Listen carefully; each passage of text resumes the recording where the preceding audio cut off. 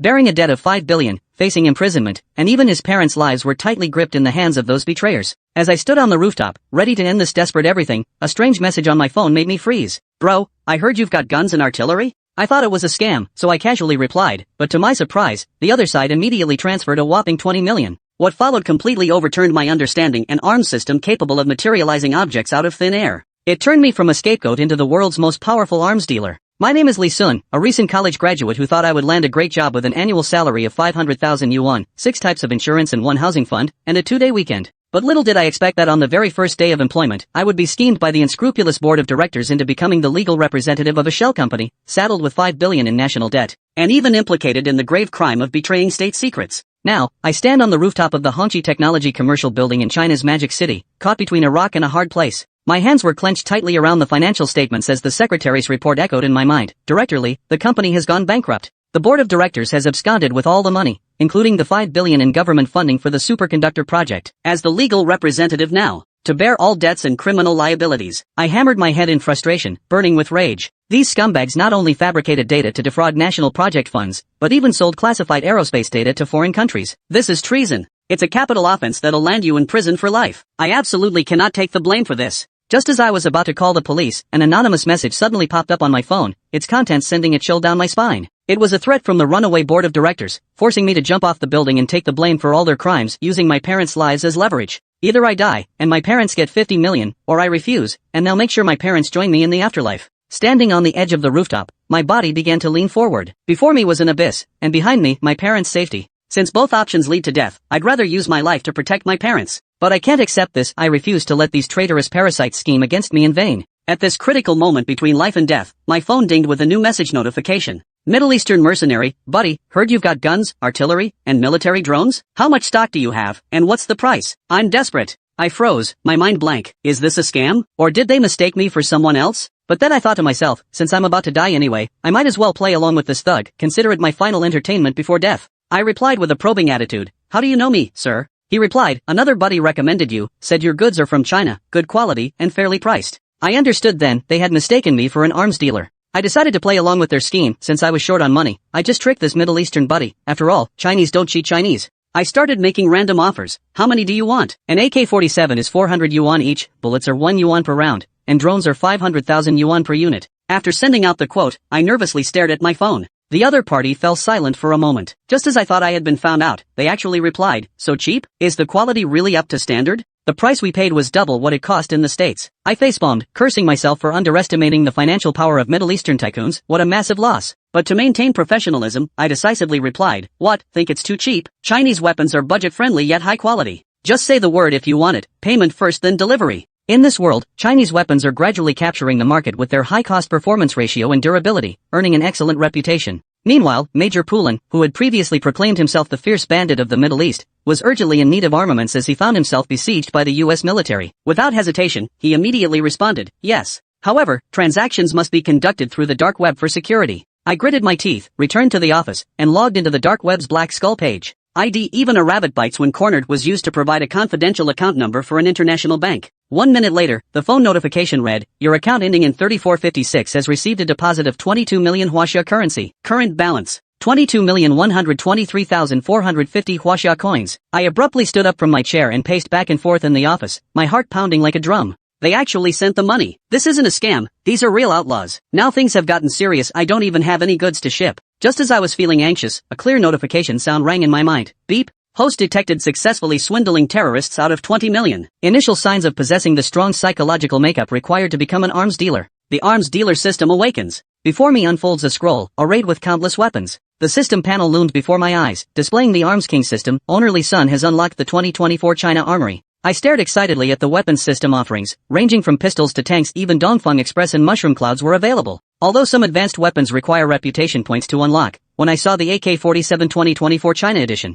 $20 per gun, 7.62mm bullets, 0.01 bucks per round, Falcon Self-Destruct Drone 2024 China edition, $1,000 per unit, I was stunned speechless. These prices are at least 10 times cheaper than the market rate. It's practically giving them away. This Middle Eastern buddy's order cost me less than 300k in total, and I'm netting a clean 21.7 million profit. That's when I realized a more pressing issue. Now that I've got the guns, how do I ship them? After all, firearms are banned in China. The system provided 3 options: point-to-point delivery, manual transport, and self-transport. I currently have nothing and can only choose point-to-point transmission. I immediately sent a message to the other party: payment received, you can send me the delivery coordinates now. Major Poulin immediately sent a set of coordinates and waited anxiously. I set the time for 3 minutes later because the transmission only takes 1 second, and I need the remaining time to use the restroom. I sent a message: okay, I'll pick up the goods in 3 minutes. Major Plan completely lost it, furiously cursing me as a fraud. How could the goods possibly be delivered from China to the Middle East in just 3 minutes? At the same time, Major Plan's superior, the bearded colonel, learned he had been deceived and flew into a rage, demoting him to an ordinary soldier, ordering him to get to the front lines as punishment. Just as Poulin was walking out of the military camp in despair, news from me arrived again.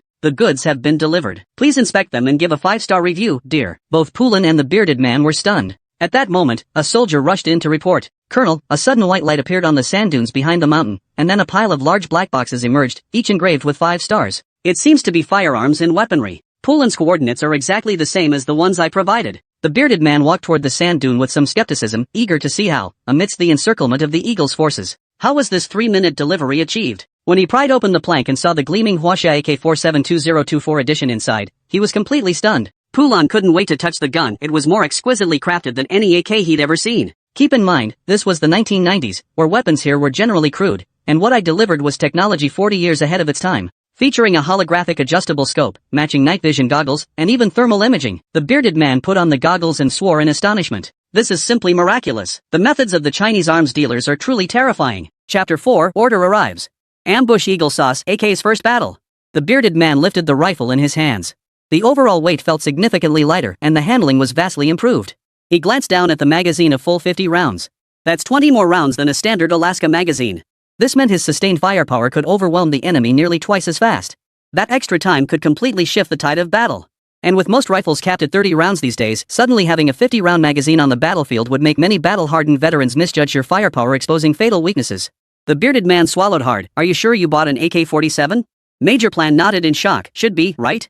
400 Huaxia coins per gun, that's $40. $40? That's more than 2 grenades. Beard's voice trembled. No way, damn it. The Chinese military calls this thing an AK-47? He was the one who was ignorant. This gear was better than any damn Eagle Squad special forces he'd ever seen. No wonder everyone says the Eagles are getting replaced by rabbits now. He didn't believe it before, but now he's a believer. Rabbit weapons, everyone who uses them raves about them. Pourin pried open another stack of crates, revealing 20 suicide drones inside. Before he could study them closely, a shrill voice crackled through the bearded man's earpiece. Colonel, a team of Eagle Flag Elite Vanguard forces is approaching. Distance, 2,600 meters. Approximately 20 personnel. What should we do? Immediately go on combat alert. The bearded man had no time left to ponder how Li Sun had smuggled the gun in. If this Vanguard squad uncovered the base's coordinates, the Eagles could simply send planes to carpet bomb the place. The bearded man glanced down at the gun in his hands. He grinned, revealing a mouthful of pearly whites. How about testing the gun? Hand out the guns immediately. Put on your night vision goggles. Pourin, take the remaining weapons back for distribution. Build a solid relationship with that Chinese arms dealer. Vanguard squad, follow me to intercept and engage. Kill them all. Pourin and a dozen soldiers began moving the cargo, while the bearded man excitedly headed to the front lines with the new weapons. The bearded one paused and said to Plan, get me a basin of water for a hair wash. When I get back, I'll do a headstand to wash my hair. I'll take it. Meanwhile, 2 kilometers away, a fully armed Eagle squad advanced. They were equipped with the latest night vision goggles, tactical body armor, and the most advanced Eagle brand rifles. As dusk approached, the Eagle Squad Vanguard deliberately chose this timing.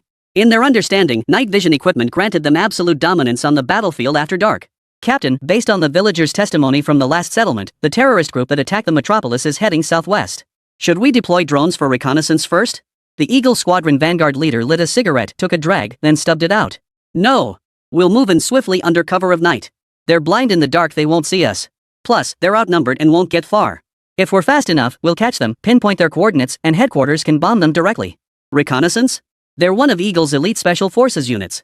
Taking down a small terrorist group, especially one with far inferior equipment, requires such cautious reconnaissance? Do you think every nation's military is a bunch of fearless, suicide-prone terrorists like those Chinese rabbits? Think they can take on planes and artillery with homemade guns and cannons? Remember, don't fear firefights. Those bearded bastards have barely any ammo left. Under our blockade, they have 0 chance of resupplying. And their guns. The captain snorted derisively and continued, those toy guns they're using are our own battlefield rejects. After the previous engagement, nearly 90% of them are practically scrap. Probably 5 out of 10 will jam. Once we engage them head-on, they're finished. An Eagle soldier chimed in, these lowlifes actually dared to attack us. Our squad's gonna slaughter every last one of these monkeys this time. I'll definitely get promoted to sergeant when we get back. The squad leader slapped him on the shoulder. Be bold, rookie. I'll let you take a few extra kills. Ha! The soldiers burst into derisive laughter. Little did they know, the bearded man wearing night vision goggles had already led over 20 elite operatives from the organization to silently encircle them. Through the night vision holographic sights, the Eagle Squad's camouflage was as good as non-existent. These Eagle Squad soldiers never dreamed a gun could come with built-in night vision goggles. And that the bearded one and his crew could actually get their hands on such weapons. The black muzzles were trained on the Eagle Squad captain and his men, still crouching as they advanced. The bearded man tapped his earpiece. Fire! Red and blue flashes erupted from the muzzles like scattered sunlight in the darkness. Shoot them to death! Bullets erupted like a reckless outburst. The 20-odd men under the bearded one's command were all seasoned veterans. In a single exchange, they mowed down a large group of soldiers in front of the vanguard. Beard, wearing night vision goggles, excitedly pulled the trigger. Full auto. Awesome. Never felt this good before. These past days, he'd had more than enough of those crappy toy guns. Not only were they wildly inaccurate, but they jammed constantly. Every time they went into battle, it wasn't that their soldiers were inexperienced, the gap between them and these Eagle Squad special forces was just too vast. It was that their weapons were genuinely far inferior. 7 out of 10 shots missed their mark because of the gun's quality, and they could only pay with their lives. Did those Eagle Wing soldiers really think they were useless? They were all battle-hardened warriors who'd survived the front lines. If the Eagle Bros soldiers had elite military training, then theirs was experience and marksmanship forged by piling up their very lives. Bang! The moment that arrogant, furious gunshot rang out, Ula, the Vanguard squad leader, instinctively dove and rolled. He was a veteran. Survived countless battlefields. But the other soldiers weren't so lucky. They couldn't react in time, staring blankly as bullets tore through their bodies. Duck down. We're ambushed. Captain Ula roared, staring at his comrade beside him whose head had been blown apart. He couldn't make sense of it. What the hell? Where did this heavy firepower come from? And in the darkness, teammates getting headshots couldn't be coincidence. The enemy has night vision gear. Is it Big Beard's crew? Impossible. His ears are like rulers. He can identify any gun's model and origin just by the sound. That sound kinda like Rabbit's AK? But the gunfire is deeper and steadier. Did these guns get scavenged by terrorists? No, these guys' guns sound identical. Clearly they're using standardized military-grade weapons. And where did they even get night vision gear? Given current tech levels, only 3 of the 5 permanent UN Security Council members have night vision gear. Could it be that the rabbits are selling arms? Ola shook his head. Absolutely impossible. Chapter 5, Total Annihilation. The Eagle commander snaps. Their Eagle forces had the area completely sealed off. Not even their own arms dealers could get in, let alone rabbit arms dealers. Eula's formidable military discipline brought calm. Whoever they are, our Eagle soldiers fear no one. He surveyed the 30-odd soldiers, only half of whom had survived, and issued his command. Don't panic. Their firepower has been suppressing us, but there are no heavy weapons in that gunfire, just rifles. They'll need to reload after 30 rounds at most. Follow my lead and counterattack during their reload window. Yes, sir. The soldiers clearly trusted Euler implicitly, their eyes gleaming as they prepared to counterattack. Ola silently counted in his mind, 27, 28, 29, 30, 31. Ola charged forward, leading the charge. With his American-style rifle, he was ready to deliver a deadly counterattack to these overconfident bearded men. Counterattack. Take out these native terrorists. My ears. Bang. Bang. Bang. Bang. The gunfire didn't stop. A bullet tore through Euler's right ear, blood spurting everywhere. Ula's blood, just beginning to boil, instantly turned cold. He threw himself to the ground. His mind was filled with shock and disbelief. Damn it! How could there still be bullets over there? That's impossible. The soldiers behind Euler weren't so lucky. Of the 10 who charged alongside him, 4 were instantly shot in the head and fell to the ground, while 6 others were hit in the arms, eyes, and abdomen, suffering severe injuries. The rookie Eagle who'd boasted about racking up kills to become a sergeant now clutched his shattered right leg, sobbing uncontrollably. Captain, didn't you say they'd reload? Euler lay flat on the ground, his mind filled with self-doubt over his experience points. 47, 48, 49, 50. They had endured another full round of suppression fire and extra 20 bullets. And the rate of fire was steady, the reticle didn't waver, proof the gun was nowhere near overheating. Where the hell did this gun come from? Eula cursed inwardly. As the world's most powerful nation, the Eagle Nation prioritizes weaponry technology above all else. If a 50-round burst rifle existed, how could they not know? As Euler pondered this, his night vision goggles caught a fleeting glimpse of 5 stars in the darkness.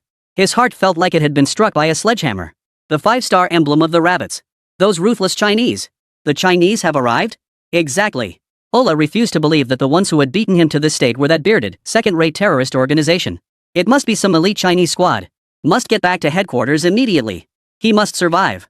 Ola glanced at the gravely wounded soldiers behind him, his voice tinged with shame. My apologies. For the Empire. I must carry this intelligence back from the conflict. The soldiers froze in shock, then erupted in curses. You bastard. You're abandoning us. Ola paid no heed. He grabbed a comrade's body, not even checking if he was truly dead, and slung it over his back as ballistic padding. Then he sprang to his feet and sprinted away. Ulla was certain that in this pitch-black environment, even with night vision gear, the enemy couldn't hit him through the corpse unless. The bearded man immediately shouted. "Someone's trying to escape. Fire at will. Everyone can see him now, the one running with a sergeant's body on his back. Aim carefully. Shoot his exposed limbs." Ulla, huh? How could anyone see that? He felt his military knowledge had been thoroughly humiliated today. The Eagle's night vision technology relied on thermal imaging clear at close range, but in complex long-range combat, it could only vaguely discern a person's outline. Besides, he was at least 40 meters away now. Even in daylight, you couldn't possibly make out someone's rank. What kind of god-tier night vision gear is that? Ulla shook his head, dismissing such thoughts. He had to survive, he had to run like hell. He had only one thought, he had to get the intel back. Damn it! How the hell did those bastards get weapons in here? And because the bearded man had shouted in English with a Middle Eastern accent, Ulla now knew the enemy was the armed terrorist group they were hunting. They weren't Chinese soldiers. Their special forces had been defeated by a bunch of primitive, low-class natives. True to his reputation as the vanguard squad leader, Ulla charged forward despite being shot in the left calf and right shoulder, managing to escape the bearded man's firing range. Watching Ulla limp away, the bearded man halted his men's pursuit. "We can't advance further. That's under Eagle's control. We'll be surrounded and wiped out." But there was no disappointment. This victory had already surpassed everyone's wildest expectations. Huaxia's weapons are just that good. The bearded one laughed heartily. "Ha! Good. Let's all go back and wash our hair upside down. What a thrill." Eagle Squadron Military Base. Ulla dropped the riddled corpse from his back and crashed heavily before the base sentry post, setting off the entire base's alarms. Ulla looked at the newly arrived base commander, Joseph, the commander of the mechanized regiment. Even as blood poured from his wounds and consciousness faded, Ulla summoned his will to report. "Reporting, Commander. The vanguard squad fell into an ambush and was completely wiped out. Those bearded militants have new weapons. Rabbit gear. New weapons from the rabbits. Terrifying."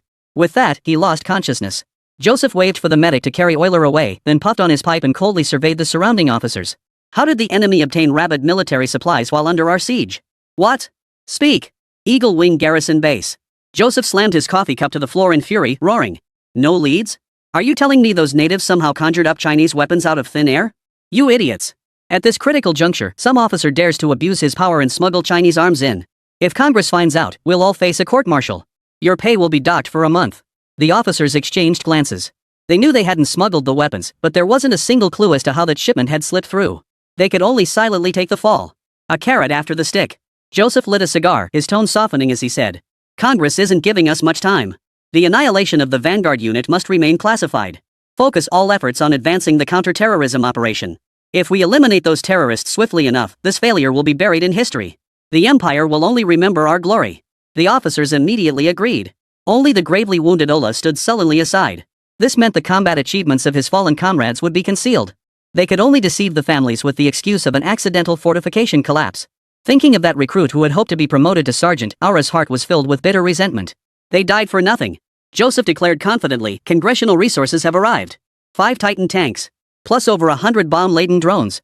This time, we'll crush those savages in the wasteland without spilling a drop of blood, without losing a single soldier." Ha! Chapter 6, Reputation Rewards. Brain Enhancement. Drones engage. On the dark web, a new comment appeared under Li Sun's account. Middle East Bandit, holy. Holy. Awesome. 5 stars. Bro. Chinese weapons are seriously badass. Once I link up with HQ, I'm ordering more gear. Hold some stock for me. Paran and Big Beard were ecstatic in front of their computers. They just dealt the Eagles' regular forces their first crushing defeat. Though the Eagles' vanguard might have underestimated them, a win was a win. Li Sun, waiting for the workday to end, replied to the message. Rabbit bites back real combat? Middle East Bandit annihilated the enemy's regular forces. Desperate rabbits bite back. Did you use the drones? I forgot to translate the manual for you guys. I only gave you the Chinese version. Middle East Outlaw, not yet. An English version would have been better. Desperate rabbits bite back on it. With the system's assistance, an English language electronic manual was delivered to Puran's account within a second. Only then did Paran and Big Beard have time to thoroughly study Li Sun's drone. In this era, drones were primarily used for long-range precision explosions and terrain reconnaissance. Their designs were also quite uniform, a spherical body with 4 propellers. Due to scientific limitations, they were large and clumsy in flight. Hovering and zigzag flight were simply unattainable in this era. The version Li Sun had shipped, however, was a brand new model developed by Huaxia in 2024. The Falcon suicide drone, integrating AI technology and the latest military-grade advancements. Its AI can autonomously predict enemy interception trajectories and conceal itself based on real-time terrain. Hovering and high-speed 90-degree zigzag flight are now basic capabilities. Compared to the Falcon drone, the Eagle brand drones of this era are like sloths versus hummingbirds. Not only do these 20 drones possess the most fundamental targeted self-destruct capability, but each is also equipped with a mini machine gun for long-range fire. In essence, a single Falcon drone is an absolute killing machine equipped with AI intelligence, high-speed mobility, flight capabilities, auto-aiming machine guns, and self-destruct functionality. One alone is a battlefield demon. 20 of them? A whole regiment might not even be enough to face them. The only challenge was the drone's somewhat complex operation, but the English manual Li Sun just sent over perfectly solved that problem. Li Sun read the system's explanation and silently mourned for the bearded man's opponents. He couldn't imagine the carnage that would unfold when the bearded man and Plan had thoroughly studied the drone manuals, and those eagle-eyed soldiers faced 20 game-changing Falcon drones. At that moment, a notification chime sounded in Li Sun's mind. Beep. Reputation points increased. Reputation, 10,000 emerging talent. First time surpassing 10,000 reputation points. Reward, 1 grand gift package. Li Sun understood this must be the impact of today's real combat against the Middle Eastern bandits. He hadn't expected that increasing his reputation would also earn him a gift pack. Li Sun silently chanted. Open the grand gift pack. Gift pack opened. Host gains intelligence enhancement modification. Host gains mental strength enhancement modification. Host's IQ has significantly increased. Host's mental capacity has significantly increased. Li Sun felt his mind suddenly clear, as if a heavy burden had been lifted in an instant. The fog that had once clouded his thoughts vanished. IQ represented logical thinking and comprehension, while mental power encompassed calculation and memory. Under the system's enhancement, Li Sun had ascended from an ordinary person to a level comparable to a scientific genius. Of course, his existing knowledge base remained unchanged, but his learning capacity had increased tenfold. Li Sun opened academic papers he'd once struggled to comprehend. Not only could he understand them now, but he could skim through pages at lightning speed, committing everything to memory instantly. He could even draw analogies and make connections. Holy crap, is this what it's like to be a genius? Li Sun felt that if he returned to university now to compete in research contests, he could take on 10 opponents single-handedly. Most crucially, this proved the system was real. This whole experience felt surreal after all. Systems like this seemed too ethereal to be real. But the physical reactions couldn't be faked. Li Sun's gaze sharpened. Damn board of directors. Just you wait. Think hiding behind the Eagle Empire means I can't touch you? One day, I'll storm Eagle with my arsenal system. You dare touch my parents? Just see if my AK-47 isn't fierce enough. The moment he paid off the 50 billion national debt and was no longer bound by the state's jurisdiction, that would be the moment he shed the black pot and exposed this board of directors to the nation. Li Sun couldn't wait. He pulled up textbooks from every subject he'd ever studied on his computer and began devouring them with frenzied obsession. This knowledge piled up in his mind like symbols. Slowly, they built a palace of knowledge and memory. Li Sun was utterly consumed by this state of immersion. While Li Sun was frantically studying, the bearded man in the Middle East, on the verge of being surrounded and attacked by the eagle-eyed forces, was utterly stunned by the hunter drones. Mounting heavy machine guns on drones? 10 rounds per second? Automatic targeting system? What the hell kind of devil came up with this equipment? The bearded one watched as a kilometer-away abandoned building was instantly reduced to a pile of rubble under the remote-controlled drone fire from Plam. From target acquisition to firing completion, the entire operation took less than 30 seconds. Beard had no doubt that if he'd had this drone when fighting the Vanguard troops earlier, he wouldn't have needed any ambushes. Just one 30-second burst would have left not a single man standing. Plus, the bullets used by the machine guns mounted on these drones were the same caliber as AK rounds, so there was absolutely no worry about running out of ammunition. Despite carrying a machine gun heavy enough to strain an adult and concealing explosives internally, the Falcon drone still moved at a blistering 200 km/h. The bearded man's eyes nearly popped out of his head. 200 km/h. That's twice the official speed claimed by the Eagle drone. They even feature radar, night vision, and AI-assisted targeting. All they need to do is select the target, and the aiming is done automatically. Beard slapped himself across the face, wincing in pain. Am I dreaming? Am I really not in a sci-fi movie?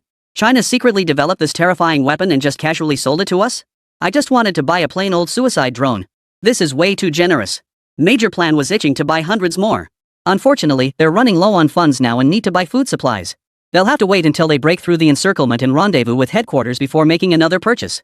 Beard, eyeing Puran's purchase with envy, demanded. How much did you pay for this thing?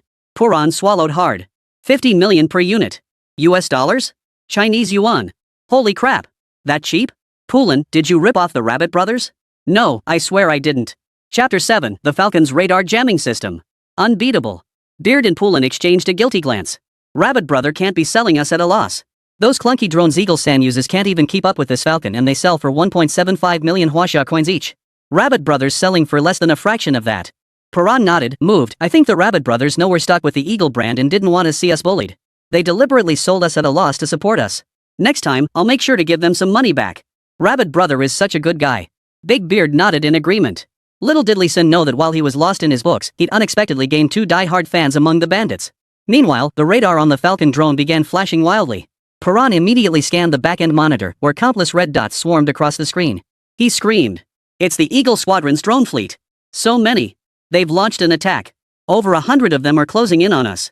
Beard immediately activated all Falcon drones while placing every personnel on combat alert. Damn it! Eagle Squadron Mechanized Regiment Headquarters. Hundreds of drones flashed blue indicator lights. Inside the operations room, over 100 technician soldiers wore goggles connected to the drones' viewpoints, manipulating them with handheld controllers. Buzz! The drones took flight, swarming like a dark cloud out of the base, hurtling toward the direction where the Vanguard unit had been annihilated. The display read 120 kilometers per hour. This was already the world's fastest recorded drone flight speed. Consider that even the officially published figures for China and Russia currently only reach 90 kilometers per hour. Colonel Joseph surveyed the soldiers operating the drones in the command center with satisfaction, explaining to the accompanying officers. These soldiers are specially trained technicians of the Empire. Their skills in operating high-tech weapons like drones are truly world-class. In their hands, a drone transforms from a rigid, fixed-target bomb into the ultimate weapon capable of decapitating enemy commanders amidst a sea of troops. Most crucially, Joseph paused, a look of pride flashing in his eyes. This new drone model represents the cutting edge of Imperial technological development. Each drone is equipped with a 127mm large-caliber pistol capable of remote-controlled firing. They're also equipped with the world's most advanced radar systems. The Eagle Wing officers gasped in astonishment. Guns inside drones? This is unprecedented. Such remote firing technology could only exist in our great Eagle Empire. It's essentially a flying, suicide-proof soldier. When it runs out of ammo, it can detonate its explosives. Unbeatable. Terrifying.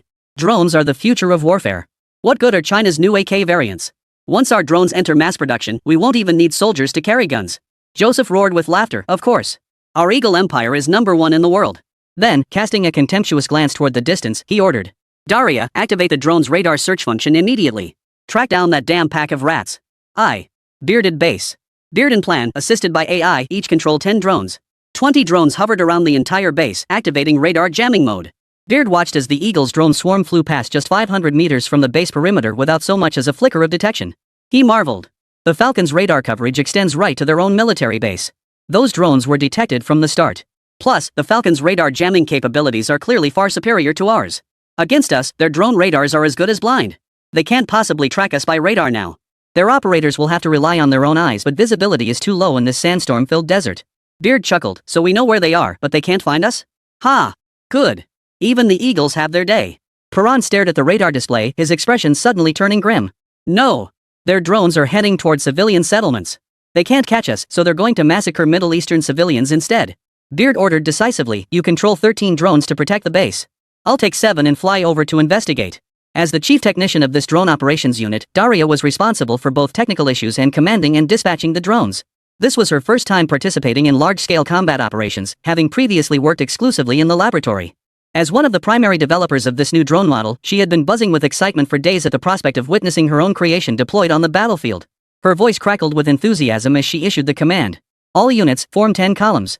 Each column consists of 10 drones. Pairs of columns will operate in tandem, searching at equal intervals from 5 directions. Maximize radar detection capabilities. Engage and eliminate enemy forces immediately upon detection. Daria declared confidently, rest assured, Colonel Joseph. Our radar technology is unmatched. Even their jammers won't work. I'll flush them out in under 10 minutes. Joseph nodded in satisfaction and immediately ordered the garrison to advance along the areas scanned by the drones. Encirclement. It's about gradually eroding the prey's hiding territory. Until there's nowhere left to hide. 10 minutes later. Daria stared at the display screen, drenched in sweat. Not a single enemy soldier had been detected. How could this be? With the radar coverage of hundreds of drones spread out, they should have been able to scan the entire desert settlement. How could they not have found a single enemy? Joseph frowned. Is the radar malfunctioning? Impossible. I double-checked. Could those natives have already fled? Even less likely. My troops have this place completely surrounded. They couldn't escape even if they tried to fly out. Daria fell silent, stunned. She was numb, facing an unsolved mystery right at the start of her career. She frowned and suggested. Check the civilian settlement? Could those natives be using some trick to cover for the terrorists? At the civilian settlement, a woman in a headscarf was washing a child's face by a water pipe. A sudden buzzing sound from the sky made her pause. She looked up in confusion, only to see hundreds of drones forming a dark mass on the distant horizon, hurtling toward the settlement at high speed. In the command center, Daria snapped. My radar is definitely working. Those natives must be hiding among these civilians. Use your eyes. Shoot anyone who looks like a terrorist on sight. Better to kill the wrong person than let one slip through. Chapter 8, Falcon's Provocation. Blind Eagle slaughtering civilians. The drone operators in the command center instantly snapped to attention. Meanwhile, in the civilian settlement, a woman, terrified by the drone's presence, clutched her child and dashed into a house, shouting to the other civilians. "It's the military! The military is here! Quick, get inside and hide!" In her haste, she stumbled and fell, her child wailing. The drone's speed had already brought it directly overhead. As the fully armed drone locked onto her, the Middle Eastern woman trembled, slowly hugging her child. With a quivering voice, she begged for mercy, though the language she used was incomprehensible to the technician operating the drone. "Spare us! We're not soldiers! We pose no threat! Please don't kill us!" Just then, a gust of sand swept up a pebble, which struck the drone with pinpoint accuracy. The technician didn't know. He thought the mother and child had attacked him. The technician felt his feet shake violently. He glared at the mother and child on the screen and demanded, "Someone attacked me? But they're not terrorists. Should I fire?" Daria didn't even glance up, snapping impatiently. "Anyone who attacks you is a terrorist. Kill." A local journalist once interviewed Eagle Squad soldiers about why they enlisted. Some joined for the money, others for the glory of the empire. But a significant number of Eagle soldiers said, "We can legally go to war and kill people with guns." In the eyes of Eagle brand field soldiers, they're here to secure resources for the great empire. As for civilians? Natives? They were merely fodder for the great empire. The technician licked his lips, moving the joystick in his hands with excitement. The drone stabilized its position. A pitch-black aperture opened, revealing the menacing muzzle within. Then the muzzle locked onto the Middle Eastern mother and child, collapsed lifeless on the ground. The trigger on the control panel was slammed down. Bang! But the expected scene of flesh and blood splattering did not materialize. The bullets swept past the Middle Eastern woman's feet, missing their mark. The drone's feet suddenly began to wobble. The technician frowned in confusion. "Is the signal being jammed?" Boom! No sooner had the words left his mouth than another piercing explosion rocked the air, and the drone the technician was operating blew apart. The technician's drone feed instantly went pitch black. This time, they were truly under attack. He shouted immediately. "My drone's been taken out. Someone attacked me." Daria looked at the radar coverage from the other drones and questioned. "The radar shows only 2 people at your location, the 2 Middle Eastern natives you were targeting. You didn't accidentally crash into a tree and now lie to evade responsibility, did you?" The technician protested urgently. "Sir, I really was attacked." This feeling of not being believed was driving him mad. He turned to his teammates and urged, "Flank around quickly. Whatever attacked me must still be in that area." He destroyed my drone to save those 2 Middle Eastern natives. Daria was growing impatient, but she still nodded to his team members. 9 Eagle drones broke formation from their original search pattern, converging from all directions toward the Middle Eastern mother and child. They began a thorough search of the tiny accident site. Yet aside from the crashed drone and 2 civilians, they found nothing. But judging by the drone's crash site and manner of destruction, this was no accident. It had been attacked. This piqued Daria's interest. As she watched the live feed from the drones, she voiced the truth she had long refused to believe. Could it be something actually jammed our radar? In the shadows, the Falcon drone, activated in stealth mode, watched the scene unfold with the cold gaze of a hunter. Beard had just lost his temper and fired. He couldn't stand by and watch innocent civilians of his own kind get slaughtered. Their armed group was formed precisely to free Middle Eastern civilians from the shadow of war cast by the Eagle. Damn it! What a beast! Firing on unarmed civilians. Puran cautioned from the side. "We can't engage them head-on in civilian areas. Our drones are loaded with high-yield bombs. If shot down, they'll detonate and cause collateral damage to civilians." Beard grinned. "Then lure them elsewhere." The 7 Falcon drones operated by Big Beard disengaged stealth mode, fully exposing themselves to the enemy sight. As if by magic, the Falcon drones instantly restored their original colors without warning. Nearby drone technicians suddenly saw 7 hovering drones appear in their field of vision. These drones were entirely black, their cold, menacing forms hovering silently despite having only 2 propellers. Their hulls bore the conspicuous letters HQ and 5 red stars. The technician gasped in shock. "Enemy drones! Enemy drones!" All eyes turned to the site. Daria stared fixedly at the 5 Falcon drones, then whipped her head back to the radar display, exclaiming in shock. "This can't be. There's nothing on the radar. They're jamming our signals." Ever since Eagle became the world's top power, it's always been Eagle crushing other nations in weaponry technology. When has it ever been crushed in return? Not to mention radar technology was pioneered by Eagle scientists. In radar technology, Eagle's scientists set the standard. And now, their most prized radar technology was being jammed by some obscure drone? Daria felt her entire scientific worldview was about to shatter.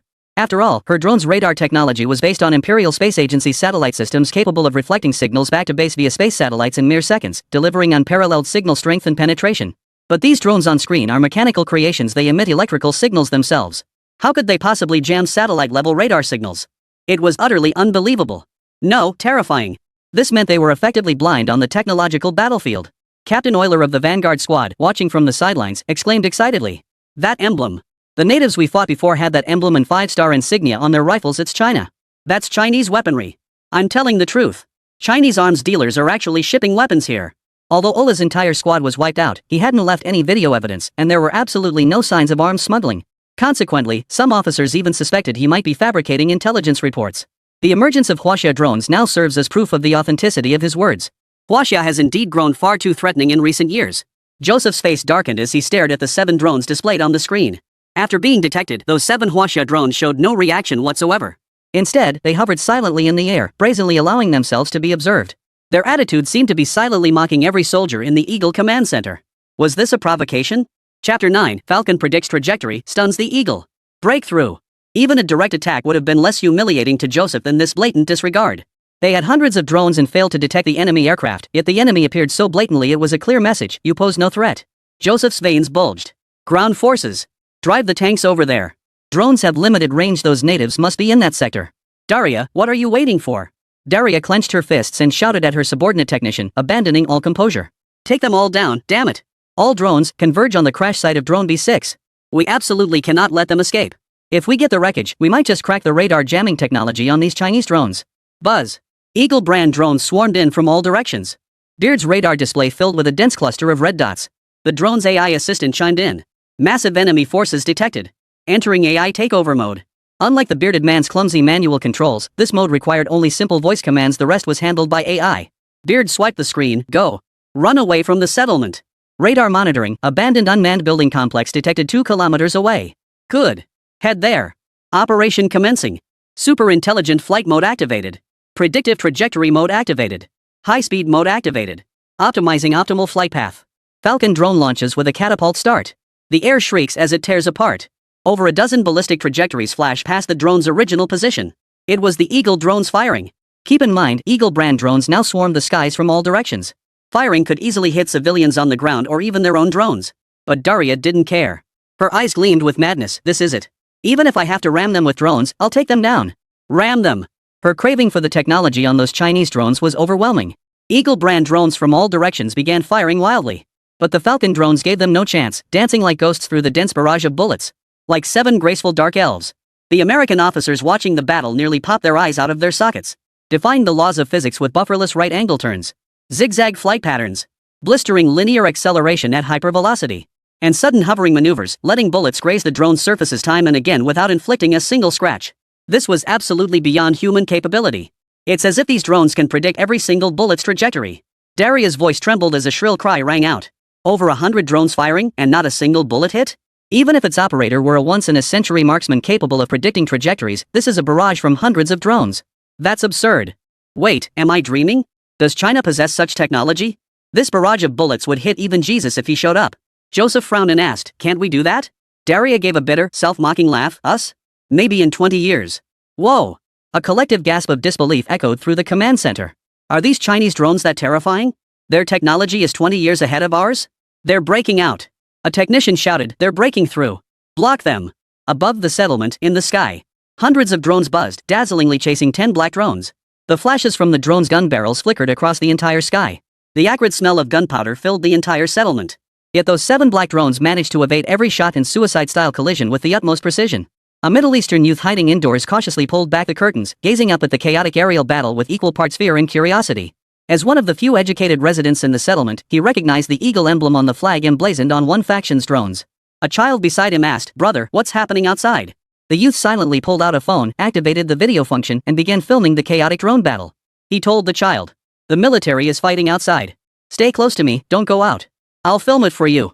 In the footage, 2 Eagle brand drones simultaneously fired at a black drone. The black drone shot upward at extreme speed, dodging the bullets.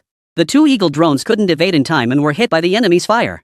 With 2 explosions, the wreckage plummeted toward the settlement, trailing flames and billowing smoke. Boom! A massive explosion blasted a gaping hole through a house in the settlement. Screams erupted from inside, followed instantly by raging flames spreading through the structure.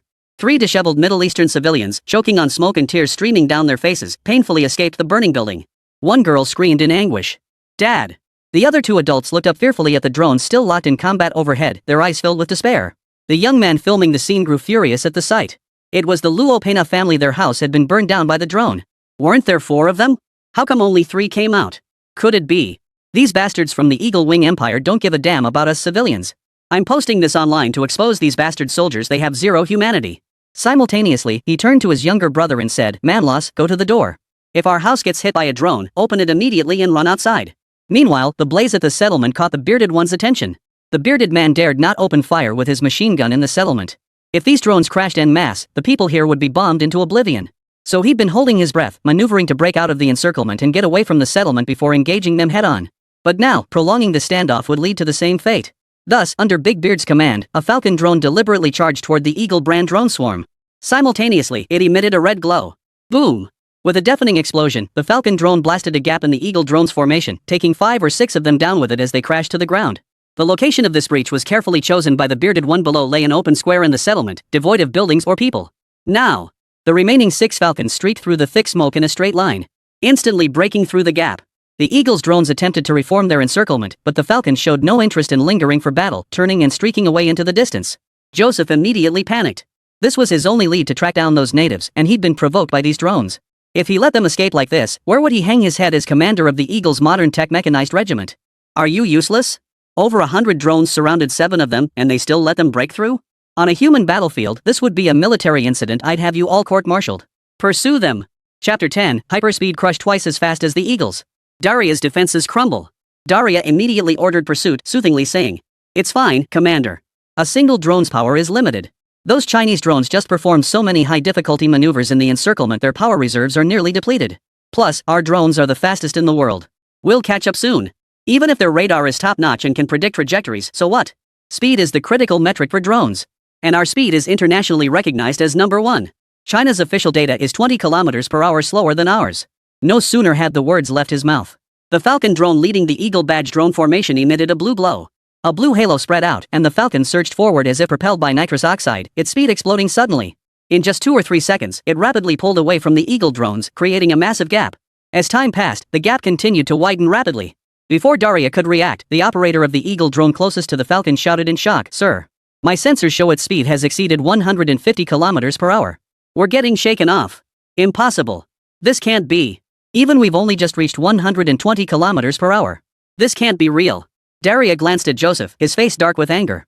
Though she couldn't fathom how the Chinese drones could be so fast, she knew exactly what would happen if they lost track of them. She snapped, "Engage drone overload mode.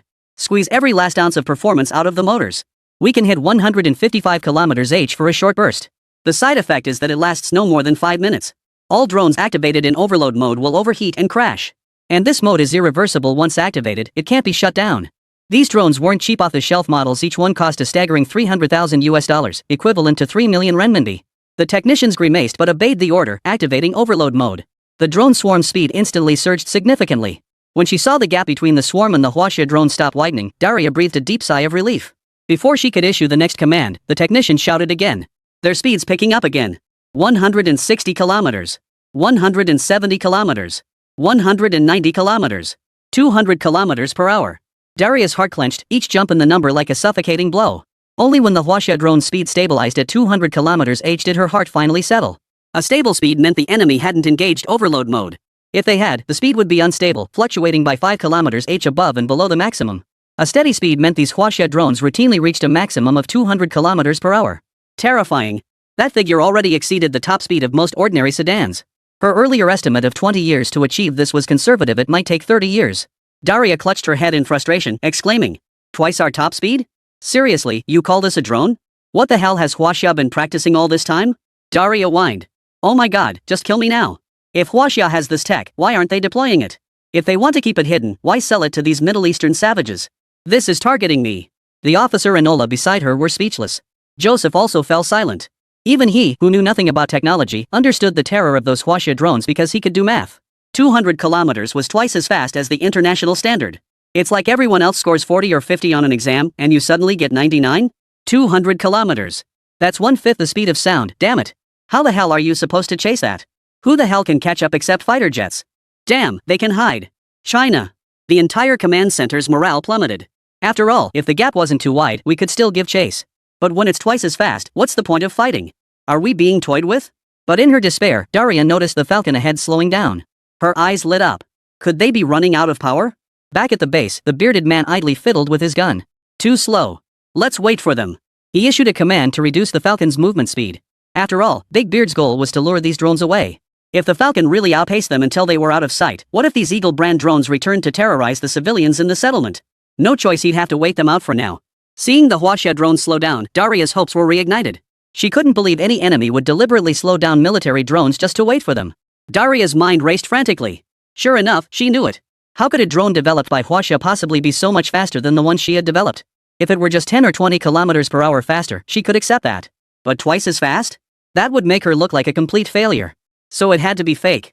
Even if they could reach that speed, there must be flaws. It couldn't be sustained. She was a genius who went straight from an Ivy League school to the military's equipment RD division. Daria watched as the gap between the Eagle brand drone and the Huaxia drone steadily narrowed. She began analyzing the Huaxia drone's status. Looks like that speed isn't sustainable. It must be consuming massive amounts of power, probably some kind of overloaded state, but even more extreme than normal overload. See? They're already failing after less than 30 seconds, while our overload mode can last 5 minutes. After speaking, Daria even felt a hint of pride. After all, she'd been on the defensive ever since encountering the enemy drones. Now, finally, she had the upper hand. As the gap closed, Daria exclaimed excitedly. We're catching up. Ha! The Huaxia drone, which had been crawling along at a snail's pace, suddenly surged forward again. In just 10 seconds, it pulled away by a huge margin. The Eagle drone had chased for a full minute only to be outpaced in 10 seconds flat. The gap had even widened. Then the Huaxia drone slowed back down to a crawl, as if waiting for them. What the hell? Ha! Daria felt a lump in her throat, her expression as tense as if she were constipated. She'd just declared the enemy was running out of power. Only for the Huaxia drone to accelerate and slap her in the face. Joseph, no longer flustered, reassured her. Again. Doesn't this intermittent acceleration prove your theory? The Huaxia drones can't sustain such high speeds for long. Daria nodded and ordered full speed pursuit once more. And so, over the next 3 minutes, this scenario repeated itself. 3 times in a row. Each time the Eagle drones nearly caught up, the Falcon would surge forward again, outpacing the entire Eagle drone swarm. Daria was furious. She understood. The enemy was toying with her. What kind of bull was this only capable of periodic acceleration? Could its power actually recharge in intervals? Does it need 10 seconds to accelerate each time? The enemy was fishing with speed as their weapon. She was the fish that took the bait 4 times in a row. Chapter 11, I'm waiting for the battlefield. What are you waiting for? A wave of intense humiliation washed over me. Not just her, every Eagle-winged officer in the command room had turned grim. This battle was their collective endeavor. Glory was shared, and so was disgrace. When had the Eagle-winged forces ever been toyed with like this? If word got out, they'd become the laughingstock of the entire Eagle-winged army. Joseph couldn't hold back any longer, his face flushing red. Why did we have to chase after them? We have guns. Just shoot them. Daria snapped to attention. Right. They have guns. They can fire from a distance. She'd been so enraged she'd lost her head, momentarily engaging in a high-speed chase with the Chinese drones. Exactly. So what if they can run fast? We have guns. Can you really outrun bullets? Plus, this is a high-speed chase. Our guns are easy to aim and won't slow us down, but it has to dodge bullets, which means reduced speed. We'll catch it sooner or later. All hands. Fire away. Hit her, and I'll personally boost your RD funding when we get back. These technicians had been bottling up their frustration for quite some time. After all, they were the ones directly deceived by the Huaxia drones. Just as all the drones were about to open fire, the Falcon drones they were pursuing suddenly halted, hovering right in front of them. It wasn't just slowing down, it had come to a complete, absolute halt. Daria froze in shock, and Joseph froze too. What did this mean? Had it given up resistance? With the Falcon hovering, Eagle's drones closed the distance in an instant.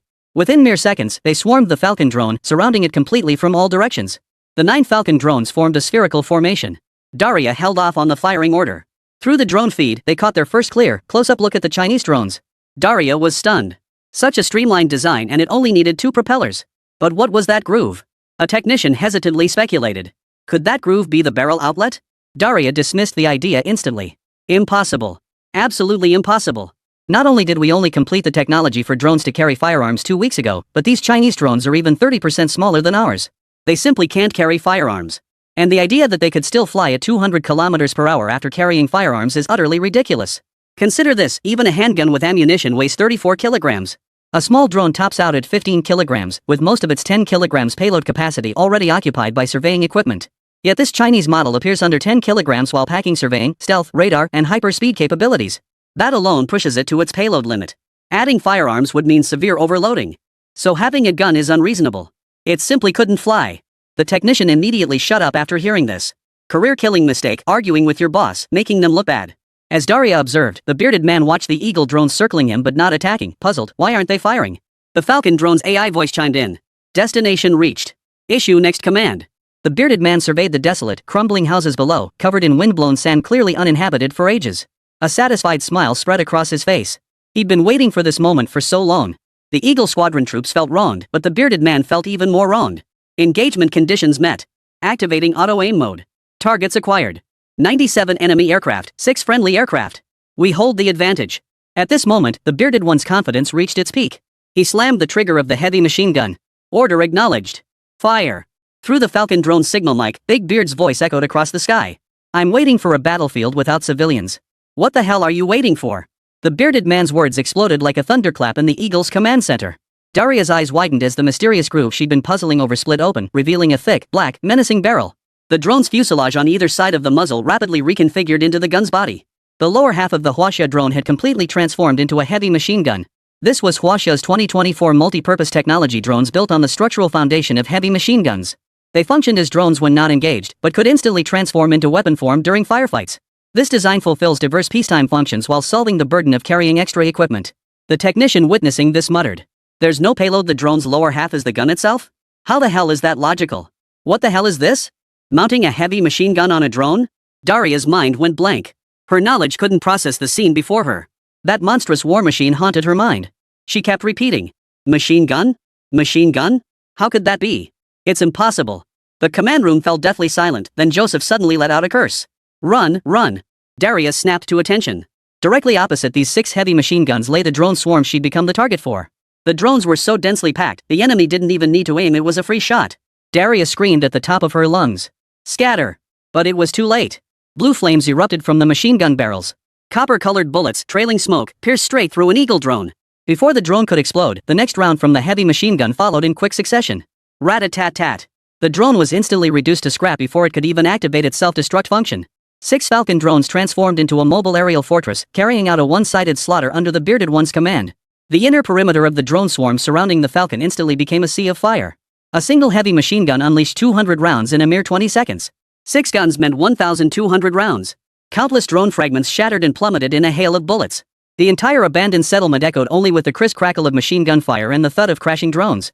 Inside the Falcon's command center, some technicians immediately attempted to maneuver the drones backward, but they were too close. The barrels of those Chinese drones seemed like combat eyes. Even in such chaos, they could simultaneously engage nearby drones while destroying every single one attempting to escape from the outer perimeter. These were heavy machine guns, not sniper rifles. Hundreds of technicians reported in unison. A-14 down. D-89 down. B-35 down. E-93 down. C. Dozens of drones crashed within just 20 seconds. Chapter 12, Stunning Results. Combat footage leaked. Daria initially tried to resist, but the massive casualties within 20 seconds made her realize today was a one-way trip. No more retreating. Self-destruct now. Fire your weapons. Everyone who can move, move. Even if you have to ram them, take down one of those things. Yes, the Eagle's only current achievement was that Falcon that self-destructed in the settlement. The Eagle's suicide drone charge lit up the entire sky. 1 minute later, the gunfire ceased. Ruia collapsed onto the ground. The entire Eagle command center was left with only one drone, teetering on the brink of collapse, its feet flickering intermittently. Thick smoke filled the entire sky. Everyone in the Eagle command center held their breath, staring into the depths of the smoke on the screen. Joseph asked anxiously. Did we succeed in taking them down with us? Buzz. 5 streaks of crimson light suddenly blazed through the thick smoke. Joseph and Daria's minds went blank. Every officer in the command center stared wide-eyed at the 5 red beams. Like demons peering at them from the depths of an abyss. The entire drone swarm had only taken down 1 enemy aircraft? What was the point of fighting anymore? The Falcon drone hovering high in the sky headed toward the Eagle's lone remaining drone. The system announced. Engagement complete. Enemy casualties 96 units. Friendly casualties 1 unit. New target detected. Engage. Bang. Daria watched as the feed from the last remaining drone went dark. In the final moments before the crash, only a single electronic report echoed from the other side. Battle report update, enemy casualties 97 units. Friendly casualties 1 unit. Silence fell over the Eagle command center. Killing with words. They actually reported the battle results right in front of the enemy. The crux was that they couldn't even refute it, not a single one of their drones had survived the battlefield. Meanwhile, the enemy was nearly at full strength. 1 for 100. This meant the enemy's 97 losses weren't their limit, it was all they had. One technician even took off his goggles, glancing fearfully at the frozen image of the Falcon drone on the screen. They were terrified. Some officers were beginning to waver. They had come to crush the natives, not to seek punishment. How could they possibly fight on? If our drones couldn't hold their ground, how could soldiers' flesh withstand these drones' heavy machine guns? This is insane. Has China's weapons technology advanced this far? How is this any different from a sci-fi movie? We're just cannon fodder. Daria's defenses shattered completely. Since the start of hostilities, enemy drones have demonstrated not only satellite radar jamming and stealth camouflage capabilities, but also the ability to perform complex aerial maneuvers, even dodging bullets. Even while carrying heavy machine guns, their movement speed is twice as fast as ours. Facing this situation, she lowered her head without a word, then looked at Joseph with reddened eyes and said, "I can't help you anymore. The entire drone fleet is wiped out. I'll take responsibility for this back at the Ministry of Science and Technology." Joseph couldn't help but sigh. No one could have imagined that under military blockade, Huaxia could still smuggle weapons in, and weapons this absurdly powerful at that, without a single whisper of intelligence. Don't lose your will to fight. As commander of the mechanized regiment, Joseph took a deep breath and rallied his troops. It's just one setback. Just a few drones. Heavy machine guns?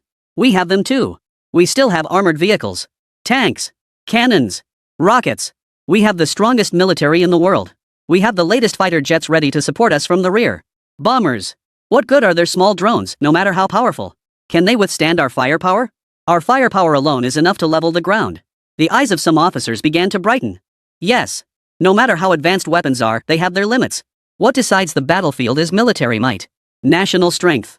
How could a tiny indigenous militia possibly stand against the Eagle Empire backing them? The entire Bearded One's militia, even counting cooks and orderlies, numbered less than 5,000. Among those 5,000 were the elderly, the weak, the sick, the disabled, and non-combat personnel. Meanwhile, their mechanized regiment is fully armed, boasting a full complement of 2,000 combat-ready young and strong men, many transferred from elite special forces units. Joseph's drone operation was only meant to scout the militia's base location. He never expected to win the battle with drones alone. Failure was inevitable. But this meant the radar reconnaissance plan had completely failed. Now, reconnaissance would have to be done manually. Joseph ordered. This time, we cannot afford complacency. We must not bring shame upon the Empire again. 5 Titan tanks led the advance, with artillery and rocket troops following in armored vehicles. Infantry equipped with night vision gear brought up the rear. Signalmen in the armored vehicles reported the situation at all times. All personnel divided into 5 teams to interweave, gradually compressing the search area. Find them. Tear them to pieces. Beard controlled the 5 Falcons as they returned to base. The officers watching at the base erupted in cheers. Though the encirclement threat remained, this operation greatly boosted morale among all base personnel. Paran began recharging the drone while reporting to Big Beard. "We're trending. Footage of your battle at the settlement got leaked. We're famous?" Several other officers gathered around. Plane pulled up the video and projected it onto the large screen. It's YouTube, the world's largest video platform. ID, university student from the slums. Title, "We're being devoured by hypocritical eagle-winged bastards. They don't give a damn about civilians." Then came footage of Falcon drones being surrounded and shot down by a swarm of Eagle drones high above the settlement. Gunfire and explosions from crashing drones echoed all around. Screams echo in waves. The camera initially captures aerial combat footage. A black Falcon drone, painted with 5 stars, weaves through the swarm like a phantom, executing dazzling, high-difficulty maneuvers to evade a hail of bullets. The sheer intensity of the stunt leaves every viewer in awe. Holy crap!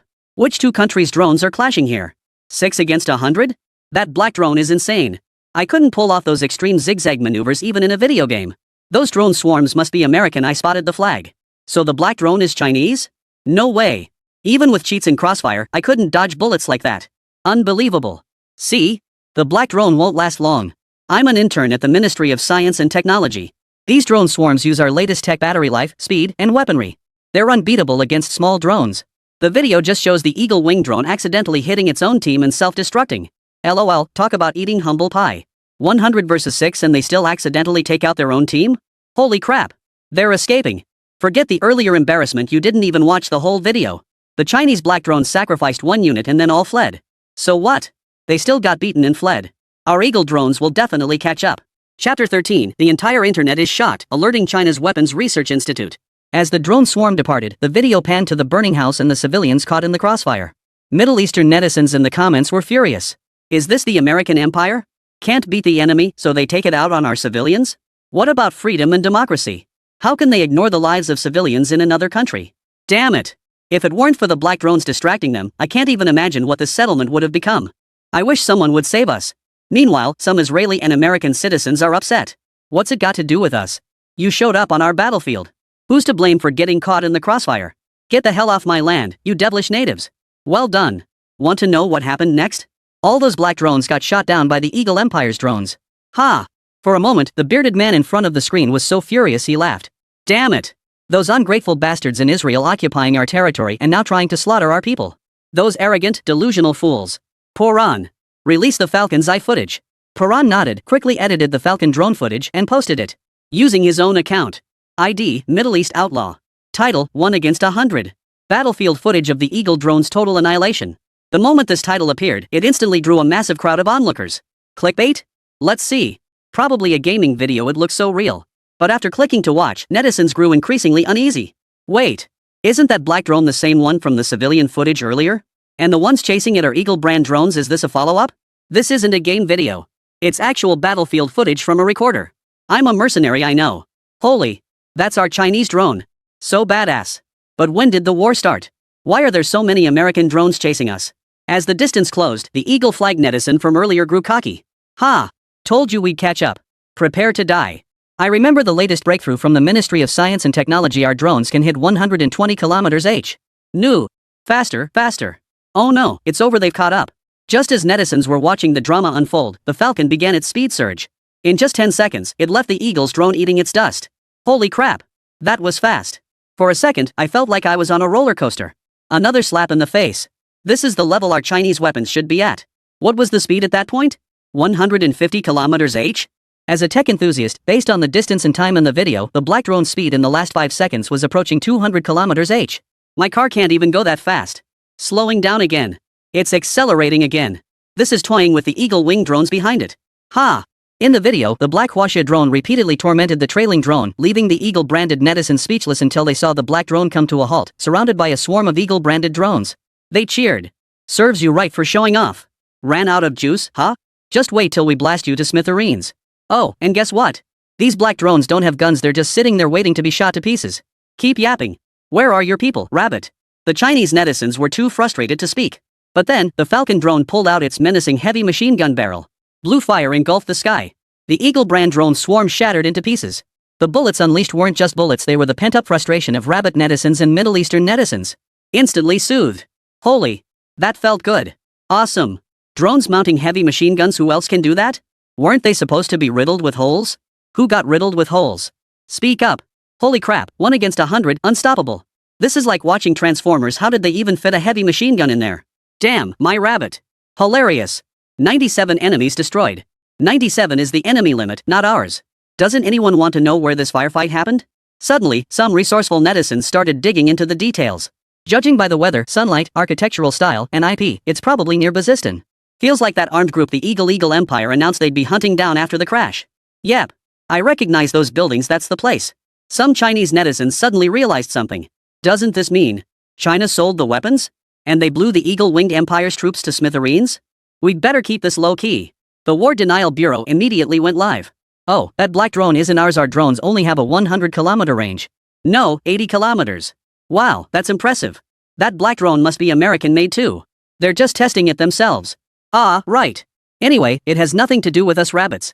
For a moment, Eagle's netizens felt like they'd swallowed a fly. These rabbit netizens are really getting away with it.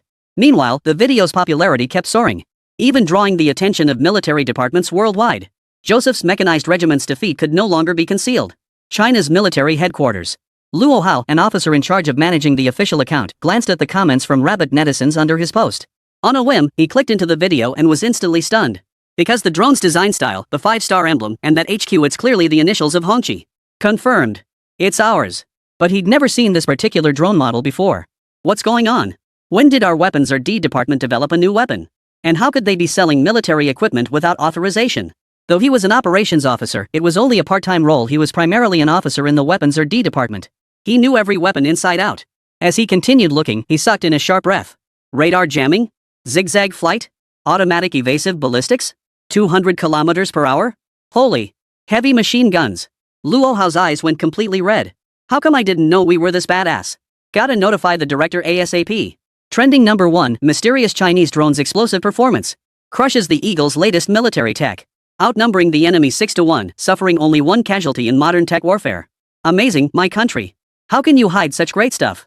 Now that's what a military drone should be. The Eagle Empire disregards civilian safety. Thanks to 2 videos, Li Sun's Falcon drones have skyrocketed to the top of domestic social media. The buzz keeps growing. Luo Hao, forgetting he was still on the clock, grabbed his phone and sprinted toward the Weapons Research Institute. China's Weapons Research Institute falls under the Military Industry Department. As a technical division, it primarily oversees cutting-edge weapon development, integrating new technologies from domestic researchers into weaponry to continuously advance China's military capabilities. The Weapons Research Institute serves as the brain of the Ministry of Defense. Researchers handle theoretical data, while the ministry's production departments transform these theories into mass-producible manufacturing lines. If a weapon cannot be mass-produced, its significance remains purely deterrent. Luo Hao was a senior researcher at the Weapons Research Institute, holding the equivalent military rank of captain. Qi Tian, the director of the Weapons Research Institute, holds a position within the military comparable to that of a corps commander, with the rank of general. After all, in the event of war, weaponry becomes paramount. National defense demands that weapons development never falls behind other nations. Thus, the state places immense importance on weapons research. Chapter 14, Stunning Military Leaders, Reputation Skyrockets.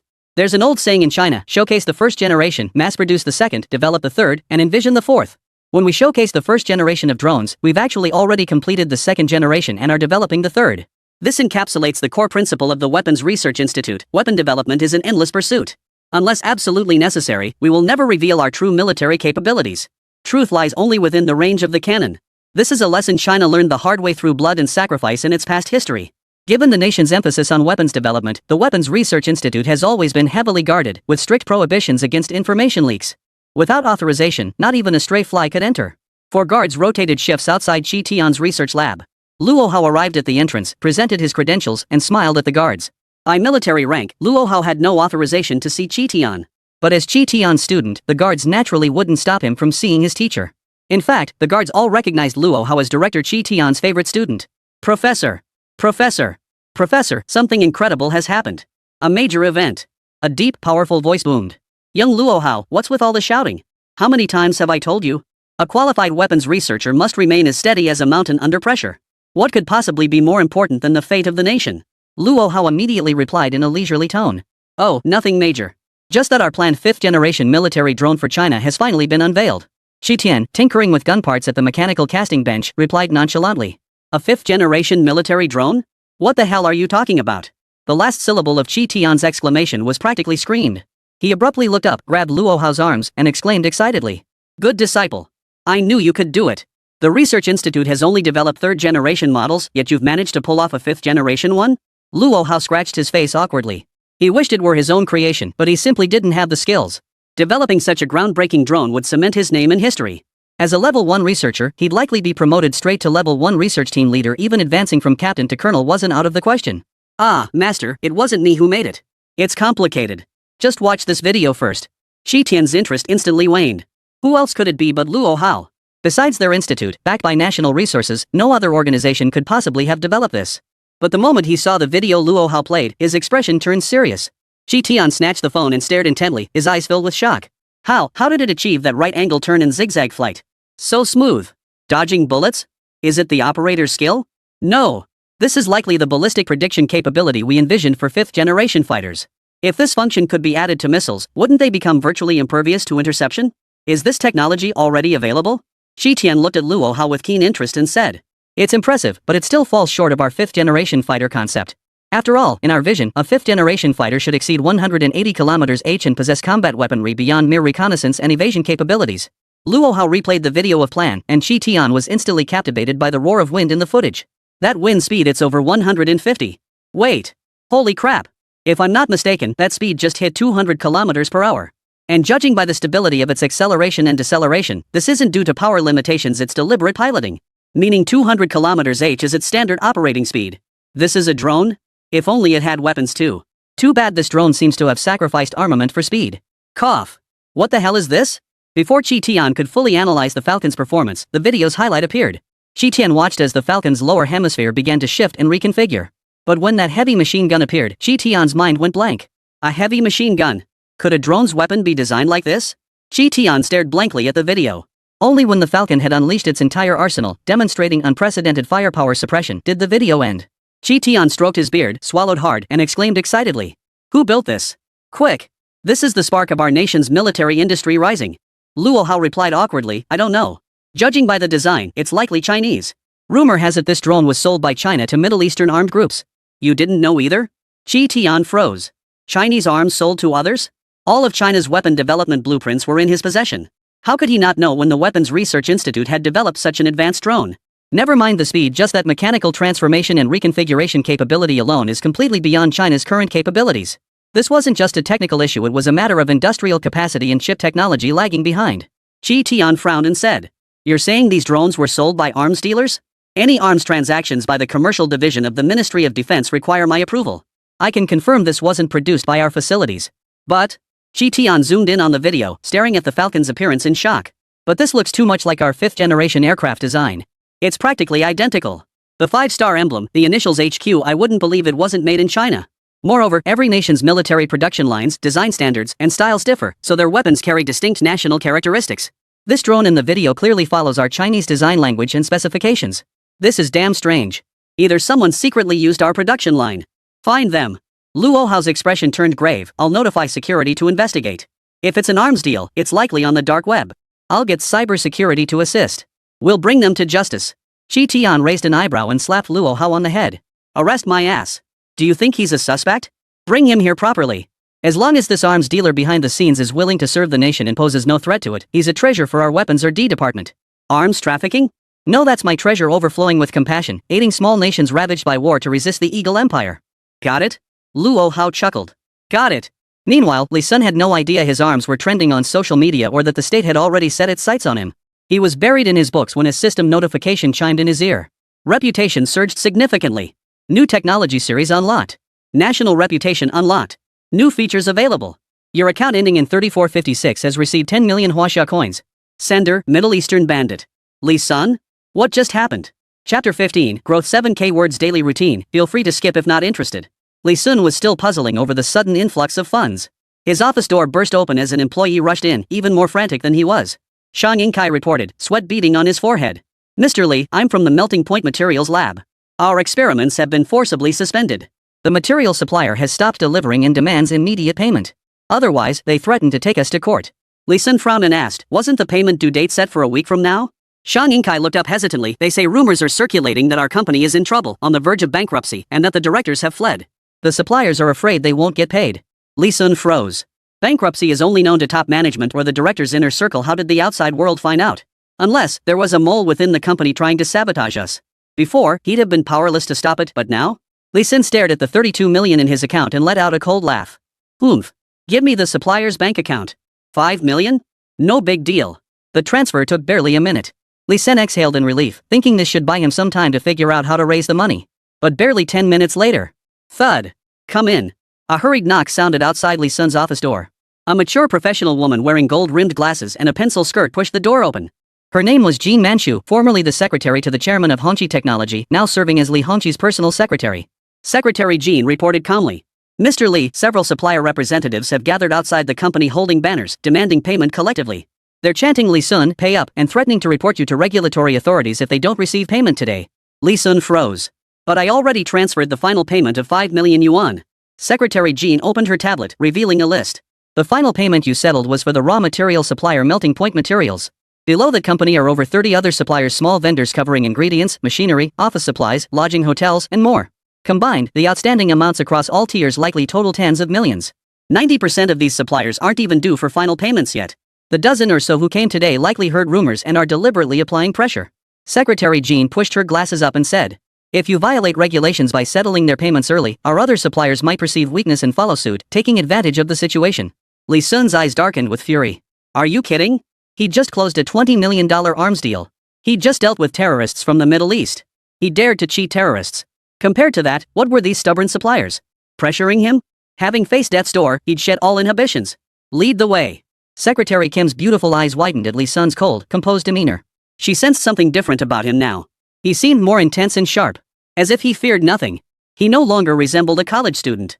For a split second during their eye contact, Secretary Kim's heart skipped a beat. As a professional secretary to corporate directors, she hadn't felt this way in years. Secretary Kim couldn't help but lower her head and replied. Sir, this way. Downstairs at the company office building.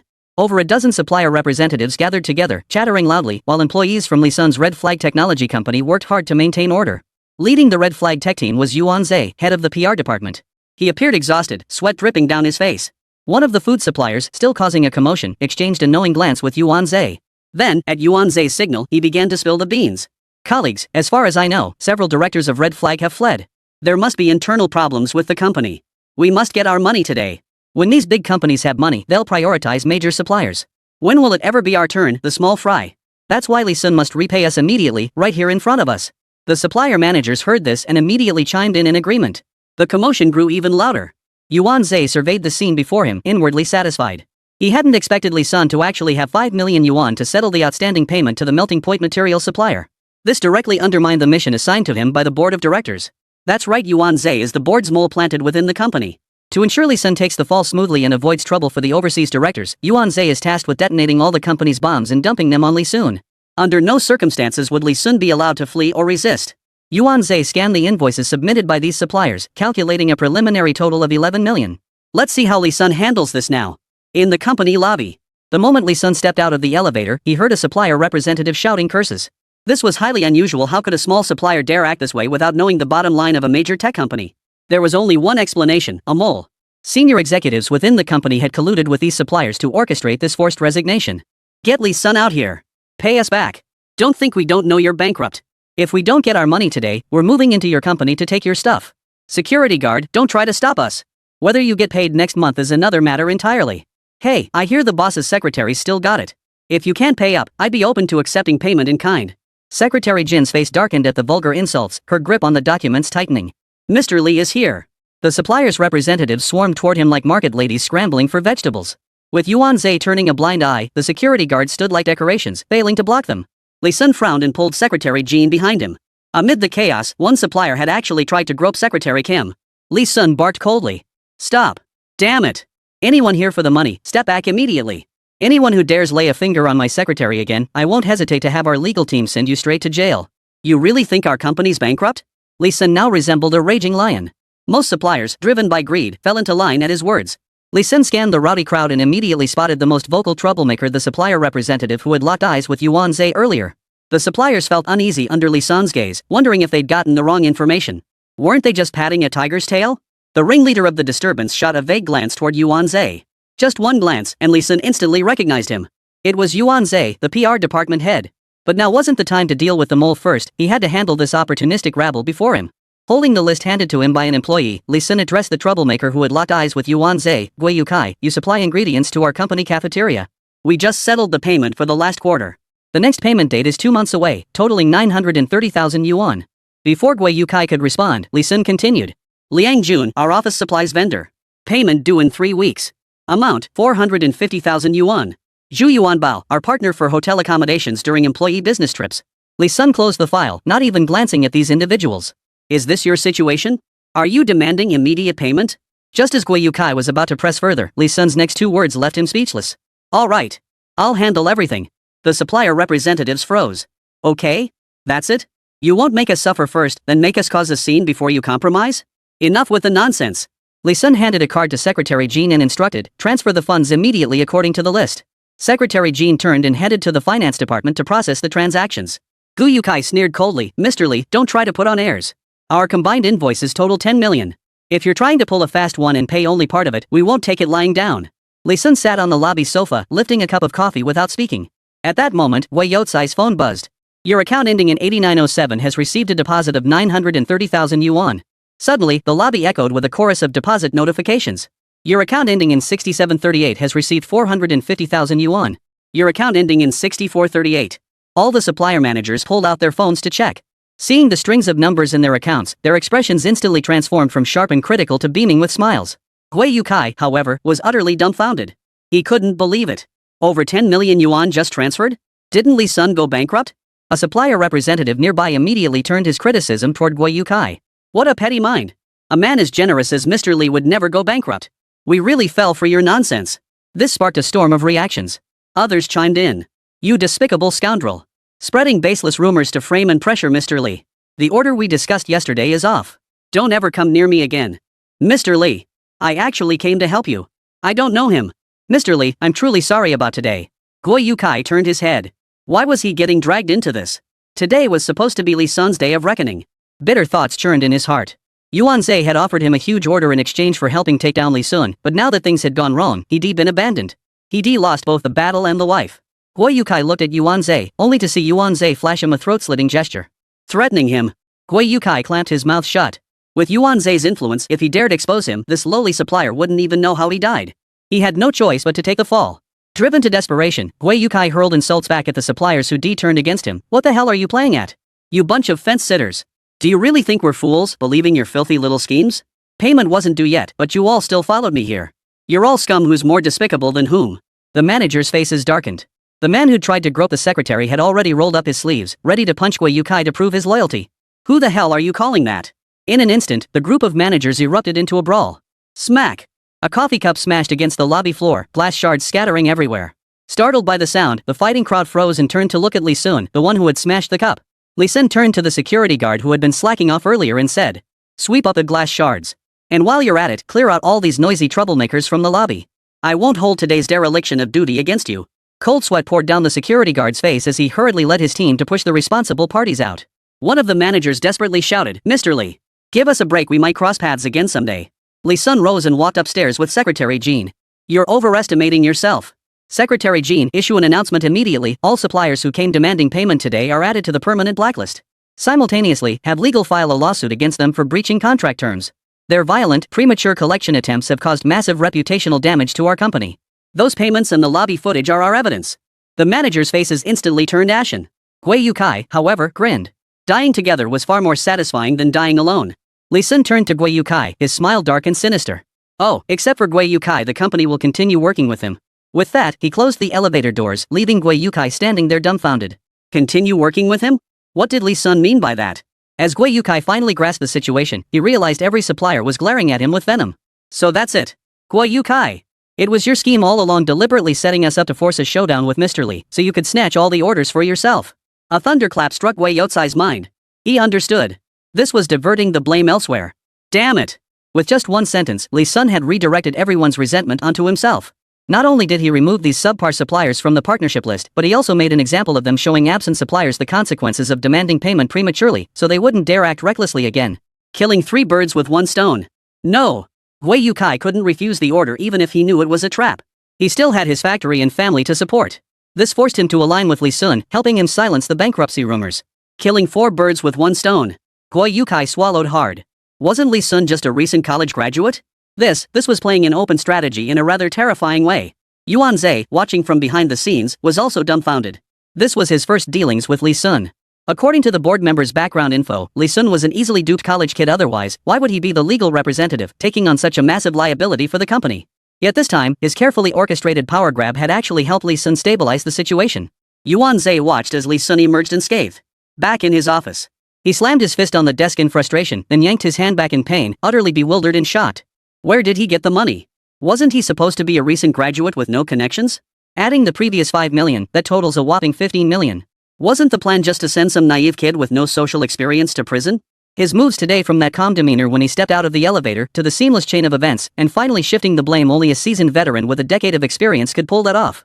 Yuan Zhe began suspecting the board had discarded him as a sacrificial pawn. Meanwhile, news of Lee Sun single-handedly suppressing over a dozen suppliers spread like wildfire throughout the company. Employees' perceptions of this newly appointed chairman's legal representative instantly transformed. "We thought he was a lightweight, but turns out he's a hidden heavyweight. Impressive." Even Yuan Zhe from PR couldn't have handled that situation, but our chairman Lee resolved it without breaking a sweat. Those suppliers didn't dare cause trouble. This new chairman Lee? He's just out of college, but he's got real talent. Finally, the rumors about our company going bankrupt are dead and buried. President Lee is terrifyingly impressive. Meanwhile, Lee Sun was preparing to leave work. Secretary Jean trailed behind him, secretly terrified. She alone knew the company's troubles were very real. Just moments ago, Lee Sun was agonizing over how to repay the debt. But now, in such a short time, he's managed to secure 15 million. Such mysterious methods. This little man was no ordinary guy.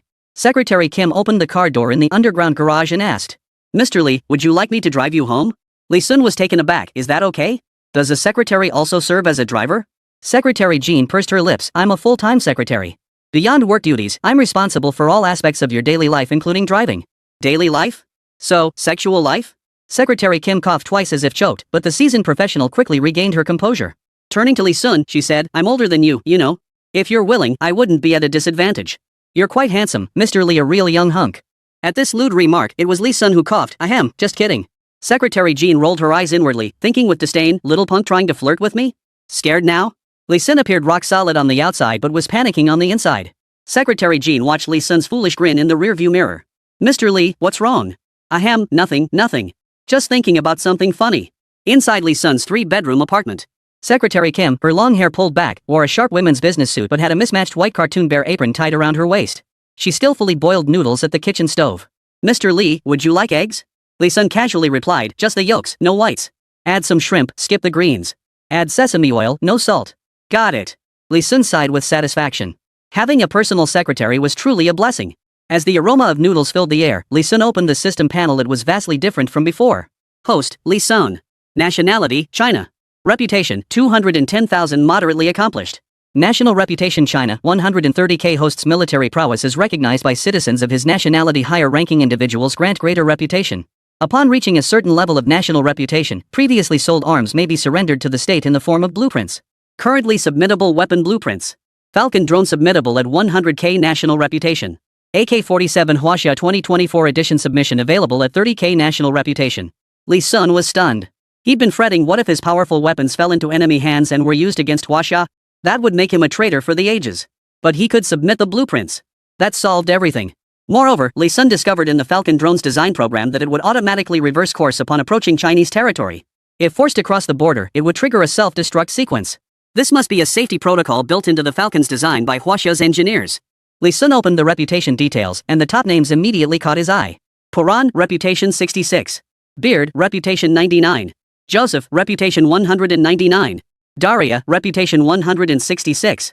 Luo Hao, reputation 66. National reputation 66. Shitian, reputation 999. National reputation 999. Zhang Wei, reputation 1. National reputation 1. Li Hua, reputation 1. Lu Renjia, reputation 1. Li Sun stared at Qi Tian's 999, his mind racing. Most people offered reputations between 110 and 120. Even the bearded guy at 99 was already a colonel. But Qi Tian? Judging by the name, he's definitely from China. Damn it.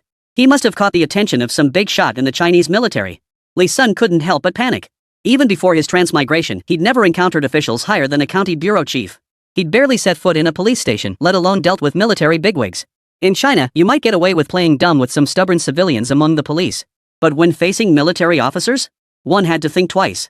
As Li Sun panicked, the system continued. Reputation first breaks 100,000. Grand gift package confirmed. Intelligence significantly enhanced. Mental capacity dramatically increased. A surge of clarity began coursing through Li Sun's mind. If the previous enhancement had felt like a world-altering rush, this mental boost brought a sense of wisdom that seemed to pierce through all earthly illusions.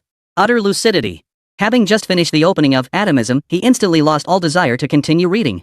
It felt as though he could predict the calculations and conclusions of the text based on what he'd already seen. He had transformed from a normal genius into a transcendent, otherworldly being. His first enhancement had placed him at the level of a conventional scientific genius. Now, his mind rivaled that of the world's top 100 researchers. Huff. Li Sun exhaled slowly. Before he could fully grasp the extent of his brain's enhancement, the system continued. A qualified arms dealer must possess not only formidable mental fortitude and an unparalleled intellect, but also a physique capable of withstanding any crisis. The host's physical strength will now undergo a massive enhancement. A warm current radiated from Li Sun's abdomen, spreading throughout his limbs and entire body. So hot. Li Sun felt as if a furnace had been placed inside his stomach. This furnace relentlessly scorched and forged his bones, burning away his body fat. His skin felt like it was boiling. Ugh. Ah. Li Sun couldn't help but rip off his sweat-soaked shirt and fling it aside. Thankfully, the process didn't last long before stopping, but those few seconds were enough to make Li Sun cry out. When he looked up again, he saw Secretary Jean holding the prepared noodles, her ruby lips slightly parted, eyes fixed intently on him. Her gaze held 7 parts surprise, and perhaps even 3 parts something else. Secretary Kim placed the noodles in front of Li Sun and remarked, seemingly out of the blue. I never expected Mr. Li to be in such great shape.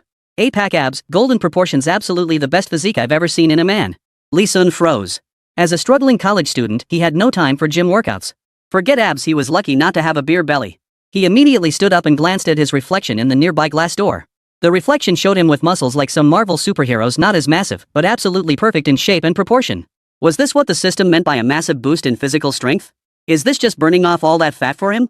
Secretary Kim watched Li Hun scrutinize his own physique, then boldly teased him, Mr. Li, had I known you were in such great shape, that private service you mentioned in the car might not have been such a bad idea after all. Only then did Li Sun notice the female troublemaker standing nearby. He immediately dashed into the bathroom. He was drenched in sweat and oil, feeling utterly miserable. Alright, Secretary Kim, I'm a man you can never have. My noodles are ready. You can go home now. Secretary Kim pursed her lips, thinking to herself, he can actually resist? Is this guy? Or has my charm faded? Little did she know, Li Sun was simply too conservative. Before his journey, he had grown up in an exceptionally traditional family. The belief in having only one love and marrying only once was deeply ingrained in his mind.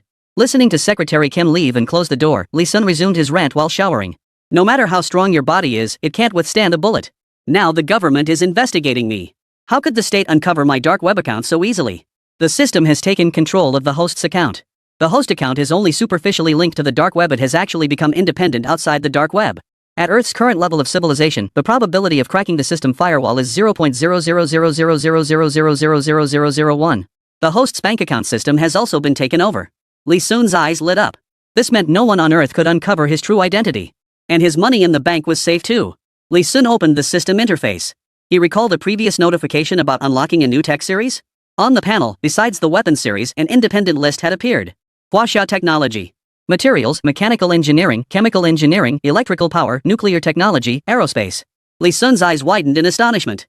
But every single one of these technologies required money to purchase. Moreover, most of these epic-spanning technologies not only required money but also massive amounts of reputation to unlock. Lee Sun muttered to himself. My biggest crisis right now is that the company scammed the government out of 50 billion NRD funds with a fake superconductor project. The melting point material tech we're collaborating on with the space agency is also fake. So why not just find better, real tech from the system to plug the holes? He immediately began searching. High melting point material alpha, 500,000 reputation. 10 million Huaxia coins. 0 point superconductor, 5 million reputation points. 300 million Huaxia coins. Holy crap. That's ridiculously expensive. With his current 200,000 reputation and the few million Huaxia coins left, it's nowhere near enough.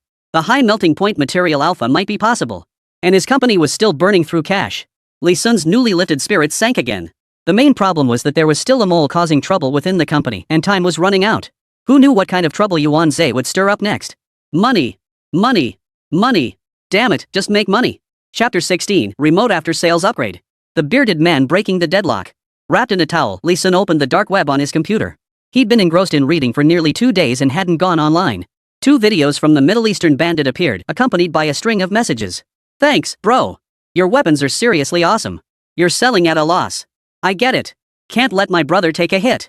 But right now, we can only offer 10 million. HQ has lost contact with us. Once we're out, we'll definitely place a $10 billion arms order. Lee Sun grinned so wide his mouth stretched to his ears. Middle Eastern brothers sure are straightforward. Bring me more clients like this. He sold a drone that cost the system 1,000 yuan for 500,000. He's really taking a hit. Lee Sun opened the video. It was the 2 drone clips trending on social media. This was Lee Sun's first glimpse of China's Falcon drone. Even in 2024, China hadn't officially announced the Falcon's existence. It was only being mass-produced in secret. Holy. This thing is insane. It can even transform into a heavy machine gun? Suddenly I feel like such an idiot. If I'd known it was this powerful, I could have sold it for 5 million. What a loss. Holy crap, I'm screwed. Lee Sun clutched his chest in frustration. It's not about buying expensive, it's about buying at a loss. Likewise, it's not about making less profit, it's about missing out on more. Lee Sun sighed. Forget it, forget it. Consider it a first order perk. Lee Sun replied. Even a cornered rabbit will bite, you're welcome, it's only right. I've had it with those warmongering hawks for ages. I won't take this 10 million for nothing. I'll perform remote maintenance on your gun shortly. Far away in the Middle East, Planless puzzled. Remote maintenance? What does that mean? Is Rabbit sending people here? The shock sent a chill down Plan's spine. Middle East outlaws, bro, don't be impulsive. We're surrounded by Eagle's troops right now. Sending people over would be suicide. Lee Sun gave a mysterious smile. Desperate Rabbit's bite, relax, you'll see when the time comes. Get ready to experience our after-sales service firsthand. This was a new system feature Lee Sun had discovered. Weapons sold through the system could be remotely upgraded via the system itself for a fee. And depending on the amount paid, the upgrade's effectiveness varies. Commonly known as after-sales service. Middle Eastern bandit, well, fine. Paran, recalling the other party's unimaginably bizarre delivery methods, decided to say no more. After browsing the video platform's updates, Lee Sun finally understood why his reputation had skyrocketed. The power of the internet. Though most people online just seek entertainment, watch and forget, no recognition means no reputation points, but sheer numbers prevail. There were always those who recognized quality. A thought suddenly popped into his head. If he upgraded the AKs for the Bearded One, helping him break through the Eagle Squadron's encirclement, and had the Bearded One livestream or post videos of it, wouldn't that send the heat straight to the top of global trending charts? Remember, for this entire century, the Eagle's status as the world's top military power has been unshakable. A failed siege? Impossible. Helping the Bearded One break through would be the first time anyone had ever dealt such a crushing blow to the Eagle Empire. It would even shatter the world's perception of Eagle Sage's military invincibility. It would be like when feudal lords shot arrows at the Zhou Emperor the moment his authority crumbled. The Bearded One is that arrow. The Eagle Empire's hegemonic authority is the one shattered. Lee Sun grew excited. What Chinese person could resist the temptation to participate in overthrowing imperialism? This is the kind of thing that gets you into the family annals. Alright. Let me carefully select which functions to enhance on that batch of guns. Infrared sights, semi-automatic headshot targeting assistance. Lee Sun stroked his chin in thought. With the Eagle's drone swarm annihilated, the Eagle's military would be furious. When they hunted down the bearded one, they'd surely beef up their military hardware. Armored vehicles, tanks, even fighter jets and bombers might appear. Then we need more armor-piercing rounds. Fragmentation rounds. Sniper scopes. Heavy caliber barrels. Yes. Change the caliber too. Go big. Plus. Lee Sun lay sprawled on the bed, a devilish grin spreading across his face. With all these modifications, it could no longer be called a rifle. Large caliber, sniper scope, long range, auto-aim, armor-piercing rounds. That's practically a sniper cannon. One shot, one tank. Even a fighter jet flying too close would get blown to bits. The only downside was the cost. Lee Sun spent $2 million just to complete the aftermarket upgrades for 100 rifles. The rest only got an auxiliary semi-auto aiming function. As for the ammunition, this time, it's on the bearded guy. You can't catch a wolf without sacrificing the lamb.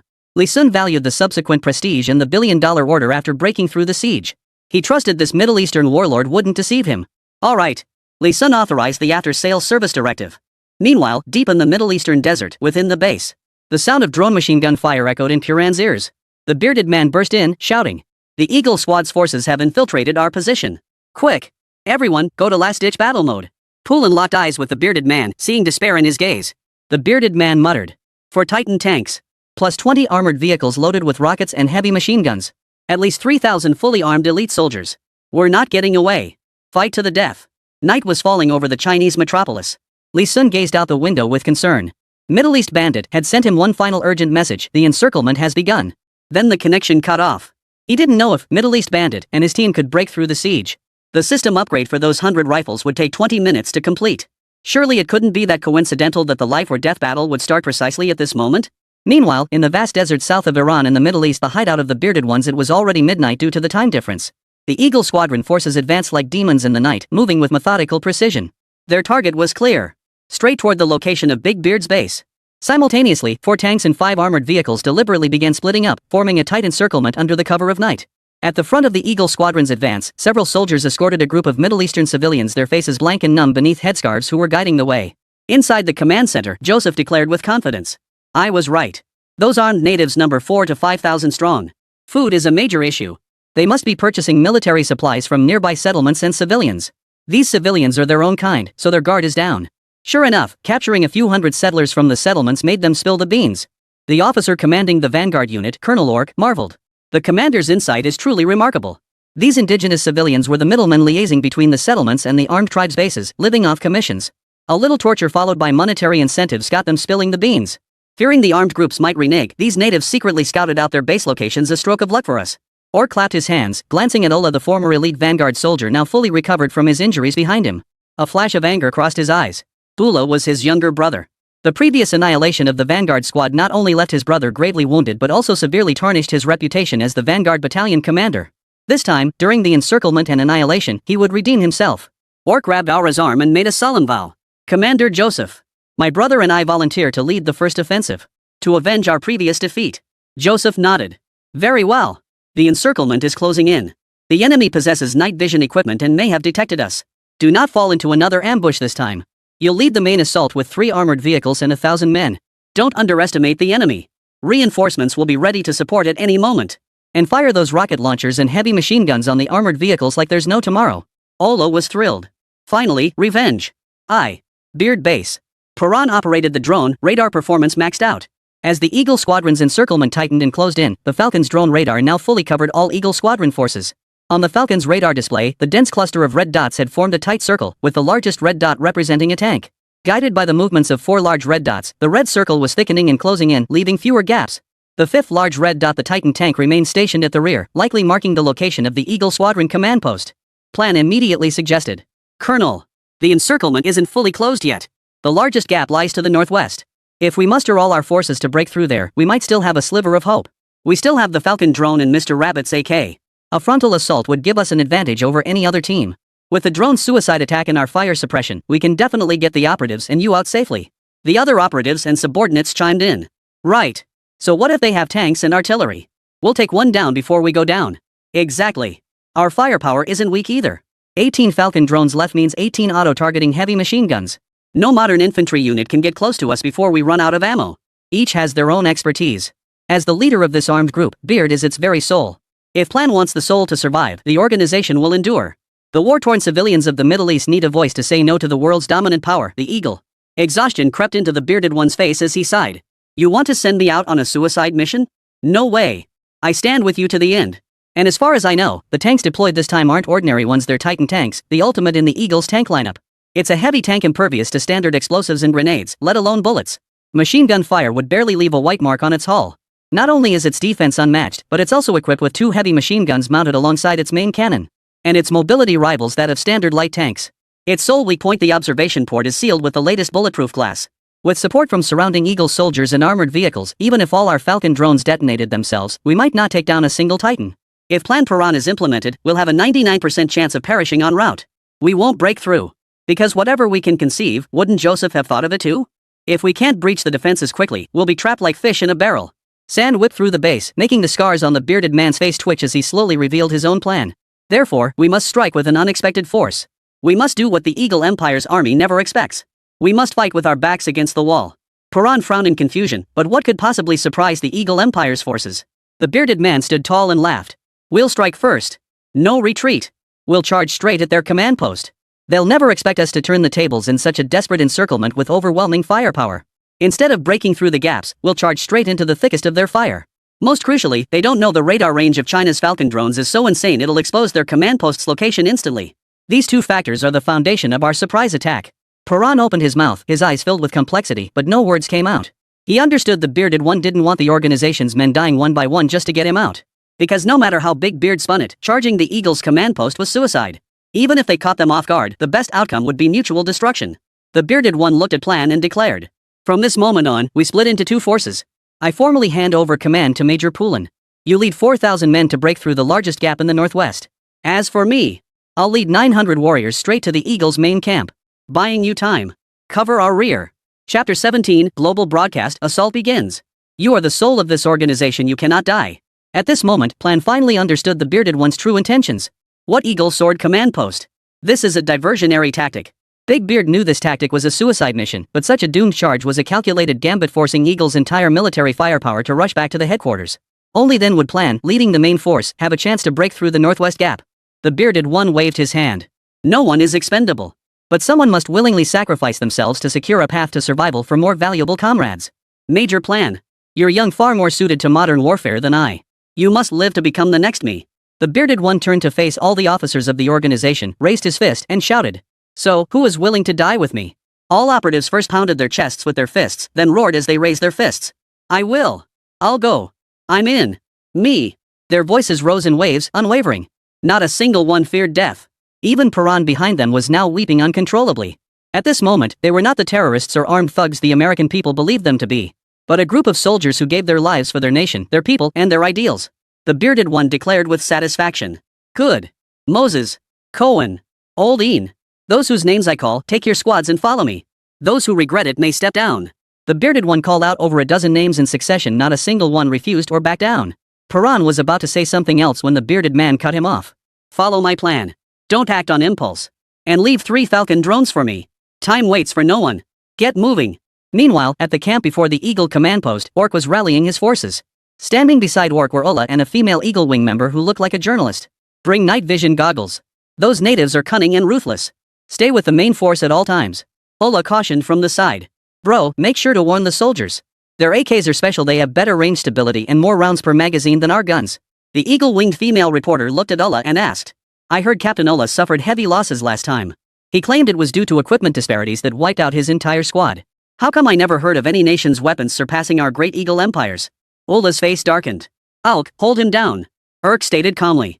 This is Captain Sophia, a war correspondent from the military headquarters and our direct liaison. Don't be rude, Ula.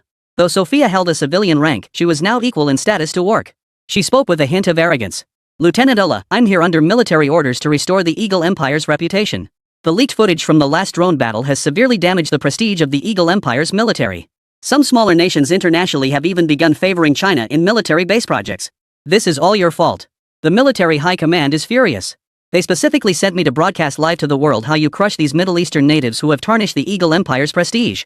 This is to intimidate those small nations leaning toward China. Don't let me down. Sophia signaled her team to begin calibrating the live streaming equipment, continuing. The military doesn't want a mere victory, they demand footage that will intimidate nations worldwide. They want one-sided slaughter. Crushing domination. Total annihilation with no resistance. Got it? Orc nodded. Understood. The assault is set for 10 minutes from now. Miss Sophia, you'll see. 1 kilometer beyond the military camp. The presence of the Falcon drones rendered all Eagle Squadron radar systems useless, making the Bearded One's ambush significantly easier. Beard led his 500 men past the Eagle camp searchlights, hiding in a desert reverse slope, a blind spot. As locals, the Bearded One's men knew the terrain no better than these Eagle soldiers. Considering the ambush, Big Beard ultimately abandoned the option of 900 men and brought only 500. Every life saved counts. Beard's earpiece connected to 3 Falcon drones, which activated stealth mode and silently ascended toward the barracks. The entire military strength of the camp was laid bare before him. A gleam of determination flashed in Big Beard's eyes as he spoke into his headset. 3 armored vehicles plus roughly 1,000 troops. Plan your breakout can begin. No sooner had the words left his mouth. Dozens of kilometers outside the camp, flames erupted instantly. Gunfire.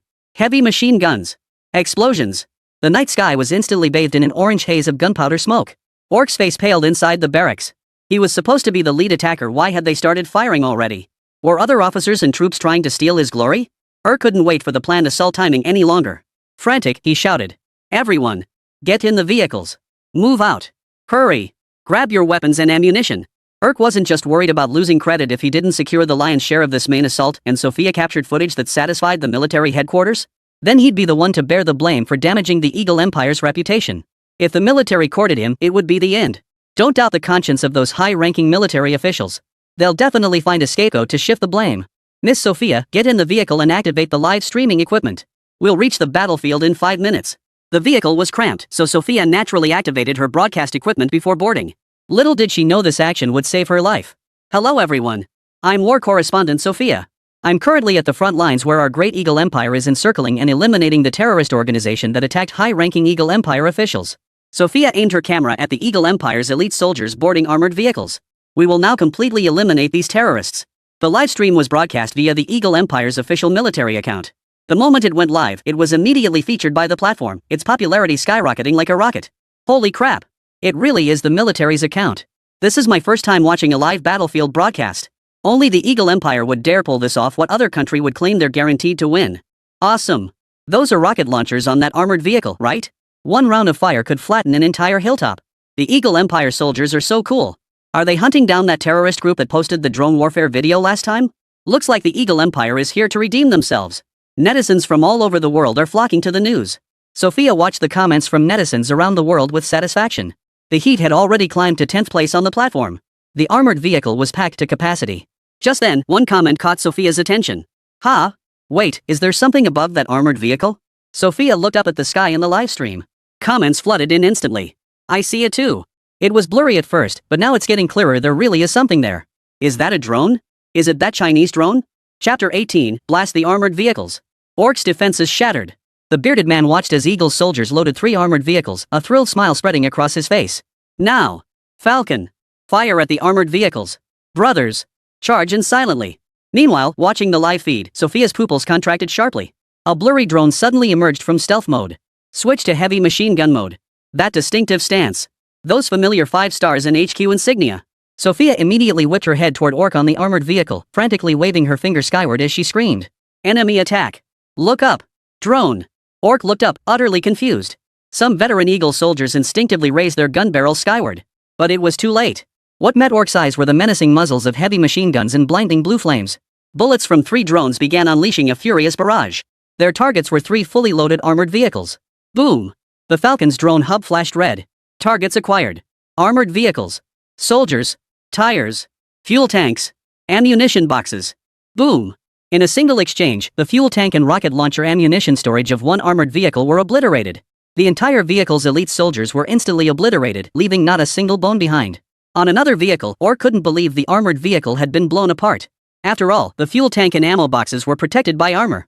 A normal human's height couldn't bypass the armor, and even the blind spots had gaps no larger than a finger, impossible for bullets to penetrate. But the Falcon drone's angle was overhead. Combined with its insane auto-aiming, any opening was enough for it to strike. Having already endured one attack, Alk urgently pulled her stunned brother out of the vehicle. This Falcon drone strike instantly obliterated an armored vehicle and over 100 soldiers. Quick-thinking Eagle elite veterans immediately jumped out, sought cover, and opened fire on the drones. Nearly 1,000 soldiers fired simultaneously, pushing the Falcon drone's computational ballistics capabilities to their absolute limit. But even the Falcon has its limits. On this battlefield, even God himself would get hit by a bullet. In just 10 seconds, after taking out nearly 100 more soldiers, both drones were hit in the wings. A warning crackled through the bearded man's earpiece. Critical damage. Self-destruct mode activated. Target acquired. Armored vehicle. Boom. Boom. With two deafening explosions, both armored vehicles were instantly engulfed in flames from the crashing Falcon drones.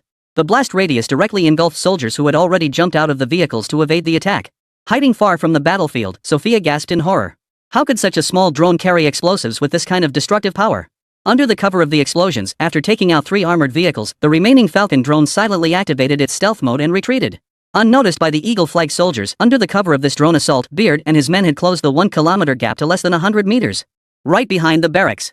Orc, covered in dust and dirt, glared at the now quiet battlefield and cursed. Damn it! They actually dared to attack us first. He never dreamed the drone attack was merely a feint. The enemy leader had actually slipped right to the very front lines of the battlefield. Meanwhile, viewers from all nations in the livestream were going wild. This livestream wasn't just filled with Eagle Empire supporters, there were also bear, rabbit, and netizens from various nations not on friendly terms with the Eagle Empire. China's unbeatable drones. Ha! What the hell are you staring at, streamer? Run! Holy! It dodged bullets for a full 10 seconds before getting shot down. 10 seconds is enough time to fire over 50 rounds. That's 5,000 rounds from 1,000 soldiers. We knew China's drones were terrifying at evading fire, but not this terrifying. Hilarious. Enemy planes hit our base before the war even started. The sentry on duty deserves a beheading. Just moments ago they boasted about crushing us, now they're exploding right before our eyes. The explosive yield of this Chinese drone is downright unreal, feels like 3 times that of other drones. Awesome. Love it. Give us more. Perfect for dinner. 3 armored vehicles completely obliterated. And the enemy even got away with 1 drone intact. Is this modern warfare? Total technological annihilation. China rocks. The rabbits rock. Sophia's face turned dark. She wanted to shut down the livestream, but wouldn't that be admitting defeat to the Eagle Empire? Orc arrived with his team and assured them. This was an accident.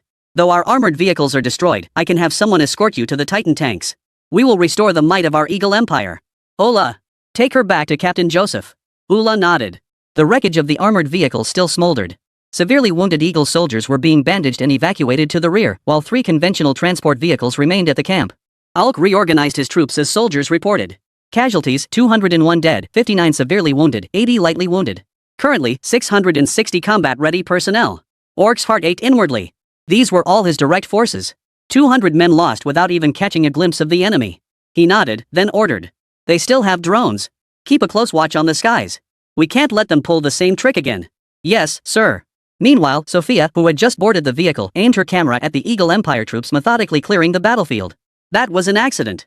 If it happens again, our soldiers won't be caught off guard like this. But even so, the soldiers of our Eagle Empire can still methodically clear the battlefield. Next, I'm heading to the command post. Follow the Titan tank with the regiment commander and I'll show you the real spectacle. The moment she said this, netizens perked up. Titan tank? Is it the one I'm thinking of? Holy crap. What Titan? You guys don't know, huh? Word is not a single Titan tank has ever been lost in combat since they were first built. They're impenetrable. Absolute rulers of the heavy tech battlefield. They're actually deploying Titans this time? Looks like the Eagle Chow military is seriously pissed. This should settle things once and for all. Even the Chinese regular army can't stand up to Titan tanks. Our mighty Eagle Empire truly reigns supreme. What good are fancy drones? Real military might lies in developing top-tier fighters, tanks, and missiles. Can China compete? They still look to us, the Eagle Empire. Sophia is satisfied. Excellent results. When global netizens witness the Titan crushing the battlefield, it will surely extinguish any budding international underestimation of the Empire. At that moment, a blurred shadow reappeared in the sky above the scene. Sophia's smile froze instantly. Damn it! Again! Chapter 19, Seize the Camp, Counterattack the Command Post. The images of those whose skulls were pierced by heavy machine gun fire, their bodies riddled with holes, kept flashing through her mind. And now, Sophia herself was sitting in the vehicle, occupying the very seats once held by those soldiers who had been blown to bits. And it wasn't even an armored vehicle. It couldn't stop bullets at all. The threat of death drained Sophia's face of color, instantly making her feel the urge to urinate. Ola noticed beside her and immediately started the engine. Enemy attack. Hundreds of soldiers raised their rifles and fired into the sky. But this time, the Falcon drone didn't attack. As soon as it materialized, it flew upward to evade the bullets. After all, rifle range is limited. All eyes turned skyward. Unnoticed in the shadows, the bearded man stirred restlessly. The Falcon drone's maneuver greatly pleased Orc, who had been firing his rifle. It was scared. Orc felt like a genius for anticipating the Chinese drone's counterattack and ordering his men to stay alert against the sky. This ambush resulted in 0 casualties among the Eagle soldiers. Sophia filmed while sighing in relief, then smiled at the camera. See? I told you. We were prepared this time. What could the Chinese drones possibly do? Allow me to introduce our commander of the Vanguard Battalion, Orc. She pointed the camera toward Orc, who stood commanding from atop a vehicle. Orc naturally struck a confident, triumphant pose. In his mind, he pictured Admiral Arthur puffing on his pipe, then lit a cigar for the camera. Years from now, when I become an admiral, this moment of me smoking a cigar will surely go down in history. Orc smiled, lost in his vision of the future. Bang! A sudden gunshot rang out. Orc looked down at the gaping hole in his chest. He froze, his mind consumed by a single thought. I'd been shot? His mind was reeling. By the usual rules of fiction, he shouldn't die so carelessly. He should at least be a supporting character. But that's how the battlefield works. One moment of overconfidence could mean death. Even a national leader would die from a single bullet. Thud. Orc fell straight to the ground. Dead. Not a soul in the entire military camp or Sophia had reacted until he crashed through the roof. Where did the bullet come from? No drones were visible in the sky. A soldier scanned the direction of the bullet's trajectory. Suddenly, the bearded man charged forward, leaping out of the night's shadows. His AK-47 2024 China edition began unleashing a relentless barrage of fire. Hundreds of organization members followed in his wake. A hail of bullets swept like a storm toward the entire Eagle Camp military base. Enemy attack. The sentry bellowed hoarsely, unable to recall how many times he'd shouted enemy attack today. The bearded man's attack came too suddenly. In a single surprise engagement, a swath of Eagle Sauce soldiers outside the barracks were instantly mowed down. To catch the thief, first catch the king. The bearded one knew this well. The enemy commander stood right on top of his vehicle, practically offering his head on a platter. Not firing would be a crime.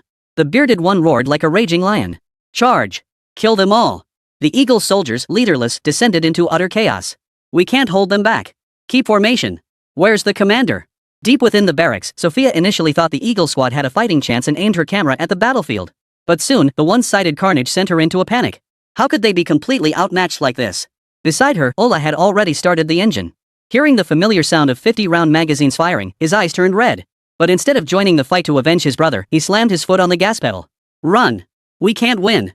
It's them. Judging by the intensity of the gunfire, there must be at least 500 of them. Sophia demanded. 500? But we have over 600 men. Even if it's a surprise attack, with our equipment and numbers, we could counterattack. We have heavy machine guns. We have artillery and rockets. Eula snapped. You don't know. Those Huaxia AKs they're wielding aren't just absurdly accurate. Each gun packs twice the firepower of ours. To match their 500-man firepower, we'd need 1,000 men, 3 times our force just to suppress them. As for heavy machine guns and rockets, they launched a surprise attack. We had 0 chance to hold our positions. And our commander's dead. What the hell are we supposed to fight with? Huaxia AKs. More Huaxia weapons. Sophia couldn't hold it together. The buzz around the Huaxia drones hasn't even died down, and now they're rolling out a Huaxia AK? I refuse to believe it's that powerful. A bullet whizzed past her hair and struck the transport vehicle's window. Sophia screamed, "Quick! Drive!" In the blink of an eye, half the camp had already fallen. She couldn't even run that fast. Eula, of course, needed no prompting. She'd already charged out the other side of the camp. Watching the thick smoke billowing from the camp, Sophia slumped into the cargo compartment of the transport vehicle, frozen in shock. The livestream went black the moment Sophia collapsed. The one-sided footage from the camp and Ola's words had already sent global netizens into a frenzy. Instant wipe. This commander is so noob. Ha, this Eagle commander's playing like he's in Crossfire. Pop your head up and you're dead. Holy. They wiped out the entire camp? Are the terrorists that strong? This is the vanguard of the Eagle Empire. Didn't you hear that Eagle Wing officer? Chinese AKs. It takes 1,000 men to counter 500 of their firepower. Impressive again, my rabbit. I'm in Eagle Land. Where can I buy a Chinese AK? Need one for self-defense. I'm in China. Never mind, I don't need one. We're super safe here. So the Eagle's army isn't invincible after all? Meanwhile, Joseph, still unaware of the intelligence, frowned as he studied the battle reports from the Plana front. He barked into the battlefield phone. What? We can't hold it? Their firepower's too intense? Bull. How fierce could a bunch of savages be? I've already sent tanks. Hold out for 10 minutes. And Orc's side, why hasn't he launched his attack yet? Wasting precious time. I'll have him shot. A communications soldier rushed over in a panic. Colonel. Captain Orc's camp is engulfed in flames. After several minutes of intense fire, all is silent. We've lost all contact with Orc's camp. Joseph froze. Weren't those natives breaking through on the northwest line? Who is Orc fighting? As he pondered, another messenger burst in, followed by Ola and Sophia. Ola shouted as soon as she entered. Commander. Prepare for battle. They're heading straight for the command post. They've seized the camp's vehicles and should be here in about 3 minutes. My brother's camp has been wiped out. Joseph jolted awake. Chapter 20, Bearded Man in Peril. The Terrifying Titan. What? What the hell is going on? Joseph truly lived up to his reputation as commander of the Eagle Squadron. Though his rank was lower than the bearded ones, a lieutenant colonel in the Eagle Empire held far greater weight than the same rank in other nations. Even if he couldn't fathom how the bearded one managed it, he immediately regained his composure. Ola couldn't explain the specifics, so she pulled up the footage Sophia had recorded and showed it directly to Joseph. Joseph was utterly stunned. This was the first time he'd witnessed a weapon directly boosting an entire army's combat effectiveness. In the footage, the charging terrorist leader's marksmanship was absurdly accurate. It wasn't just the bearded one, every single soldier on the opposing side had a hit rate significantly higher than Eagle's troops. Even while running, their aim remained remarkably steady, especially considering the minimal recoil during sustained fire. So this wasn't about the people. It was the guns. Only Joseph, a seasoned veteran of war, could instantly grasp that this Chinese weapon was far more terrifying than anyone imagined.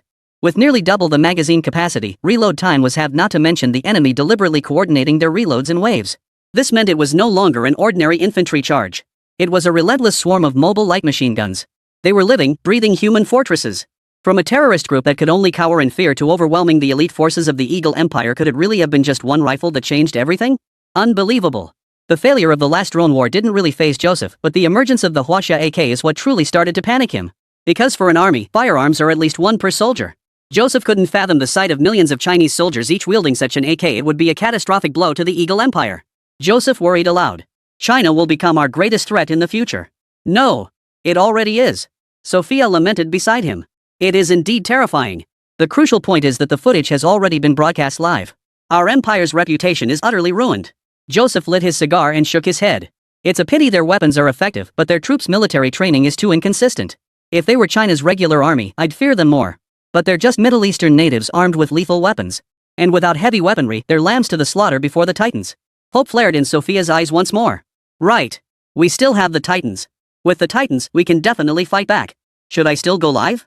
Joseph took a deep, satisfying drag and replied calmly. Of course we'll keep it on. Only 500 of them? Ha! Not even enough to fill a Titan's teeth.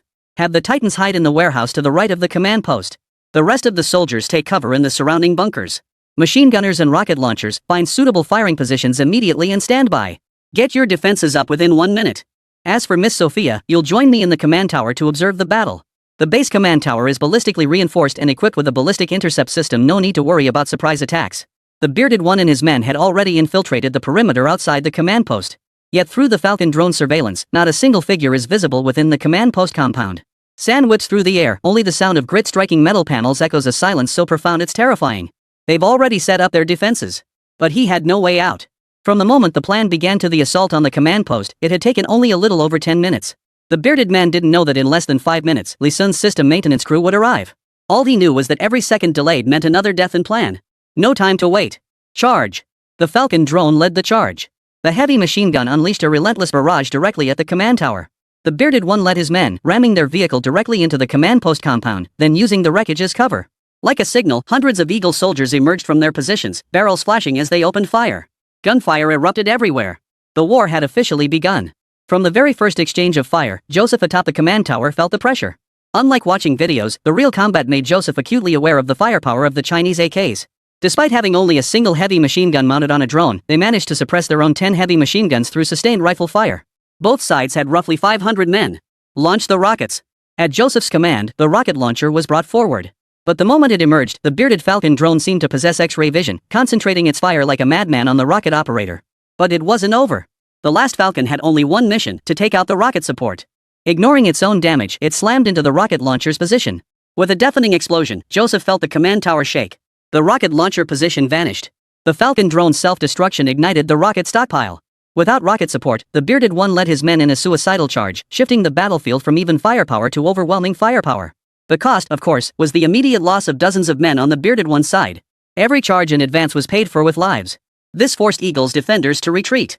Within minutes, Big Beard's forces had pushed right up to the command tower. Yet Joseph remained calmly puffing on his cigar. This was precisely what he'd been waiting for. Suddenly, the warehouse on the right was smashed open by a colossal machine. A monstrous steel beast roared with mechanical clatter, revealing its bone-chilling cannon barrel and twin machine gun muzzles. Titan! Boom! Before the bearded man could react, the steel beast unleashed its firepower. A direct cannon blast struck the crowd. The struck operatives were vaporized into mincemeat before they could even scream. Shrapnel from the shell instantly claimed the lives of over a dozen nearby people. The bearded man felt his eardrums shatter from the blast. Amidst the deafening explosions, the Titan, unfazed by hundreds of gunfire and explosions, plowed straight toward the bearded man and his comrades as if nothing had happened. Each shell took the lives of over a dozen people. The 2 heavy machine guns mounted on the Titan began their one-sided slaughter. A single burst claimed another dozen lives. Hiding behind cover was useless. The transport vehicle used as cover was blown to pieces in a single blast, crew and all. The bearded one knew the Titan was powerful, but he never imagined he'd have absolutely no chance to fight back. In mere seconds, their numbers plummeted from 500 to just 300. Retreat. Fall back. Sophia on the command tower shouted excitedly, "Nice. Kill them all." Beard retreated in despair. His defeat meant that sooner or later, Plan would meet the same fate. Remember, he was facing only one Titan. But Plan was being surrounded and attacked by 4 Titans. In his moment of despair, a voice crackled through the bearded one's earpiece. "Esteemed VIP customer of Red Flag Arms Specialty Store, your ordered after-sales service has been delivered. We will perform real-time synchronized maintenance and upgrades on all firearms. Don't forget to leave a 5-star review after signing for and confirming satisfaction." The bearded man froze. What the hell was that? The gun in his hand suddenly began to be enveloped by a swarm of white light particles, its shape starting to rearrange and transform. It resembled the light particle restructuring technology from sci-fi movies. And this white light felt familiar. It was the same white light that rose at the desert coordinates when he first bought the gun. The Rabbit Brothers? Chapter 21, Sniper Rifle? Sniper Cannon. Titan Piercing. Holy. Brother, Rabbit, this is getting ridiculous.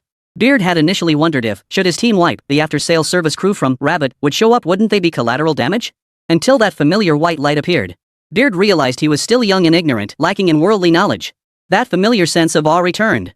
Compared to that otherworldly transport method last time, this was even more mind-blowing. Had you ever seen a weapon upgraded right in your hands?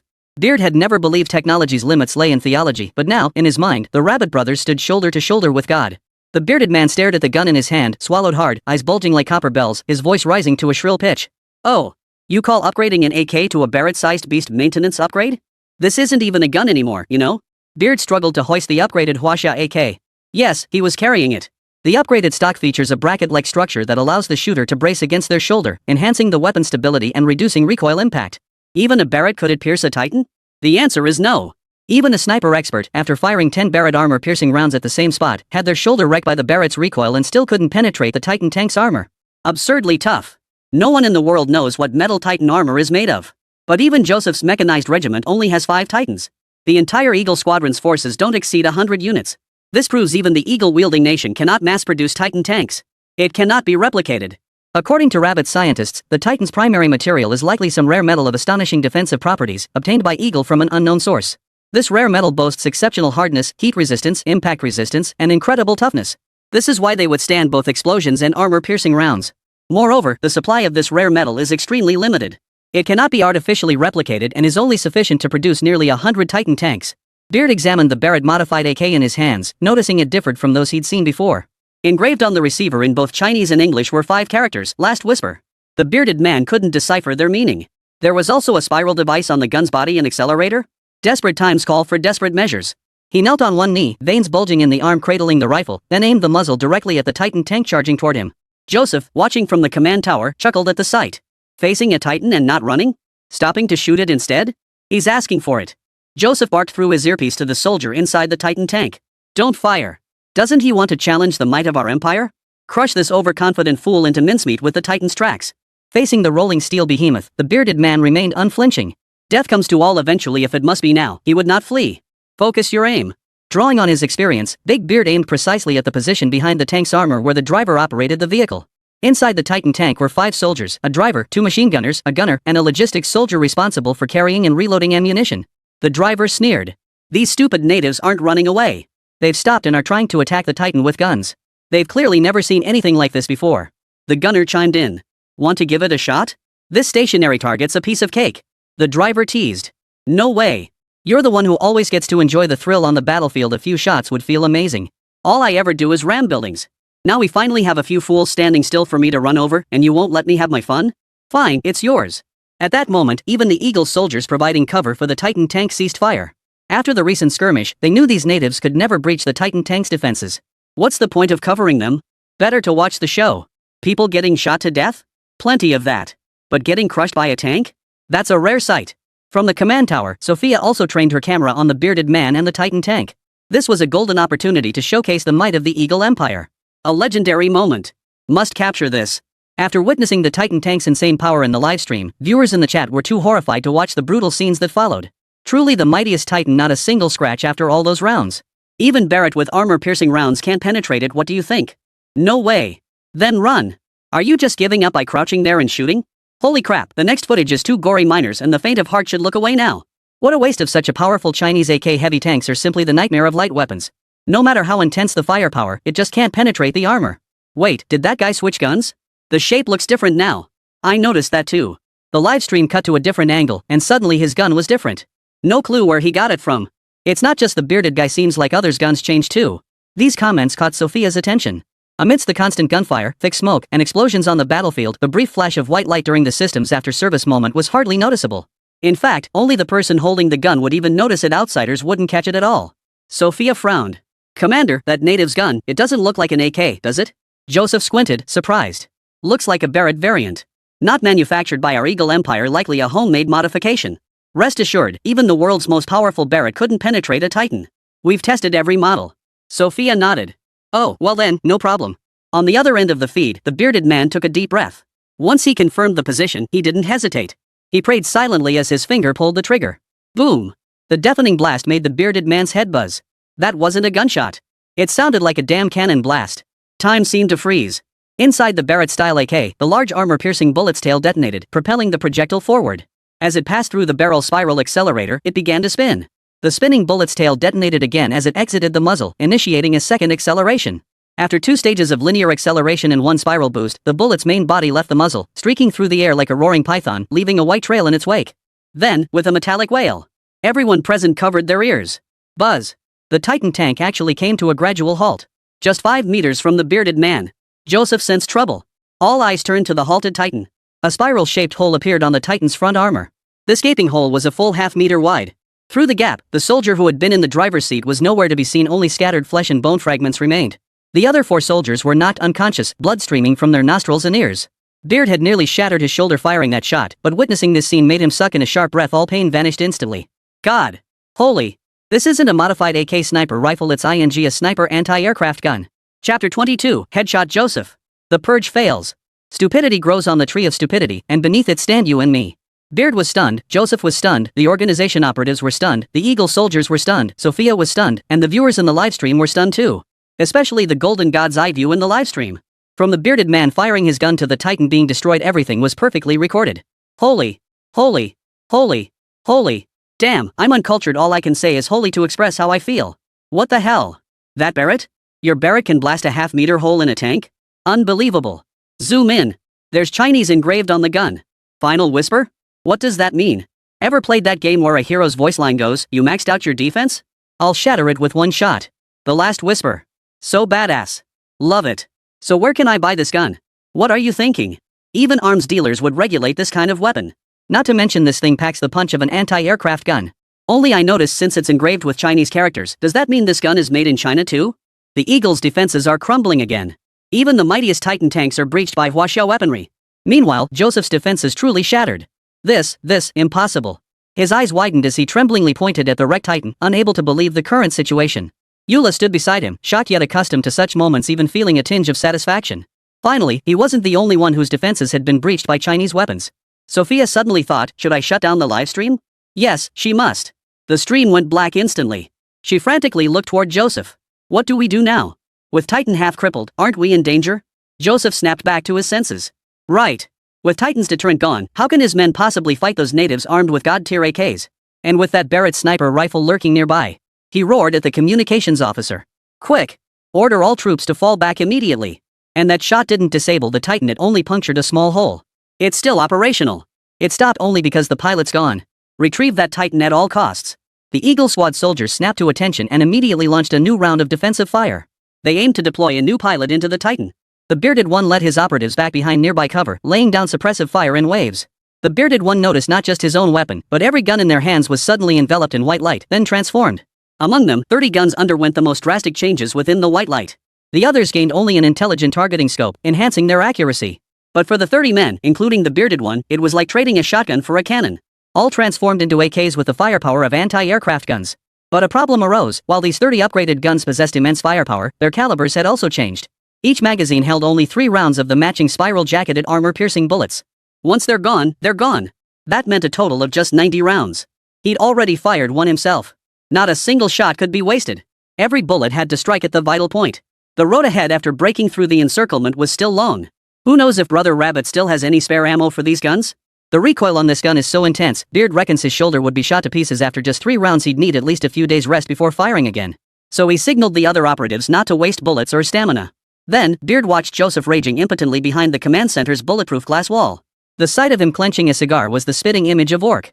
He couldn't help but raise his upgraded AK, aiming the muzzle directly at Joseph's head. Then, boom! Like the trumpet of hell. A single shot shattered the entire glass wall. Joseph's upper body, still roaring with fury moments before, vanished before Sophia's eyes, splattering flesh and bone across the command room walls. The bullet, having pierced through Joseph, then tore through the command room ceiling. The chandelier crashed to the floor. Shards of glass sliced Sophia's face, yet she felt nothing. She just stared blankly at the direction Joseph had vanished. She peed herself. This scene would likely haunt Sophia for the rest of her life. Eula was the first to react, screaming at the top of her lungs, "Get down! Don't expose yourselves! The commander is dead again." He couldn't even begin to describe the turmoil raging within him. One thing was certain, he would never face Chinese weapons again. It was ING torture. The communications officer, who had been issuing orders, was stunned by the power of the armor-piercing rounds. He dropped to the floor beneath the table, still wearing his headset, muttering in disbelief. The commander's gone? The commander's dead. Colonel Joseph is dead. Unbeknownst to him, the communication remained active, and the news of Joseph's demise instantly spread throughout the entire mechanized regiment. Chaos erupted throughout the entire army. Every commander in the ranks refused to believe it, then raced full speed toward the command post. Eula pinned down the now demented Sophia, then crawled out the rear door of the command tower with her in his arms.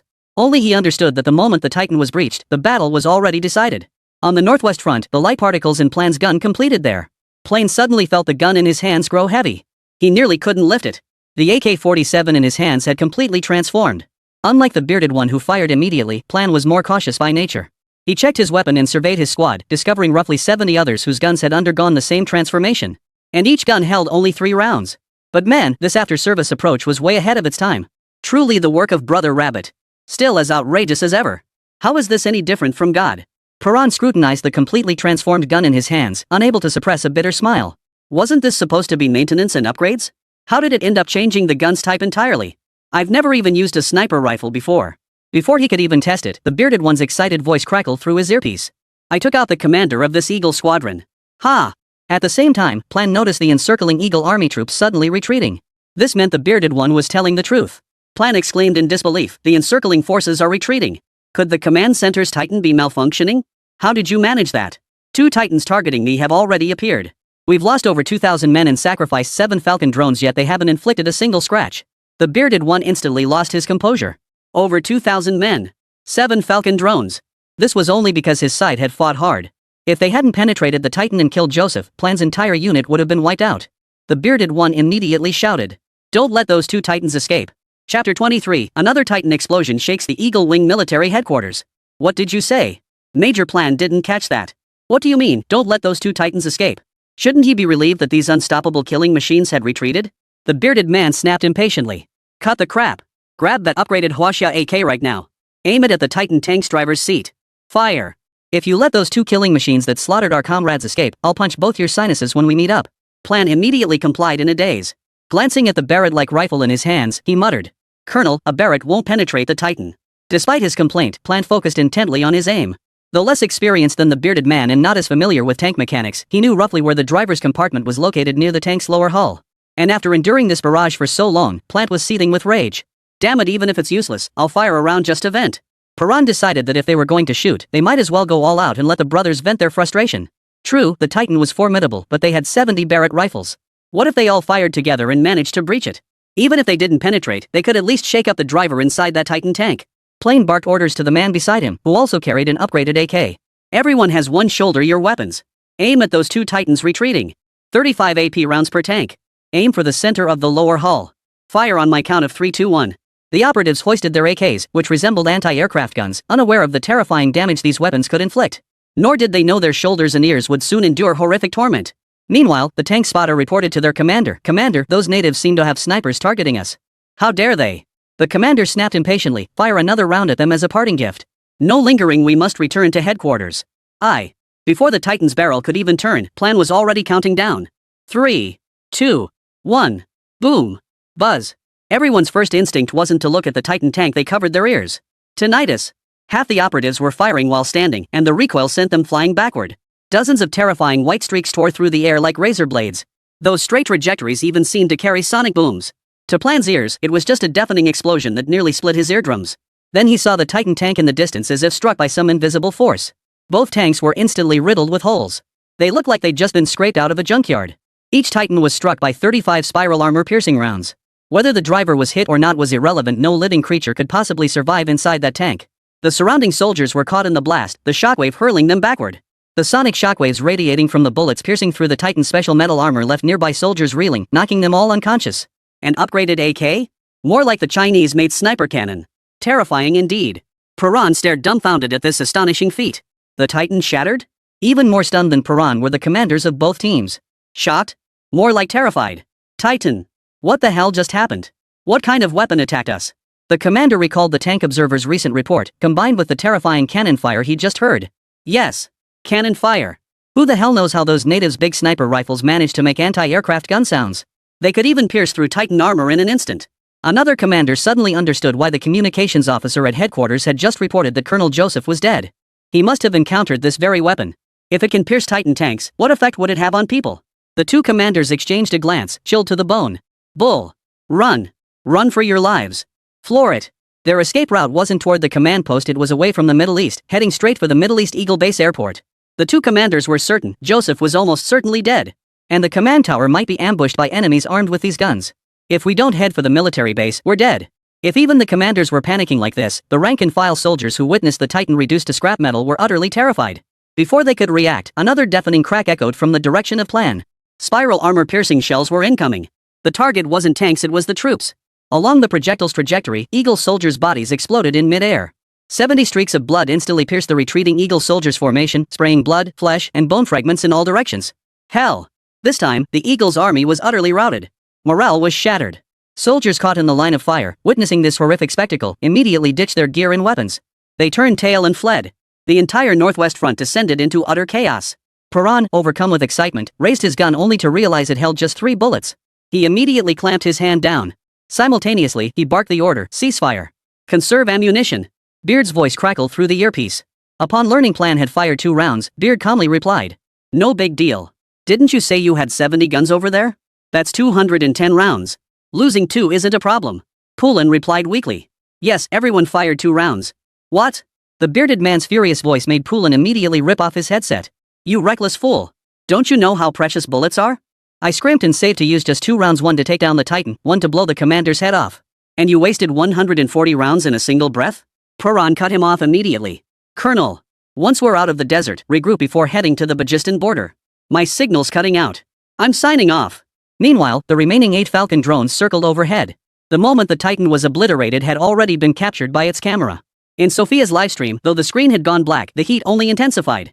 Because the more they were denied a view, the more wildly netizens speculated. Why did it go dark? The Titan got blown to bits. If this pro-Eagle Empire livestream doesn't go dark, won't they just make fools of themselves? Could it be that this female reporter is making some kind of shady deal with that Commander Old Deng? Hilarious. Eagle-chan can't take a loss. They wanted to show off how powerful their Titan is, only to get taken down by a single shot from China. Meanwhile, quick-handed netizens have already edited the livestream footage. The moment it was released, it instantly shot to the top of charts across global platforms. Even the Eagle-wielding Empire's military brass got wind of it. Chapter 24, The Fuming Eagle Chicken Military. What the hell is going on? How did those natives get weapons capable of piercing Titan armor? Our precious Titans were punctured by a mere rifle. Do you have any idea how much it'll cost to repair that hole? At least 100 million. The military council sat encircled in a circular conference hall.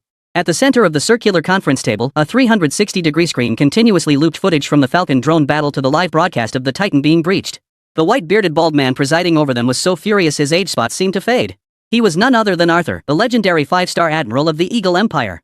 Now he no longer needed to lead troops personally, serving instead as one of the highest decision-makers overseeing the Eagle Empire's military affairs. His official title was one of the 2 deputy ministers of the military department. The other deputy minister was also a general but largely uninvolved in operations. The Minister of War is a civilian general skilled only in dealing with the government and upper classes. Thus, Admiral Arthur stands as the sole absolute military expert within the Eagle Empire. He alone can determine the military strategy of the Eagle Empire. But now, Whitebeard Arthur is truly losing his mind. Useless. As the world's foremost superpower, I ordered the eradication of a terrorist organization emerging from a minor Middle Eastern nation, yet we've ended up in this mess? Even our commander has fallen in battle. This is an utter disgrace. The entire world is laughing at us. They're watching to see how long we can hold on to being the world's top power. China and Russia are already itching for an excuse to strike at us in the UN General Assembly, and you just handed them one on a silver platter? A curly-haired man in white lab coat, resembling a researcher, pushed his glasses up and said, "Minister, surely it's not that exaggerated. Our technology, military might, and financial power still crush the world. Even if we have a few more points of criticism, so what? As long as our military weapons are strong enough, that's all that matters. Does Xia and the White Bear Nation? They're just overpopulated and reckless." White-bearded Arthur pulled up the video and enlarged it, leaning back in his chair and saying calmly, "Everyone, take a good look. See what kind of monstrous weapons the great Xia you look down upon has already created. If you keep viewing those Chinese with decades-old eyes, you'll die a miserable death." Senior military officials exchanged glances before watching intently. Truth be told, this was merely a routine operation against Middle Eastern natives, the kind of mission unworthy of attention from officers of their rank. That's why Joseph's mechanized regiment had been decimated before these military officials even saw the footage. They too were astonished. What kind of weapon could possibly command Admiral Arthur's attention to this degree? A roundtable meeting like today's hadn't been convened in at least half a year. Joseph didn't die in vain. These black drones were vastly superior to the military drones delivered by the RD Institute last week. The curly-haired researcher who just spoke was Adolf Matt, deputy director of the Eagle Sword Military Research Institute's Weapons Development Division. Instead of rebutting the officer, Adolf narrowed his eyes at the footage and exclaimed with palpable excitement, "Terrifying. These drones' capabilities surpass our era. You may be focusing on their flight and acceleration, but the most terrifying aspect is their evasive maneuvering. This absolutely cannot be human-operated. This level of technology is beyond human capability." Arthur inquired. "You mean?" Adolf declared with certainty. "Artificial intelligence. The kind seen in sci-fi movies, self-evolving superintelligence capable of intelligent analysis and conversing with operators. According to our plans, this technology won't be even preliminarily achievable for another 20 years. White-beard Arthur and the officers present were all startled. After all, in this era, even the technologically advanced Eagle Nation is still in the earliest, embryonic stages of AI exploration. The most advanced AI available today was nothing more than rigidly programmed dialogue systems. They could only perform basic analysis based on preloaded databases. If one were to pinpoint where AI is most advanced, it would likely be in science fiction films. And China has actually built something straight out of sci-fi movies? They were just playing around. How could you take it seriously?" Adolf continued, his voice trembling with excitement. "And that acceleration, it means their electric propulsion system is completely ahead of ours. As for that transformable heavy machine gun," Adolf slumped back in his chair, sighing. "Sigh. That's beyond my comprehension. I can't fathom its principles. How does it drive? How does it transform? How do they set predefined trajectories? How can a heavy machine gun fold into a circle while retaining its electronic components' functionality?" The officers exchanged stunned glances, speechless with shock. Even Adolf sighed. He was the director of the Eagle Sword Weapons Research Institute, the foremost weapons expert in all of Eagle Swan. Could China's drones truly be this terrifying? The conference hall fell instantly silent, with only the sound of the video playing. When the Huaxia AKs made their appearance, the officers merely frowned. While they could significantly boost combat effectiveness, the presence of heavy weaponry meant that no matter how formidable the AK's firepower, it could not shake the Empire's military dominance. Until the Chinese AK sniper cannon variant made its appearance. Boom! A thunderous explosion echoed, causing one officer to blurt out in shock. "This is absurd. That's clearly artillery fire. Coming from a rifle. I've never seen anything like it in my life. Now I have." Adolf's high spirits had faded, and he muttered despondently. "They must have upgraded the caliber, but the gun itself must have been reinforced, otherwise it would have blown its barrel. But caliber alone won't pierce Titan armor." Adolf suddenly stood up, leaning close to the screen to examine the gun in the video. "This is an accelerator?" He snapped to attention, his voice brimming with excitement. "So that's it. A genius idea. When the bullet's acceleration inside the barrel hits its limit, just add an accelerator outside the barrel. Look at the spiral-shaped holes in the Titan's armor, proof the bullets were spirally accelerated. I just wonder how this accelerator's mechanism works, how it manages to achieve spiral acceleration through the barrel." Adolf was lost in thought. "If only I could exchange ideas with that Chinese genius who created the gun and drones, I'd definitely be able to replicate it." An officer scoffed. "Forget it, Adolf. China would treasure such a genius like a precious gem. They'd never let him come to our Eagle Empire, they wouldn't even let us know his name." Sigh. Adolf knew that well enough. Science knows no borders, but scientists do. Just like him as head of the Weapons Research Institute, he's forbidden to leave the Eagle Empire. Chapter 25, Deploying Warships. UN General Assembly. For a moment, the atmosphere in the conference hall grew unusually somber. Look on the bright side. Sacrificing Joseph's mechanized regiment to uncover China's hidden weapons might just be a blessing in disguise. This way, we won't be caught off guard in any potential future conflicts. The speaker was Joseph's superior, Lieutenant General Leonard Shoes. Adolf shook his head. "I'm afraid General Leonard is underestimating the situation. If China is selling such weapons to these Middle Eastern tribesmen, it's highly likely they already possess more powerful and advanced versions domestically. The officers immediately began discussing among themselves. Stronger? We can't even handle the current ones if they're stronger. China might as well be heading for the moon. Didn't the Chinese Aerospace Ministry announce preparations for a lunar landing program? Maybe in a few years they really will reach the moon. Ha! Our Eagle has already landed on the moon. By the time they build satellites and machines capable of lunar missions, we'll probably have already occupied the moon. Resources discovered on the moon could potentially fuel the development of even more advanced weaponry. This remark sent a jolt through Adolf. His gaze drifted absently to the Titan in the video, but he remained silent. In truth, the core element of the Titan's primary material originated from rare lunar soil. Due to the complexity of lunar missions, the Eagle Empire hadn't successfully landed on the moon again since their last lucky attempt, making the Titan a rare weapon. But as a classified matter, he couldn't reveal this. Not even high-ranking military officials could be privy to it. This was classified information known only to the very top decision-makers of the entire Eagle Empire. After all, if word got out that they couldn't achieve a second lunar landing, the Eagle Empire's prestige would be utterly shattered. As for China's lunar program, Adolf could only chuckle. As a scientist, he knew how incredibly difficult it was 10 times, 100 times, 1,000 times harder than building weapons. Ahem. Arthur surveyed the noisy parliamentary chamber, cleared his throat twice, and declared solemnly. This incident is grave. That terrorist organization has mobilized forces armed with terrifying Chinese weaponry and is heading toward Pakistan. There, the Jacob Empire, an alias for Israel, is currently embroiled in a territorial war with Pakistan's indigenous peoples. You all know how highly our Eagle Empire's leadership values the Jacob Empire. If these terrorists disrupt the Jacob Empire's territorial plans, I'd wager that 7 out of 10 of you here will be facing demotions. They'd normally turn a blind eye to matters not concerning them, but now the fire had reached their own doorstep. These officers were no longer calm. General, I recommend deploying our cruisers immediately. Admiral Arthur, should we just nuke them? Solves everything in one go. Though it might kill a few civilians. Admiral, I'll lead the bomber and fighter squadrons to wipe them out completely. Adolf remained silent on the sidelines. This had nothing to do with him. The flames couldn't touch him. He was the prized asset. His job was solely to build weapons. But the officer's expressions made him curl his lip in disgust. Suggesting nuclear weapons? They'd sacrifice their dignity for rank. Utterly without scruples. Admiral Arthur held his pipe, frowning. Nuclear bombs are out of the question. The lives of those civilians are worthless, but after a nuke is used, the land becomes worthless, uninhabitable. The Jacob Empire demands territory. Fighters and warships are options. First, dispatch a cruiser to the waters off Bagistan for support. If necessary, deploy the ship's fighter jets and missiles. Furthermore, we must issue a stern condemnation of China's actions in supplying weapons to those terrorists. We must prohibit China's illegal arms supply. At the United Nations General Assembly, the representative of Bagistan delivered an impassioned speech at the assembly, his voice trembling with rage and tears as he pleaded for international support for his people facing imminent death. The representative of Bagistan roared. Oppose this act of aggression. The Jacob Empire is committing unjust, terroristic, genocidal acts of aggression. They have forgotten who sheltered the homeless Ute people back then. We even ceded part of our land for their nation. Yet over the years, our territory has been gradually eroded. Now only 1/20 of Pakistan's land remains. Shameless, ungrateful wretches. Yet the Jacob Empire's representative contemptuously produced the Bible and casually declared, "What shelter? That land was ours to begin with." The Bible clearly states that Jerusalem has been the holy land of the Ute people since ancient times. As the nation of Ute, what is wrong with the Jacob Empire legitimately occupying Jerusalem as its capital? You are the thieves who stole our land. All these years we've allowed you Pakistanis to live on our land out of sheer mercy. Now, you thieves should get the hell off our territory. The representatives of the Jacob Empire, brandishing the Bible, were met with derisive laughter from the Pakistan delegation. What kind of shameful nation uses the Bible as proof of territorial claims? How is that any different from using fairy tales as history books? The entire United Nations was dumbfounded. Is this even allowed? China's representative Gao Zhenghong was speechless. If the Bible could be used as historical reference to claim territory, then what would you say if China presented the classic of mountains and seas? The investiture of the gods? Journey to the west? Forget Europe. Could we not claim the moon has been Chinese territory since ancient times? Why? Because in mythology, the moon is Chang'e's palace.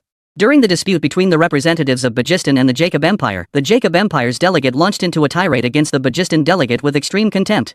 Pestilence. Swine. Damned. Bagistan tried to retort, only to find his microphone had gone dead. The Eagle Empire's delegate wore a malicious grin, while other Eagle-aligned nations watched helplessly as the Bagistan delegate paced anxiously. Weak nations have no diplomacy. Gao Zhenghong felt as though he were witnessing the China of years past, bowing to pressure. Having been drenched ourselves, we can't help but hold an umbrella for others. China's representative Gao Zhenghong could hold back no longer. China is now a permanent member of the UN Security Council, riding high on the international stage. Moreover, as a nation of courtesy, China absolutely cannot tolerate such practices. Thump! Thump! Gao Zhenghong said nothing, merely tapping the conference table twice with his knuckles. Those two taps instantly captured the attention of every nation's representative. Every delegate immediately shed their relaxed, playful demeanor toward Bajistan, adopting solemn expressions as they donned their simultaneous interpretation headsets. They then turned their gaze toward the Chinese delegation, awaiting their statement. Not even the Eagle San representative was an exception. The voice that the 8 base states can't even muster through endless wrangling is readily available here in China. This is the China of today. Chapter 26, Condemn China. The Chinese representative smiled. The Jacob Empire representative panicked. He hastily donned his simultaneous interpretation headset, his expression turning grave as he pondered where he might have offended China. For that tiny nation of Bajistan? Consider this, as the founding nation of the Yutai ethnicity, even the Eagle Empire now has most of its high-ranking officials and elites controlled by Yutai people. Thus, the Eagle Empire stood behind the Jacob Empire. On the international stage, few nations demanded Jacob Empire's utmost attention, but China was precisely the one that did. After all, even the Eagle Empire behind them must stay on high alert when facing China. Just look at how every single eagle-winged president in modern times has engaged in a showdown with China. Gao Zhenghong moved the microphone closer and spoke with measured gravity. The UN General Assembly is not a street market for shouting matches. Every delegate's speech should be carefully considered and show basic respect for representatives of other nations. Insulting language is absolutely unacceptable. Should this happen again, China will exercise its permanent member rights to have that country's delegate removed. Additionally, the microphone for the representative from Bajistan appears to be malfunctioning. Staff, please replace it immediately. After he finished speaking, the representative from Bajistan was drenched in sweat, looking at Gao Zhenghong with gratitude. The representative from the Jacob Empire's face froze. He turned to look at the Eagle Empire's representative. The Eagle Empire representative remained silent. Only then did the representative of Bajistan resume speaking, proceeding normally with his agenda item, Bajistan's application for full membership in the United Nations. Becoming a full member meant the country should receive protection from the United Nations. As such, other nations, both permanent members and full member states, would have legitimate grounds under the UN Charter to send troops to aid Bajistan. For Bajistan, this was a matter of life and death. But for the Jacob Empire, it was an obstacle. As long as Bajistan remained outside the UN, it could be bullied at will. Once admitted, it could escalate into a confrontation between the Jacob Empire and the entire world. UN membership requires Security Council recommendation followed by a General Assembly vote, which must pass without any veto from a permanent member. Otherwise, even if the vote passes, the permanent members retain veto power. The vote begins. Time passed and 2/3 of the nations cast their votes in favor. This signaled that most nations internationally supported Bajistan. After all, as fellow small countries, they understood the principle of mutual dependence. But the representative of Bajistan looked grim. Right as the vote ended, the Eagle Empire's representative pressed the veto button. The permanent member, the Eagle Empire, vetoed. Defeated. Despair filled the eyes of the Bajistan representative. Though anticipated, the reality was still agonizing. This meant the people of Gashan, Bajistan's last remaining territory, would continue to face slaughter. Gao Zhenghong shook his head. The Eagle Empire was truly hypocritical. Claiming to be the guardian of world peace, yet perpetually pushing for war. Across the table, Hansa Alexander of the Eagle Empire stated calmly. This agenda item is closed. Next, the Eagle Empire formally condemns Huaxia for illegally supplying weapons to terrorist organizations in the Middle East. This has inflicted immense harm upon the citizens of the Eagle Empire.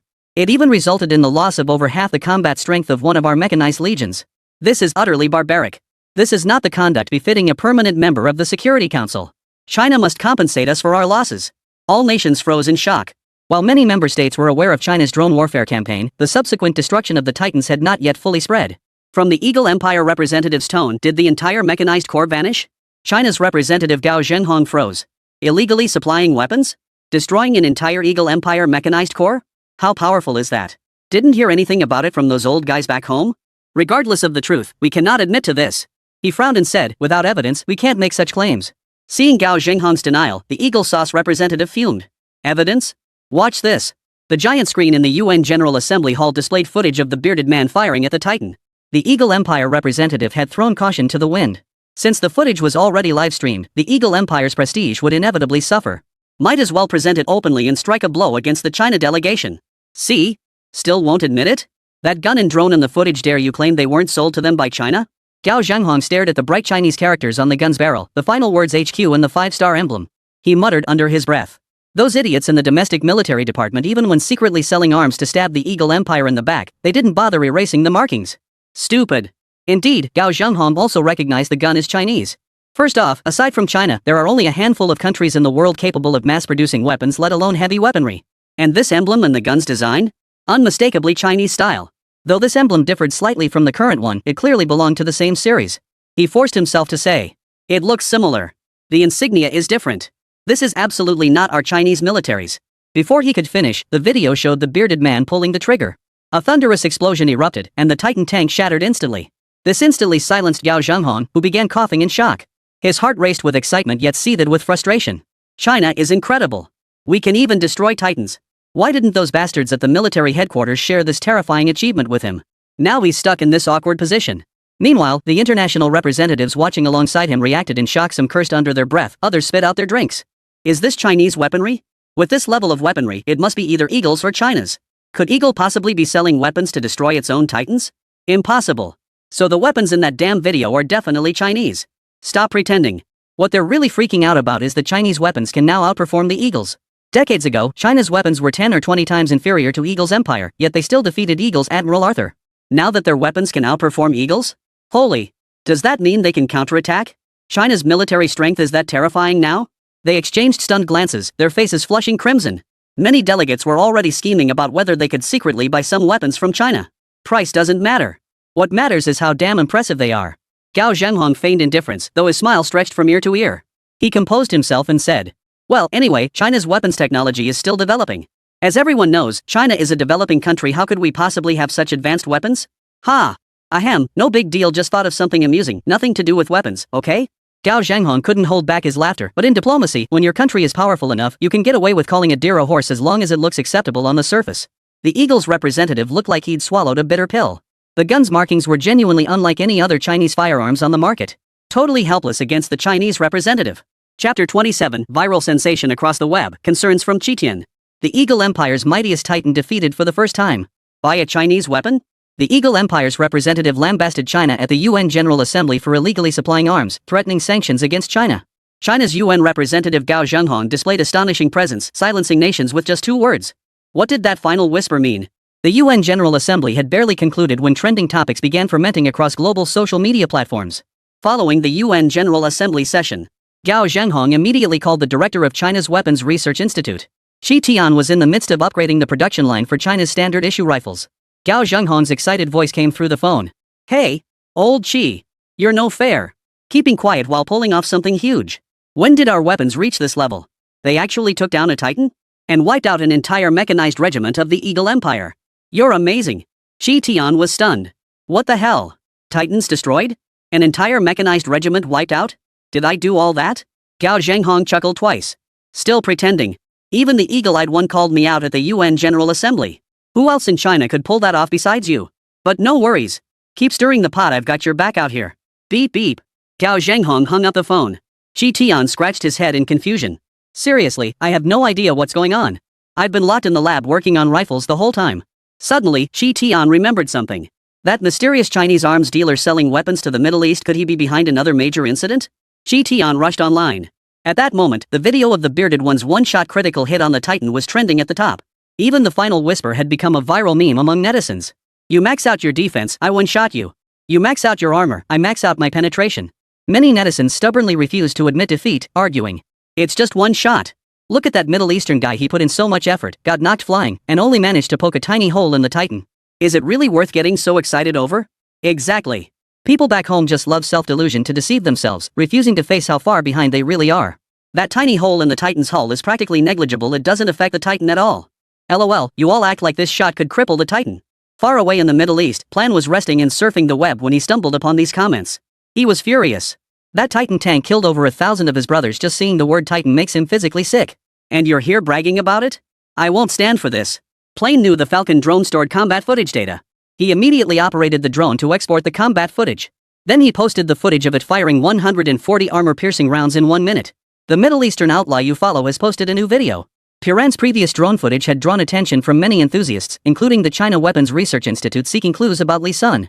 So when Pulin posted, Shi Tian, who was searching for the video and netizens discussing it all, got notifications. That Middle Eastern outlaw has posted another video. Go check it out. I'm the first commenter. Roar. Second.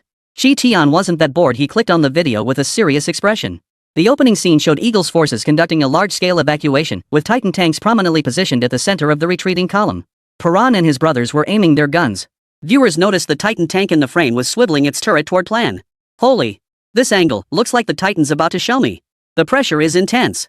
Even watching the video left me breathless. If I were actually on the battlefield, I'd probably freeze up and just wait to die. Seriously, why aren't you running? Are you just waiting to get hit? In the video, Plan began counting down.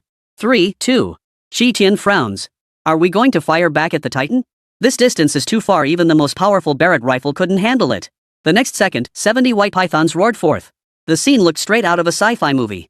The extreme velocity and spin generated air currents, combined with the characteristics of the armor-piercing rounds. At this moment, the sniper cannon version of the Huaxia AK made its devastating power visibly tangible. Those white serpents were the very embodiment of air currents and gunpowder smoke. The colossal steel titan screeched in agony as 70 white serpents tore into its metal, piercing it with a shrill, metallic wail. Riddled with holes. Bullets erupted in a hail of fire. Holy! They turned the titan into Swiss cheese. So badass. Mom asked why I was watching videos on my knees. I said my legs were weak. Who else is here? I'm asking, who else? Where's the guy who said we could only punch a tiny hole in that titan? Come out. Open your eyes wide and watch this. And it's not over yet. Paran in the video hasn't even holstered his gun. He's leading the soldiers behind him to take aim again. The titan's already been blown to bits. What's there to aim at? Could it be aiming at people? Boom. 70 white snakes strike again. This time, their targets were those eagle-winged soldiers. The white serpents had turned into blood serpents. 70 straight crimson trails were deeply etched into this invaded land. But these gashes were painted with the invaders' own flesh and blood. Chinese netizens were utterly stunned. This scene is far more thrilling than taking down a Titan tank, that lifeless hunk of steel. Can you withstand this shot? If you can't, you die. As a child reading martial arts novels, I couldn't fathom what it meant to pierce through 3,000 soldiers with a single sword strike. But now I know what it means to slaughter 300 eagles with a single shot. So damn badass. Holy crap, that's insane. After witnessing this, Qi Tian remained shaken for a long time. The sheer power of this shot could even tip the balance of war. A single soldier wielding this spear could sway the course of battle. The crucial thing is, though everyone believes this is a weapon of Huaxia, only Qi Tian knows the truth: it isn't. This weapon wasn't developed by his Weapons Research Institute at all. That's terrifying. If such weapons continue to be trafficked, what would happen if one day someone pointed the barrel at China? Whereas Qi Tian had previously harbored thoughts of recruiting this shadowy arms dealer, now his mind suddenly lit up. If the weapon's creator wasn't Chinese, or if the Eagle Chow faction found them first, it would spell disaster for China. Qi Tian urgently dialed a number. Commander. I have a situation to report. I need the nation to mobilize all its resources to find someone. All I know is his darknet ID, even a cornered rabbit will bite. The voice on the other end asked. What's going on, Director Qi? Who is this person? Qi Tian sighed. The black drones and guns capable of piercing Titan tank armor that are currently going viral online, I didn't build them. They all come from a mysterious private arms dealer. The voice on the other end exclaimed in shock. What? Chapter 28, Soaring Reputation, Redeeming Alpha Melting Point Materials. It really wasn't you? Director Qi, don't joke around. As a high-ranking military official, Luo Yuan had been closely monitoring the drone and Titan incidents these past days.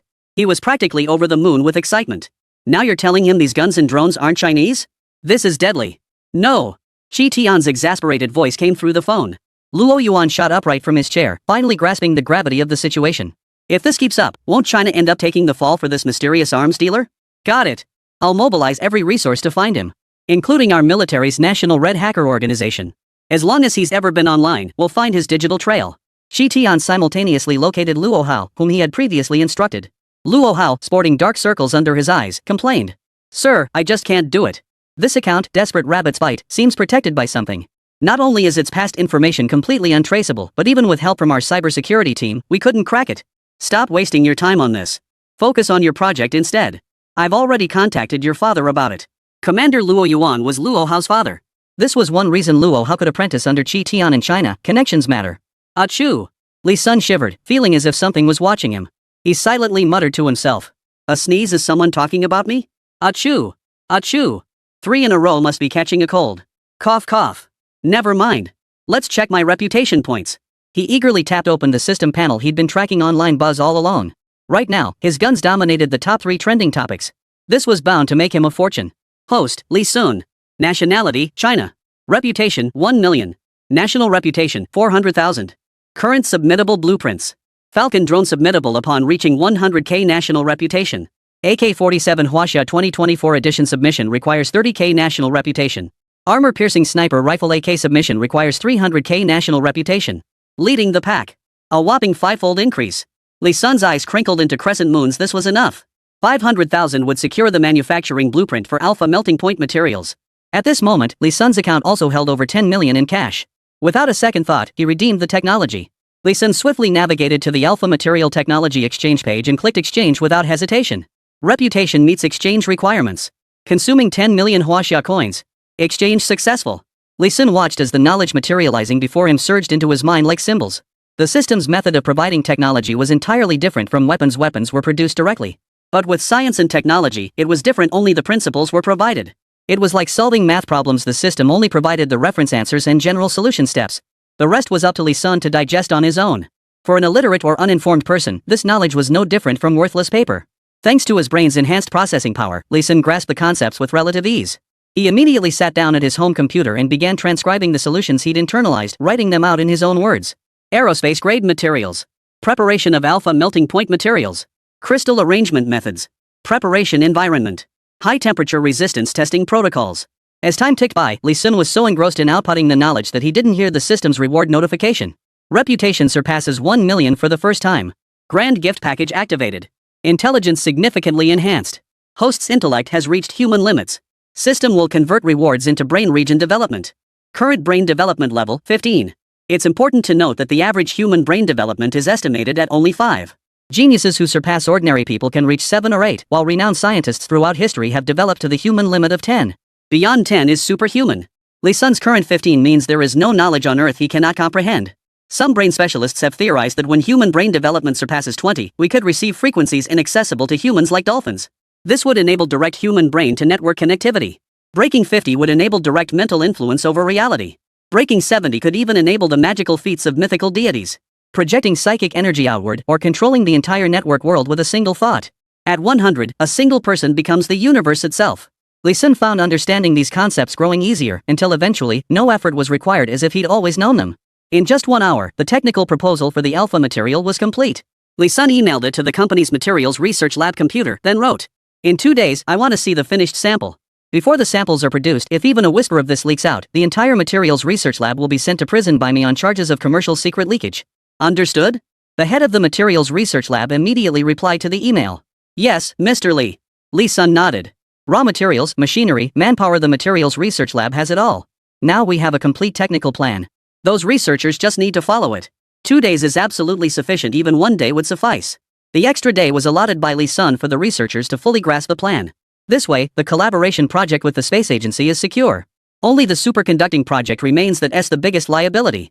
I knew there was more to the melting point material project than just national approval and a 5 billion yuan budget. Turns out they were hiding a superconductivity project. But superconducting tech requires 5 million reputation points. He only gained 1 million reputation by helping the bearded one wipe out a mechanical regiment that's still 5 times short. 4 million reputation points. Lee Sun was worried, and so was the mole within his company. Several days had passed since the last supplier ultimatum. Yuan Zhe had been pressed several times by the board hiding overseas, demanding he take swift action to deal with Lee Sun. Make Lee Sun take the fall for the 5 billion yuan in government bonds. After much deliberation, Yuan Zhe concluded there was only one option left: report it. Yes, he would proactively report Hongqi Company's fraud. Yuan Zhe had once been a researcher in the materials laboratory. Later, by sucking up to his superiors, he climbed the ranks to become a leader in the human resources department, freeing himself from the drudgery of lab experiments. Therefore, he possessed the falsified experimental data from the materials research lab. This should finally take care of Lee Sun. Even if you pull in 100 million, it won't matter. Technical fraud will definitely trigger an investigation team from the Aerospace Bureau. Those guys don't care about money. Lee Sun is finished. Chapter 29, New Orders, Establishing the Arms King website. The next day, Lee Sun woke up early.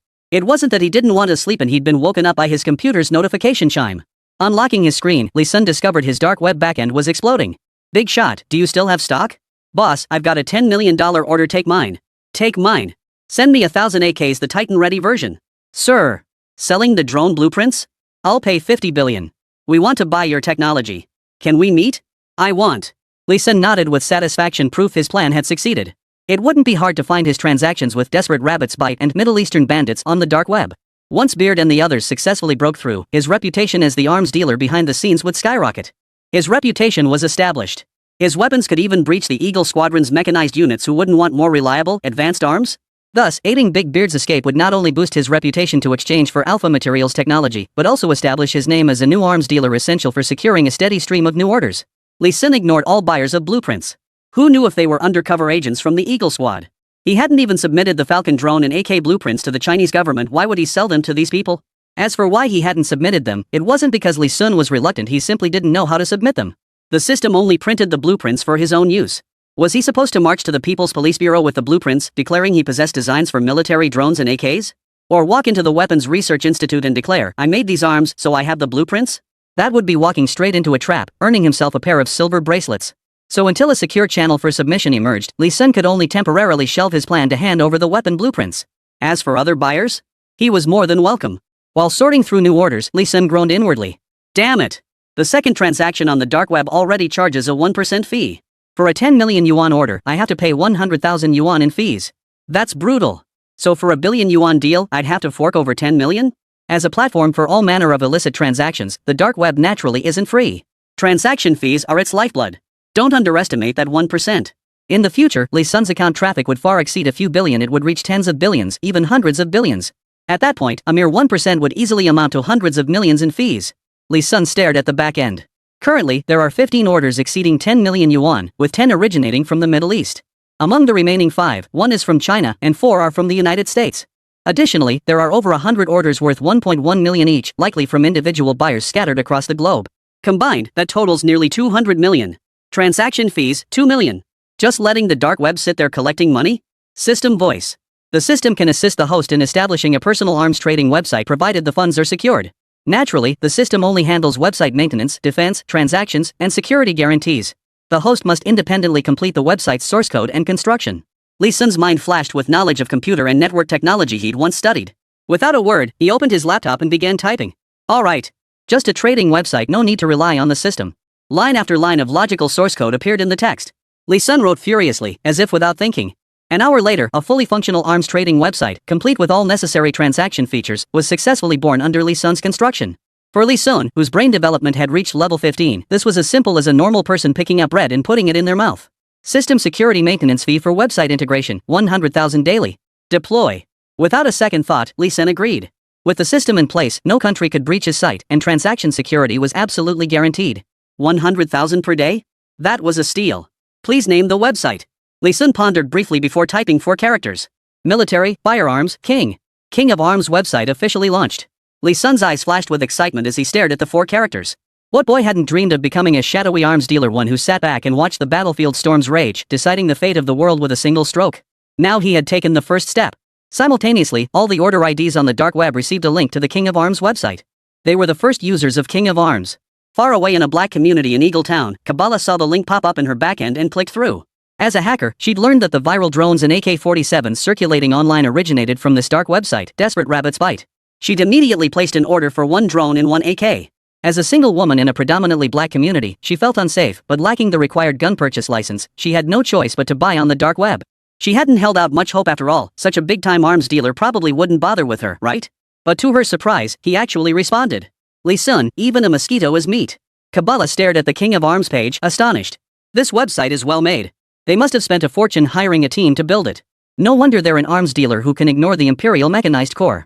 Kabbalah opened the marketplace page. Besides the AK-47s shown in the video, the site currently listed pistols, heavy machine guns, and even Gatling guns. Even mortars. Kabbalah even spotted categories for tanks and aircraft, though they were grayed out. There were multiple drone types too. The video showed a light combat drone, but there were also heavy drones and micro drones. But she couldn't afford any of them. Lee Sun had inflated the prices when setting them. After the battle with the bearded one, he finally understood just how absurdly overpowered the weapons in the system were. Selling them cheaply was absolutely out of the question. In fact, charging above market rates was the only way to go. The AK-47 jumped from 400 to 1,000 Huaxia coins per unit. Bullets cost 2 yuan each, while drones skyrocketed to 1 million yuan per unit. Micro drones were priced at 100,000 Huaxia coins each. Kabbalah sighed. Let's just stick with pistols, AKs, and micro drones. A new order page popped up. Wasp micro drone, 100,000 Huaxia coins. Banglang AK-47, 1,000 Huaxia coins. Portable pocket pistol, 500 Huaxia coins. Then simply fill in the customer information and delivery coordinates to complete payment.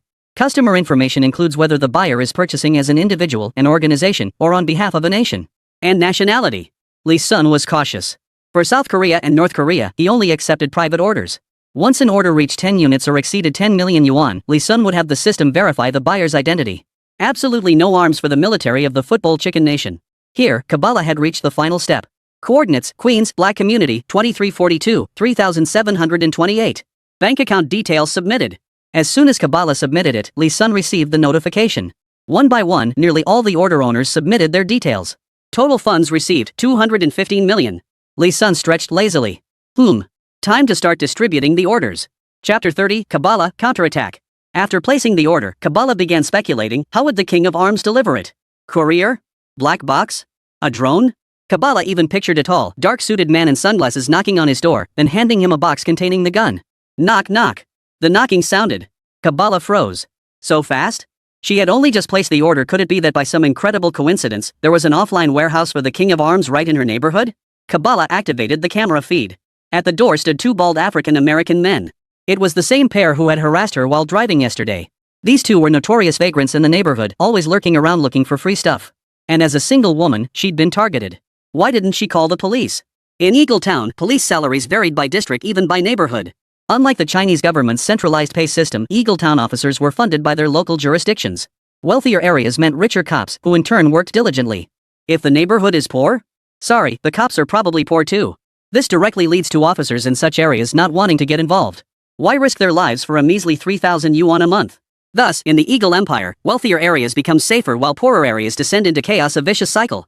Her neighborhood was one of the poorer parts of Queens. In fact, residents have called the police countless times, but after seeing these two homeless men run off every single time, the officers simply stopped bothering to chase them. This only emboldened the two black homeless men.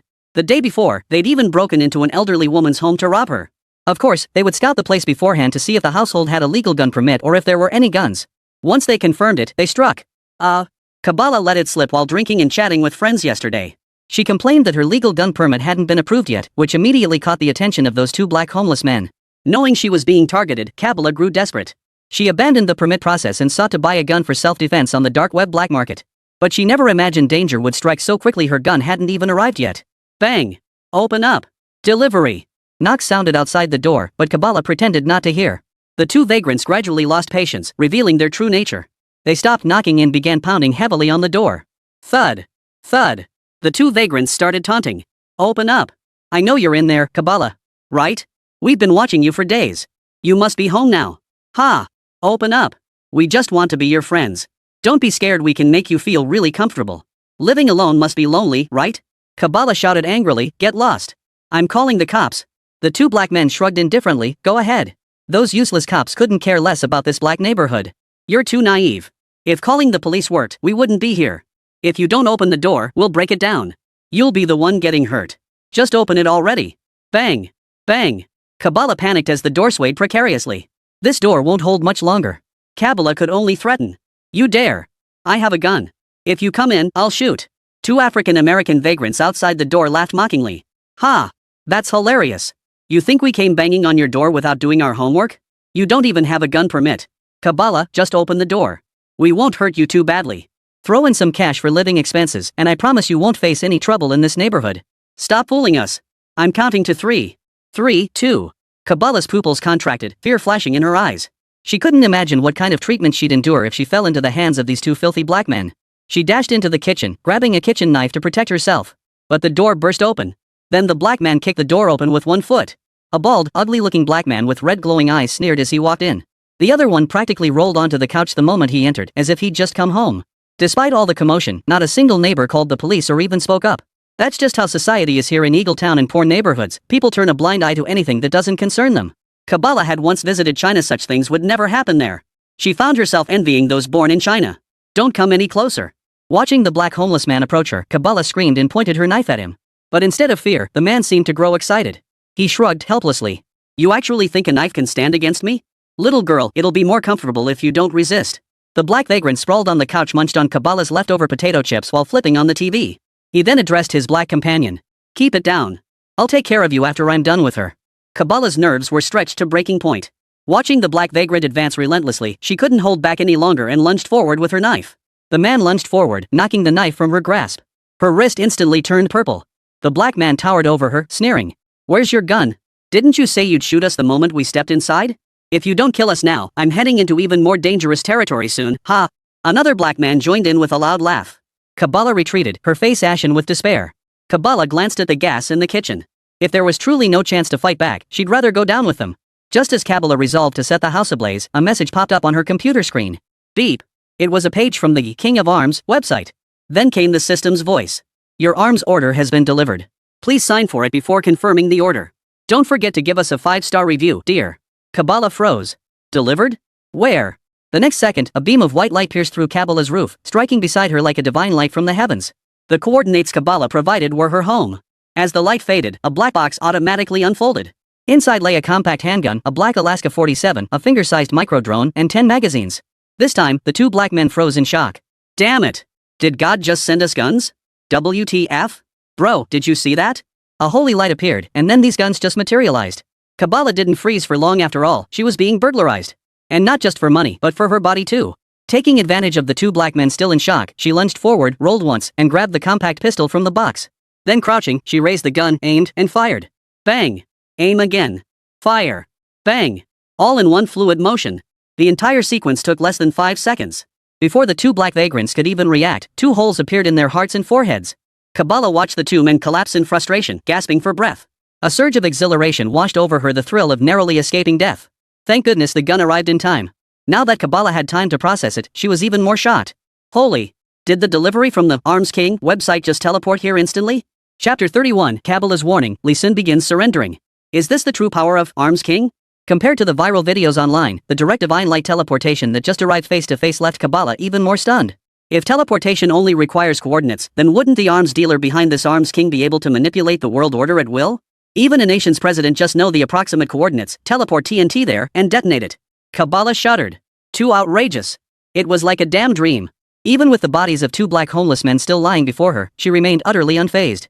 Forgetting to collect the bodies, she walked straight to the computer and initiated a private chat with Lee Sun in the back end of King of Arms. Kabbalah's ID was, Queen's Little Hacker. Queen's Little Hacker, boss. Thank you. You saved my life. If you hadn't delivered on time, I'd probably have become the homeless guy's plaything. I'll work hard to earn money and keep buying weapons from you. Can I share the website link with my friends? Lee Sun was still processing orders, nearing completion. Spotting Kabbalah's message, he replied casually. Rabbit bites back, absolutely. This site is dedicated to providing the perfect products for everyone who needs weapons. If you recommend us, we can even give you some small gifts as referral bonuses. Small gifts? If they even use divine teleportation to deliver orders, how could the little gifts be anything less than amazing? Kabbalah was thrilled.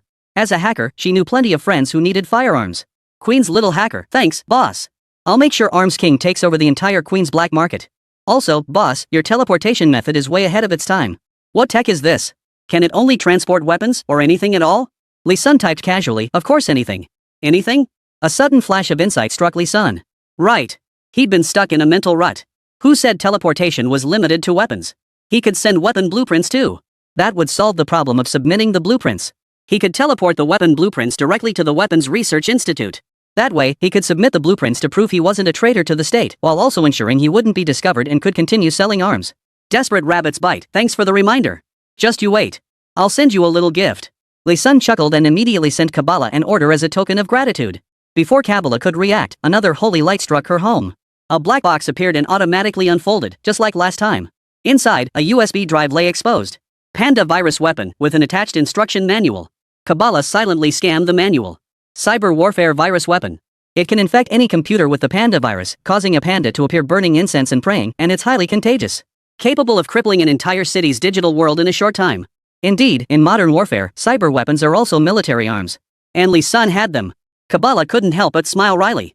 It seemed the boss thought he was a hacker and might need something like this. Meanwhile, Lee Sun had already begun preparing to hand over the blueprints. Given his current reputation points, he could essentially submit any weapon currently on order. Some common handgun and bullet models didn't need to be handed over. Lee Sun mainly submitted blueprints for weapons the nation currently needed to develop. Falcon Drone, AK-47 Hwasha 2024 edition, Armor-piercing sniper rifle, AK Micro Was drone. Just these 4 for now. Just as Lee Sun prepared to transmit them, the system rejected the request. Non-order item. System denies transmission. To prevent the host from indiscriminately slaughtering humans via point-to-point teleportation, the system reserves the right to reject non-order teleportation requests. Lee Sun instantly realized, was the system worried he'd teleport bombs? Indeed, in the late game, he could even exchange for nuclear bombs. If it encountered a bloodthirsty, sociopathic host, humanity might not survive long in this world. After all, point-to-point teleportation was a massive bug, a game-breaking cheat. But he wasn't planning to massacre anyone now. Let's talk, system. I'm just teleporting some papers over, not weapons. The system paused for 2 seconds before responding. Using order teleportation outside designated orders? 1 million credits per use. Lee Sun knew the system was just trying to screw him over. Damn it! A system that doesn't eat or drink. Why the hell does it love money so much? 1 million? No way. That's too expensive. The system replied mechanically. 2 million. Lee Sun's face darkened. How could it keep raising the price? 3. Lee Sun cut in urgently. 2 million. Transfer it immediately. The system didn't waste words, it directly deducted 2 million from Li Sun's account, and the blueprints he had prepared vanished. As for the coordinates of the weapons research facility, within China, they were readily accessible. With Li Sun's current brain development level of 15, his network information capabilities rivaled any hacker. Inside the Weapons Research Institute, Qi Tian was engaged in a face-to-face conversation with Luo Yuan. Luo Hao stood behind them, serving tea and water while occasionally chiming in. Teacher, Dad, that desperate rabbit's bite, can't even the military's red hackers track it down? Luo Yuan sighed. I have no idea who this entity is. I've exhausted all resources of the military's red hackers and still found nothing. This implies their headquarters possesses computing power rivaling our national systems, coupled with top-tier hackers as defenders. And there's not just one such world-class hacker. But every top hacker who's ever existed claims they have nothing to do with this rabbit. It's truly baffling. Qi Tian sounded disappointed. Is there really no way to track him down? I think he's friendly toward our nation. I tried buying weapons from him using a fake account. Guess what he said? Luo Yuan perked up. Did he charge too much? Qi Tian shook his head. He refused to sell me a gun. He said China is safe and doesn't need guns. Plus, he claimed the Chinese government bans guns. He said I'm breaking the law and would report me if he found out I bought a gun elsewhere. Ha! Luo Hao, standing nearby, couldn't help but laugh. A gun dealer refusing to sell to a buyer? That's bizarre. Luo Yuan nodded. That level of awareness is definitely Chinese. Otherwise, who cares if China bans guns? If you have the money, they'll sell. In truth, our red hackers found nothing, but the bounty led to a discovery. This rabbit's information is protected like a fortress, but human memory never changes. A professional hitman once came across a bounty this rabbit had placed targeting a board member of a company in the Magic City. The specific company was never named before the bounty was cancelled. Luo Yuan's eyes flashed with sharp insight. This confirms the arms dealer is in the Magic City. Chapter 32, Blueprint Transmission. Shocking the heavens. Right here in the Magic City? Then hurry up and send troops to investigate. If he's in the Demon City, he must have a lab, experimental blueprints, and such a search will reveal everything. Finding him would make the rise of China's military industry a reality. Luo Hao was instantly electrified upon hearing that rabbit was in China. Luo Yuan shot his son a disapproving look. How big is the entire Magic City? A thorough search might indeed uncover him, but what kind of commotion would that create? Wouldn't that be like announcing to the world that those weapons weren't made by China, but by some unknown amateur? If we succeed in finding him, fine. But if we don't? We'd have wasted manpower and resources, only to end up losing more than we gained. Qi Tian nodded in agreement with Luo Yuan's reasoning.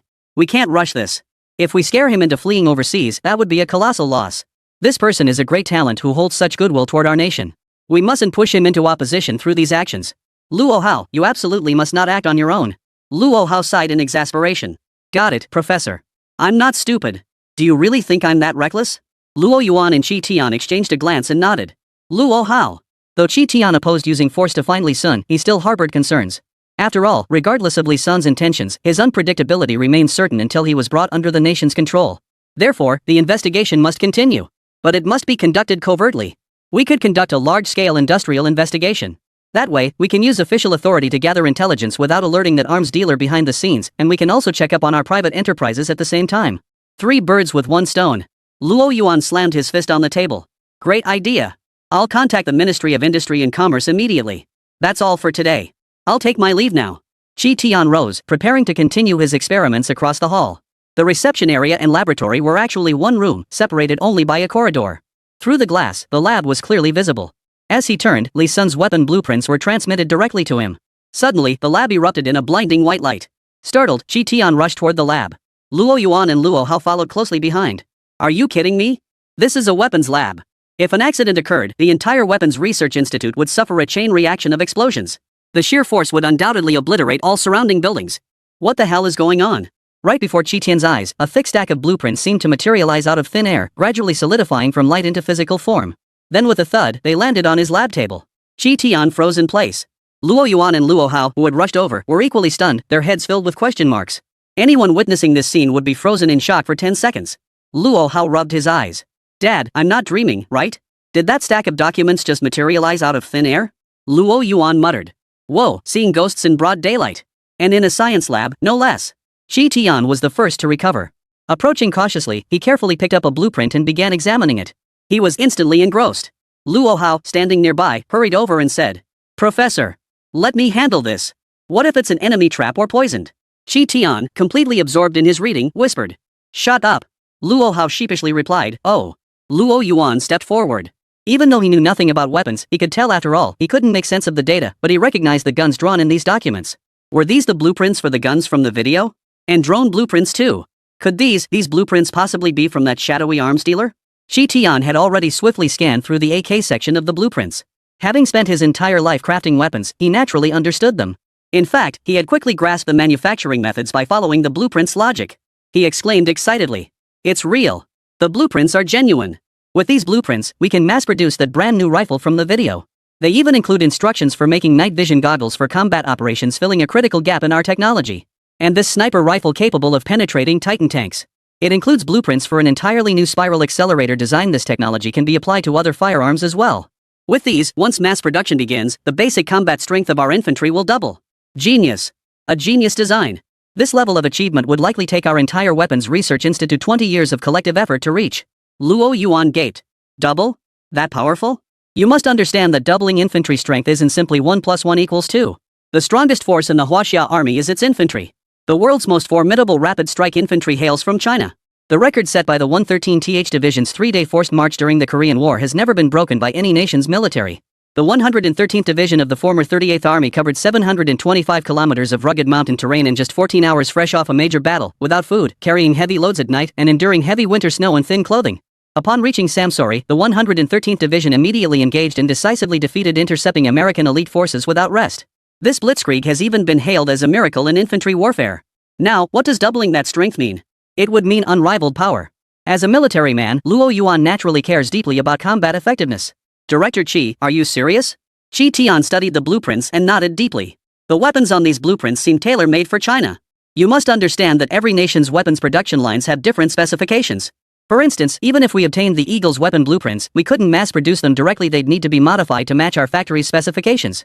But these weapons on the blueprints require no modifications whatsoever. It feels like they were designed specifically for our production lines. Shi Tian marveled. Whoever's behind this put a tremendous amount of thought into it. This is a tremendous gift to China. The monetary value of these blueprints far exceeds that of a single listed company. If Li Sun were here, he'd surely say, "This is the future of China's own weaponry. It's bound to fit perfectly with our production lines." Luo Yuan couldn't wait any longer and immediately ordered. "What are we waiting for? Produce a batch of prototypes first to test for issues. If feasible, mass-produce them for the entire military." Luo Yuan hadn't let excitement cloud his judgment. Weapons for the military must undergo rigorous testing. Shi Tian carefully stored the blueprints away. "Leave it to me. I'll have results within a day." Shi Tian, now regaining his composure, marveled. "Devilishly ingenious. These blueprints are merely 20 years ahead of ours, but the method used to deliver them just now, can you comprehend it? That beam of light. That was the most terrifying weapon of all." Chapter 33, Alpha Sample completed. Investigation Team Raids. The Huaxia Weapons Research Institute isn't just any place you can walk into. Never mind the military garrisons stationed around the perimeter. The level of secrecy surrounding its coordinates alone is beyond the knowledge of ordinary people. Moreover, signal jammers and weapon interception systems are deployed all around the facility, all designed to prevent foreign intrusion. Yet that beam of light bypassed all security measures, delivering the blueprints directly to the desk of Qi Tian, the institute's highest-ranking authority. This meant that if the sender harbored malicious intent rather than goodwill, they could have slipped a bomb right inside. Qi Tian mused. This time it was the Weapons Research Institute. Could they deliver to other locations? This time it was blueprints. Could he teleport a bomb instead? Thankfully, this arms dealer harbors no ill will toward us. Luo Yuan's heart skipped a beat. This is every nation's high-level nightmare. With this technology, wouldn't targeted explosions be able to eliminate enemy commanders and leaders at any moment? Or even deliver a nuclear warhead to the devil himself? Hell on earth. The enemy wouldn't even know where their attackers came from. They didn't know that Li Sun couldn't actually teleport weapons beyond the order. The system was designed to prevent it. Shi Tian sighed. Be cautious during reconnaissance. Maintain a cooperative attitude. Even if you discover something, prioritize negotiation. Do not provoke this individual. Otherwise, he has the power to drag all of China down with him. Meanwhile, Li Sun remained unaware that his act of surrendering weapons had inadvertently intimidated several high-ranking officials in China. Thanks to the bearded man's advertising effect, back-end orders kept coming in, though not as many as initially. This was likely because he was a new arms dealer with no established track record. By the next day, the cumulative orders had reached 300 million. Li Sun beamed with delight at the rising balance early that morning. Excellent. He was one step closer to repaying the 5 billion national debt, securing his own survival, and mounting a counterattack against the board. Meanwhile, Li Sun's phone buzzed with a report from the materials lab. The employee's tone was cautious. "Mr. Li, the alpha material samples are ready. Would you be available to inspect them?" "Hold on. I'll be right there." Li Sun threw on his clothes and rushed to the company. Joking aside, when it's a matter of life and death, how could he possibly be too busy? Just as he stepped out, intending to hail a cab, Li Sun spotted Secretary Jean waiting at the entrance with the car already running. Li Sun exclaimed in surprise. "How did you know I was leaving?" Secretary Kim adjusted her gold-rimmed glasses and replied. As a professional full-time secretary, one must anticipate the boss's intentions. The experimental material samples are ready, and I figured you'd want to inspect them, so I've been waiting here for a while. That's basic training. Lee Sun praised. You're the best. Secretary Kim was an excellent driver. They reached the company in 10 minutes. Little did Lee Sun know that Yuan Zhe, the corporate mole, was biding his time with a major move up his sleeve. The aerospace investigation team for the Melting Point Materials project had arrived.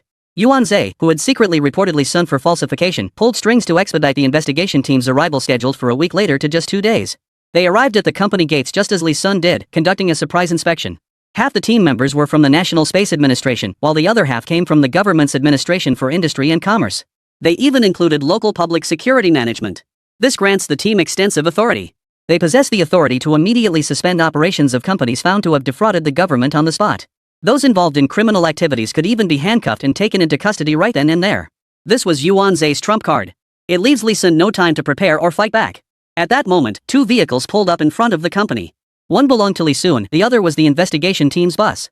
The moment Lee Sun stepped out of his car and faced the investigation team members dressed in Zhongshan suits and Western-style suits who had just disembarked from the government bus, he was stunned. Secretary Jean, who had seen it all, whispered. Mr. Lee, should we lie low for now? Yuan Zhe, who had been waiting at the entrance to receive the investigation team, wouldn't let this opportunity slip by. His eyes lit up upon seeing Lee Sun's car, and he immediately stepped forward, calling out. Mr. Lee. You're here. Allow me to introduce you. This is Cui Jian, head of the aerospace investigation team. Team leader Cui.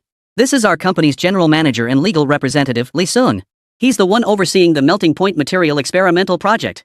Cui Jian, now with graying hair, currently holds the 3rd highest position at the space agency. He oversees the Tiangong Space Station project, which is preparing for launch a project also involving Lee Sun's company, Melting Point Materials. The melting point materials produced by Lee Sun's Red Flag Company are to be used as the protective layer for the satellite's inner walls, crucial for ensuring the normal operation of internal components during the extreme heat of launch and the frigid temperatures of space.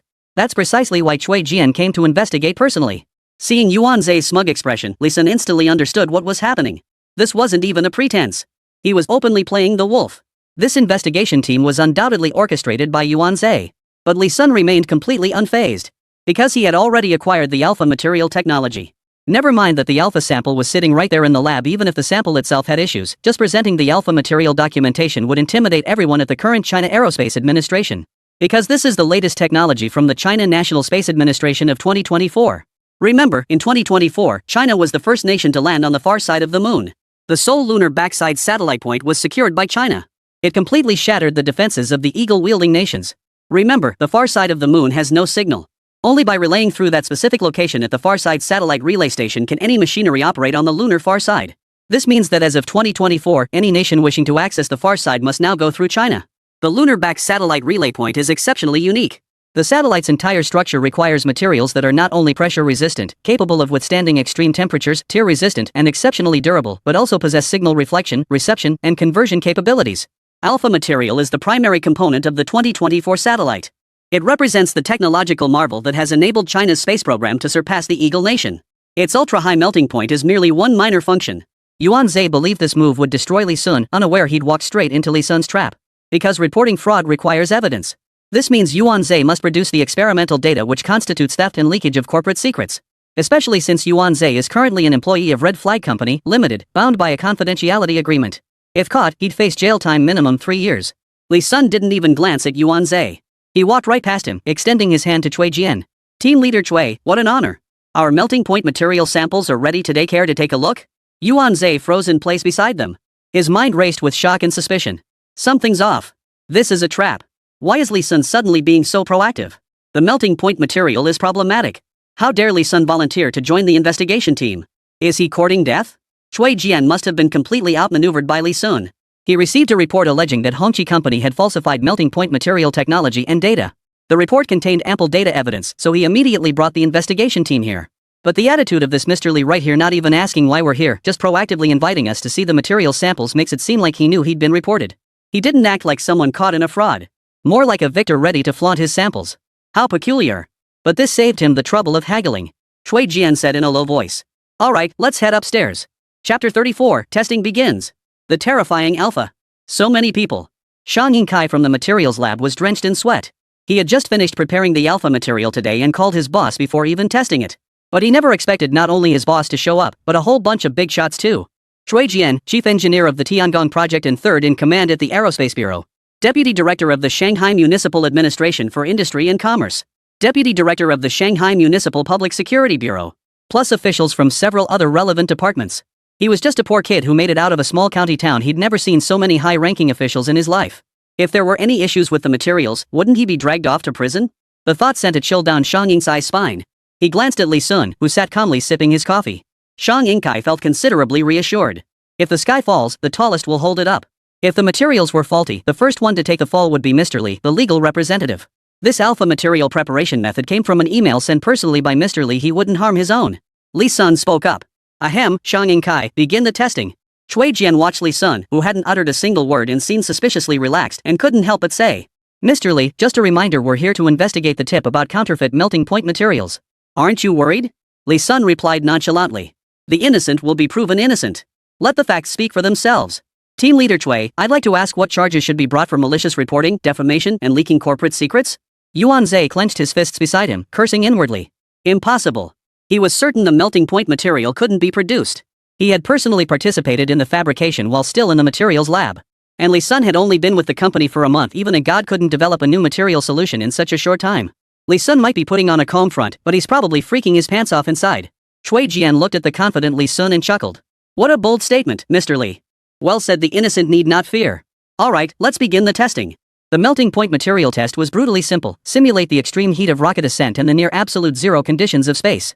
This extreme shift from scorching heat to freezing cold puts the material's endurance to the ultimate test. Inside the laboratory, separated by glass. All eyes converge on a white material sample inside the sealed cylindrical test chamber as the surrounding heating apparatus begins its cycle. A display screen nearby shows the temperature. Meanwhile, the electromagnetic field tester on the other side displays the real-time material properties of the alpha material. The temperature on the test bench steadily climbed as the machinery operated. 100 degrees. 300 degrees. 500 degrees. 800 degrees. 1,200 degrees. This is already the minimum melting point threshold for aerospace material casings.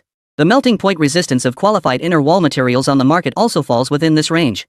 Chui Jian stared at the material property data displayed on the electromagnetic tester beside him, showing not even a flicker of fluctuation. He couldn't help but exclaim. Excellent. Few artificial materials maintain such stability at 1,200 degrees. This level of stability alone is unmatched. While it may not yet meet the standards for aerospace rocket hulls, it's perfectly sufficient as a protective inner lining for spacecraft. Passed. Mr. Li, we wrongly accused you of the report. We'll have it thoroughly investigated. Now let's proceed with the low temperature testing. Yuan Zhe beside him began to panic. What the hell? Back in the lab, that crappy material couldn't even withstand 800 degrees before melting. How could it possibly withstand 1,200 degrees? Li Sun glanced at Yuan Zhe, drenched in sweat, and let out a cold chuckle. He then turned to Chui Jian and said, Don't worry, Team Leader Chui. There's more to come. Chui Jian stared in astonishment at the lab bench, where the temperature gauge continued climbing. 1,300 degrees. 1,500 degrees. 1,800 degrees. 2,000 degrees. 2,300 degrees. At 1,500 degrees, Chui Jian's eyes still held surprise. But when the reading broke through 2,000 degrees, his expression turned to utter astonishment. At 2,300 degrees, Chui Jian even disregarded his status, leaning over the testing equipment to repeatedly verify the unbelievable reading. 2,300 degrees. The current standard for Huaxia aerospace rocket casings is 1,500 degrees. NASA's standard is 1,700 degrees, not much different from China's. Now, in a small private enterprise, he discovered a material capable of withstanding 2,300 degrees of extreme heat. How could Chui Jian not be thrilled? This material surpasses even the Eagle's melting point. A higher melting point means greater stability for internal instruments and components during rocket ascent. Less susceptibility to damage. In spacecraft, a mere 1 mm difference can cause a rocket failure. How many 1 mm gaps could this 800-degree margin compensate for? This breakthrough could enable countless instruments previously deemed unsuitable for spaceflight to finally reach orbit. Chui Jian stared at the data and instructed the senior aerospace engineer accompanying him. Calculate the error in material property changes immediately. The engineers, who had originally come to investigate, rolled up their sleeves and got to work. Within minutes, they reached a conclusion. The error falls within 0.001. Properties data variation within 0.005. Material stability rating, S. Material melting point rating, SSS. Watching the excited bigwigs, Yuan Zhe couldn't accept it. After all, he had personally stepped forward to report this, staking his entire livelihood on it. If he failed, he'd be the one going to jail. His eyes reddened as he lost control. This can't be. The data was clearly fake when I did it. How could it possibly be manufactured? Such a high melting point must have come at the cost of other material properties. Go ahead and test its low temperature properties and compressive strength. Cui Jian remained silent, watching like a spectator enjoying the spectacle. After all, Yuan Zhe had a point, and he too wanted to see how the subsequent tests would unfold. The melting point property passed. Now came the low temperature and compressive strength tests. If only one test passes, it won't make it to space. Li Sun looked at Yuan Zhe, who was clearly flustered, and delivered the final blow. If you're not up to the task, don't blame the road for being rough. Shang Yingkai, continue the testing. Shang Yingkai entered the lab in his lab coat and transferred the white material sample to another workbench. The cryogenic test begins. As everyone knows, when an object undergoes extreme cooling after exposure to super high temperatures, it can easily explode due to the sudden thermal shock. And the alpha material had just endured temperatures of 2,300 degrees Celsius. No material has ever undergone such extreme heat testing. The sheer risk of this challenge made even Shang Yingkai, the operator in charge, too nervous to watch. As the temperature plummeted, a layer of frost began forming beneath the alpha material on the lab bench. The entire sealed test chamber was filled with a deathly pale cold air. Target environment has reached near absolute zero. Hearing the instrument's alert, everyone turned to the electromagnetic tester. Alpha's property readings fluctuated within a mere 0.01 range. After being subjected to 2300 C ultra-high temperature testing and immediately transferred to an absolute zero environment, the material's properties remained perfectly stable. Cui Jian marveled. Whether extreme heat or absolute zero, it adapts flawlessly. Such terrifying stability.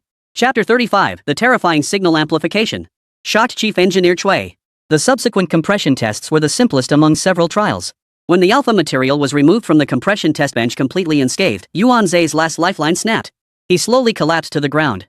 Cui Jian paid no heed to Yuan Zhe's reaction. His sole concern was whether alpha could be utilized in aerospace applications. Seeing all tests pass, his heart sank to the ground. Excellent. Mr. Li is truly a rising star to deliver such a monumental gift to the nation at such a young age. With this alpha material, China's aerospace industry will surely reach new heights. As for the whistleblower allegations, we will thoroughly investigate and provide Mr. Li with a satisfactory resolution. Li Sun smiled. Yuan Zhe, the whistleblower, was standing right there. Why not arrest him now? After all, the investigation team had the authority to act first and report later. This was giving Yuan Zhe time to maneuver. Seems Yuan Zhe has some pretty powerful connections. Cui Jian was getting a headache. Yuan Zhe's report had been submitted through another chief engineer at the Aerospace Bureau. Clearly, he had connections with that engineer. Even with the facts now clear, he still had to spare the chief engineer's face and couldn't make the arrest publicly. The space agency would certainly investigate thoroughly afterward. In China, it all boils down to those 4 words. Social etiquette. But clearly, Li Sun was not satisfied. Li Sun wouldn't let Yuan Zhe off so easily. While the space agency was unlikely to protect Yuan Zhe after all, alpha material's current weight far outweighed the influence of a chief engineer's connected associate. But the current tests were far from pushing alpha material to its limits. Li Sun personally placed the alpha material onto a new test bench while pressing the test initiation button. 1 floor won't suffice. We need 10 floors. Chief Engineer Cui, high temperature resistance and low temperature endurance are merely alpha's appetizers. Its true main course is its signal amplification capability. Its signal reflection capability surpasses current aerospace materials by at least tenfold. Cui Jian held his breath upon hearing this. He exclaimed in astonishment. Signal? You're not joking? Materials can amplify signals? The current challenges in aerospace are twofold. Materials must withstand extreme temperatures and harsh environments, while fuel and thrust must be as powerful and stable as possible. Third, spacecraft must achieve precise orbital insertion according to predefined parameters. And precision depends on algorithms and signals. Many spacecraft lose control and communication after launch. Even China's space satellites experience fluctuating signal strength in orbit, with those near the moon being particularly prone to disconnection. Each loss of signal during launch causes orbital deviation. Once the deviation becomes too large, the satellite will depart from its intended orbit. The satellite becomes useless. If alpha material could inherently boost signals, combined with China's world-class aerospace algorithms, surpassing the Eagle Nation in space exploration would be no empty boast. Buzz. The laboratory's electrical signal simulation commenced. A large dish-shaped signal transmitter materialized, emitting high-frequency electromagnetic waves. Its target, the alpha material sample on the lab bench. An instrument outside the lab simultaneously displays the transmitted signal strength and the reflected signal strength after passing through the alpha material. Current transmission strength, 90 dBW. 90 dBW is the average strength of a standard satellite signal. Signal strength values are typically negative. The higher the number, meaning closer to 0, the better the signal. Typical values for mobile phones and computers range from 40 dBW to 300 dBW. Most satellites operate between 40 dBW and 210 dBW. Most materials not only absorb but also weaken electrical signals. Send out 100 and it comes back as 180 or even lower. Cui Jian stared at the waveform display on the monitor, watching the peak electrical signal suddenly surge after passing through the alpha material. As if some special structure had amplified the signal. The received signal strength was 35 dBW. It's amplified by 2.5 times. Holy! Cui Jian let out a string of expletives. In his 40-year career, he'd never seen such a strong signal strength. This isn't like your salary going from 3,000 to 10,000. Every 10-point increase in signal strength requires researchers burning the midnight oil night after night. And this is over 200 points stronger. From 150 to 375 is equivalent to a monthly salary of 3,000 to a monthly income of 1 million. And this still isn't the limit of alpha material. Lee Sun explained. The amplification limit of alpha material depends on the strength of the transmitted signal. The stronger the signal, the lower the amplification factor. Currently, the strongest signal China can transmit is 45 dBW. The optimal transmission strength is 50 dBW. Lee Sun pressed the button. Buzz. Received signal strength. 10 dBW. Cui Jian swallowed hard as his brain raced. This surpassed the existing peak signal strength by fourfold. That's 30 dBW higher than the Eagle's strongest signal of 40 dBW. This meant that if all aerospace structures were switched to this material, China would never again suffer from signal issues. Add to that alpha material's unparalleled resistance to melting points, extreme cold, and pressure. Forget the moon. Mars, Uranus will conquer them all. This material was practically born for space exploration. Cui Jian's eyes blazed as he looked at Lee Sun. Officials from the Shanghai Municipal Administration for Industry and Commerce and Public Security Bureau who had accompanied him exchanged glances, their faces breaking into excited smiles. Lee Sun's Red Flag Company fell under his jurisdiction, and such outstanding achievements would count as their political accomplishments, giving them solid ground for future evaluations. Lee Sun looked at the excited Cui Jian and the senior engineers, correcting them. It's a man-made material born for aerospace. Lee Sun emphasized the word artificial, making it clear to the investigation team that this groundbreaking material was his creation. As for the allegations of technological fraud, pure malicious slander by petty individuals. Cui Jian understood perfectly well that alpha material was now more important than even his position as chief engineer. What did Yuan Zhe amount to? He immediately declared. Director Zhang, the suspect is yours. Make sure you interrogate him thoroughly. A middle-aged officer in uniform nodded. With a single phone call, a SWAT team burst in from outside and immediately handcuffed Yuan Zhe. Yuan Zhe struggled, shouting. I want a lawyer. I want a lawyer. I know Chief Engineer Lee from the Aerospace Bureau. You can't arrest me. I know him. Cui Jian watched coldly as the officer stuffed a gag into Yuan Zhe's mouth. Even now he dared to implicate Chief Engineer Lee. He wouldn't even know how he died. Besides, Lee Sun, the man who developed alpha material, is now the space agency's prized asset. Even if Chief Engineer Lee had offended Lee Sun, the director would have fired him. Director Zhang chuckled. Team Leader Cui, chiefly, I'll be off to attend to other matters. As for this whistleblowing incident, I will ensure those who deserve punishment receive the full extent of their crimes. There will be no leniency. With those words, Director Zhang had sealed the fate. Yuan Zhe was finished. Truth be told, Yuan Zhe had a sliver of hope before he mentioned Chief Engineer Lee. But by blurting out that foolish remark, he sealed his fate. The state would never allow a lowly clerk to drag a chief engineer of the Aerospace Bureau down with him. And with Lee Sun still in the picture, Yuan Zhe might not even make it to trial. Cui Jian considered all this trivial. His eyes gleaming, he turned to Lee Sun and asked, Chief Lee, do you want your wife or not? With your talent, young ladies at the Bureau would be lining up to throw themselves at you. Come join our Aerospace Bureau as Chief Engineer. China's space program needs you. Chapter 36, Becoming Chief Engineer. Pitching anti-ship missiles. Outside the Hongqi Corporation building, Yuan Zhe was dragged away by armed police like a dead dog, struggling desperately. He glared at Lee Sun until the moment he was shoved into the vehicle. Lee Sun lit a cigarette, feeling somewhat melancholy. Yuan Zhe was merely a lackey of the board. A dog driven by ambition and survival, no real grudge against Lee Sun. He only had himself to blame. Lee Sun never showed mercy to enemies who dared to target him. Cui Jian looked at the dazed Lee Sun and asked, Mr. Lee? What do you say? Come join my space agency as chief engineer? Lee Sun shook his head. Are you kidding? I'm still dealing with my own mess. Going to the space agency and dealing with officials every day? If they found out, wouldn't that be suicide? Cui Jian grew impatient, assuming Lee Sun feared constraints. He promised. It won't interfere with your schedule. The space agency has a position called guest chief engineer. No need to join the formal staff, but you'll hold the title of chief engineer. You wouldn't need to be stationed at the bureau permanently, just provide technical support for major projects. Occasionally represent us at business events and even get paid for appearances. Lee Sun pondered for a moment. A non-staff chief engineer? Sounds pretty good. Cui Jian quickly grasped Lee Sun's hand, afraid he might change his mind. It's settled then. The chief engineer evaluation will proceed once the alpha material reaches the director. The bureau will then conduct a political background check on Mr. Lee. As long as you're not a spy or anything like that, once approved, the chief engineer credentials and appointment certificate will be handed to you. About a week. Lee Sun smiled as he escorted Cui Jian and the other investigators to the bus. As he departed, Cui Jian remarked, Mr. Lee, no. Now I should call you Chief Engineer Lee. In a week, there's a Space Technology Expo in Shanghai. The organizing committee has invited our bureau to serve as judges. Our current chief engineers are all busy with projects, so we'd be grateful if you could attend. Cui Jian narrowed his eyes and added, 1 million yuan appearance fee. Lee Sun's eyes lit up. $1 million just for appearing? Alright. Leave it to me. Waving goodbye to the bus, Secretary Jean standing behind Lee Sun felt like he was in a dream. Just this morning, his boss was a debt-ridden, fraudulent scoundrel. By noon, he'd become the chief engineer of the space agency. It was well known that many researchers in state institutions held permanent positions. Judging by the composition of this investigation team, Cui Jian's status was no less than that of the directors of various bureaus in the Shanghai municipal government. That meant he was at least a full department director. What tech company boss holds a full department-level position? Wouldn't he walk around like a king among his peers? But his age was easily overlooked because of his position. Secretary Jean knew it well. Lee Sun had just graduated from university. He was at most 23 years old. Young, fit, wealthy, influential, and talented. The perfect husband material. Secretary Jean shook her head.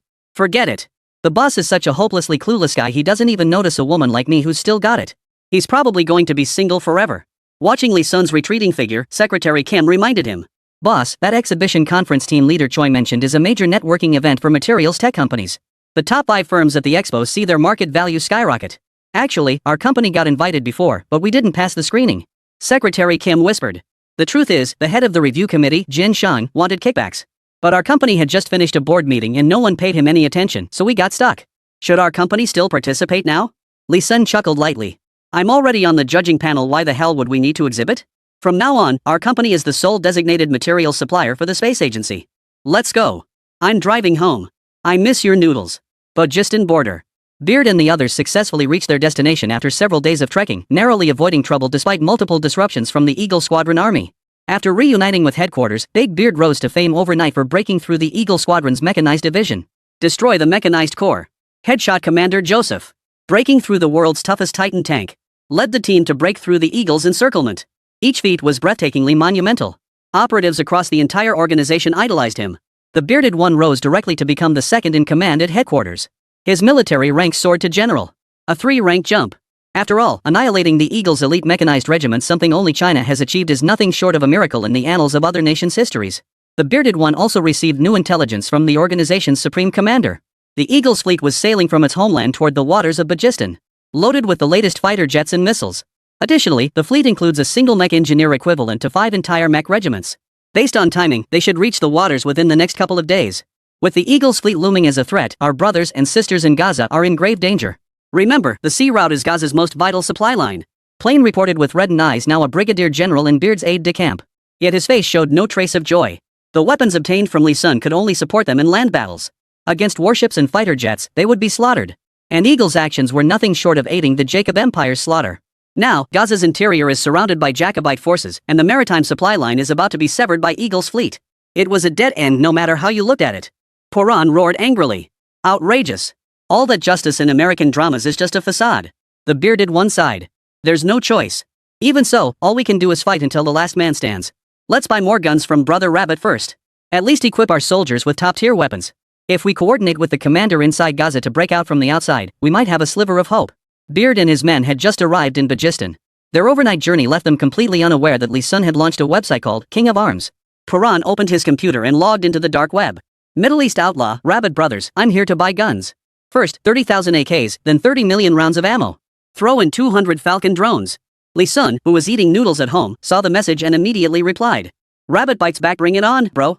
Lee Sun was super eager. After all, this Middle Eastern pal was a big-time client. Sure, they're always at war, but man, they've got deep pockets. Lee Sun's eyes lit up with greed. True to form, this old friend placed a 300 million yuan order. That was more than his total revenue for several days. We absolutely must keep this client. Middle Eastern outlaw, hey, bro. Who knows how many more weapons we can buy? We're barely hanging on. At this moment, Lee Sun was seething with rage. This Middle Eastern bandit was his personal ATM for debt repayment. Who dares to eliminate our Middle Eastern brothers? He won't stand for it. Whoever dares touch them die. Desperate rabbits bite back. What's the problem? Weapons not up to par? Too pricey? I'll give you a discount. 10% off. Heard the Eagle recently deployed warships. Is that why? Well then, brother, how about some missiles? Plane, on the other end of the computer, froze at Lee Sun's words.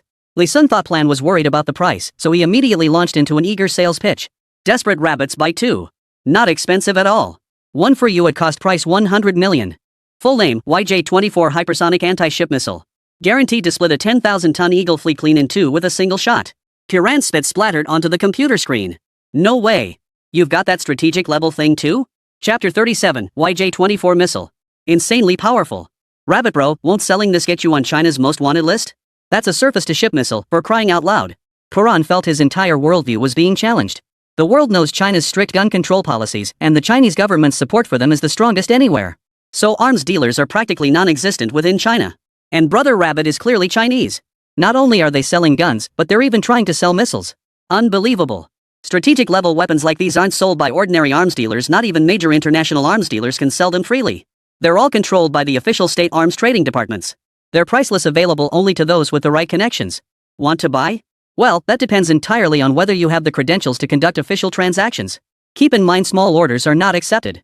After all, nations capable of producing anti-ship missiles must possess large warships. Only the world's top-tier nations can do that.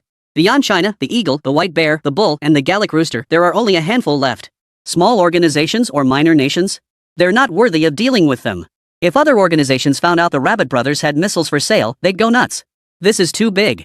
Plane couldn't decide on his own. He immediately dragged the bearded one in. The bearded one's gravelly voice boomed through the room. Holy! Anti-ship missiles? Only 100 million each? Is this even possible? What are we waiting for? Buy them. Get us 3. Puran nodded, hesitating. I'm not debating whether to buy them, I'm debating how many to buy. After all, our budget is limited. 3 missiles cost 300 million. Rabbit just told me the guns have gone up in price, so with other supplies, we're looking at nearly 600 million. Our budget isn't quite enough. We only have 400 million. Should we buy fewer? The bearded man frowned. No way. We can't cut back on the guns. And we can't reduce the number of anti-ship missiles either. That Eagle Empire has deployed 3 warships equipped with the most advanced missile interception systems. We might not even hit them. 3 missiles account for the margin of error. It guarantees we can sink at least 1 warship. That's the only way to deter the Eagle Empire. After witnessing the armor-piercing Barrett's critical hit on the Titan last time, the bearded man felt an unconditional trust in Lee Sun's weapons. Even facing the Eagle's most advanced warship, he still believed there was hope to sink it. Anyone else would likely think even missiles wouldn't hit. Lee Sun, sitting at the computer, was unaware of Big Beard's thoughts. If he knew, he'd probably thank Big Beard for his trust. But Big Beard still didn't understand the YJ-24 supersonic anti-ship missile. This was China's latest weapon achievement in 2024. Not to mention the upgraded Qianlao ballistic missile. It's the standard configuration for Chinese missiles. The elusive and phantom-like Qianlao trajectory could breach any long-range precision intercept system in the world. Against Qianlao, precision interception is simply impossible. You can only hope to intercept China's missiles by overwhelming the defense network with sheer volume of munitions. This capability is impossible for any other nation to replicate. It is the unique hallmark of China's missiles. The YJ-24 supersonic anti-ship missile boasts a strike range that far exceeds international standards. Without exaggeration, it can span entire continents. As everyone knows, discussing range without considering flight path is meaningless. Anti-ship missiles generally follow 2 flight paths. The first is the high-altitude cruise path, typically maintaining elevations far above ground or sea level, even reaching 10,000 to 20,000 meters. Under this trajectory, most missiles can travel 400 kilometers. The longest-range variant, the White Bear missile, achieves 580 kilometers. Meanwhile, the YJ-24 supersonic anti-ship missile achieves a cruising range of 920 kilometers. That's twice the range of standard missiles. This surpasses the White Bear by 340 kilometers, equivalent to the distance across an entire province. The second flight path is sea skimming flight. At this altitude, the missile flies at supersonic speeds just above the sea surface. This flight path is highly stealthy and the most critical for anti-ship missiles, yet it's also the most dangerous and error-prone. Even a slight deviation sends the missile into the sea, rendering it useless. Currently, the maximum sea skimming range of the world's most advanced anti-ship missiles barely exceeds 60 kilometers. The YJ-24 supersonic anti-ship missile boasts a sea skimming range of 240 kilometers. 4 times. Combined with its cruising range, it achieves a total range of 1,160 kilometers. Spanning continents. This range is more than double that of all other anti-ship missile series. The YJ-24 employs a turbofan engine for low-altitude autonomous guidance during most of its cruise phase, maintaining a speed of Mach 2. Within 100 kilometers, it transitions from low altitude to sea skimming flight. Speed, Mach 3. Keep in mind that higher speeds increase the likelihood of deviation, especially at Mach 3 during sea skimming flight. Approximately 20-30 kilometers from the target, the missile jettisons its cruise stage and ignites its solid-fuel rocket motor, rapidly accelerating to Mach 5 for terminal hypersonic penetration. A 5 Mach penetration speed far exceeds the 28 Mach maximum velocity of conventional missiles, catching many interceptor systems completely off guard. Compound this with the unpredictability of Qian's ballistic trajectory. China's YJ-24 hypersonic anti-ship missile boasts an exceptionally high penetration probability and hit rate. Or rather, its current success rate is 100%. This is China's confidence. And it is Lee Sun's confidence now. Every time he reviews the weapon manuals provided by the system, he feels genuine pride. No movement from the Puran side yet. Lee Sun is getting anxious. Could it be they've never seen an anti-ship missile and don't know its destructive power? Should he mail them the video manual first to broaden their horizons? The video manual was based on actual field tests by the 2024 Huaxia military. Beep. Still fretting, Plan saw the video Li Sun sent and opened it with Big Beard. The video opens with the Chinese military marching in step. Then it moved on to showcasing the missile's appearance. It then demonstrated various launch procedures and missile loading protocols. Finally, the camera panned to a moving, abandoned sentry tower on the sea surface. On command. The detonation reverberated. The YJ-24 soared skyward like a dragon. A white trail streaked straight into the clouds before immediately heading toward the target. As it neared the target, it hugged the sea surface and vanished from sight. As if merging with the sea. Beard and Plan thought it had missed, but seconds later, a violent sonic boom erupted 20 kilometers in front of the target. A mock ring appeared. The YJ-24 struck its target in the blink of an eye. A small mushroom cloud rose slowly. Big Beard, watching the video, was drenched in sweat. It wasn't just the YJ-24's impact that stunned him, it was also the glimpses of the 2024 Chinese military's formidable presence and advanced equipment in the footage. Puran was dumbfounded. It can accelerate suddenly after stealth maneuvering? That's insane. But damn, it looks so damn cool. And is this really what the Chinese military looks like now? It feels like facing an iron flood, ridiculously powerful. What the hell was that stuff in those American movies? The Chinese military is completely different. The American Empire has deceived me. Chapter 38, The Bearded One seeks funds from the commander. A 5 billion yuan order. Bang! The Bearded One slammed his fist on the table, his beard trembling with excitement. This YJ missile is so powerful. Doesn't that mean he could sink all 3 of the Eagle Empire's warships? Then we could launch a pincer attack with the commander-in-chief. Even the Jacob Empire couldn't withstand such a surprise assault. The people of Gaza have hope. The people of Pakistan have hope. The Bearded One trembled and said, I'm going to demand money from the commander. Buy. We must buy. I said it. Not even Jesus can stop me. The night deepened. The bearded man evaded patrols from the Jacob Empire, slipping into the sea from the outer perimeter of the maritime zone. He then boarded a speedboat and headed toward the waters off the Gaza Strip. After all, with 200 million in military funds at stake, Beard couldn't convince the commander over the phone. He had to show him the video in person. If necessary, Big Beard was even prepared to place an order right in front of the commander, letting him witness the Rabbit Brothers' holy light teleportation, a spectacle sure to astound any Christian. As they neared the waters, Big Beard was intercepted by Gaza resistance outposts. He signaled the Allied forces' gesture, and only after thorough inspection was he permitted to land. The resistance commander's headquarters. It was located in the basement of a dilapidated building. Beard pulled back the curtain and passed through 2 security checkpoints before entering. Seeing the middle-aged man studying a map, he exclaimed excitedly, "Commander!" The man looked up, his expression not gentle but sharp. Especially the scar running vertically across his face from left eye to jawline, lending him a somewhat terrifying appearance. Yet beneath that surface, a trace of serenity lingered in his eyes. And profound weariness. This was the man holding Gaza together. The entire Western world, led by the Eagle-Winged Empire, branded him a Middle Eastern terrorist. A genocidal maniac. A cold-blooded, merciless slaughterer. Commander Hamas frowned. Musa, weren't you outside the encirclement? How did you get in? Musa was the name of the bearded one. But after joining the army, Beard became his code name. Only the commander called him by his real name. Beard took a deep breath and said, "Command has been handed over to that kid Plana. He's got what it takes. I'm here to demand money. 400 million in military funds isn't enough. I need 600 million. Hama stroked his chin. 400 million is more than enough to fully equip 2 divisions with weapons after your reinforcements. There'd even be plenty left over for heavy weaponry. Military funds are tight now. Gaza has more pressing internal needs. 400 million is already half of all remaining military funds. If I give you more, what about our own soldiers? I know that arms dealer saved you, but you must keep your wits about you. Don't let gratitude cloud your judgment and make you buy weapons recklessly." The bearded man stepped forward, his face darkening. "Commander, this isn't reckless spending. He's selling anti-ship missiles. They could break our current deadlock." Hama snorted with laughter, reaching out to tap the bearded man on the head. "Bull. Use your brain. Do you seriously think a private arms dealer would have strategic level weapons? He's trying to rip you off. Even if by some miracle he's not lying and actually has anti-ship missiles, how the hell would we get such massive things in here? We're surrounded by Jacob Empire forces. And to hit Eagle Wing warships, we'd need to deploy anti-ship missiles along the maritime border. After all, missiles have limited range. But do we even have the conditions to set that up? The maritime border is so obvious, one rocket from their warships and we're gone. Forget all that, just consider the timeline. The Eagle Empire's warships arrive in 2 days. Even if you bought them, would they arrive in time?" Hama fired off 4 questions in a row. The bearded guy was completely stumped. He took a deep breath, pulled out his phone without a word, opened the video of the YJ missile, and handed it to Hama. Watching the footage, Hamada's expression shifted from initial impatience to agitation, then his pupils contracted as he hesitated to speak. Finally, he froze in stunned silence. After a full 5 minutes of silence, Hama looked up and asked, "Are you sure he actually has this thing?" As a commander, Hama had discerning eyes. The footage was no fake, nor some slapdash promotional clip. The level of detail was like a step-by-step guide on how to operate the world's most powerful anti-ship missile. This was classified information. Only the highest echelons of Huaxia could possess it. No con artist could possibly obtain this. The bearded one nodded without hesitation. That was his rabbit brother. Hama frowned and said, "At the recent UN General Assembly, the Huaxia representative spoke on our behalf. Could it be that the Huaxia government, unwilling to intervene directly, used a front to sell us missiles? People trust the truths they uncover themselves. Once suspicion takes root, it never stops." Hama's eyes lit up with excitement. Exactly.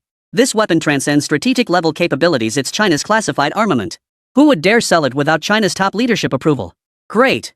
I'm not alone in this. There are still good people in this world. But then Hama grew somber. Too bad it's too late. 2 days later, the sea area was blockaded by Eagle's warships, and China's anti-ship missiles couldn't arrive in time. The Eagle's interceptor systems aren't just for show. At that moment, the bearded one declared confidently, "Commander, rest assured. As long as the funds are secured, the missiles will arrive. Within a day. No, not even a full day." The bearded one didn't mention teleportation after all. No one would believe such a thing unless they saw it with their own eyes. Hama stroked his chin again. "You've got connections with that arms dealer, right? I get it. Do they have an arms depot in the Middle East? So they don't need to ship from China, they can just give it to us directly? Fine. I'll take the gamble. I'll give you the money." At that moment, Hamas was utterly confident in his deduction. He felt that since there was an opportunity to connect with China, he couldn't let it slip away. The bearded man breathed a sigh of relief. It was finally done. Before coming, that kid Plan had insisted he'd never persuade them better to let him handle it. The bearded one chuckled softly. Hadn't he succeeded? It seemed the bearded one possessed not only the bearing of a great general but also the wisdom of a strategist. Meanwhile, Hama had already provided Plan with the military funding account details and completed the transfer.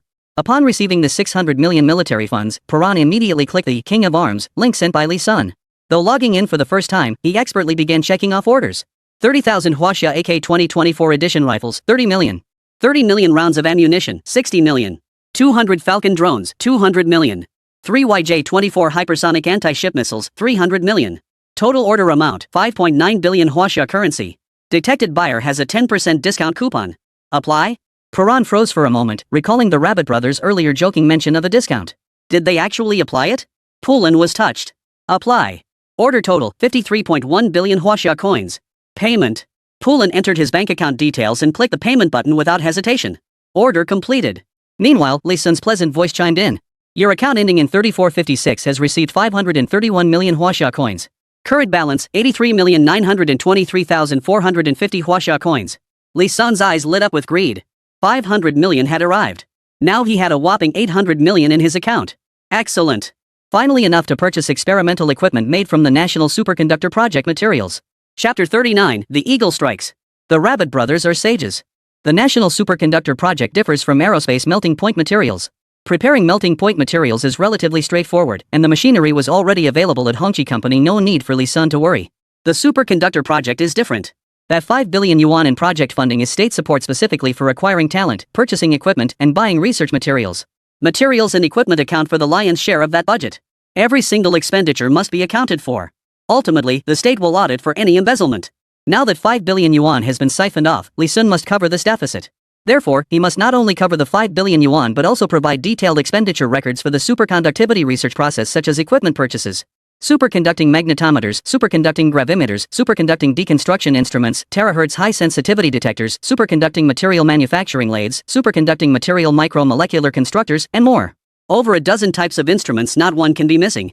The total cost of these instruments alone exceeds 700 million yuan. And that's just the initial investment. Subsequent testing, repeated material production, and resource consumption. There's a reason the state is willing to allocate 5 billion. Because 5 billion for superconductivity research isn't excessive. But if the superconducting project succeeds, it will propel the world directly from the oil era into the electricity era. The resulting benefits would be global in scale, trillions, even tens of trillions. That's why the nation has more than one superconductivity project team. Never put all your eggs in one basket. Li Sun shook his head, setting aside his thoughts for now as he prepared to deliver orders to his Middle Eastern brothers. Time waits for no one. This time, Paran provided 4 delivery coordinates. Though not far apart, the map showed one coordinate was in Gaza within Pakistan, while another was on Pakistan's border. Firearms, 10,000 for the border, 20,000 for Gaza. The Falcon drones were split evenly between the two locations. The most crucial YJ-24 supersonic anti-ship missiles are allocated as follows, 1 for the border area and 2 for the Gaza coastal waters. Moreover, these 2 missiles are positioned on opposite sides of the coastline. Li Sun could probably guess. They were preparing a surprise for the Eagle's forces. Never mind, send them out first. Paying transmission fee, 4,000 Huaxia coins. Teleportation initiated. Teleportation complete. From Li Sun's perspective, only text prompts were visible, but for Hama and Plan, the scene was truly breathtaking. Following the bearded man's advice, Hama personally waited beside the coordinates. Isn't it too early now? Let's come back tomorrow. Hama grumbled. The nearest country is a full day's journey away. Surely they didn't build their arsenal right inside Bajistan. Beard gazed at the sky with the air of a sage. The wind is picking up. Hama kicked him in the shins, speechless. You uneducated brute, trying to act all deep. Before his foot even landed, a brilliant white light shot upward. Countless light particles coalesced into tangible matter, gradually revealing its true form. This shipment contained more weapons, yet the transmission process was clearer than ever. Even though Big Beard wasn't seeing this for the first time, he was still so stunned he couldn't speak. For the already God-fearing people of Bajistan, this was a devastating blow. Some soldiers even knelt directly before the teleporting white light. Hama's body tensed as he stared wide-eyed at the sacred light. His eyes held not only awe, but also excitement and madness. The light faded. A mountain of black boxes appeared. Engraved upon it were the familiar 5-pointed star and HQ insignia. Inside lay the very weapons they sought. The bearded man burst into laughter as he charged forward, hoisting a gun from the crate above his head and bellowed. Guns! What do you say, Commander? This is how the Rabbit brothers operate. Every rebel officer and soldier present stood frozen in stunned disbelief, their worldview shattered. Commander Hama muttered. Unbelievable. Divine. This is a miracle. Staggering step by step, he reached the military volcano, grabbed a Huaxia AK, and fired into the sky. After emptying the magazine, he raised the gun wildly and roared. This is a miracle. God has not forsaken us. The people of Gaza will be liberated. The people of Pakistan will reclaim their land. God is on our side. Long live. The commander's cheers and roars ignited every resistance fighter. The morale of the resistance fighters reached an unprecedented peak. This is the power of faith. They raised their guns together and shouted. God has not forsaken us. We shall be liberated. Reclaim our land. Long live. Their voices echoed throughout Gaza. Hama's eyes lit up with joy, though we must know this has nothing to do with God, it's the work of that arms dealer from China. But who cares? The people believed in faith. And he needed his soldiers to be more spirited for the toughest battle ahead. This death-defying morale was even more crucial than weapons.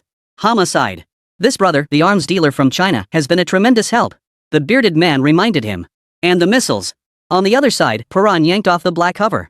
A silver-white missile, 8 meters long, 0.8 meters in diameter, and weighing 22 tons, appeared before him. Beneath the missile sat its launch platform. Alongside various mounting fixtures and ignition systems, several massive mechanical spring arms were mounted capable of adjusting the launch angle and direction. Movable wheels beneath the chassis could be locked in place during launch. A terminal was mounted beside the launcher. It allowed real-time monitoring of the launched missile's data, enabling immediate modification and adjustment of its trajectory and target. This colossal contraption left Plan and the other operatives from the organization speechless for a full minute. Everything was so exquisitely advanced it felt unreal. The impact of seeing it in person was on an entirely different level from any video footage. Paran slapped his own face to snap out of his daze. Holy! This thing could sink a 10,000-ton warship with a single shot.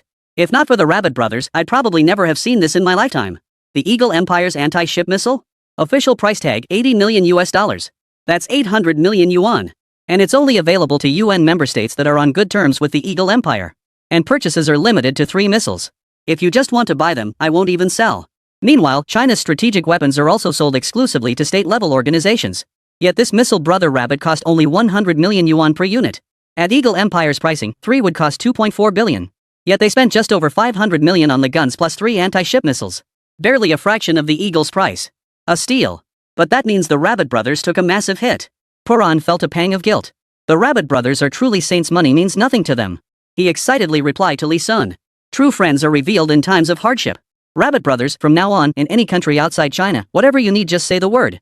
I'll handle it. Even if it means risking my life, I won't hesitate. Li Sun thought of the board members still abroad and smiled. Alright. I might actually need some help. Chapter 40, Opening an arms store in New York? The warship is about to arrive. Li Sun considered it, but ultimately held back. Forget it. I won't trouble you now. Your top priority is the survival of our nation and people. Paran and the others were on the verge of becoming subjects of a conquered nation. Asking him to seek out the board of directors in the Eagle Empire at this moment would be unreasonable. Li Sun closed his eyes, a surge of anger welling up inside him. Those board members must be gloating. They've swindled 5 billion, stolen aerospace secrets, and managed to flee the country. Even from across the continent, they still have the power to force me to take the fall and commit suicide. They even threatened to kill his parents.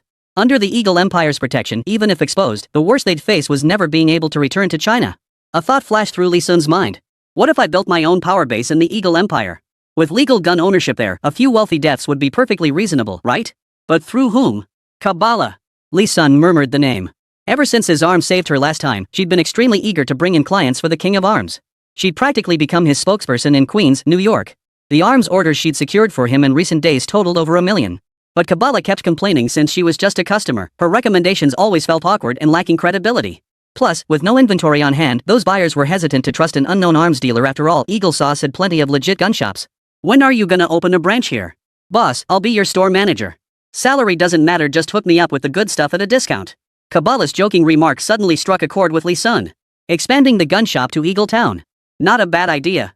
Not only would it boost my reputation, but I could secretly build influence, maybe even resolve that overseas board issue. Plus, competing with Eagle's arms dealers? Sounds like fun. Lee Sun stroked his chin. Let's observe for a while longer. This Kabbalah girl might just be the breakthrough I need to take down the Eagle's arms industry. Things have been hectic lately. Opening the shop requires careful planning. Bajistan, territory occupied by the Jacob Empire.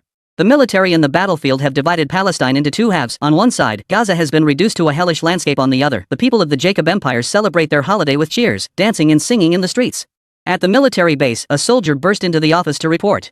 General Albert, those natives are cheering that God is on their side, shouting that the people of Adistan will surely be liberated. Long live.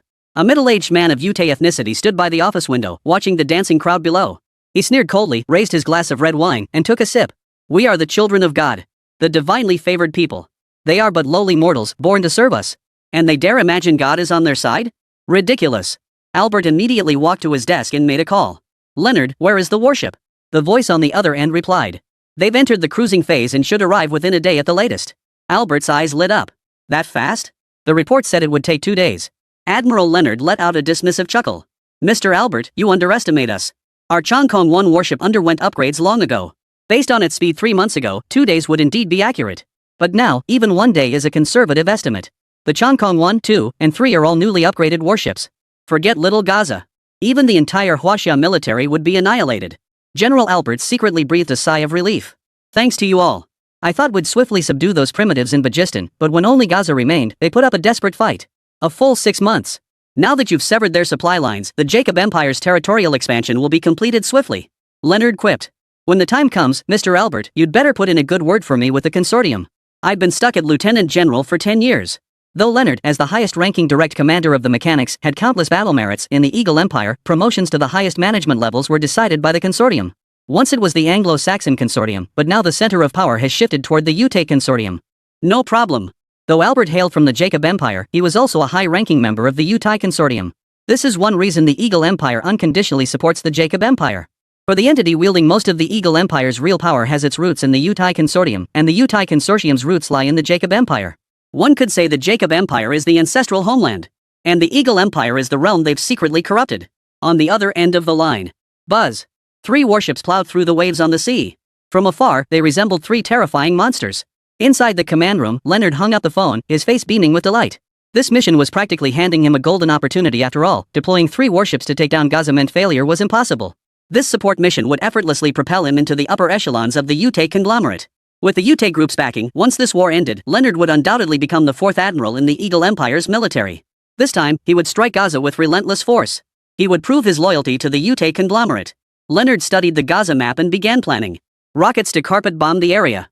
Fighter jets for high-altitude bombing. Incendiary bombs. And ship-to-ground missiles use them all. Feed all the severed Gaza supply lines to the fish right in front of them in the sea. Ha! And we could pay special attention to Gaza's hospitals and schools. Bombing those places should make Mr. Albert very pleased. His aide, unable to bear it any longer, interjected. Commander, won't this draw international condemnation? After all, our Eagle Empire is a permanent member of the UN Security Council. Targeting soldiers is one thing, but bombing hospitals and schools, isn't that inhumane? Those places are filled with women, children, and the elderly. Leonard cut him off. What are you afraid of? Who dares criticize the Eagle Empire? And Gaza is a haven for terrorists. No humanity is needed when dealing with terrorists. Prepare the ammunition and weapons as I ordered. The aide could only bow his head and leave. Leonard pushed open the command room door, stepping onto the deck. The wind blew through his hair as he envisioned the boundless possibilities of the future. Meanwhile, on both sides of the Gaza Sea, the resistance forces were intensely training to launch YJ-24 supersonic anti-ship missiles. Even with manuals, mastering the missile systems proved incredibly difficult. There was simply too much knowledge to absorb. These selected operators were once Gaza civilians, teachers, researchers, mechanics, now all enlisted in the military. YJ-24, Station 1 console is ready. YJ-24, Operator Station 2 is ready. Awaiting instructions. Chapter 41, The Little Girl Who Looks Up at the Sky. Hama nodded with satisfaction. Good. Activate the missile system. Adjust the missiles to an angle ready for immediate launch. Roger that. Musa, take your team to operate the Falcon drone and monitor the waters 100 kilometers offshore. Determine the exact location and coordinates of the Eagle-class warship. Roger that. Even the most advanced missiles require a clear target. The more precise the coordinates, the higher the YJ-24's hit rate. The Falcon drone's mobility, radar, and stealth capabilities make it an exceptional reconnaissance asset. They are the eyes of the YJ-24. Beard donned the shared vision goggles. With prior combat experience, he was the ideal commander for this drone reconnaissance mission. Beard led his team onto the ship and headed out to sea. Remember, drones have limited battery life. Long-range treks aren't cost-effective. The Bearded One planned to first reach 100 kilometers offshore before launching drones for further reconnaissance. Within the drone's radar range, any Israeli warship approaching within 600 kilometers of the Gaza coast would be detected. 5 hours later, the Bearded One and his crew reached the designated location, ready to launch the drones. A piercing screech made their hearts skip a beat. A white streak streaked overhead, whizzing past the Bearded One and his crew. Its target was Gaza itself. Beard froze for a split second before screaming at the top of his lungs. It's a missile. It's the Eagle's ship-to-ground missile. Those warships are here. The bearded man frantically activated the Falcon drone. On the radar display, 3 bright red dots appeared 500 kilometers away. That scale? Definitely warships. A full day earlier than intelligence had predicted. The bearded man was stunned. His plan had been to arrive a day early to gain the initiative over the Eagle's warships and provide early warning against their attacks. But now, the missiles had already flown past. They were now just 100 kilometers from the coast. The bearded man calculated 5 hours. Right now, his comrades in Gaza were receiving supplies from foreign aid. His pupils contracted sharply as he shouted, his voice raw with anguish. Quick! Notify the commander immediately. Get them away from the supplies. That missile is targeting the supplies. 400 kilometers away. Leonard watched the missile recede through his binoculars, satisfied. Ha! Now they must think we're still on the way. We launched the missile directly to catch them off guard. 600 kilometers is precisely within the strike range of our Hand of God missiles. Didn't some country defy our Eagle Empire's will and send them supplies? I blew it all to smithereens. The aide glanced at Leonard with concern, but remembering last night's confrontation, he ultimately held his tongue and let out a sigh instead. Sigh. Remember, the supply convoy includes both China and Russia. If Leonard's missile accidentally hit them, the trouble that would cause wouldn't be something a lieutenant general could handle. And it could drag his adjutant down with him. Leonard chuckled. Are you sighing for them? Relax, war is like this. Mercy to the enemy is cruelty to yourself. After this battle, get ready to be promoted alongside me. Inform Changkong 2 and 3, 2 will lead the way, while 1 and 3 follow at full speed. At this very moment, along the Gaza coastline, helicopters are unloading supplies. Piles of supplies bearing various national flags already line the shore. Among them, supplies bearing the emblem of the 5-starred flag of China are the most numerous. Many Gazans gathered nearby, waiting and watching. Though they didn't know which country this emblem represented, a child among them waved its red flag. They knew that seeing this emblem meant food was coming.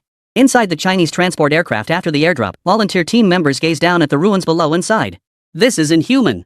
May our nation forever remain strong, never to sink to their level. The pilot beside him, a soldier, solemnly replied. Rest assured.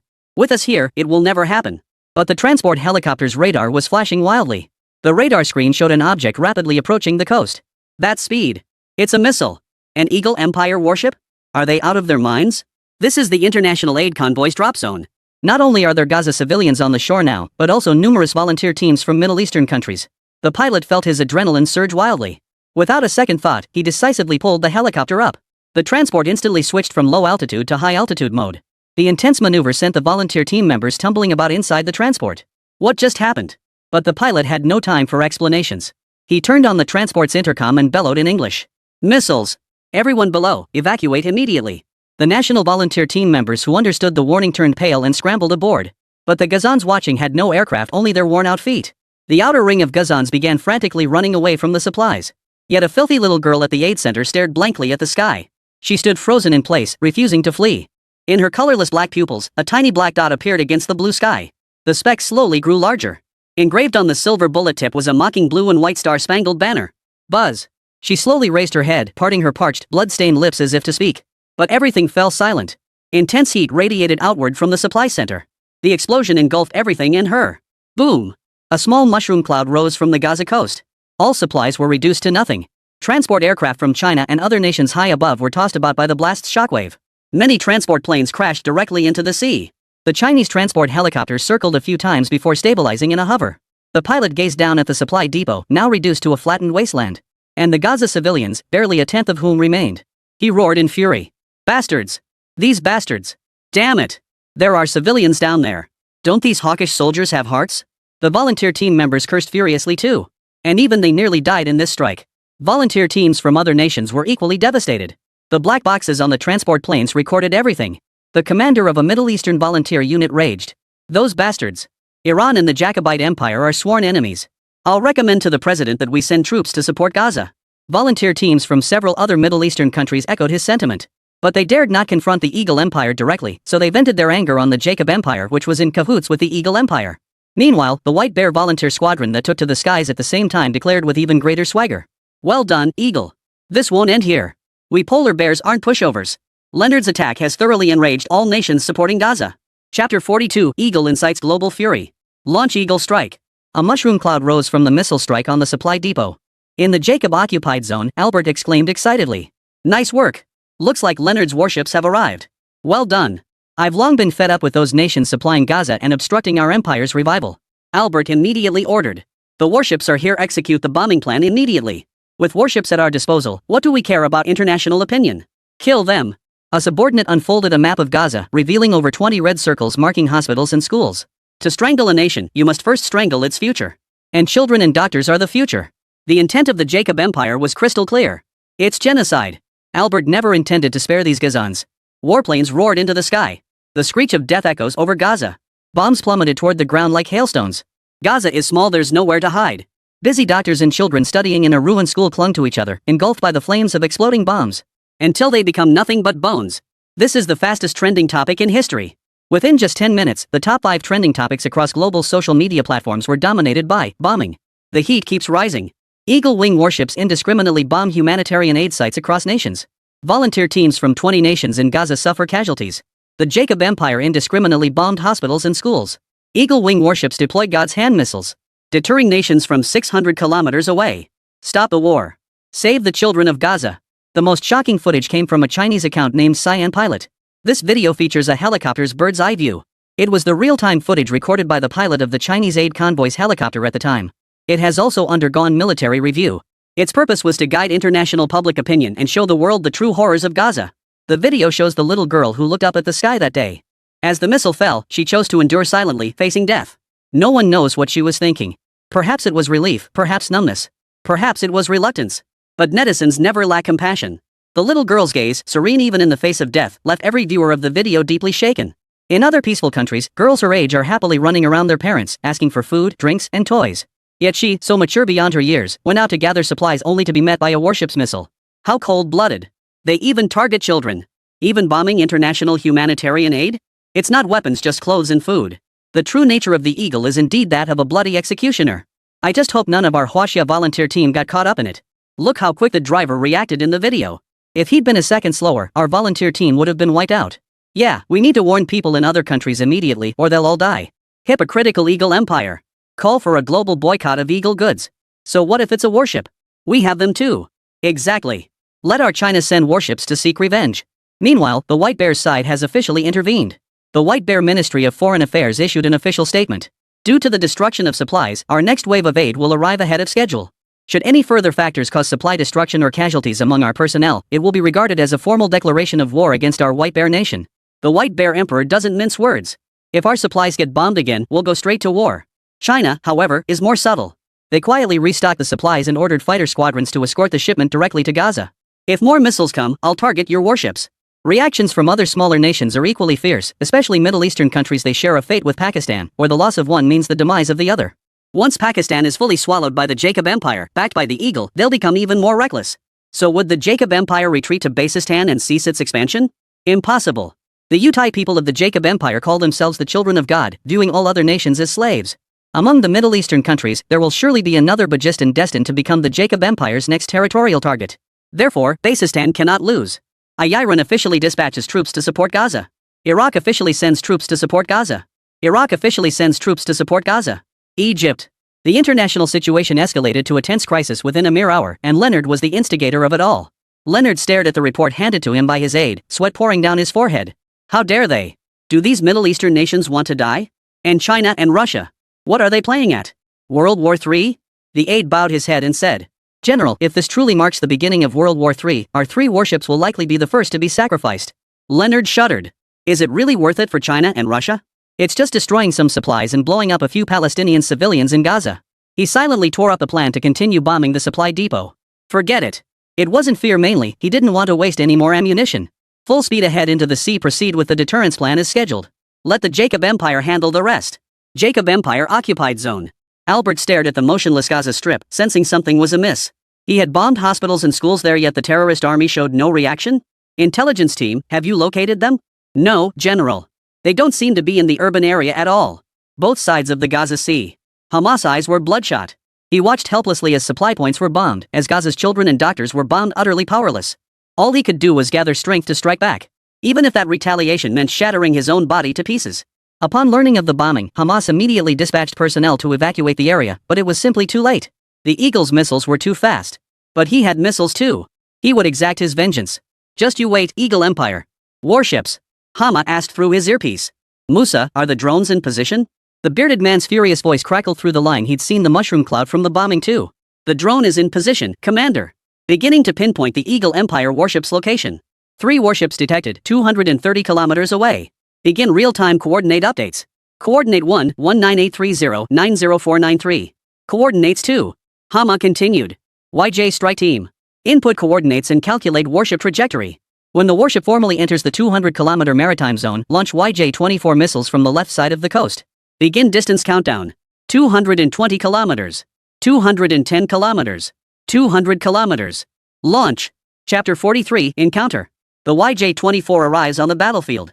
The YJ-24 supersonic anti-ship missile ascends. The soldiers in the left control room watch the missile with hopeful eyes. Hama watched the YJ-24 streak away like an arrow leaving the bowstring, his heart pounding wildly. He didn't know if the YJ-24 could actually hit the Eagle's warship.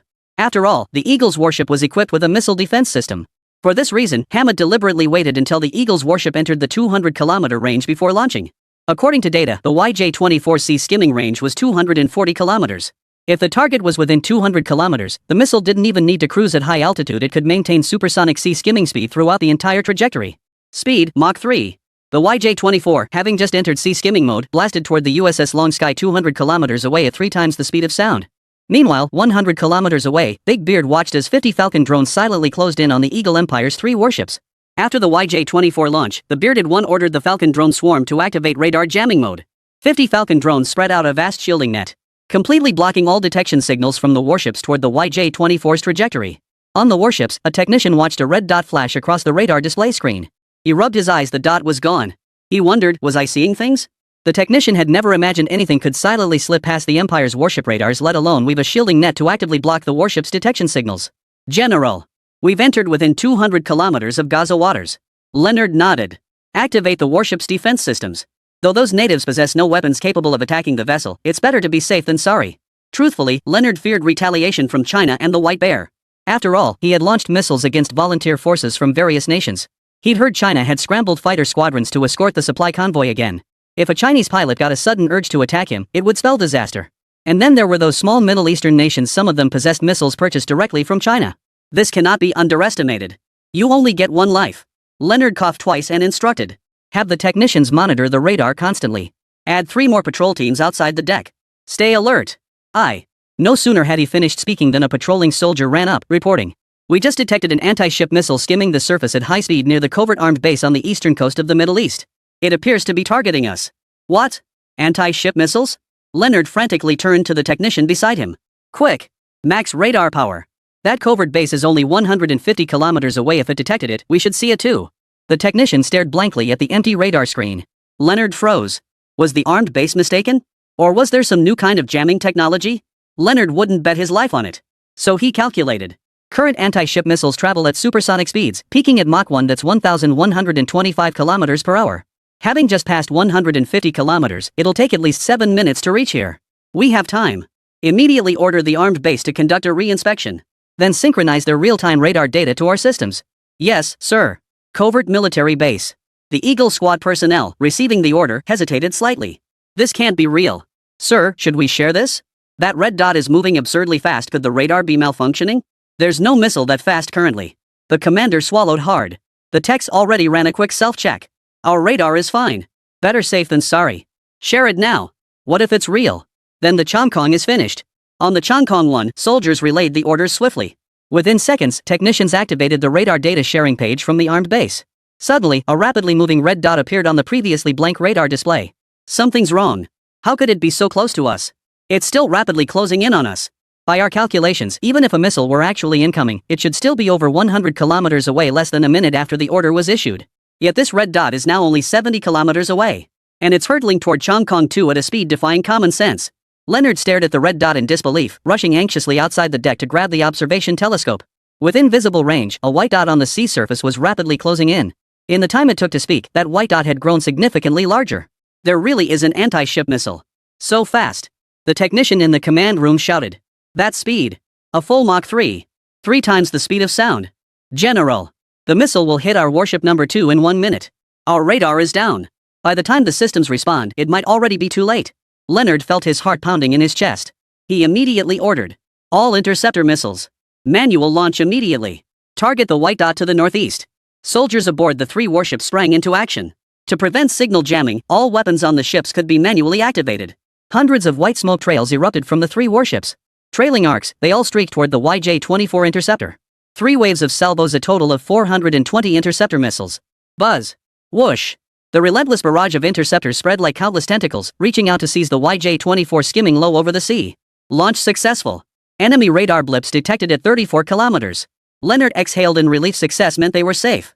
These interceptor missile systems would calculate the enemy anti-ship missile's trajectory for interception.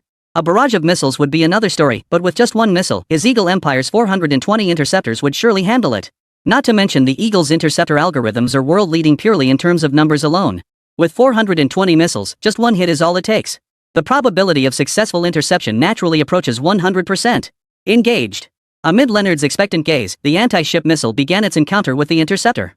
But no explosion erupted as expected. The anti-ship missile began an elusive maneuver. Despite traveling at supersonic speeds, it left behind a graceful, undulating wave-like trajectory. Hundreds of interceptor missiles, like bulls fooled in an arena, brushed past the anti-ship missile. Chaos erupted as they darted about like headless flies. Not a single interceptor hit its mark. All of them plunged into the sea. The most absurd part? After dodging 3 waves of interceptors with unpredictable maneuvers, it actually accelerated again. The technician screamed.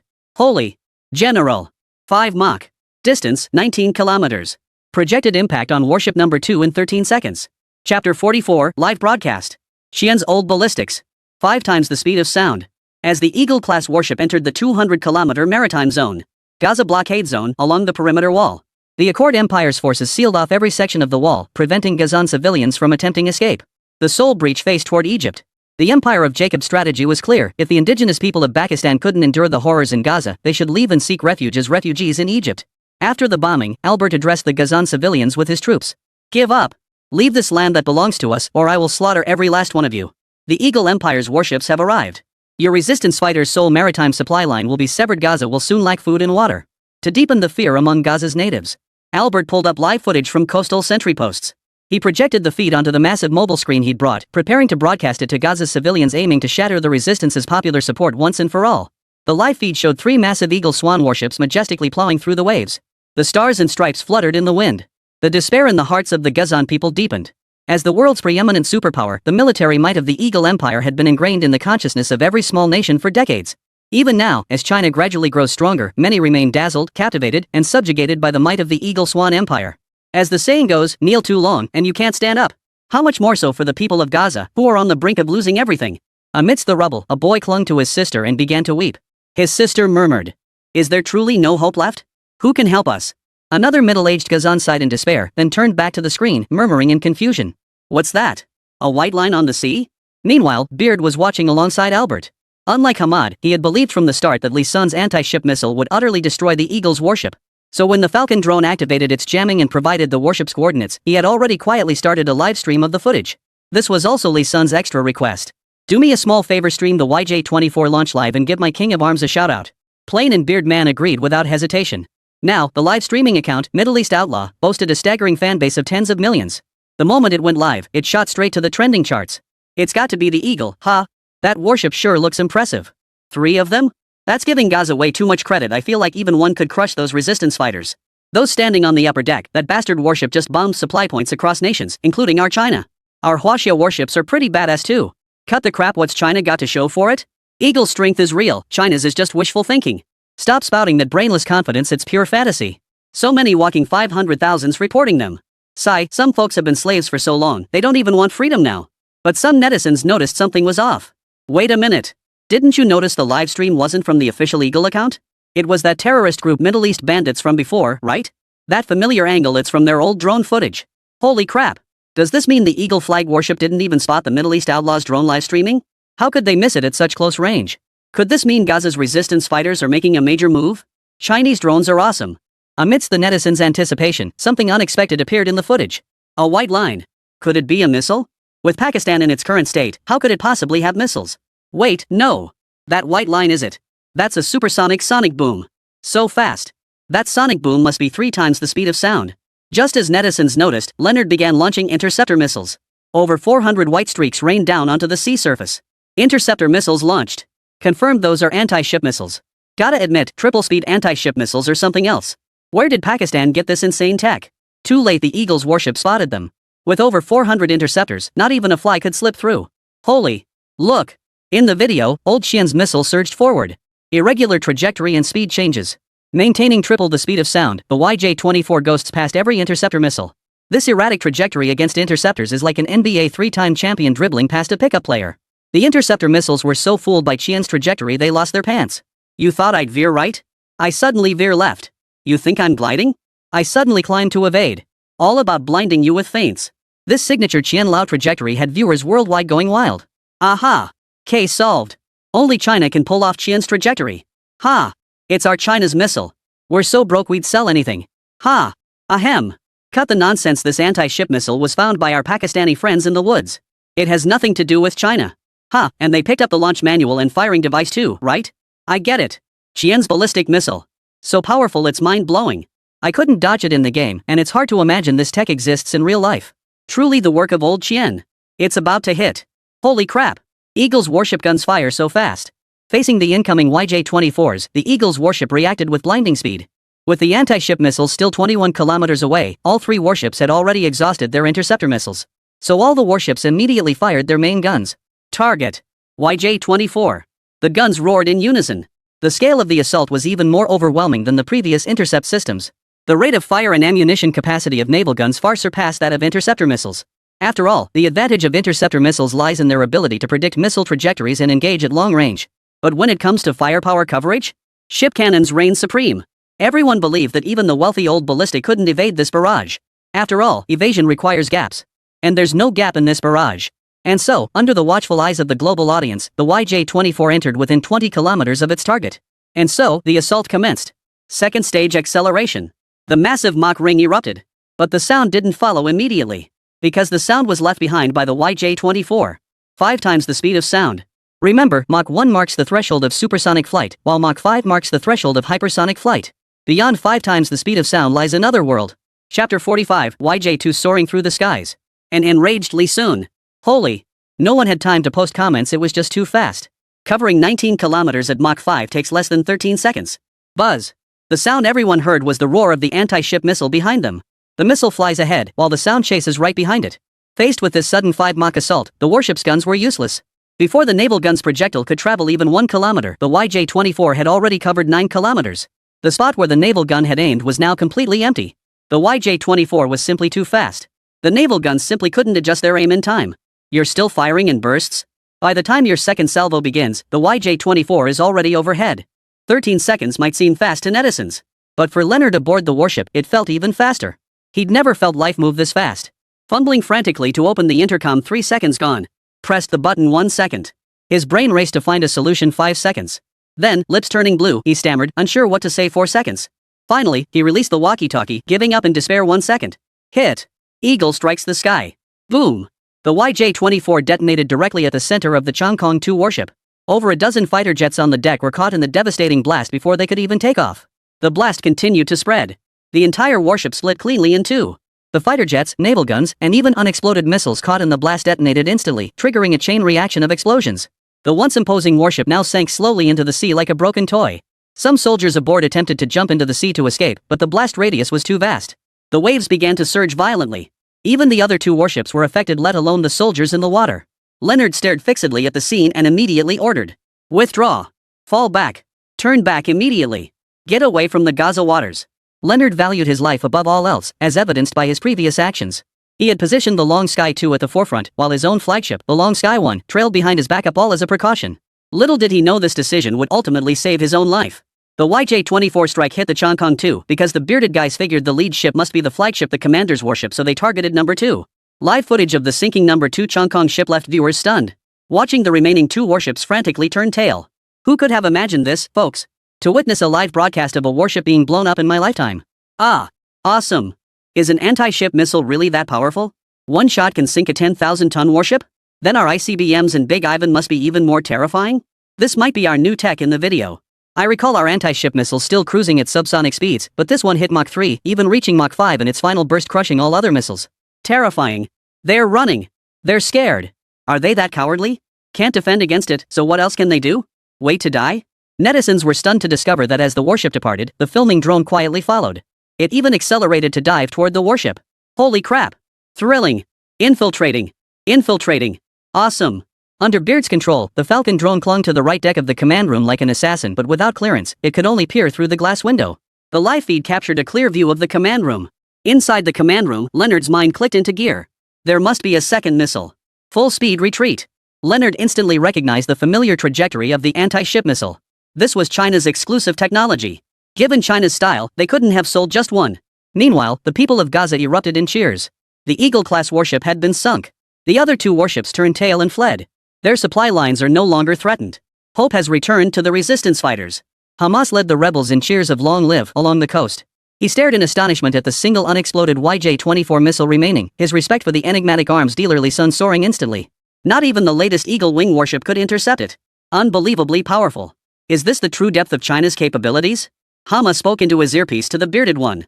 Give my regards to Mr. Rabbit. This time, you truly saved our lives. Pakistan will forever remember Rabbit's assistance. Beard continued streaming the drone footage. Partly to honor his promise to Lee Sun, partly to see if he could glean any intelligence. Meanwhile, Albert outside Gaza turned off the livestream with a grim expression. He tried to steal a chicken but ended up losing a grain of rice. Not only did he fail to destroy the Resistance's popular base, but the people of Gaza's will to fight has only grown stronger. That useless Leonard. Returning to headquarters in a rage, Albert immediately called Leonard and barked. What were you running for? Coward. Didn't you still have dozens of fighter jets on your warship?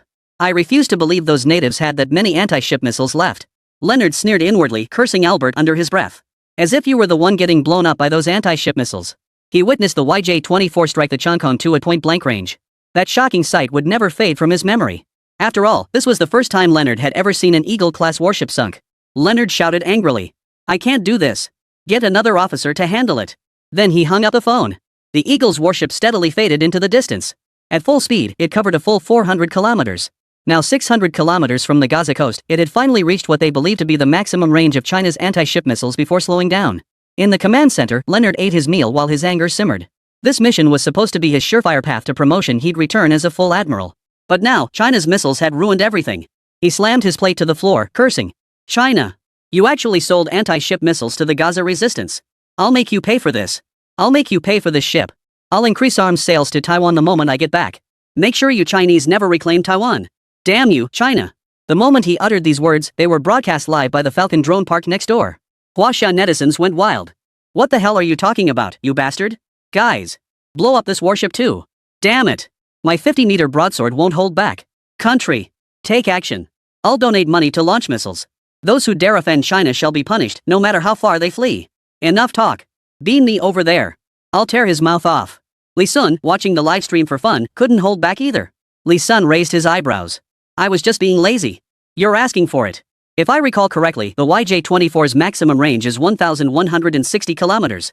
That bastard just fired at 600 kilometers. What the hell is he yelling about now? Lee Sun immediately sent a message to Plan. Even a cornered rabbit bites. The commander of the Eagle-class vessel ordering the bombing of Gaza supplies is aboard warship number 1. Coordinates 3874-8343. Brother, fire one shot. I'll cover your next one for free.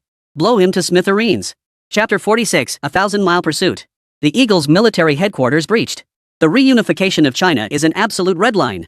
The system's cost price for a single YJ-24 missile is only 100K. Lee Sun believed this money was well spent. If not for the system restricting his gray area maneuvers, Lee Sun would have even considered burying that warship with 100 missiles. As the host, he couldn't directly use military assets. This launch was only possible through Plan's assistance effectively selling another YJ-24 to Plan at zero cost. Warning. Illegal operation. Repeat offense will result in system denial of weaponry. Lee Sen chuckled and ignored the system warning. Yet inwardly, he took note of one crucial matter: while he could surrender his weapons, doing so required meeting specific reputation requirements. Otherwise, he couldn't directly aid China. Unless he sold arms to China. Meanwhile, Plan was stunned. A free replacement? Was such a good deal even possible? Originally, both he and Hamad had figured that since the warship had escaped, they could save the anti-ship missiles for deterrence. But with Lee Sun saying this, he certainly wouldn't refuse.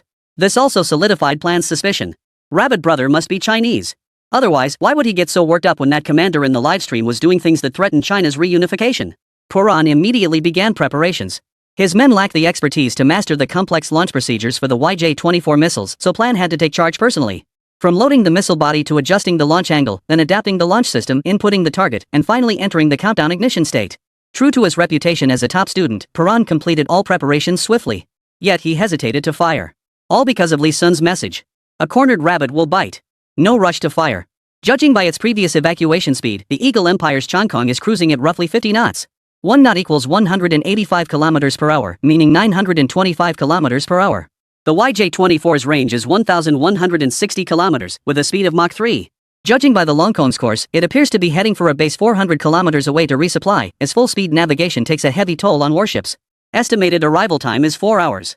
The base lies 1,000 kilometers from the YJ-24's launch point, a mere 20-minute journey for the missile. Lee Sun grinned maliciously. Then let the Changkong escape for another 4 hours. I'll strike him at the moment he's desperate to survive, his guard down, when he's most vulnerable. He'd never dreamed that even after fleeing 1,000 kilometers, even after 8 hours of escape, he still couldn't evade the YJ-24's punishment. Puran's eyes lit up with excitement. To personally extinguish the enemy's last glimmer of hope. Especially when this enemy had just slaughtered his own people. How utterly satisfying. It's ruthless, but I love it. The warship incident quickly escalated, drawing global netizens' attention. After all, this marks the first time in history that the Eagle's Long Sky warship has been destroyed. Within hours, it wasn't just netizens paying attention, military accounts worldwide were following the developments. The ID Middle East bandit has gone viral. Eagle's military headquarters. Whitebeard Arthur raised his head gloomily as he reviewed the war report handed to him and received news of Leonard's unauthorized withdrawal. Who can tell me where the Gaza Resistance's anti-ship missiles came from?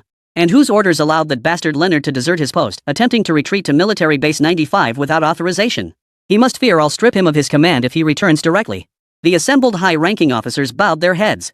Only Adolf relished the spectacle, pulling out his phone and holding the video up to Arthur. This appears to be Chinese-made. Their missile systems feature unique ballistic trajectories. We couldn't buy them no matter how much we offered. He exclaimed excitedly. Look at that trajectory. Our interceptors are useless against it. Of course, that also depends on its incredible speed, 3 Mach. 3 times faster than a standard missile, making effective interception impossible. That kind of thrust is unbelievable. Adolf frowned and asked. Is there absolutely no way to intercept it?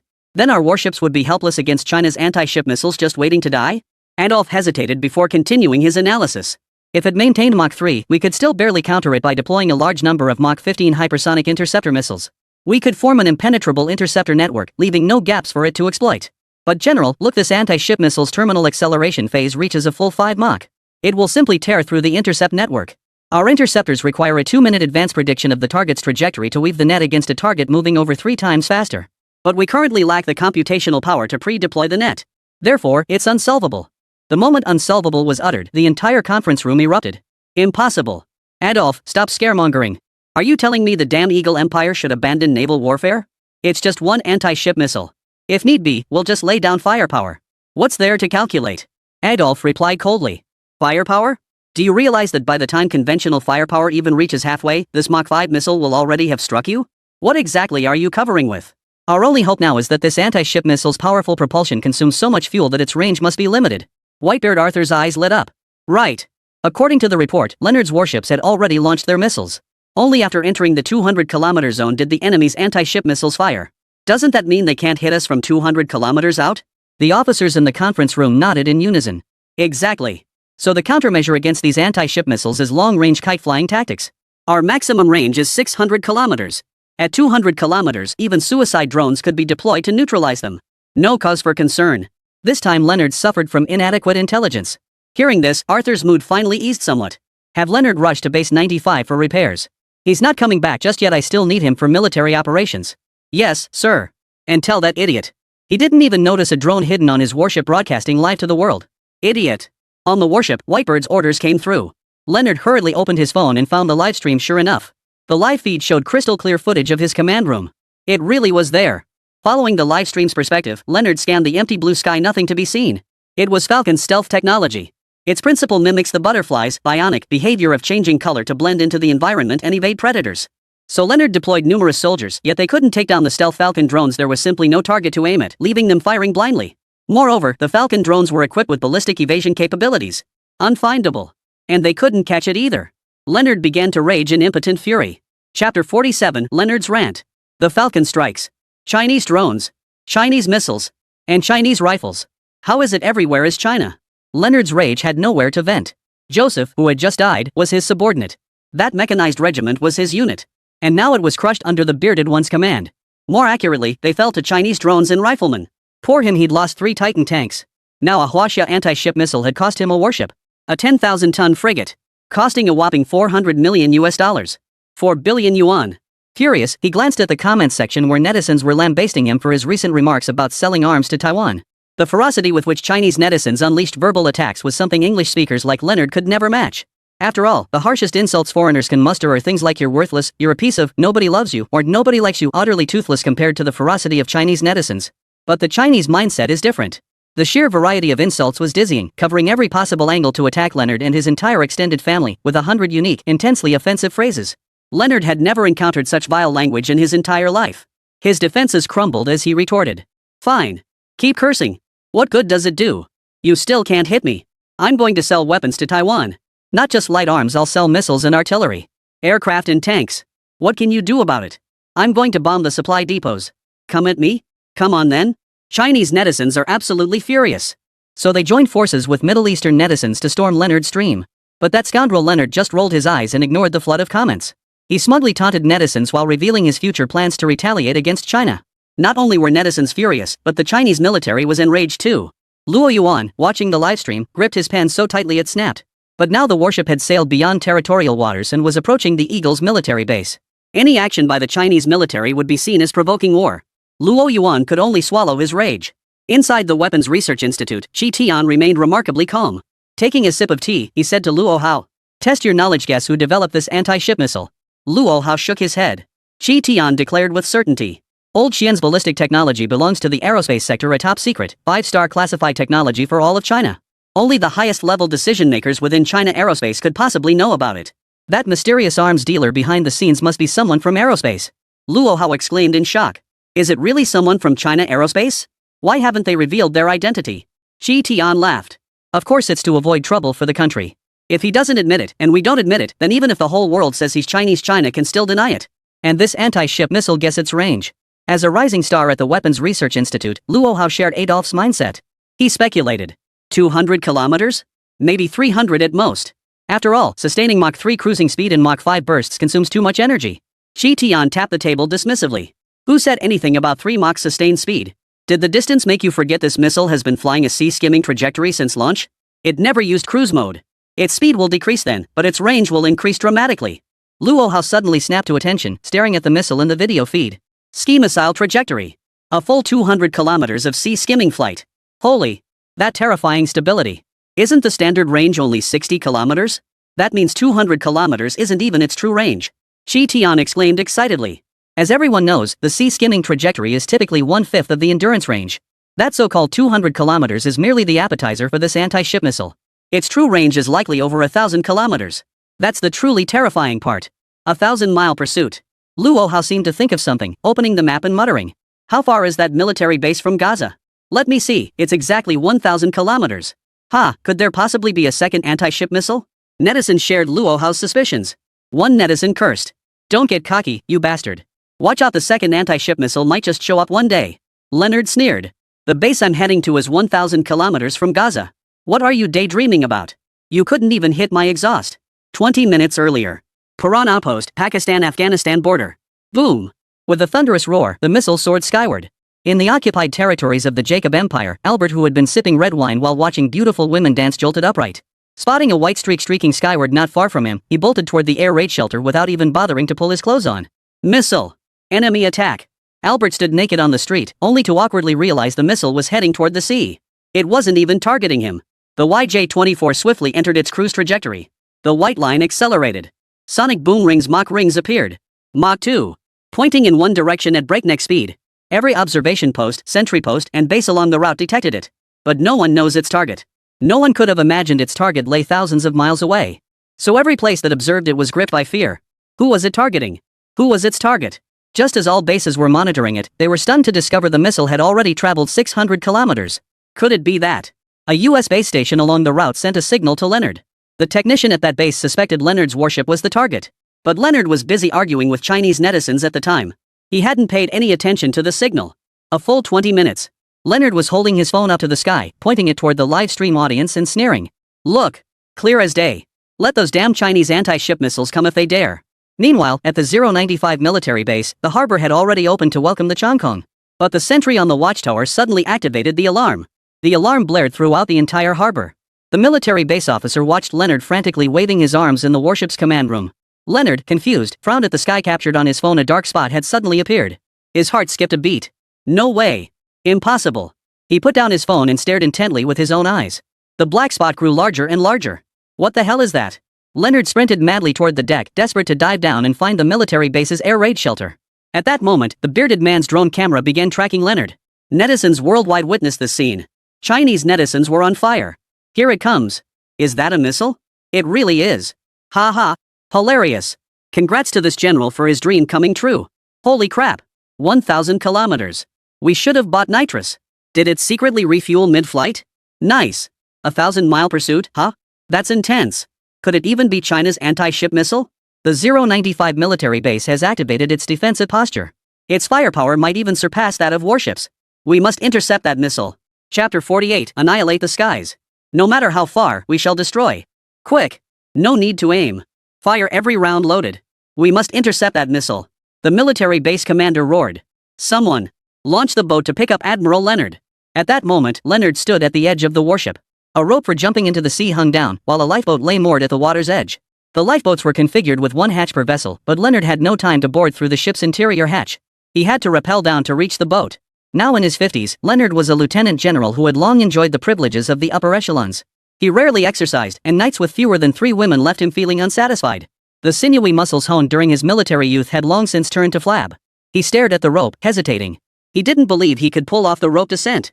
Given the ship's height, if he jumped into the sea, the acceleration would make his impact on the water's surface extremely violent. But water's surface tension wouldn't disperse under such a high-speed impact. Leonard would hit the water like concrete. He would be shattered to pieces. If the rope descent failed, his body would simply shatter upon the water's surface. Huff. Leonard cursed, "Can't someone come help me?" At that moment, a fireworks-like sound erupted behind him. Leonard whipped his head around and was rendered speechless by the sight before him. That dark speck was now mere inches away, a massive Mach ring. A deafening boom. This was the second time Leonard had witnessed it. Countless bombs and explosives whizzed past the advancing anti-ship missile, colliding and detonating in its wake. Nothing seemed capable of stopping this missile from hitting its target. The black dot grew larger and larger in Leonard's pupils. The sound of others' angry shouts filled his ears, along with cries from the lifeboat. He instinctively glanced toward the lifeboat, but it was too late. The YJ missiles had already arrived. The military base's interceptor attack had been child's play, but now the game was over. A blinding white light erupted above Leonard's head. In that instant, fate closed its circle. Leonard seemed to become the girl who had died beneath his missile at the supply point. Heaven's wheel turns. As the YJ-24 missile grew menacing within his pupils, the world fell silent. Leonard opened his mouth, but no words came out. In the face of death, all words seemed hollow. He suddenly realized what use were money, power, or women at this moment. All his thoughts and emotions boiled down to one phrase. Sigh. The flames engulfed everything. Only a long, drawn-out sigh remained. Just like the explosion of Changkong 2, Changkong 1 triggered a chain reaction. And because they needed to dock at the military base's port, Changkong 1 and Changkong 3 were positioned very close together at that moment. When the YJ-24 strike missile detonated on Changkong 1, the blast damage directly spread to the adjacent Changkong 3. Boom! Boom! With 2 successive deafening blasts, Changkong 1 and 3 were both engulfed in devastating explosions. The Falcon drone responsible for the live broadcast was also engulfed by the explosion. Viewers in the livestream could only witness the successive explosions of the 2 Changkong vessels before the screen went black. But the footage was enough. Holy! China is ruthless. They couldn't even hide it, their own military base still got blown to bits. Let them talk big. Karma's A. This is insane. Didn't the commander of the Eagle Squad say it had a 1,000-kilometer range? An anti-ship missile with that range is practically on par with an intercontinental missile. 1,000 kilometers? Isn't the internet saying they travel at Mach 3? That's like 20 minutes? Holy. Unbelievable. 20 minutes? Just enough time for me to take a dump, and that missile flies 1,000 miles to smash the enemy fleet. 20 minutes is shorter than my life. Didn't anyone notice that if they had missiles, why didn't they fire earlier instead of waiting until the fleet reached the military base? Eagle, was that intentional or accidental? Rabbit, intentional, that's how I show off my range. Hilarious. The Eagle Empire's fleet became test subjects. Meanwhile, an eagle-eyed netizen screenshotted a major discovery and posted it online. The image shows a partial missile carrier floating on the sea surface.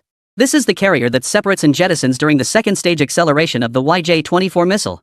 Engraved on the carrier were 5 red stars and the letters HQ. It was Lee San's emblem. This sent the internet into a frenzy. Everyone had been speculating about who was selling arms, though the missile pointed to China. There was no concrete evidence. But now it's different. Isn't that the emblem of that Chinese arms dealer from last time? Although China denied it at the UN General Assembly later, those in the know understood. No further explanation needed. Damn, that looks familiar. It's the same logo as the AKs and drones from before. So this anti-ship missile also came from that arms dealer? Concrete proof. It's definitely China, no doubt about it. Did the country see that jerk's question online and decide to take action? Whoa. Watch your mouth. I'll sue you for defamation. We're a great nation. Exactly. This must be some rebel buddy from Pakistan who found it in the desert. He couldn't stand that Eagle commander pulling a fast one and running away, so he chased him all the way across 1,000 miles. Totally makes sense, our desert buddies have everything.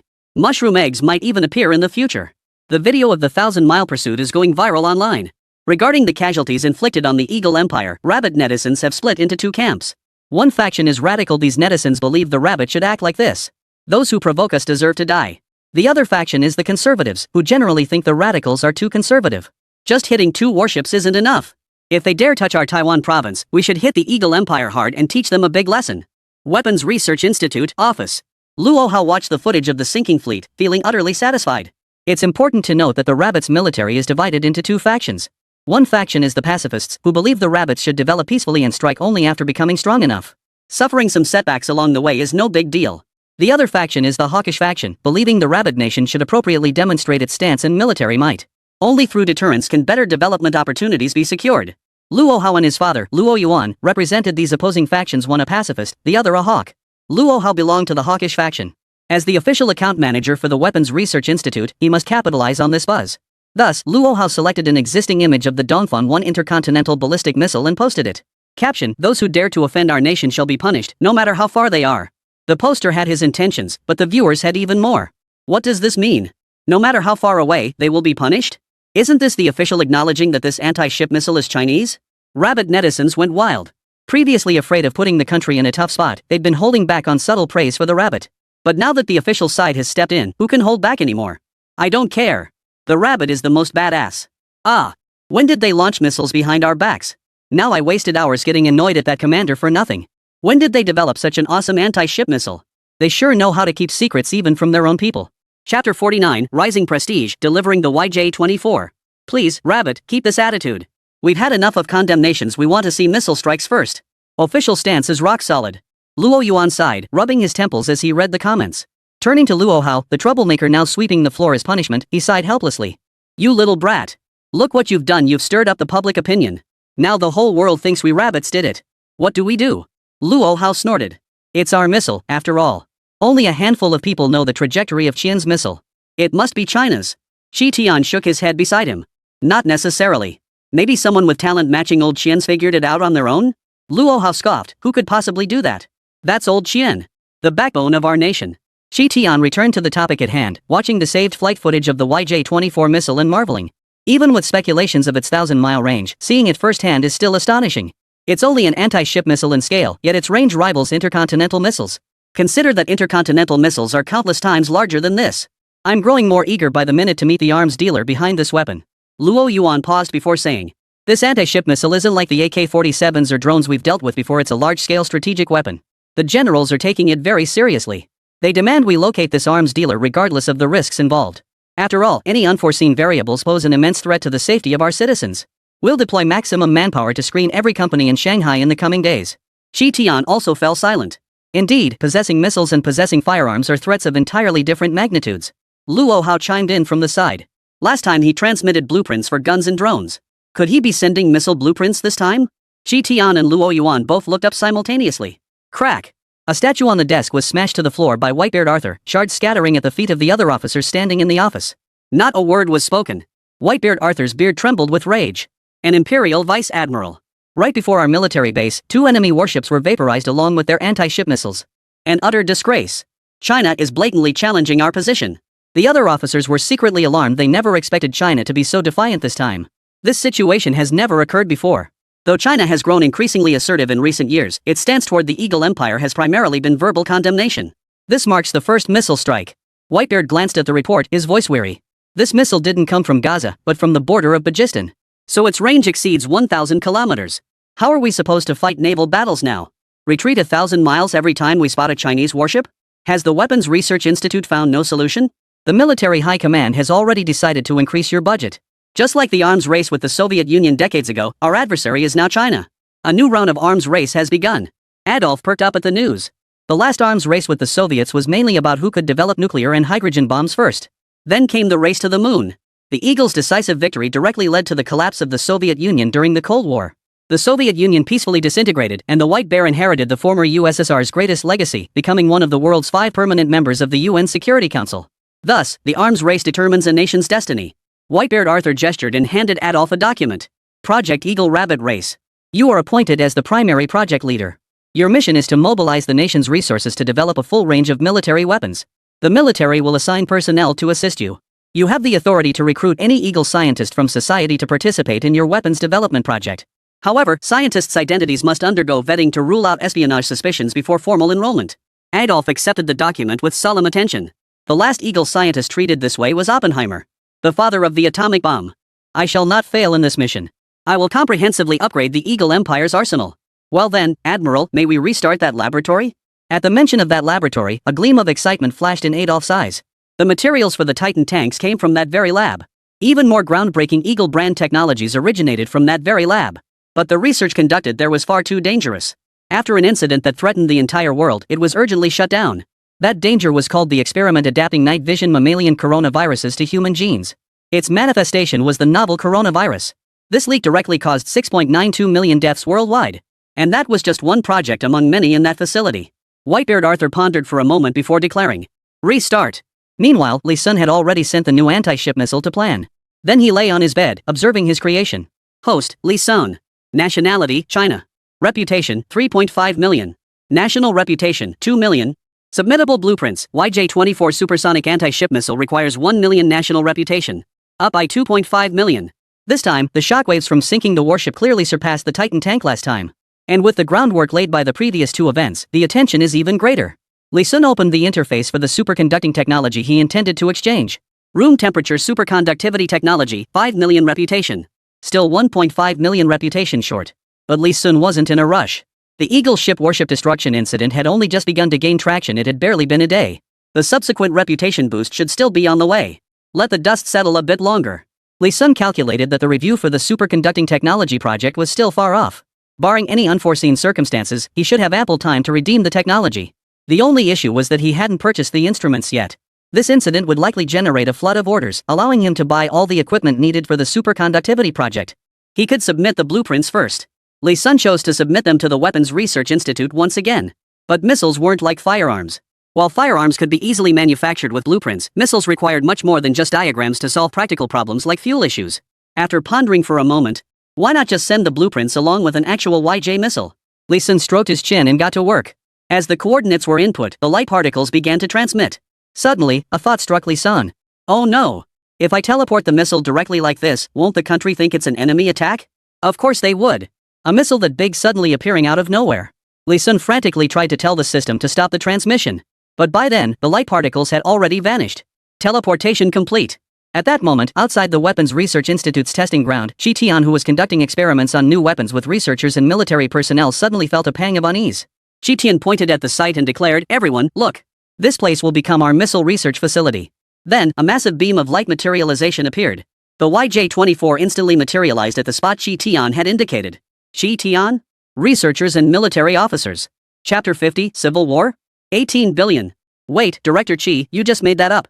What kind of tech is this? Holy crap, spatial teleportation? We have this technology now? Previously, only Chi Tian and Luo Yuan, father and son, had ever witnessed point-to-point teleportation. When Chi Tian submitted the report, the entire nation thought he was joking. What blueprints suddenly appeared? Speculation that it might be teleportation?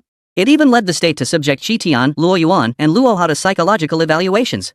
Unlike others' confusion and excitement, after all, Qitian had just claimed it was a missile test site when missiles appeared, so they naturally didn't consider it an enemy attack. But Qitian was different.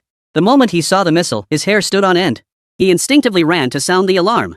After all, he had previously speculated that if this shadowy arms dealer harbored malicious intent, they could easily unleash bombs at will. Run!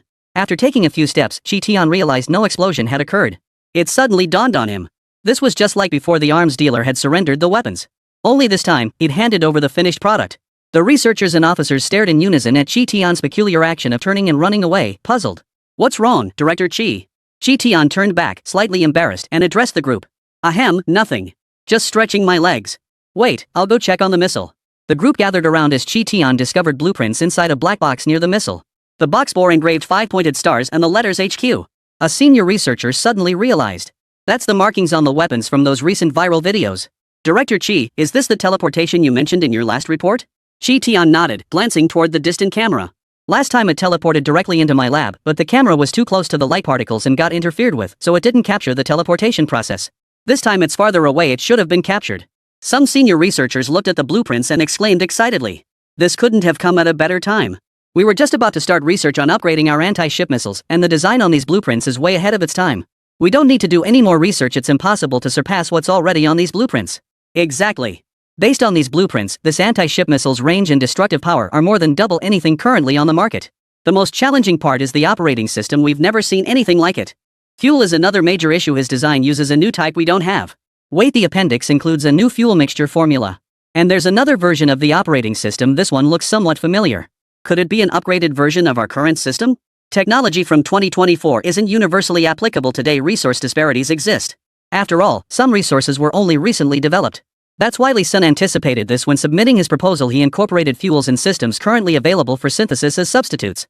With these blueprints and a finished YJ-24 as a test reference, Li Sun believes Huaxia can mass-produce the YJ-24 in the near future. Naval combat capabilities will reach new heights. Combined with the previously developed firearms and drones, the military might of the Chinese forces has surged dramatically. Li Sun stared at the system interface, contemplating which weapon to unlock next. Fighters? Tanks? Or perhaps an electromagnetic railgun? He shook his head. These were all too expensive. His funds still needed to be reserved for purchasing superconducting equipment. There simply wasn't enough. Li Sun sighed. Better save up first. The arms orders should increase, right? After all, he was supplying the bearded one and his crew with the weapons. He hadn't let Big Beard hide this fact from him. Though everyone mistakenly thought he was a Chinese arms dealer, it didn't stop him from making money. There were also 5 billion in government bonds. Currently, he'd only saved 830 million, which still needed to cover the cost of the arms, various expenses for Red Fly Company, and the purchase of instruments for the superconductivity project. It seemed like a lot, but it was nowhere near enough. Money. Use it all to buy weapons. Just then, a message popped up in the back end of Arms Dealer. Civil War State King, Mr. Arms Dealer, your guns are top-notch. Saw the latest news, our organization needs anti-ship missiles too. Do you have any remaining stock? We need 5 units. Strategic weapons like anti-ship missiles aren't listed for purchase even on Arms King, so they can't be directly selected for purchase. Li Sun froze upon seeing this ID. Civil War State King? States are usually over in Eagle Land, right? Civil War? After a moment's thought, Li Sun still sent the order details. He quietly doubled the price. YJ-24 supersonic anti-ship missile, 200 million per unit. The other party didn't even hesitate. The order was filled and sent back in under a minute. Li Sun stared at the order in bewilderment. Account, Civil War State King. Order location, Texas, Eagle Empire. Order amount, 10 billion paid. Coordinates. What the hell? Eagle Empire, Texas? Looking at the verified address from the system, no issues. And after verification, this person seems to be in charge of military procurement for Eagle Wing State, Texas. Li Sun stared at the ID Civil War State King and started freaking out. This ID couldn't be a joke, right? After all, why would someone buying anti-ship missiles be joking? If it's about attacking another country, Texas wouldn't even need to get involved. We've got the president and the Eagle Sausage federal government. Civil War State King. Mr. Arms Dealer, can you expedite this? I'm sick of that idiot next door's provocations. I can't wait to fire one at him. Li Sun couldn't help but whistle. I knew tensions between Eagle Empire states were high, and it's only the federal government's suppression that keeps things stable, but I didn't realize it was this bad. It might be related to the recent decline in military strength and the growing wealth gap within the Eagle Empire.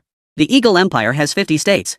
Some states are rolling in oil wealth, while others are so impoverished they're littered with homeless people. Add to that the vast cultural differences between states, plus conflicts among various races and ethnicities. All this fuels hostility between them, though the intensity varies. Many states have long harbored resentment toward the federal government. Whenever possible, they quietly test whether their citizens harbor secessionist intentions. This is a major headache for the federal government. After all, if the Eagle Empire descends into civil strife, that's 50 states. It would rival China's warlord era. Sovereign states carving out their own territories. If that happens, the rabbits would be laughing all the way to the bank. Li Sun dispatched the order while secretly noting the weapons' serial numbers. Should these anti-ship missiles ever be launched toward China, Li Sun would be the first to know, then order their immediate destruction. After all, the missiles contained internal safety systems. Having just finished dispatching the orders, Li Sun opened his bank account balance and savored the view. 18 billion. Before his excitement could fully subside, Li Sun received a call from Secretary Jean. Sir, do you remember the exhibition? We need to attend today. Chapter 51. Li Sun blocked at the exhibition. Director Xia laughs in exasperation. Did you forget? I promised the Aerospace Bureau I'd serve as a judge. My car is already waiting in the underground parking garage. Secretary Jin's voice came through the phone. Li Sun held the phone awkwardly. These past few days, he'd been immersed in reviewing superconducting instrument models and prices, as well as matters concerning the YJ-24 missile. The exhibition was completely off his radar. I haven't forgotten. How could I? Ahem, hold on, I'll be ready in a minute. Li Sun didn't have time to put on a suit, so he just changed into a clean shirt. The foolish yet pure aura of a college student radiated from him. Not a trace of a tech company CEO about him. Much less that of an adjunct chief engineer for the Aerospace Bureau. Moments later, Secretary Jean watched Li Sun's shabby appearance in the back seat inside, pressing her hand to her forehead. Boss, really? Next time, let me handle your outfit. Unfazed, Li Sun continued browsing pages for buying and selling superconducting instruments on his phone. Let's go. Inside the exhibition hall, several tech company employees were gossiping. Did you hear? Some mysterious tech company just snatched the main material for the space agency spacecraft. We're just going through the motions this time. The meat's already gone, we'll be lucky to get any broth. Wonder which big shot from the space agency is here this time. If you get his approval, even if you don't land a partnership with the space agency, you'll still attract major investors. Ha! That depends on whether the exhibition committee even lets your company display its work. Remember Red Flag Tech? They made a huge splash last year but skipped this year's expo. Rumor has it they pissed off the organizers. Shoo! The organizing committee walked through the main hall, led by none other than their head, Jian Shang. Jian Shang scanned the exhibition booths of various companies and asked his assistant. Bring me the list of participating companies. After scanning the list and finding no mention of Hongqi Technology, Jian Shang nodded in satisfaction. A shadow flashed across his eyes. That Red Flag Technology, it was because of him that we connected with the Aerospace Bureau last year. But after landing the Aerospace Bureau project, they burned their bridges. Not a single penny of the promised kickbacks was paid. And now they want in again this year? No way. Just last month, that Red Flag Tech tried to pull the same stunt again. This time he'd learned his lesson, he made them pay the kickback upfront. But after the bastard company's director agreed, they vanished without a trace. Did they think he was a monkey to be played with? And for this exhibition, not only did he secure the chief engineer from the space agency, but most unexpectedly, he also got a big shot from the Administration for Market Regulation on board. That was truly unexpected. First time ever. After all, in Rabbit Society, scholars, farmers, artisans, and merchants are ranked in that order. Official recognition is absolutely essential. The unexpected willingness of the bigwigs from the Administration for Industry and Commerce to serve as judges is a testament to the recognition of his exhibition. For a domestic tech exhibition to gain recognition from the Administration for Market Regulation, that's a huge boost to its credibility. This marks a quantum leap for Jian Shang's career. Wouldn't material science companies and research institutes in Shanghai be lining up to participate in his exhibition from now on? Jian Shang chuckled, then turned back to the exhibition staff with a stern expression. Remember this. Red Flag Technology must never be allowed into the exhibition. The staff nodded. We've already instructed the security guards. Rest assured, Chairman Jin. Little did Jian Shang know that Li Sun had already arrived at the entrance. At the entrance, he even ran into an old acquaintance. The deputy director of the Administration for Industry and Commerce, who had accompanied the Aerospace Bureau's investigation team last time. The moment he spotted Li Sun, he rushed over. Chief Engineer Li. Long time no see. Li Sun shook hands politely. Director Xia, it's been ages. What a coincidence. How did an exhibition of this caliber manage to secure your attendance? What Li Sun didn't know was that Director Xia had actively requested to attend this exhibition. Previous events hadn't even been qualified to invite him. Director Xia had heard that the new chief engineer Li Sun would be representing the space agency and wanted to build connections. That was why he finally agreed to Jian Shang's invitation. The formidable stature of Alpha Materials far exceeded Li Sun's imagination. After all, core materials form the foundation of the entire aerospace industry. From the moment Alpha Materials gained the space agency director's endorsement, Li Sun had become the foundational figure in materials science for China's aerospace sector. As a seasoned bureaucrat, Director Xia was well aware of Li Sun's significance and future potential. Building connections must be done early. Li Sun was currently just the owner of a small tech company. By the time he evolved into a tech titan and the nation's scientific leader, it would be too late to cultivate that relationship. Director Xia understood this principle well. In fact, Director Xia had already discreetly arranged a dinner meeting tonight, intending to invite Li Sun over for a chat after the exhibition concluded. He had even prepared several national projects at the Administration for Industry and Commerce, eager to collaborate with Li Sun. Li Sun and Director Xia walked toward the exhibition entrance, chatting and laughing. The staff member checking entry qualifications perked up immediately upon seeing Secretary Jean behind Li Sun. Li Sun was an unfamiliar face, but they recognized Secretary Jean from the previous exhibition. They knew she was the chairman's secretary at Hongqi Technology. The security guard stepped forward to block Li Sun and his group. "I'm sorry, sir, but you cannot enter. You do not have the qualifications to attend this event. Please don't make things difficult for us staff members." Li Sun froze in surprise. What did that mean? How could an exhibition ban a judge from entering? What kind of exhibition was this? Secretary Jean immediately caught on. He whispered in Li Sun's ear. "It's that Jian Shan from the organizing committee playing tricks. He probably didn't know the space agency was sending you, so he mistook us for representatives of Hongqi Technology." Li Sun frowned, about to speak, when Director Xia stepped forward. Outwardly, Director Xia appeared furious at being blocked, but inwardly he was overjoyed. He'd just been scheming about how to make Li Sun owe him a favor, and now the favor had practically walked right up to him. Nonsense. If Mr. Li isn't qualified to enter this exhibition, then who is? Is this how you conduct your work? The staff member replied coldly. That's none of my concern. All I know is that without an invitation, entry is prohibited. Does he have one? Clearly, Li Sun didn't have one. He was attending as a representative of the Aerospace Bureau. The invitation and all related documents were still with the Bureau and hadn't been issued to him yet.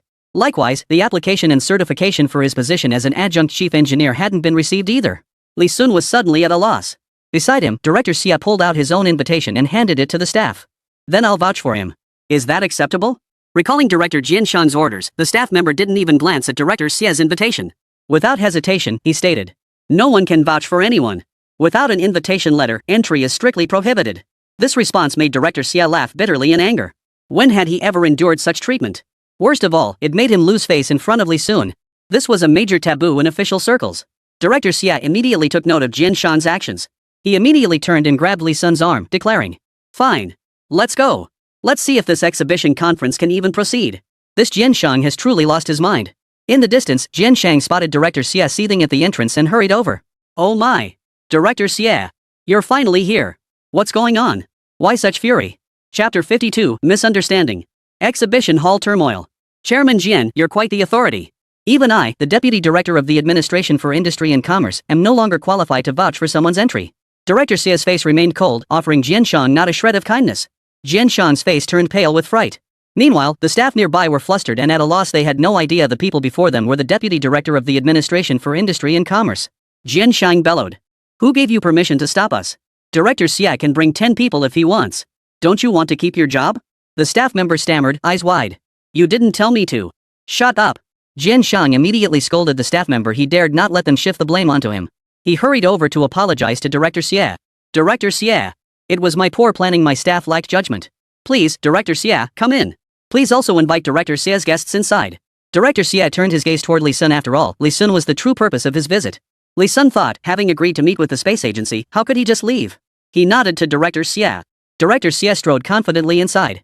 Only then did Jian Shan shift his attention to Li Sun. "This gentleman is..." Jian Shan, beaming with a broad smile, spotted Secretary Jean behind Li Sun. His weathered face, resembling a chrysanthemum, instantly froze.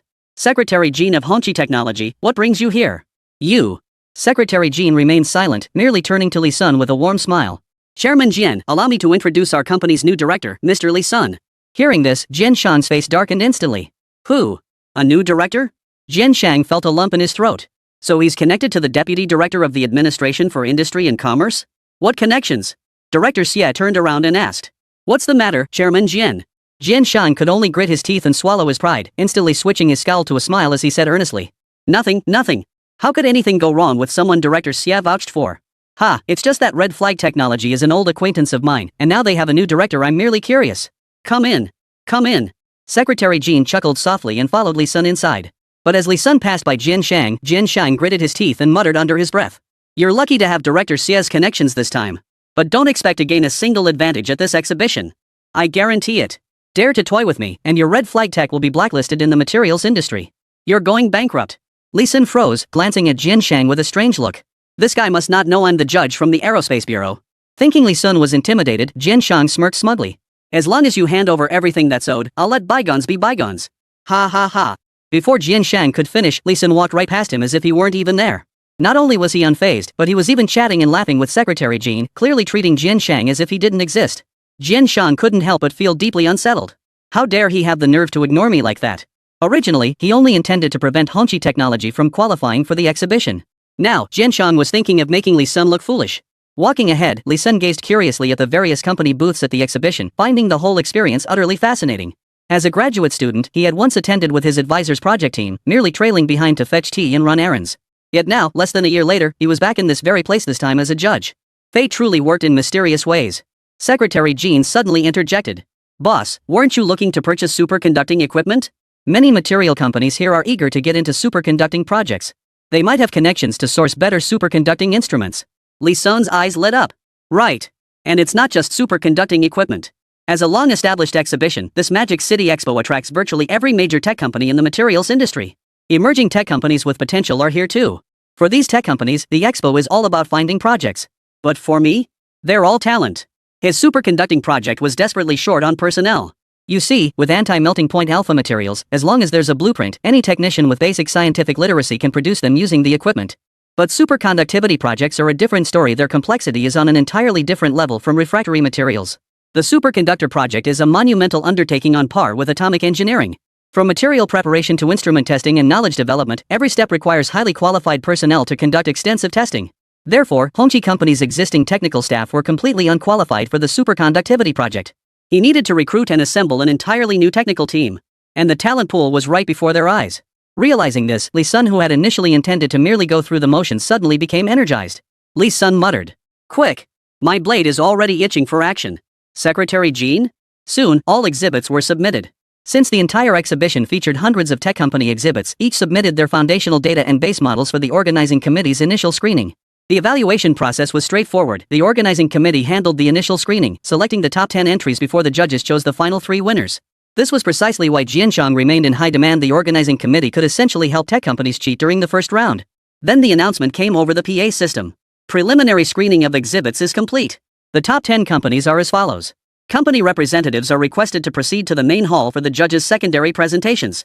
We are honored to have a chief engineer from the Aerospace Bureau, a deputy director from the Administration for Industry and Commerce, and the dean of the Materials Science Department at Magic City University joining us for this review.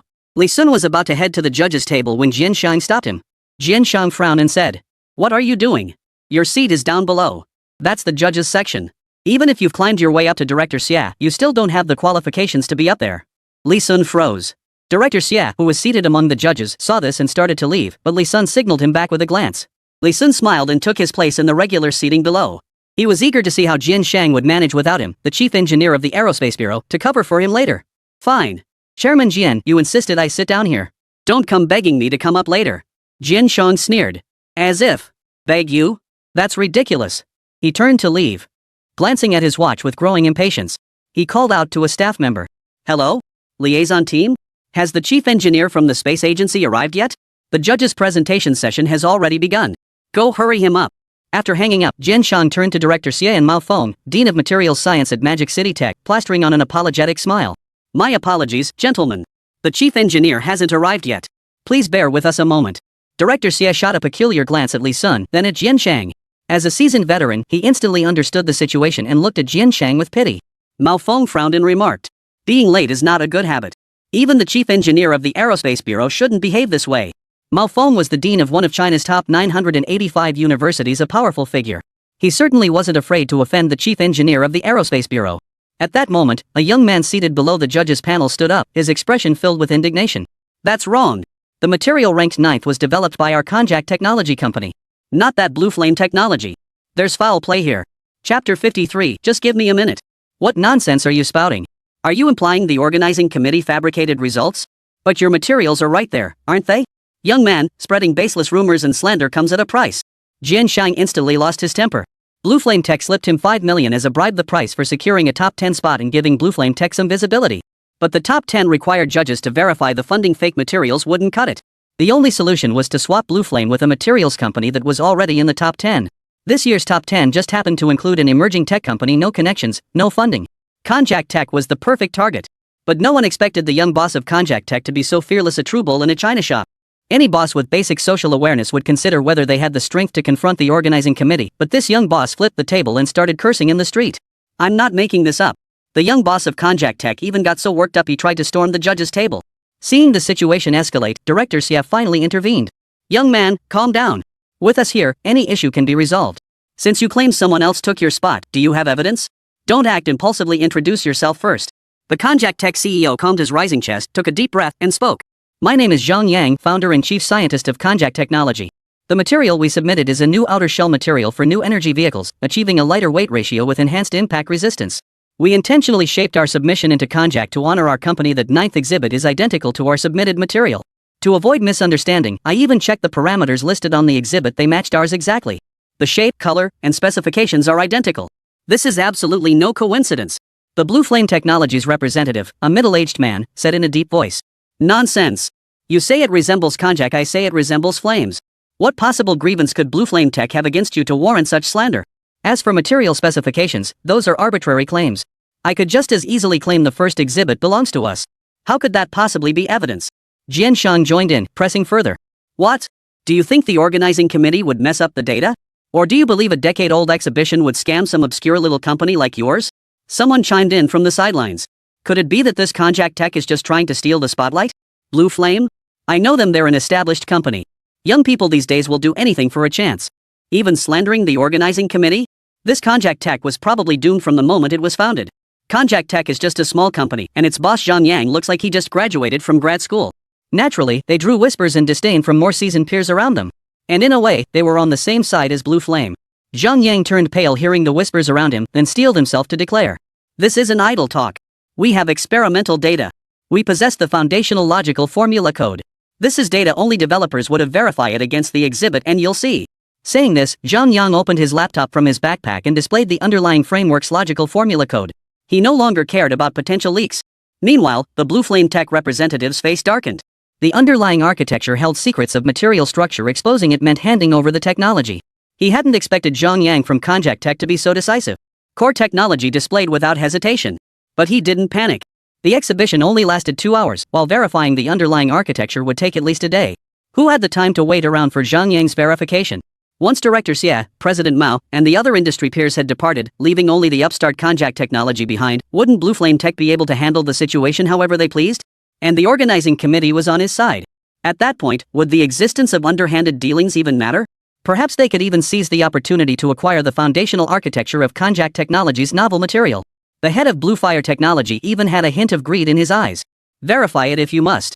Blue Fire Technologies can also provide the underlying architecture. Blue Fire's underlying architecture was obviously fake, just a ploy to buy time.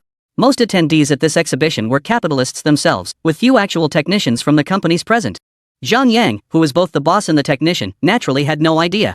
He was like a lost little lamb wandering into a pack of wolves. Even without Blue Fire Tech, he'd inevitably run into wolves like Blackfire or Whitefire who'd devour him. Jian Shang rolled his eyes at Zhang Yang, who was clutching his tablet trying to prove himself. With this incident, the exhibition couldn't be delayed any longer. Jian Shang decided not to wait for the chief engineer from the Aerospace Bureau to arrive. He immediately said in a neutral tone. Then let Mr. Zhang proceed with the verification. The exhibition will continue. Let's start with Exhibit 10. It is. An untimely laugh cut off Jian Shang's words. Ha! Jian Shang looked down to see Li Sun sitting in the front row. Li Sun knew these capitalistic tricks all too well. Ever since his brain domain was unlocked, he could see through such underhanded schemes at a glance. President Jian Shang, starting already? With the cheating scandal still unresolved, what's the point of rushing to evaluate? What if more than one of the top 10 is tainted? Or what if even substituting materials is allowed? What about outright fabrication? Jian Shang's anger flared instantly. His eyes widened in fury. Red Flag Technologies wasn't exactly squeaky clean either. Hadn't they only gained the space agency's attention last year because of him, Jian Shang? And now you turn around and bite the hand that fed you? But with everyone watching, Jian Shang couldn't lose his temper. He forced himself to calm down and said, the verification will take all day. If we don't start now, are we just going to cancel the exhibition? Director Xie, President Mao, and our colleagues have no time to indulge in newcomers' nonsense. If you're so capable, then produce the evidence to resolve this. Li Sun. After learning Li Sun's name, Jian Shang had immediately checked his background. Upon seeing he was merely a lucky ordinary bachelor's master's graduate, Jian Shang immediately wanted to curse him out. You're just a lowly nobody with no connections, no money, and no credentials. How dare you act so arrogant? Jian Shang couldn't help but sneer. Could it be that our Mr. Li is all talk and no action? Probably doesn't even know what a material's underlying structure is, right? At that moment, many noticed Jian Shang's attitude clearly malicious. Who could this person be that Chairman Jian would personally target? All eyes instantly turned to Li Sun. Meanwhile, Zhang Yang, who had been buried in his calculations, was completely forgotten. Li Sun rose leisurely, turning to walk toward Zhang Yang in the back row. He reached out and slammed shut the laptop Zhang Yang was using for verification. Startled by the interruption, Zhang Yang snapped his head up, anger in his voice. What the hell? Zhang Yang cracked his neck and replied calmly, with an air of unquestionable authority. You're too slow with the computer. Let me show you how to do it. Just give me a minute. Chapter 54, Li Xuan Algorithm, Live Derivation. 1 minute? Before Jian Shang could utter a word of mockery, the other materials industry peers couldn't hold back any longer. Though they were all business owners, they were still in the materials industry and knew some basic facts about it. He was really blowing his own horn. Do you have any common sense? Do you think verifying material structures is like solving math problems? It's not about time-based solutions, it's about verifying the molecular structure within the material. Using the traditional verification methods currently employed in China's materials industry, the material structure rating for exhibit number 9 is S grade, requiring at least 18 hours to complete. I heard the Eagle Sage side has mathematicians and materials scientists developing a new algorithm that can cut the time by 3 times. Ha! Do you really think this kid could get his hands on such classified algorithms? Besides, even Eagle's method still takes 6 hours. 1 hour? Only a complete amateur would suggest that. Ignorance! Jian Shang chuckled. He'd been strategizing how to undermine Li Sun, but now Li Sun had blown himself up. Even Zhang Yang was speechless. He thought Li Sun was a fraud. Enough talk. Give me back my computer. Li Sun shook his head and walked up to the stage, asking Director Xia beside him. May I have a demonstration board? Director Xia was the only person present who knew Li Sun's true identity and naturally supported him. After all, someone capable of creating alpha material couldn't possibly be ignorant of basic material science unless Li Sun was absolutely certain. Director Xia smiled, of course. Jian Shang, get Mr. Li a blackboard. Jian Shang was about to scold Li Sun for pushing his luck, but Director Xia had already given the order, leaving him no choice but to comply. Soon after, a staff member wheeled over a demonstration blackboard. It was intended for explaining material exhibits to the judges. Jian Shang looked at Li Sun helplessly and said, Go ahead. 1 minute. Your show. Li Sun tapped the blackboard, completely oblivious to Jian Shang's attitude. His gaze drifted off as he stared at the board. The 15% of his brain now unlocked unleashed a torrent of knowledge, everything he'd ever studied, including the architecture and algorithms of the groundbreaking alpha material. These symbols and knowledge ignited like sparks, each dim character lighting up and connecting endlessly. A brand new knowledge pathway emerged. Drawing upon his knowledge reserves, Li Sun began deducing the most suitable algorithms within his mind. His mind was boiling with knowledge. To the outside world, however, Li Sun merely froze for a moment. Li Sun raised his hand and began to dance across the blackboard. Derivation, Li Xuan Algorithm, Part 1. Outside the exhibition hall, a person in a space agency uniform hurried toward the exit, carrying a bag. She was Mo Ran, assistant to Cui Jian, the third in command of the space agency, tasked with delivering Li Sun's approved chief engineer credentials. The exhibition had already commenced. Sweating profusely, Mo Ran presented her space agency credentials directly to the security personnel at the entrance and was promptly granted access. Contrary to her initial expectation of a bustling exhibition, not a single sound reached her from the inner hall as she walked down the corridor. Could the exhibition have ended early? Mo Ran grew even more anxious. Oh no, I don't have Chief Engineer Li's contact information. How will I find him if it's over? Slowly pushing open the inner hall doors, she saw a group of materials industry executives all standing up, pulling out their phones to film the stage. Not a single person spoke. On the stage, only the back of a young man was visible, furiously scribbling with a piece of chalk. Mo Ran pulled up Li Sun's photo on her phone and studied the figure on stage. It was Chief Engineer Li. Was he deriving something? As Cui Jian's assistant, Mo Ran's expertise undoubtedly surpassed that of most ordinary researchers. She instantly recognized that Li Sun was deriving a new algorithmic formula. Seeing no one speak, Mo Ran didn't want to interrupt and silently watched Li Sun's derivation. The exhibition hall hadn't been this quiet initially, but when Li Sun reached the third line of his algorithmic formula, Vice Dean Mao Feng, seated among the judges, could no longer remain still. He stood up, his expression grave. As a leading authority in materials science, he was stunned by Li Sun's novel algorithmic approach and initial parameters. Completely novel and logically sound. Yet it carried an air of profound mystery. This kid might actually have something. By the sixth line of the algorithmic formula, some tech-savvy executives in the audience, including Zhang Yang, CEO of Konjac Technology, began to sense something amiss in Li Sun's derivation. The steps and the construction of the analytical expressions seemed perfectly logical. And many steps were ingeniously crafted beyond belief. So they quietly pulled out their phones and started recording with their cameras. By the 10th line of the algorithm formula, every materials industry boss was stunned. Even if they weren't technical experts, they still possessed some fundamental knowledge of materials science. Even those who truly knew nothing about materials understood the unwritten rules of social etiquette. Didn't you see that guy from the Materials Institute, Mao Feng, staring at the blackboard without daring to breathe? If there wasn't something substantial, would a distinguished research scholar at the dean level be watching so intently? And even if they didn't understand, someone in their company did. So the bigwigs immediately started video calling their chief scientists, pointing their cameras straight at the blackboard. The exhibition hall instantly fell silent. No one even reminded Li Sun about the time. Over a minute had already passed. On stage, Jian Shang watched as everyone scrutinized Li Sun with such intensity, and panic began to set in. Could it be this kid actually has some talent? No, if I let him keep writing, how will I wrap this up? Jian Shang cleared his throat twice, trying to break the awkward silence. Ahem, a minute's up. Mr. Li Sun, you should step down now. Shut up. Quiet. Jian Shang was cut off mid-sentence not by Director Xia, but by Mao Feng. At that moment, not only Mao Feng, but everyone in the audience except for the head of Lanhua Technology glared at Jian Shang with fury. The furious glances from all sides made Jian Shang's heart race. The words he'd been about to say suddenly stuck in his throat, unable to escape. Meanwhile, Li Sun had reached the conclusion of his derivation.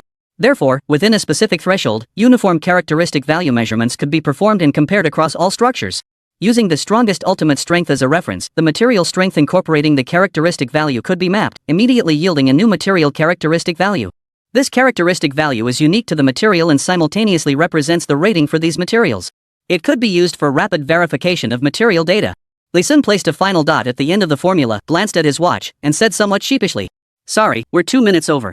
Didn't expect so much. Zhang Yang, hand over your data." Zhang Yang from Konjac Tech finally snapped out of his daze and handed over his laptop. Li Sun quickly scanned it, memorizing all the data. Then he recited the result from memory. The eigenvalue verification for Konjac Technology's material data is 3125. But Blue Flame Tech's provided data yields 2237. Chapter 55, Identity Revealed, Jian Shang's Demise. The larger the eigenvalue, the higher the material strength and rating. 3125 versus 2237. Konjac Tech's data outperforms Blue Flame's by nearly an order of magnitude. Li Sun looked at Jian Shang and said, "Who's genuine and who's fake, who's good and who's bad? It's crystal clear now. Chairman Jian, how will the organizing committee take responsibility for this? They won't drag their feet and refuse to honor their commitments, will they?" Jian Shang glanced at the blackboard and chuckled. "What a joke. Do you really think the truth depends on what some kid like you says? Have you had that blackboard full of gibberish verified? Who can guarantee you're right? Even global mathematicians and material scientists take 6 hours to produce algorithms, yet you claim to get results with a few scribbles?" Li Sun glanced at the tech executives below and retorted, "You don't all share this lack of discernment, do you?" Zhang Yang from Konjac Tech leapt to his feet first, clapping and shouting, "Mr. Li, you're a genius. This Li Xuan algorithm is absolutely real. I followed along as you wrote it and input it into the computer using mathematical modeling software. After computer simulation, the success rate was 100%. Zhang Yang's applause was just the beginning. After all, what would normally take at least 6 hours to verify, Li Sun had calculated in his head in a single second. Even accounting for Mr. Li Sun's exceptional mathematical talent, an average person using a computer could still produce the answer in seconds. Any tech company owner with basic scientific knowledge understands what this algorithm means for the materials industry. It signaled the complete overthrow of traditional verification methods. Henceforth, all material ratings might rely on this algorithm. That would make Li Sun the father of the new material rating system. Compared to Li Sun, what does Jian Shang on stage amount to? Instantly, everyone, even Blue Flame Tech's executive, began applauding. Seeing the applause, Jian Shang took 2 steps back, flustered. He looked toward Blue Flame Tech's representative, about to speak. Blue Flame Tech's representative acted decisively, stepping forward to apologize to Li Sun. "I was blinded by greed. Material number 9 was replaced by our company bribing Jian Shang. We will take full responsibility and compensate Konjac Company." The Blue Flame Tech executive understood clearly, even if arrested this time, it would only tarnish his reputation. But offending Li Sun, if Li Sun refused to grant his company the usage rights to this new algorithm, that would be the greatest loss. There are no permanent friends, only permanent interests. He chose to betray Jian Shang without hesitation. Jian Shang's face turned purple with rage. "Nonsense. Who took bribes?" The Blue Fire Tech executive replied calmly. "I marked the cash I gave you." Jian Shang was dumbfounded. Seeing Jian Shang's reaction, most companies present now understood what was happening. After all, only a handful of established tech companies with deep pockets could afford to bribe the organizing committee. Most companies were learning about this for the first time. But they weren't first-timers at the exhibition. Damn it! Last time I attended the exhibition, I wondered why the top 5 exhibit looked so much like my company's. I just didn't dare say it out loud. Turns out I got screwed. Me too. This expo's been running for 10 years. Who knows how many victims there are? Jian Shang deserves to rot. How many opportunities have been stolen from emerging tech companies? Thorough investigation. Thorough investigation. Throw Jian Shang in jail. Jian Shang recoiled in terror as he listened. Director Xia frowned. This kind of exhibition fraud involves a broad legal scope. It might not even be possible to convict Jian Shang. Jian Shang swallowed hard and shouted. "There's no evidence. It's all slander. Besides, why do you believe that Zhang Yang so readily? He might be making things up to clear his own name." This algorithm is so complex, who among you present here could possibly understand it? It could very well be something Lee Sin wrote, half-truths and half-lies, to deceive you all. Lee Sin chuckled. The truth would soon be revealed. He had written out the algorithm precisely to spread it. It was meant to elevate the rabbit's materials industry, which would then lift up aerospace and every other sector. After all, materials touch on such a vast range of industries. 90% of it is real. Mao Feng, who had been silently buried in calculations with his pen, suddenly looked up. While you were talking, I've already re-derived the algorithm on paper following Lee Sun's approach. So far, every step of the derivation is correct. The logic is rigorous, the data precise. This is nothing a young man in his 20s could have deduced. A genius. A genius who masters materials science and ranks among the world's top in mathematics. Mao Feng's eyes gleamed as he looked at Lee Sun and continued. Mr. Lee, would you consider joining the materials science department at my university, Magic City University of Science and Technology? I'll serve as your vice dean. I'll be your right-hand man. His opening offer left Lee Sun speechless. He dared not accept the dean as his assistant. Setting aside the traditional virtues of respecting elders and honoring teachers, he already had a mountain of messes to clean up at Red Flag Technology. The last thing he needed was more debt. No, no. Just as Lee Sun pondered how to politely decline, a voice rang out from the back of the hall. Chief Engineer Lee isn't going. He's our Aerospace Bureau's man. Dean Mao, don't try to poach our talent. Saying this, Mo Ran jogged over to Lee Sun and presented him with a certificate and a job offer. Seeing Mo Ran in his full Aerospace Bureau uniform, everyone present understood. They were just curious about Lee Sun's background. How could someone so young be a chief engineer? Mao Feng sighed, so he's the chief engineer of the Aerospace Bureau. No wonder he's so capable. Director Xie chuckled. Chief Engineer Lee nearly drove me crazy. Congratulations on another major scientific achievement for China. Jian Shang, standing nearby, stammered in shock. Lee? Chief Engineer? The Chief Engineer? He's the Aerospace Bureau Chief Engineer who was supposed to arrive today? How is that possible? Mo Ran frowned. What kind of talk is that? Questioning the legitimacy of our space agency? The certificates and appointment letters bear the official seals of state institutions. Forgery carries a minimum 3-year sentence. Jian Shang gritted his teeth. The tables had completely turned. Upon learning Lee Sun was the chief engineer of the Aerospace Bureau, Jian Shang's last shred of hope vanished completely. If he couldn't win, then they'd all go down together. Jian Shang roared, his eyes red with fury. I did it. I took bribes. I substituted materials. But I'm turning myself in. I'm reporting it. I'll atone for my crimes. Your chief engineer Lee's Red Flag Technology has also collaborated with me. Last year's anti-melting point material data was fake. I helped cover it up. It was those fake data that hooked Red Flag Tech onto the Aerospace Bureau project. Jian Shang glared viciously at Lee Sun and sneered. Lee Sun, if you destroy me, you won't get off easy either. We'll both die. But as soon as he finished speaking, Jian Shang noticed Director Xie and Mo Ran staring at him with strange expressions. At Director Xie's signal, nearby officers swiftly arrived and pinned down both the Blue Flame Tech executive and Jian Shang. Chapter 56, Superconductor Project Hiring. Jian Shang roared in defiance. And Lee Sun. Arrest him. His company committed fraud. Why? Why aren't you arresting him? Even as his voice faded, Director Xie and Mo Ran paid him no mind. Are you kidding me? The space agency has already begun mass-producing Lee Sun's alpha material. And you're saying it's fake? Lee Sun looked at Mao Feng and formally responded. My apologies, Dean Mao. I have my own company and projects to manage. Thank you for the invitation. As for the Li Xuan algorithm, feel free to take it, it's free. The moment he finished speaking, thunderous applause erupted from the audience. Many in academia fiercely guard their technical patents. Algorithms like this would typically be widely disseminated. If Lee Sun insisted on charging patent fees, he could have effectively controlled every researcher in the materials field. But Lee Sun's declaration of free instantly silenced them all.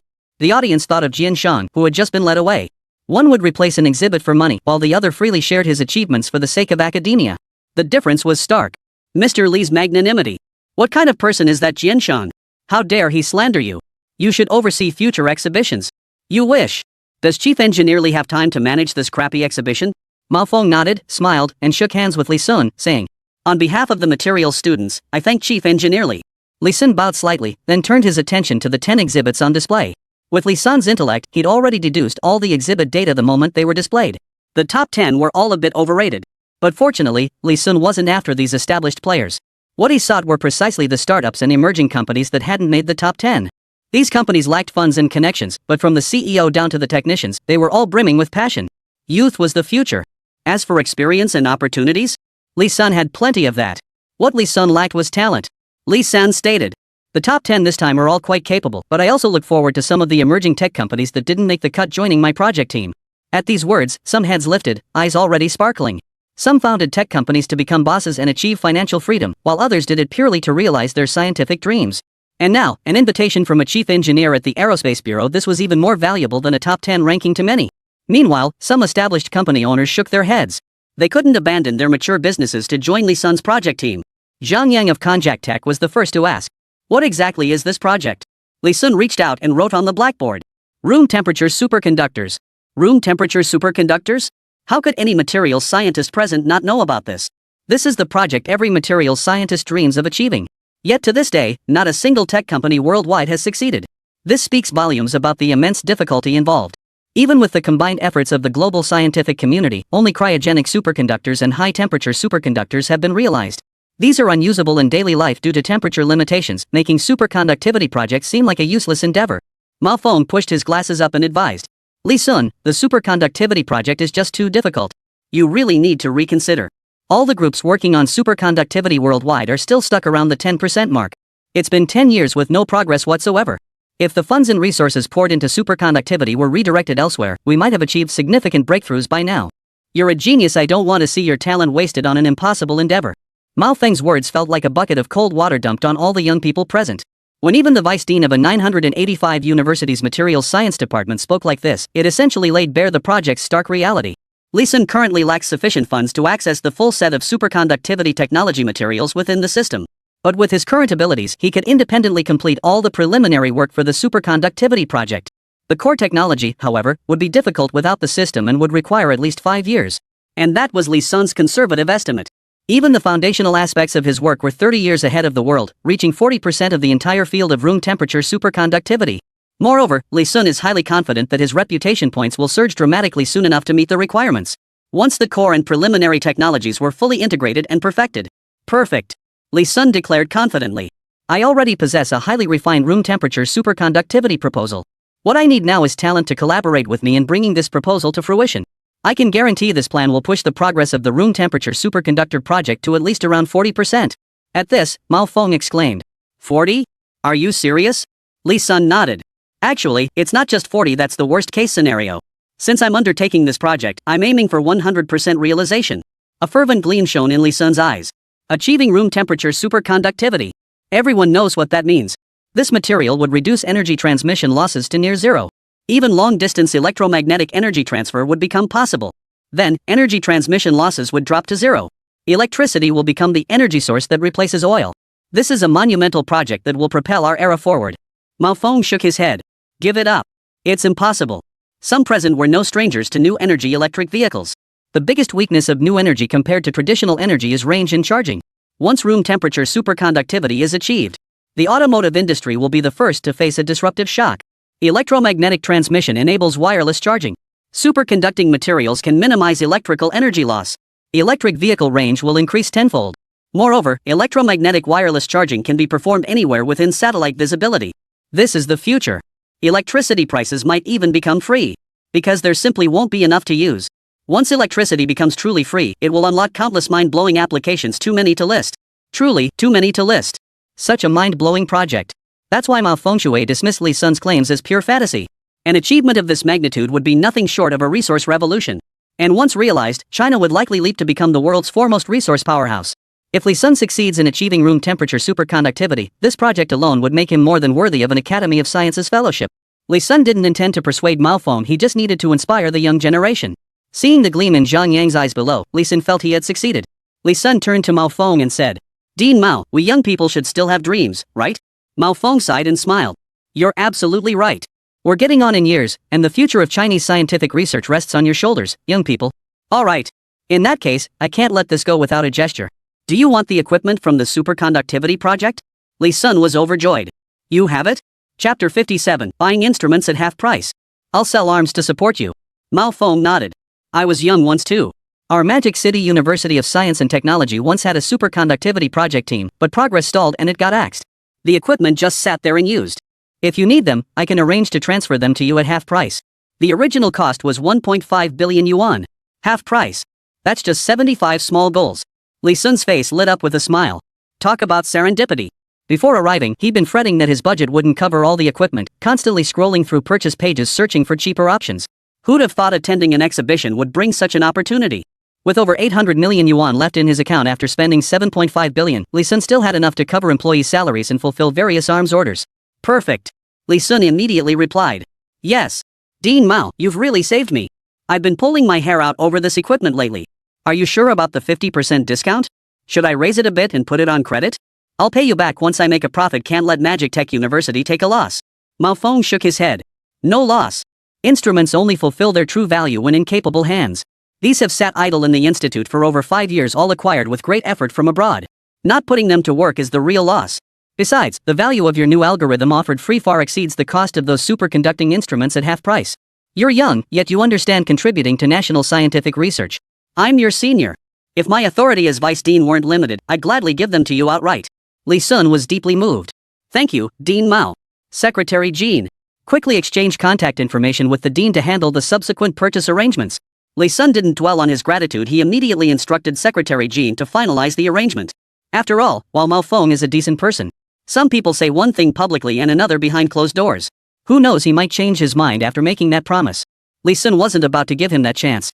Those watching knew Li Sun wasn't just paying lip service when he negotiated the deal with Dean Mao right then and they're even committing to buying equipment for the superconductivity project. 7.5 billion yuan was more than enough to buy out most of the small companies here. Even established firms couldn't spare that much cash for a single project. Mao Feng's unintended move actually served as a promotional boost for Li Sun, giving reassurance to those who were considering joining his project but still harbored some uncertainty. Zhang Yang took a deep breath, adjusted his glasses, and raised his hand. Chief Engineer Li, I wish to join your project. But I have many people in my company, I can't just abandon them. Li Sun inquired. How many? 8 people. Li Sun was taken aback. It really is a small company. With just 8 people, they couldn't even establish a basic salary structure. Yet this Magic Domain Tech had produced materials ranked among the top 10 at the exhibition. What a treasure trove! Li Sun immediately waved his hand. Bring them all on board. Offer them the highest compensation available in the materials industry for their level. Now, Li Sun wasn't worried about wages or whether they could afford to keep them. Compared to 50 billion in foreign debt, what could it possibly cost to support a few people? Even if they earned 1 million yuan annually, supporting 100 of them would only cost 100 million. Moreover, only core management personnel would command 7-figure salaries. For the rest, 400,000 or 500,000 yuan a year is already quite generous.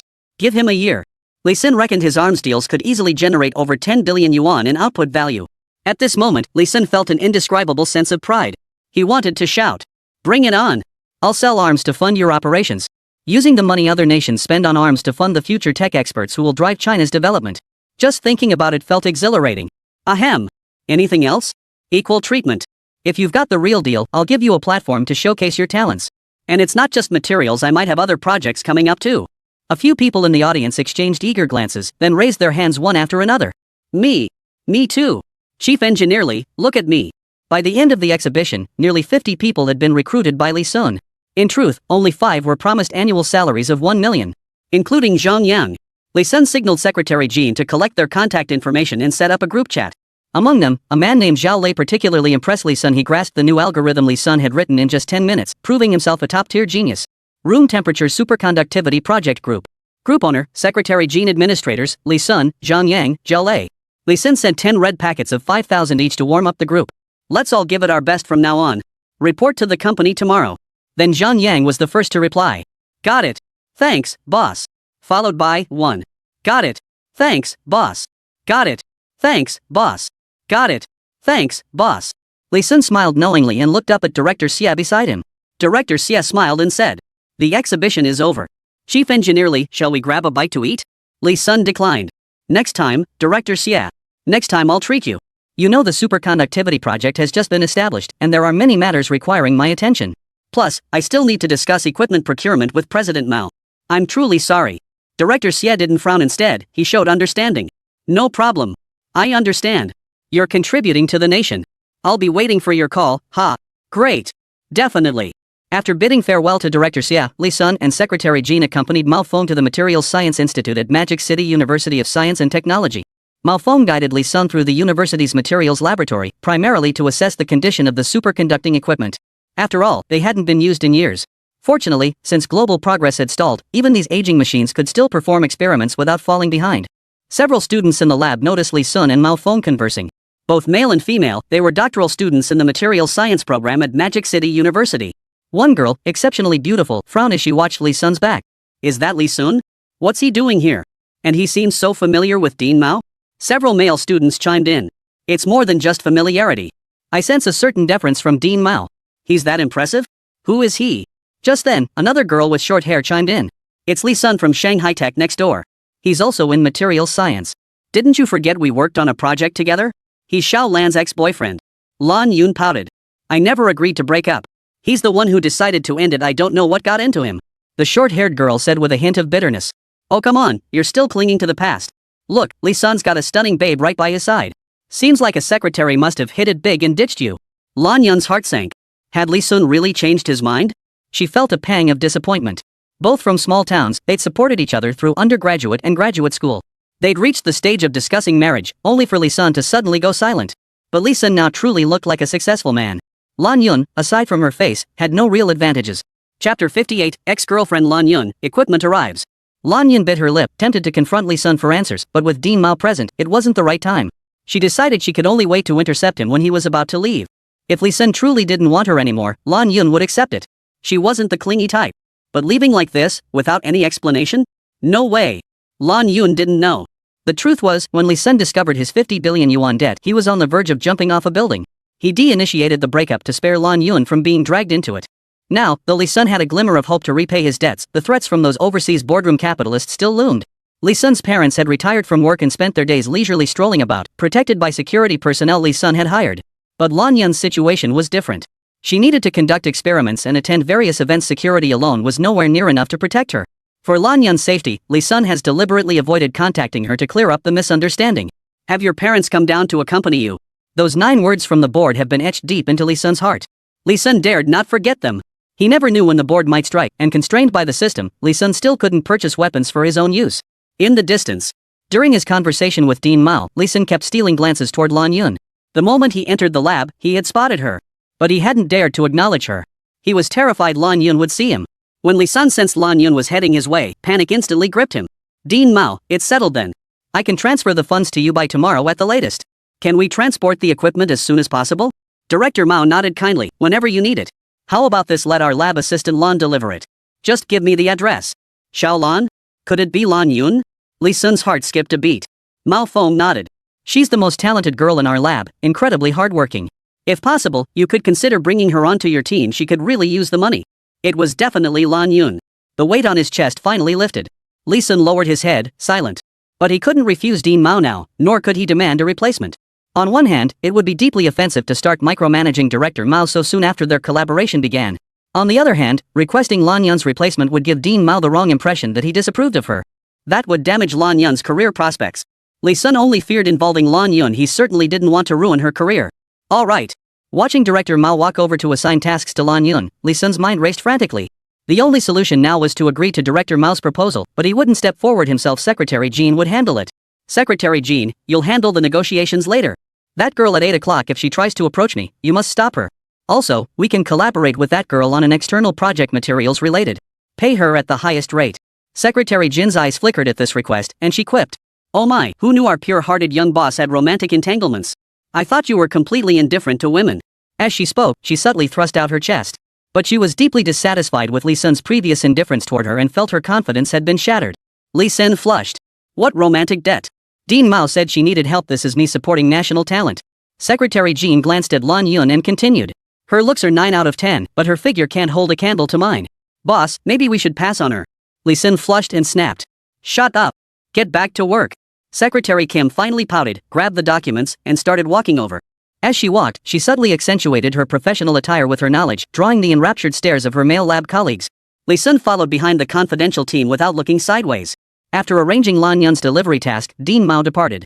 Spotting Lee Sun approaching, Lan Yun seized the chance to call out to him. But Secretary Kim, walking toward them, grabbed her arm and stopped her. You must be Lan Yun, as mentioned by Dean Mao. My, you look absolutely radiant, young lady. I'm Secretary Jean, the chairman's secretary at Red Flag Technology. Lan Yun, her mind completely elsewhere and eyes fixed on Lee Sun, replied perfunctorily. Ah, hello, Secretary Jean. The female lead stepped in front of Lan Yun, blocking her view. Regarding the equipment handover, you can coordinate directly with me. Also, our CEO Lee highly values talent and is interested in exploring some overseas collaboration opportunities with you. Would you be interested? Only then did Lan Yun show signs of interest. Mr. Lee said that? I'm interested, very interested. Secretary Jean nodded and pulled out documents. Let's draft an initial proposal first, then discuss it further at the company. With that, she pulled Lan Yun away. Caught off guard, Lan Yun turned and called out. Lee Sun. You. But Lee Sun seemed neither to hear nor see her. He hurriedly got into the car, completely ignoring her. Lee Sun couldn't possibly have missed her. This attitude was clearly avoiding her. Once inside the car, Secretary Jean, unaware of Lan Yun's thoughts, continued. Mr. Lee won't be riding with us. Let's go pack up the equipment first before heading to the company. I've already arranged the freight, you just need to sign the paperwork. I'll cover the costs. An inexplicable jealousy flared within Lan Yun, mingled with profound loneliness. She glanced at Secretary Jean beside her. Attractive, with a perfect figure and that professional aura of a powerhouse woman. A pang of heartache flashed in Lan Yun's eyes. Not only smart and capable, but she could even advance his career. No wonder he doesn't need me anymore. Secretary Jean blinked. Upset? Well, Mr. Lee doesn't have a girlfriend. You still have a chance. Ha? Lan Yun's eyes lit up. He doesn't have a woman? Secretary Jean chuckled. All women. I saw right through your thoughts. A man like Mr. Lee, what woman wouldn't like him? Secretary Jean counted on her fingers. He possesses the accomplishments of a middle-aged man, the steadiness of mind and boldness of heart, yet without the greasiness of middle age. He possesses the intellect and academic achievements of a top scientist, yet none of their stiffness. He has the means to party nightly and play the field, yet he retains the innocence of a young boy. He's absolutely perfect. Lan Yun pursed her lips. Sis, you've got feelings too? Secretary Jean shrugged. But he wasn't interested in me, and isn't it normal for guys like that to attract attention? Lan Yun covered her mouth and chuckled softly. Secretary Jean finally continued. Since you like him, seize the opportunity. If you get an overseas assignment, you'll have plenty of chances to interact with him. Lan Yun nodded in agreement. She had to figure out why Lee Sun suddenly broke up with her, and why he just ignored her earlier. Reasons. Chapter 59, Middle East conflict escalates. Rocket-propelled grenade. Lan Yun pumped herself up. Go for it, get Lee soon. Secretary Jean clasped her hand and said. Sis, let's work together, fair competition. Lan Yun hesitated, not revealing she was Lee Sun's ex-girlfriend. After all, such matters were considered scandalous gossip. She didn't know what Lee Sun's current situation was like and didn't want to cause him trouble for no reason, nor did she want to be viewed through tinted glasses herself. But Secretary Kim's attitude stirred a hint of hostility within her. Just a tiny bit. That's a woman's intuition. In the other car, Lee Sun had no idea Secretary Kim had betrayed him outright. She was even teaming up with Lan Yun to take him down. He stared at the 3 new orders on the back end, lost in thought. 100 million Huaxia yuan order, Iraq. 100 million Huaxia currency order from Iran. 100 million Huaxia currency order from the Houthi organization in the Mediterranean. All 3 100 million yuan orders were for AK rifles and several drones. As for anti-ship missiles, Lee Sun had already taken them off the shelves. He planned to restock this strategic weapon once a week. 1 missile per release. Once they're gone, they're gone. Lee Sun wondered. What's going on? Are Middle Eastern groups suddenly buying guns in bulk? What's going on? Logging into the back end of Arms Dealer, he saw a message from Plan. Brother, Rabbit, we've made a name for ourselves in one battle. We took out the Eagles warship. Now we're famous among the armed groups around here. Every group keeps asking me where I got the guns, so I just gave them the King of Arms website. Does this affect you? Lee Sun chuckled and replied. Rabbit bites back. Not at all. If you insist on calling it an impact, it's that I'm making a bit more money. More of that kind of impact, please. Bandit bro, need any more arms lately? Planning a counterattack on the Jacob Empire? I can supply heavy weaponry. Paran was currently planning to coordinate with Big Beard and others to launch a coordinated attack on Jacob Empire's forces, aiming to breach the wall surrounding Gaza. That wall was hastily erected with cement and rebar, yet even so, it's no ordinary structure civilians could breach. It may seem like just a wall, but it completely cut off the lifeline for Pakistani civilians. Its very existence has deprived Gaza's resistance forces of any chance to counterattack. The Jacob Empire forces have exploited their superior knowledge of the wall's structure and the terrain to pin down the Gaza resistance. Though Beard and the others still had 1 anti-ship missile left on their phone, that was meant to deter the Eagle Eye from sending more warships. Piran's missile, however, was intended to strike Jacob's Imperial Command Center. Piran hesitated briefly before writing. Middle East outlaw. The counterattack plan has always existed, but we've been deadlocked. Now, we need handheld weapons capable of both overwhelming firepower and sufficiently long range and altitude. Rabbit, any recommendations, bro? Seeing Plan's request, Lee Sun began scrolling through his weapon inventory. Fire suppression? Then sniper rifles won't cut it. Handheld weapon? Then the mortar is out. Long range and high elevation? Is it for assaulting the watchtowers and troop positions near the Gaza perimeter wall? Lee Sun rubbed his chin with his thumb, finally settling on a weapon. Automatic sniper rocket launcher. This rocket launcher wasn't your ordinary model. Standard rocket launchers fire 1 round at a time. This automatic sniper rocket launcher features a honeycomb design inside, with reduced size rocket ammunition. 3 honeycomb-shaped barrels are stacked front to back. It could fire 3 times, launching 9 rockets per shot. 1 man is an army. Until its rocket supply is exhausted, it delivers absolute firepower dominance. Its honeycomb design draws inspiration from missile launchers, incorporating precision targeting capabilities. Thus, its range is a full 10 times greater than that of ordinary rocket launchers. Standard single-soldier rocket launchers, 600-1000 meters. This one? 10 kilometers. To put it vividly, it can fire from the southern outskirts of a small county town all the way to the northern outskirts. Targets struck wouldn't even know where the attack came from. Soldiers of that era called it the mobile little Katyusha. Apart from a bit of recoil, it had virtually no drawbacks. Li Sen scratched his head. Recoil. The sniper rifle version of the AK he'd given them last time also had massive recoil. Ordinary soldiers needed a week of rest after just 3 shots.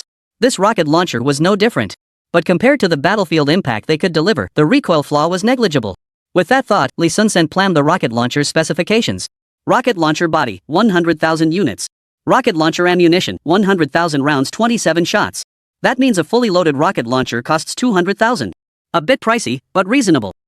This man-portable rocket launcher could double as tank-mounted rockets. A single tank-mounted rocket costs 100,000 yuan. During military exercises, firing a full magazine means spending more Huaxia currency than the average person could earn in a lifetime.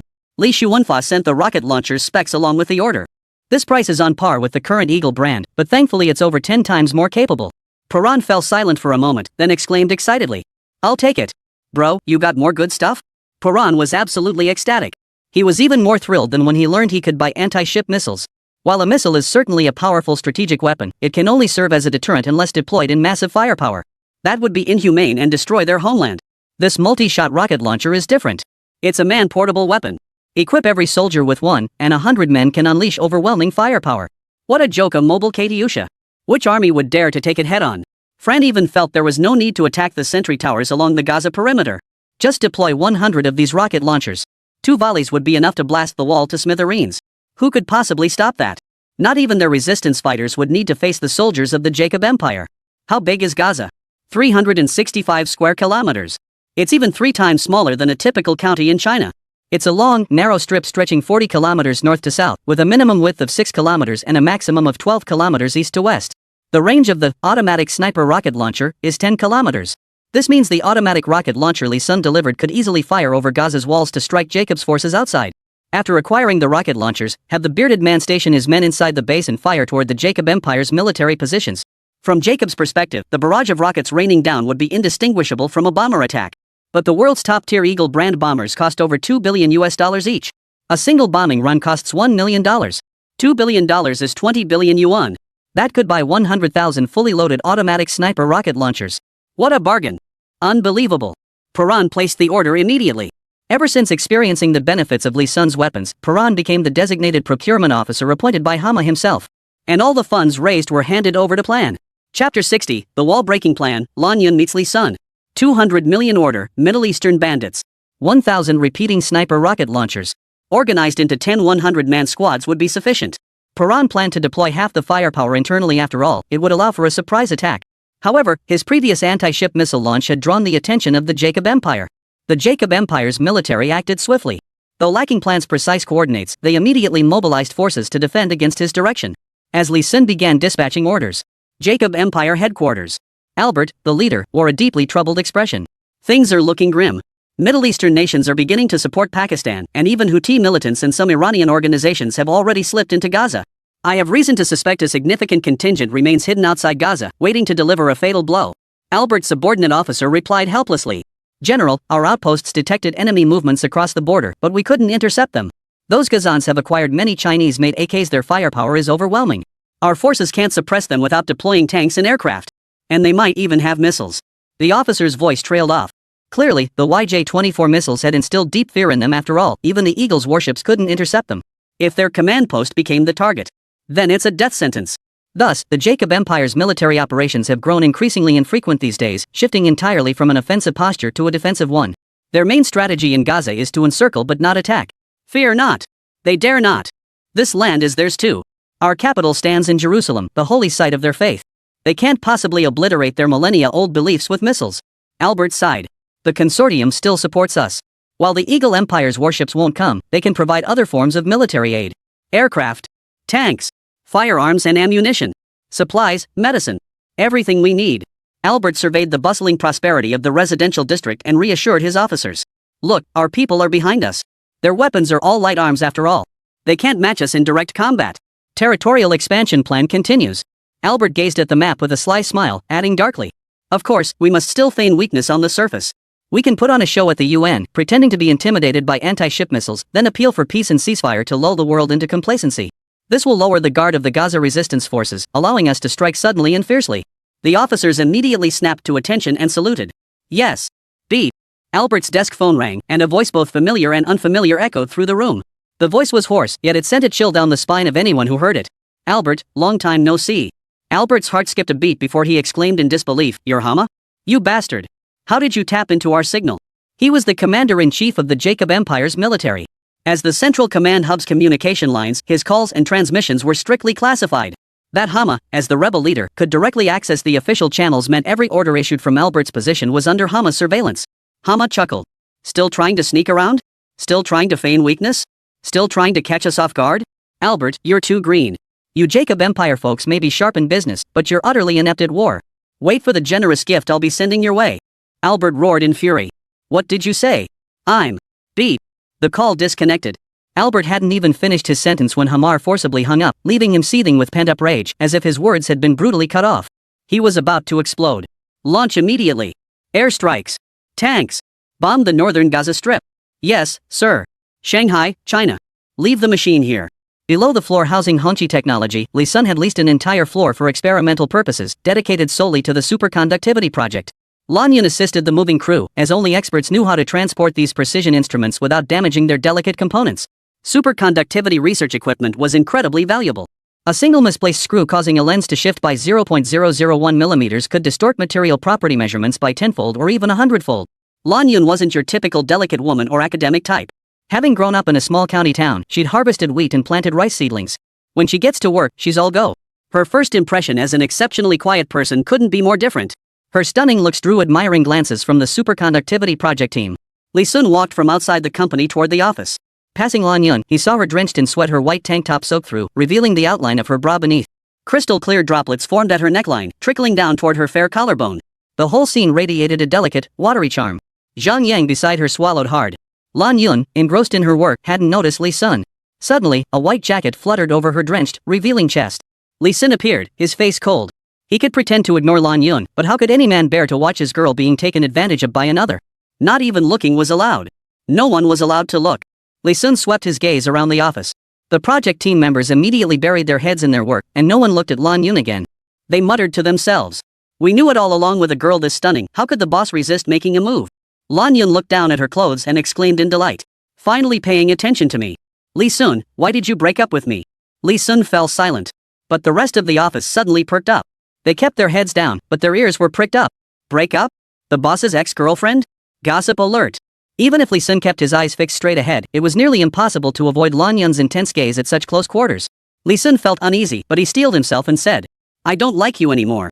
Lan Yun's face went pale, and her pitiful expression instantly evoked sympathy from the others in the office. She cursed inwardly. Boss. He's such a jerk. Lan Yun murmured softly, her voice full of hurt. Did I do something wrong? Can I make it right? Li Sun. She tugged at Li Sun's sleeve as she spoke. Li Sun was completely numb.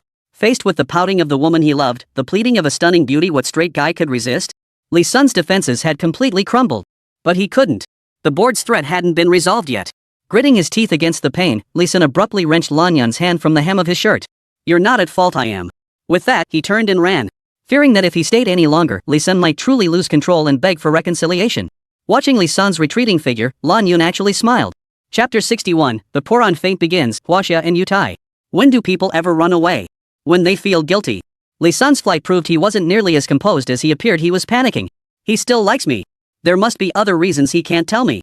Time is on my side, I'll conquer him slowly. With that thought, Lan Yun hummed a tune as she continued working, occasionally glancing toward Li Sun's office. At the border of Bajistan, a deafening explosion erupted. Paran and his squad fired the first shot. As the gunfire echoed, they maneuvered along the border, gradually advancing toward the Jacob Empire's command post. With the Falcon drone scouting ahead, locating the Jacob Empire's headquarters was a breeze for Piran's men. Armed with Chinese AK-47s. And with the Thunder Falcon drones providing supporting fire, Piran's assault was unstoppable. The tanks and aircraft that should have been guarding the border had already been dispatched by Albert to bomb the interior. Albert, hearing the gunfire from the command post, began to panic. Only then did he grasp the true intent behind that phone call. A pincer attack from the border. So Hama intercepted my communications and chose to attack my command post precisely when my tanks and aircraft were bombarding the interior. Is this the gift he gave me? He's seriously underestimating me. Even without tanks and aircraft, I can still repel the rebel reinforcements from the border. Albert shouted angrily. Assemble. Rally the troops by the perimeter wall to my command post. I'll annihilate these border rebels in one decisive blow. An officer voiced his concern. General, the scattered troops outside the wall are meant to prevent the inner zone rebels from breaking out. If we suddenly withdraw these forces, won't the inner zone be vulnerable? What if the rebels break out now? Albert snorted. What about the tanks and aircraft? Those Gazans inside the inner zone are already being bombed to smithereens. How could they possibly break through the perimeter? No need to worry. Assemble. As Albert's order was issued, the troops stationed at the perimeter walls began rapidly assembling from their dispersed positions. Forming companies from their dispersed positions, they converged toward the command post. A mass muster is underway at the wall's base to take roll call and reorganize combat strength. An officer delivered a passionate rallying cry. You, the mighty warriors of the Jacob Empire, are the true children of God. For the revival of our great Jewish nation, the Jacob Empire. Let us crush these filthy inferiors. Now these filthy inferiors dare to lay a hand on our noble General Albert. Do you agree? The sea of soldiers roared in unison. No. Vile subhumans. The officer nodded. Long live the Jacob Empire. Long live the Jewish people. Long live the Illuminati. In the sunlight, the rays refracted upon this officer, radiating an aura of divinity. Then the soldiers of the Jacob Empire below were filled with excitement. From birth, their education differed from that of ordinary peoples. Even after enduring massacres centuries ago, even after wandering the continents without a home for millennia, even without a nation to call their own, their education still taught them that this world belonged to them. Their God was different from that of ordinary believers. Ordinary people worship God as believers. They insist they are the bloodline of God. Thus, from childhood, these educated people held a fundamental belief: they were the superior race. All other races in the world are inferior. Including the other races of the Eagle Empire and the Yangtze Consortium. Including the Chinese nation, including the White Bear Nation. None of them are worthy of their regard. Thus, they could betray Pakistan without hesitation, the very nation that welcomed them as settlers a century ago. Palestine back then accepted them precisely because the pitiful little mustache massacred the Jewish people, then supported the establishment of the Jewish state while carving out a piece of land for them to survive. The very birth of the Jacob Empire was made possible by Pakistan's generosity. Yet a century has passed. The black land that once occupied just 1% of Pakistan on the map was the area allocated for the establishment of the Jacobite Empire. Today, that same land occupies 90% of Pakistan. This was not achieved overnight, but through a century of relentless encroachment and gradual subjugation. And this war has erupted solely to accelerate the complete subjugation of Pakistan. The Jews of the Jacob Empire refuse to grant even the last scrap of Pakistani land, Gaza? No. They've made up their minds to drive the Gazans into Egypt as refugees. What if Egypt refuses to accept so many refugees? What if too many die along the way? No matter, just kill more. They're inferior people anyway. This made Hamas later understand the little mustache perfectly. Hitler once declared the Jewish people should be exterminated. Hamas now wholeheartedly agrees. Such a vicious race can only bring disaster to the world if left alive. China has already suffered 3 times from their calamities. Even the establishment of New China was no exception. The first time was during the late Qing dynasty. At that time, China was closed off from the world. After seizing business opportunities abroad, these Jewish people suddenly discovered China as a pristine land. But China was closed off to the world. No problem. Open it up. Fight. Thus, a substance called opium flowed into China. The Opium War, which would shape the humiliating future of all China, had begun, and the capital behind it all came from Jewish sources. The second time, still in that era. Whenever our nation faced peril, capable individuals emerged. Lin Zexa's destruction of opium at humans sparked a nationwide ban on the drug. This substance, which poisoned our people, was declared a banned substance in our nation. Yet at this very moment, the Jewish capitalists behind the scenes suddenly realized opium was no longer profitable. What to do? No problem. Reopen it. This time, it wasn't some underhanded scheme or commercial ploy, it was a full-scale military invasion. The 8-nation alliance stormed into the most vulnerable China of that era with the most brutal force. The beginning of the most humiliating chapter in Chinese history. It was orchestrated by Jewish capital. All for the immense wealth hidden within China's vast lands. Thus, the 8-nation alliance's unrestrained aggression exposed China's vulnerability to the entire world. The indemnities China paid during this period are precisely why Western nations today enjoy such comfortable living standards. They plundered far too many of our resources. Just the silver indemnity paid by the Qing government back then, if divided among China's current 1.3 billion people, would amount to 10,000 yuan per person. And how many people lived in China back then? That's just the silver in indemnities, not counting the land seized and the funds extracted from those territories. And that silver? It was all squeezed from the very lifeblood of our ancestors. It should have been our ancestors' wealth. China emerged from this ordeal even weaker. Even minor states saw an opportunity to grab a piece of the spoils. including that nation the very instigator of China's 8-year humiliation, the so-called Little Japan. The first shots rang out. Little Japan boldly declared it would seize all of China within a year. Chapter 62, 3 Betrayals, The Rise of New China. China faced imminent peril, yet throughout its history, it had suffered defeats but never faced extinction. Nations and peoples who dared to seek China's annihilation either fully assimilated into the Chinese realm or were themselves annihilated by China. World War II erupted. China's great leaders turned the tide at the brink of disaster. One educator, unparalleled before or since, wielded divine power single-handedly to transform a decaying China into a rising new China. It was during World War II that a man known as Little Mustache saw through the true nature of Jewish capital and carried out an extermination-level massacre against them. Some wealthy and powerful Jewish capitalists fled to the Eagle Nation, while those less affluent or too late to escape met a tragic end at the hands of the Little Mustache. After the war, the Jewish capitalists who had been saved during the conflict showed no remorse. Instead, they continued their deeply ingrained schemes, repaying kindness with betrayal. The third time.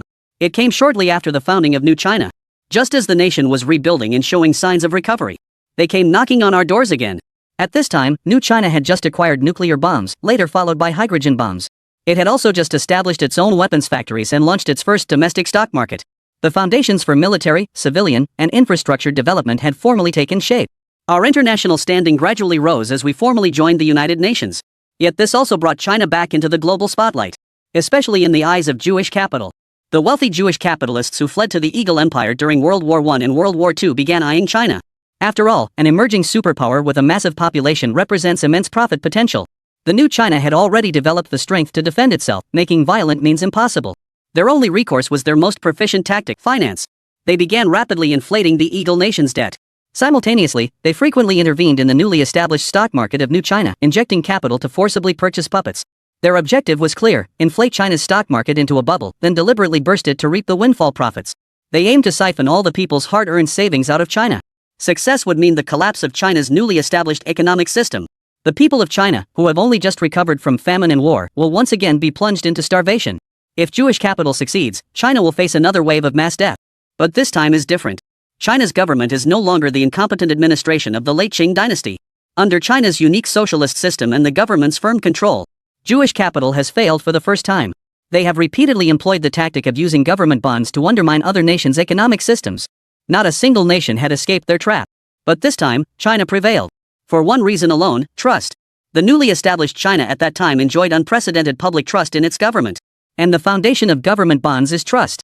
The Chinese people's trust in their government was something these Jewish capitalists could not comprehend. Their tried and true tactic of exploiting economic collapse to sow discord between the people and the nation had failed. Thanks to the people's trust, China's economic system miraculously stabilized just as it was on the brink of collapse. This left Jewish capitalists utterly stunned. Controlling government bonds in foreign economies requires capital. They must pour massive funds into suppressing prices. But this time, China didn't collapse. Instead, it trapped all their money. They lost both the battle and the war. Following this battle with New China, all Jewish capital withdrew from China's borders. China became the first nation to repel Jewish capital in a financial war. Shortly before this, New Huaxia also became the first nation in history to defeat the Eagle Empire. Not only that, but the newly established New Huaxia, under the leadership of the instructor, proceeded to defeat every neighboring country in succession, including all 4 permanent members of the Security Council at the time. Frighteningly powerful. A terrifying force.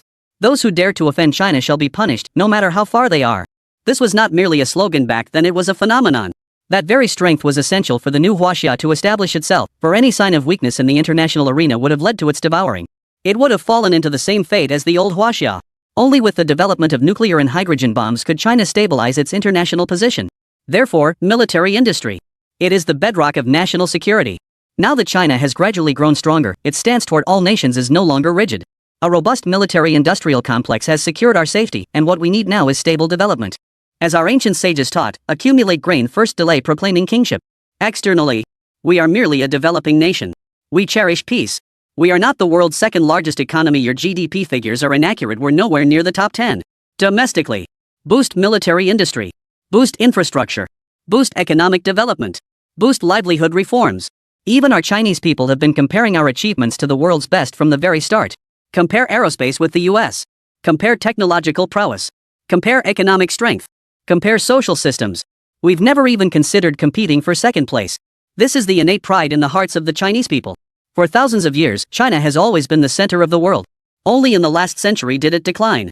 From the Qin dynasty to the Han dynasty, from the Tang dynasty's prosperity to the Ming dynasty's strength, China has always been the heavenly kingdom. In the hearts of the Chinese people, we are meant to be number one. If we are not number one, we feel ashamed and consider it no achievement at all. The Chinese people possess another defining trait. They remember grudges, not favors. Even Qin Shi Huang, who unified China thousands of years ago, earned only 6 words. All 6 kings vanquished, the 4 seas united. Even Hua Tsubing, who struck deep into the Xiongnu stronghold, earned only 4 words. Sealed at Langjuxu. But humiliation and setbacks are different. Once a campaign fails, we Chinese people really get fired up afterward. What was the overview of the incident? What were the primary causes? The secondary causes? The direct causes? The root causes? And the fundamental causes?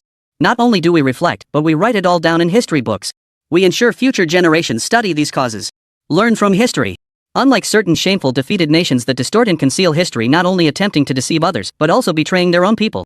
We, however, confront our humiliating history head-on and remember these indignities as a warning. These humiliations fuel our drive to revive the great Chinese nation. Passed down through generations of Chinese descendants, by 2024, national pride has reached its zenith. For those born in the 2000s and beyond, the only glimpse of China's past decline comes from textbooks. Since they first became aware of the world, triumphant news has continuously flowed from China. Whether in military prowess or economic advancement, China has relentlessly surpassed European nations. They live in an era of rejuvenation. They can only perceive the thriving reality of China today. In the hearts of these post-aughts, China is no longer the nation that once had to bow its head. When they step beyond its borders, they hold their heads high. There is no blind admiration for foreign cultures, only deep loyalty to their own nation. For in their hearts, the revival of China is not a future tense, but an ongoing present tense. Li Sun grew up in precisely this environment. So even after awakening the military system, he surrendered it to the nation without hesitation when the opportunity arose. He did not hoard weapons for personal power. Li Sun took a sip of coke. Having come to understand the Jewish people, his current loathing for them now rivals his distaste for Zayarazi. For if the petty tyrant is a bandit, then the Jewish people are the treacherous cutthroats wielding knives from the shadows. Both deserve to die. Li Sun muttered to himself. Wonder how things are going with the bearded one. Are the rockets working well? Didn't Plan say the bearded one planned to use rocket launchers today for a carpet bombing? Chapter 63, Rocket Barrage. Inner Gaza. Once the Falcon drones detected the scattered Jacobite garrison troops outside the wall beginning to assemble, the resistance forces advanced toward the perimeter. Because the gathering of Jacob Empire troops would expose gaps in the defensive perimeter. This was their chance. War is fought with information. Whoever gains intelligence on the enemy first gains the strategic initiative. The Falcon drone gave Beard, Hama, and the others a decisive information advantage over Albert. Having learned in advance of Albert's plan to bomb Gaza's inner district, Hama had already alerted Gaza's civilians to take shelter in coastal underground bases. Meanwhile, the resistance fighters took advantage of the situation to move deeper inside the wall, preparing to ambush the assembled Jacobite Empire forces. Thus, the bombers Albert dispatched were essentially striking uninhabited zones. Forget hitting the resistance, they didn't even scratch a hair on ordinary Gazans. It was a pity the houses were destroyed. Behind the bearded man, an officer wearing a monocular eye patch exclaimed excitedly. General, when do we launch the assault? Their watchtower defenses are clearly weakened. If we strike now, we'll catch them completely off guard. The bearded man silenced the one-eyed man. Using the Falcon drone to scan the opposite flank, he spotted a transport aircraft landing. The bearded man murmured. Is that military supplies the Eagle Empire sent to the Jacob Empire? Wait, there's a huge amount of food? The bearded one had planned to wait for the army to assemble before launching a barrage of rocket attacks, but now things were different. Food. With Li Sun backing them, weapons weren't as scarce anymore, but soldiers still needed to eat. Add in the civilians' food had always been the scarcest resource in Gaza. Because of the war, weapons took priority, and going hungry was just something they had to endure. But how could they not seize this food delivered right to their doorstep? Beard excitedly changed the plan. Holy, one eye. We've hit the jackpot. Listen up. We'll split into 2 groups. You stick to the original plan, take the rocket team to bombard the gathering force. I'll lead the other squad to seize the supplies. Remember, use the Falcon drones for real-time communication, don't blow us up. One Eye was stunned. Who's leading? Me? Just me? This won't work. General, let's not mess with this. Stick to the original plan, or else Chief Hamad and General Paran will have my head. The bearded one declared boldly. When the general's away, the chief can't control me. Relax, if anything happens, I'll protect you. Cut the bull. Let's move. With that, the bearded one led just over 20 men toward the direction where they'd spotted the transport aircraft. These 20-odd men had a reasonable weapon configuration. 3 operated paired Falcon drones, 1 served as a radio operator, and the rest were armed with the latest Chinese AK-47s. Among them were 4 rocket-propelled grenade operators and 4 sniper rifle variants. Add in the big beard himself, a true monster. A team of over 20 men could, by all accounts, cut through an entire army. The bearded one and his men moved swiftly. Since the fighter jet couldn't be lost, One-Eyed Dragon's timing couldn't be coordinated with the bearded one. Beard had to rush to the location as quickly as possible to seize the opportunity during the rocket barrage and secure the supplies. in less than a quarter of an hour. The sound of One Eye preparing to issue orders crackled through Big Beard's earpiece. General, they've assembled and will begin moving if we don't strike soon. I'm giving the order to begin. 3, 2, 1. Boom. Boom. A series of rocket launcher blasts echoed beneath the walls. These rockets soared skyward in parabolic arcs. Thanks to the Falcon drone surveillance, they struck the Jacob Empire's troop encampment with pinpoint accuracy. From the perspective of the Jacob Empire's forces, they had just finished their oaths, preparing to transport all supplies from the transport aircraft to this location for distribution before departing. But now, what was that sound? A Jacob Empire officer turned his head in confusion, gazing skyward. A dense swarm of red dots began appearing in the sky. It was none other than Cyclops and his team's rocket barrage. These handheld rocket launchers fired projectiles that felt like missiles. The sentry on the watchtower, still basking in the thrill of his oath, immediately sounded the alarm at the sight of these red dots. Missile barrage. At this altitude, it had to be a missile barrage. How could any country in the Middle East have missile barrages? The officer in charge of assembling the troops was stunned. He rubbed his eyes. What the hell? I've been fighting wars my whole life and I've never seen a missile cluster? This isn't Asia, it's the Middle East. His aide beside him was even more alert. He slapped him on the shoulder and shouted, General, no time for shock. Evacuate the troops immediately. Run. Our entire army is bunched together like a swarm. We're sitting ducks for these missiles. The rockets are upon us in an instant. Watching the rocket-propelled grenades rain down, some soldiers simply gave up. After all, with the missile's blast radius, not a single one of them would survive. But these were merely rockets. They slammed into the center of the army formation, unleashing flames and gas as explosions sent soil flying everywhere. Yet their destructive power paled in comparison to the missile barrage. Only when the full effects of the bombardment became apparent did these soldiers finally grasp the truth. Not missiles. It's rocket-propelled grenades. Holy. We've been fooled. Not missiles. Where did these rocket launchers come from? What kind of rocket flies this high? The Jacob Empire officers, who had been hiding and dodging, were completely thrown off guard. Thinking it was a missile barrage, most soldiers lost their will to fight. This drastically increased the rocket's lethality. This barrage of rockets raining down from the sky instantly wiped out a third of the densely packed Jacobian Imperial forces. Had they known it was rockets, their response could have been more flexible, minimizing casualties. Meanwhile, a massive explosion erupted in the direction of the distant transport aircraft. The deafening roar of the transport's explosion instantly captured the attention of every soldier on the battlefield. The Jacobian Empire officers' faces paled. No! They're targeting our supply depot. Rally the troops. No sooner had the words left his mouth than another deafening explosion echoed across the distant sky. A dense swarm of rocket rounds descended once more. With triple-stacked rocket pod magazines, the One-Eyed Dragon's men didn't even need to reload. The entire Jacob Empire army was pinned down at their base. Reinforcements had no chance of success. At that moment, the One-Eyed Man received the Bearded Man's excited orders. Next time, you must absolutely block those main forces. There's too much supplies here. I need time to transport them out. Raising his weapon, Cyclops roared with laughter. I'll complete this mission at any cost. Chapter 64, the operation begins. Command post. Albert exclaimed anxiously. Where are the troops? Why haven't they arrived yet? Signalman? Signalman. Connect me immediately. Find out where they are.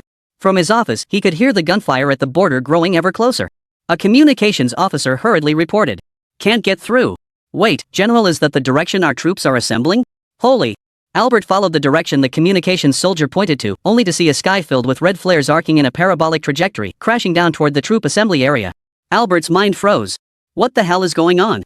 Before he could process it, the garrison's air raid sirens blared, their shrill wail echoing through the air. Then came the relentless roar of explosions. The garrison's military equipment and various installations were engulfed in flames. From Albert's elevated vantage point, the soldiers in the distant garrison camp scurried about like headless ants. Casualties must be enormous. Albert felt his heart bleeding. After all, it had taken the Jewish people within the Jacob Empire a century to reach their current population. Every single loss was immense for them. The communications officer asked in bewilderment. How is this possible? Where did the rockets come from? The watchtowers and ultraviolet alarm systems along the perimeter walls hadn't been triggered, meaning the rebels hadn't breached the walls. So where exactly were these rockets coming from?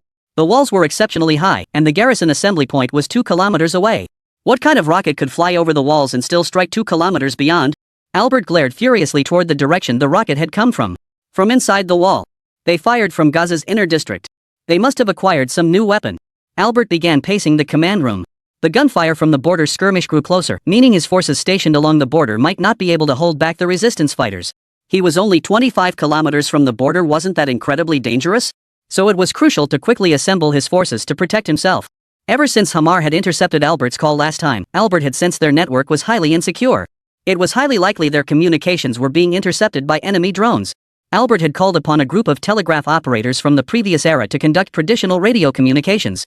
As long as the communication codes remain undecrypted, even if the signal is intercepted, it won't matter.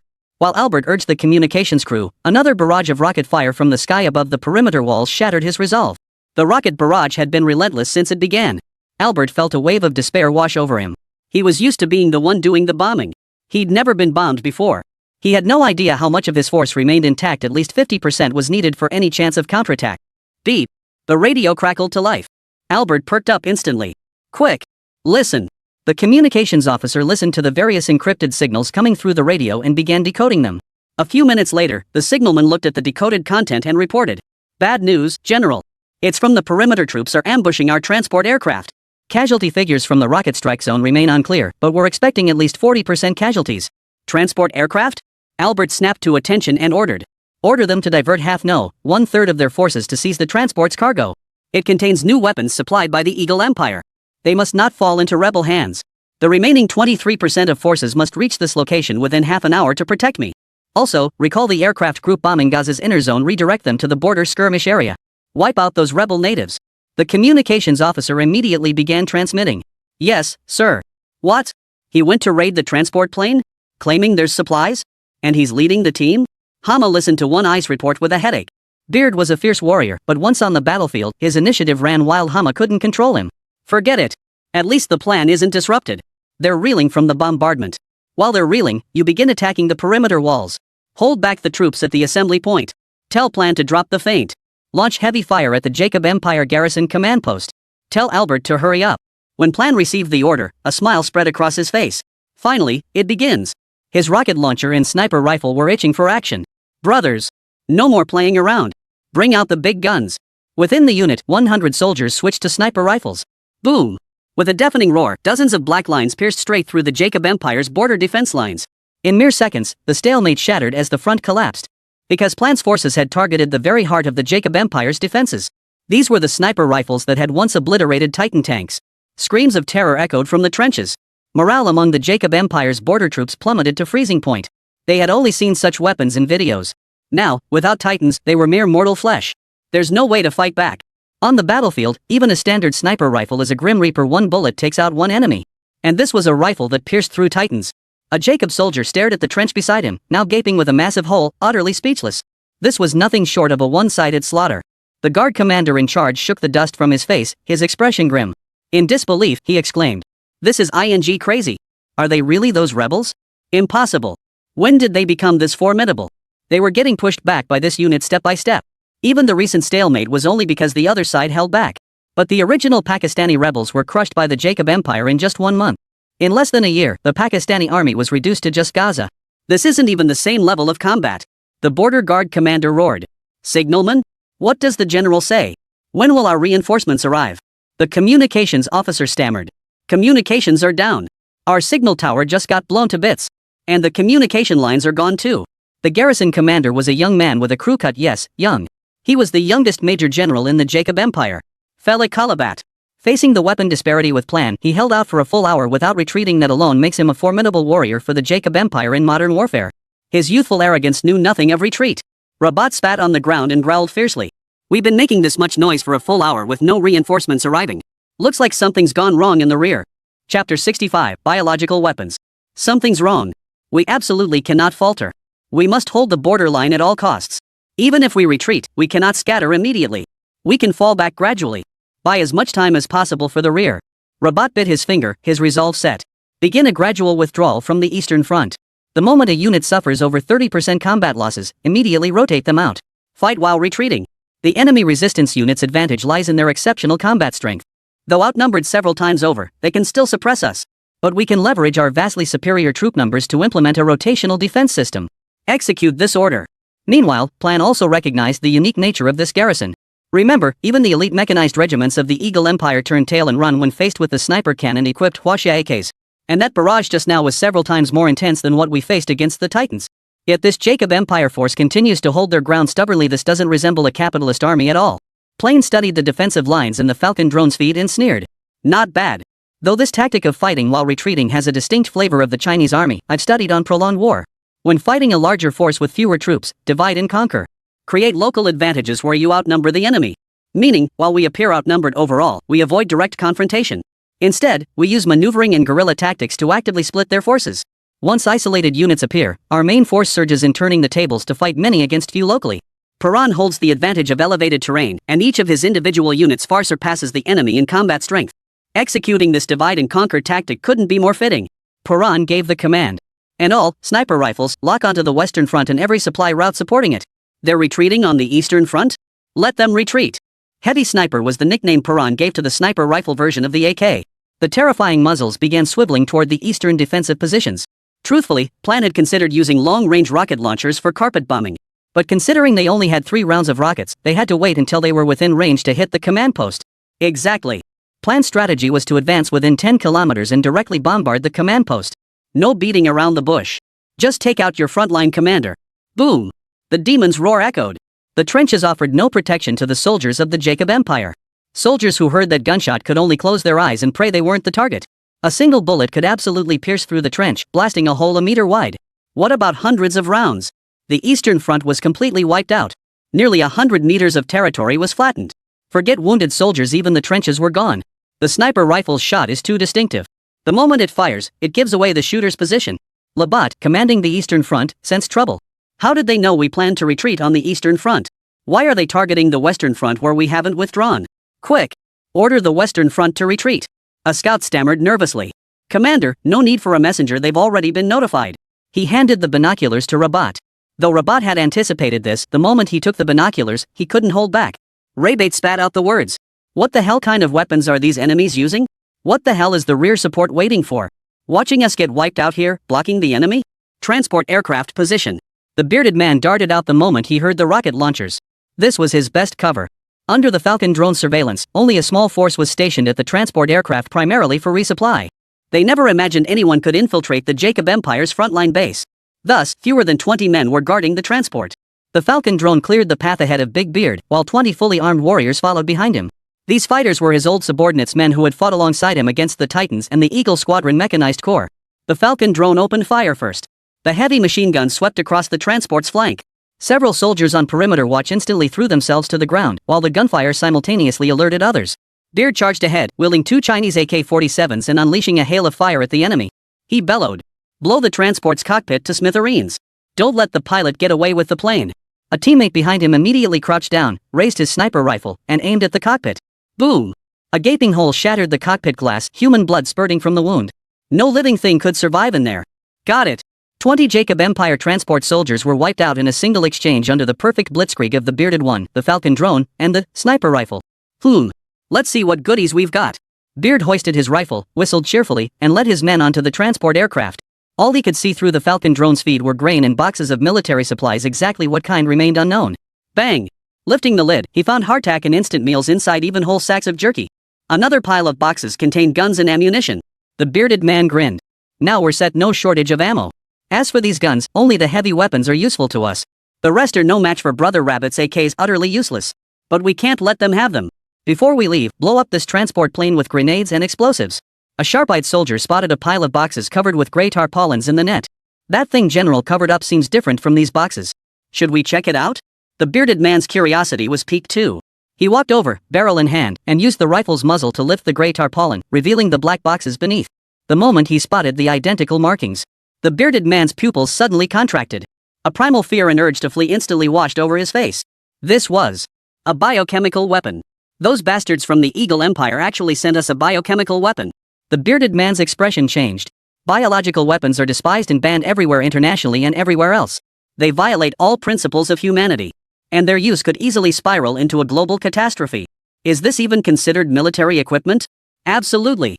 As the bearded one wavered, a soldier beside him glanced at the rocket's trajectory and warned. General, the Cyclops has finished his 3rd round of fire. The Jacob Empire forces, now alerted, will likely send a unit our way. We should withdraw immediately. The bearded one stared at the pile of biochemical weapons and instantly realized the gravity of the situation. How the hell were they supposed to handle this terrifying mess? They couldn't be moved carelessly. What if they triggered? And we absolutely cannot let the Jacob Empire seize them back. Otherwise, all of Gaza might turn into a literal hell on earth. The bearded man spoke into his earpiece. Boss, we've got big trouble here. Chapter 66, The Mysterious 100-Man Legion. Bearded man in peril. What's going on? The bearded man answered while making arrangements. It's a biochemical weapon. I must stay here with the transport aircraft. We need someone knowledgeable about biochemical weapons to handle the transport. We absolutely cannot let this shipment fall into the hands of the Jacob Empire. Hama's voice trembled. Biological weapons? They've completely lost their humanity. They're even resorting to using biological weapons. The bearded man took a deep breath. That's why I can't retreat yet. I can't even blow up this transport vehicle carelessly, it's too close to the perimeter wall. If the biochemical weapons leak, Gaza might be finished. Hama fell silent. Their plan was a blitzkrieg, use long-range rocket launchers to suppress the enemy, launch a wave of attacks, and break through quickly. Then plan would harass Albert's command post to divert forces. After all, the resistance forces were vastly outnumbered by the Jacob Empire's army. If they got bogged down in a protracted war or allowed the enemy to reinforce, the resistance would ultimately be defeated. But now the bearded one insisted on defending the transport aircraft which was stationed right within Jacob Empire territory. This meant Big Beard would have to engage in a protracted battle right on enemy territory. It was utterly absurd. But the biological weapon, we can't just ignore it. Hama sighed. I'll try to buy time. One Ice forces are already breaking out toward the assembly point, aiming to breach the perimeter. The longer they fight, the lower your chances of being discovered. But we have no more troops to spare, you'll have to hold out with just 20 men. 2 until my tech crew from the Gaza coastal zone arrives to help transport the biochemical weapons. If you truly can't hold out, then we'll go down together. The bearded man froze, then stammered. Leader, you mean we should detonate the biochemical weapons ourselves? Hamas's hoarse voice echoed. War is a matter of survival, either you die or I live. If this batch of chemical weapons ultimately falls into the hands of the Jacob Empire, it will inevitably be unleashed upon our Gaza. Since they'll be detonated sooner or later, let us decide where they explode. Throw it at the Jacob Empire's occupied territories. The bearded one refused. Leader, this is genocide. And we have no way of knowing if the weapon's effects will reach Gaza. Hamas sneered. It won't affect them. If they dared transport this bioweapon here, they must be prepared. Based on our estimates, detonating this batch in Gaza won't threaten their outposts along the perimeter wall. So the affected area will be limited. Just ensure the drop zone is twice as far from Gaza, meaning 20 kilometers away. As for the massacre, do you know there isn't a single Pakistani left in the Jacob Empire's occupied territories? It's all Jews. Do you know what their people are doing while the people of Gaza are starving to death and being bombed right now? Throwing a wild party. They aren't ordinary civilians, they are the Jewish nation, reserve soldiers ready to pick up guns and slaughter us at any moment. You speak of genocide? If we don't kill them, we will be the ones slaughtered. The bearded man fell silent. Finally, he muttered, I understand. The bearded man surveyed the surroundings and began making arrangements. Hide around the transport aircraft and await support from our technicians. On both flanks, position 1 rocket launcher operator and 1 sniper each, supported by 3 assault troops and 3 covering troops. The rest will ambush and fire from inside the transport aircraft with me. The technician operating the Falcon drone will retreat behind cover for remote control, leaving only 1 drone for me. Should we fail, the techs behind cover will relay intelligence to the leader. Understood? 20 warriors nodded. Yes. No sooner had the words left his mouth than gunfire erupted in the distance. First came the sound of a grenade. Boom! A cloud of white smoke billowed. Smoke screen. The enemy was prepared. A force of nearly 100 men appeared in the Falcon drone's field of view. The bearded man gave a signal, and 20 men swiftly took their positions. The smoke grenade tactic proved highly effective. Not only did it obscure vision, but within the smoke, the Falcon drone's stealth technology would be exposed. After all, the Falcon drone relied on its rotating wings for flight, far too conspicuous in the white haze. Just as the bearded man maneuvered the drone to retreat, a single bullet struck the wing with pinpoint accuracy. Bang! What the hell? That's how they spotted the Falcon. Wing severely damaged, imminent crash. The bearded man had no choice but to crash the drone into the 100-man battalion. The Falcon's self-destruction was pointless, not a single Centurion was harmed. The explosion dispersed the white smoke. Only then did the true appearance of that 100-man legion reveal itself to the bearded one. It was a legion equipped entirely differently from ordinary Jacobite forces. Their gear, firearms, tactical goggles, and overall tech aesthetic radiated futuristic sophistication. And the most eye-catching feature is the logo on the side of the gear. It's the stars and stripes. The Eagle Empire. A voice rang out from the 100-man legion. Over there, isn't that the squad that tore through the Eagle Empire's mechanized regiment? I remember your leader, that big bearded guy. The speaker was the Centurion Corps commander, Kelt. Kelt laughed. You're too late. This transport is making its second run. This time, it's carrying nothing but scraps. The first shipment contained the latest weapons the Eagle Empire supplied to our great Jacob Empire. We've cracked your drone stealth technology too. And your so-called sniper rifles. We have the Eagle Empire's latest shields, harder than titanium. As he spoke, 9 soldiers emerged from concealment, each holding a shield. 3 men carried one shield thin, less than 1 centimeter thick. The bearded man stared dumbfounded at the opposite side's actions. Were they just asking him to shoot them? Had they lost their minds? Their sniper rifles could punch holes through titans. Wasn't this 1 centimeter shield just paper thin? The bearded man's beard twitched. The enemy seemed to recognize him, deliberately mentioning his combat record surely just to lure him into firing. If you refuse to believe the supernatural, I'll grant your wish. Come on. Old 8, fire a shot at them. Aim for the head behind the shield. Roger. The soldier called Old 8 raised his sniper rifle, aimed, and fired all in one fluid motion. Boom. A black line slammed straight into the shield. The bullet resonated with the metal of the shield, causing everyone to instinctively cover their ears. After the piercing metallic resonance faded, only a white dot remained on the shield. The 3 soldiers holding the shield stumbled back several steps. Sniper rifle failed. The bearded man's heart skipped a beat. At that moment, the headset of Celtic, the commander of the opposing 100-man legion, crackled with an excited voice. I knew it. I succeeded. This material's strength far surpasses titanium, while also neutralizing most of the instantaneous impact force. Celt laughed. As expected of you. China's technology will ultimately fall to you. Chapter 67, Eagle Sauce Tech Upgrade. As a researcher, Adolf didn't smoke, he'd quit long ago.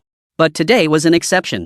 As the regional head of the military project, coupled with the reactivation of that mysterious laboratory, he was now brimming with confidence. Even a cigarette was permissible. Success. Adolf stared at the footage. The shield he'd crafted using that secret lab's technology had rendered China's terrifying sniper rifle utterly useless. It was too powerful. Back when we built the Titans, our own technology was still rudimentary. We barely scratched the surface of what that mysterious lab could achieve. With today's technology, creating materials stronger than Titan is practically child's play. Adolf exclaimed excitedly. Celtic. Keep going.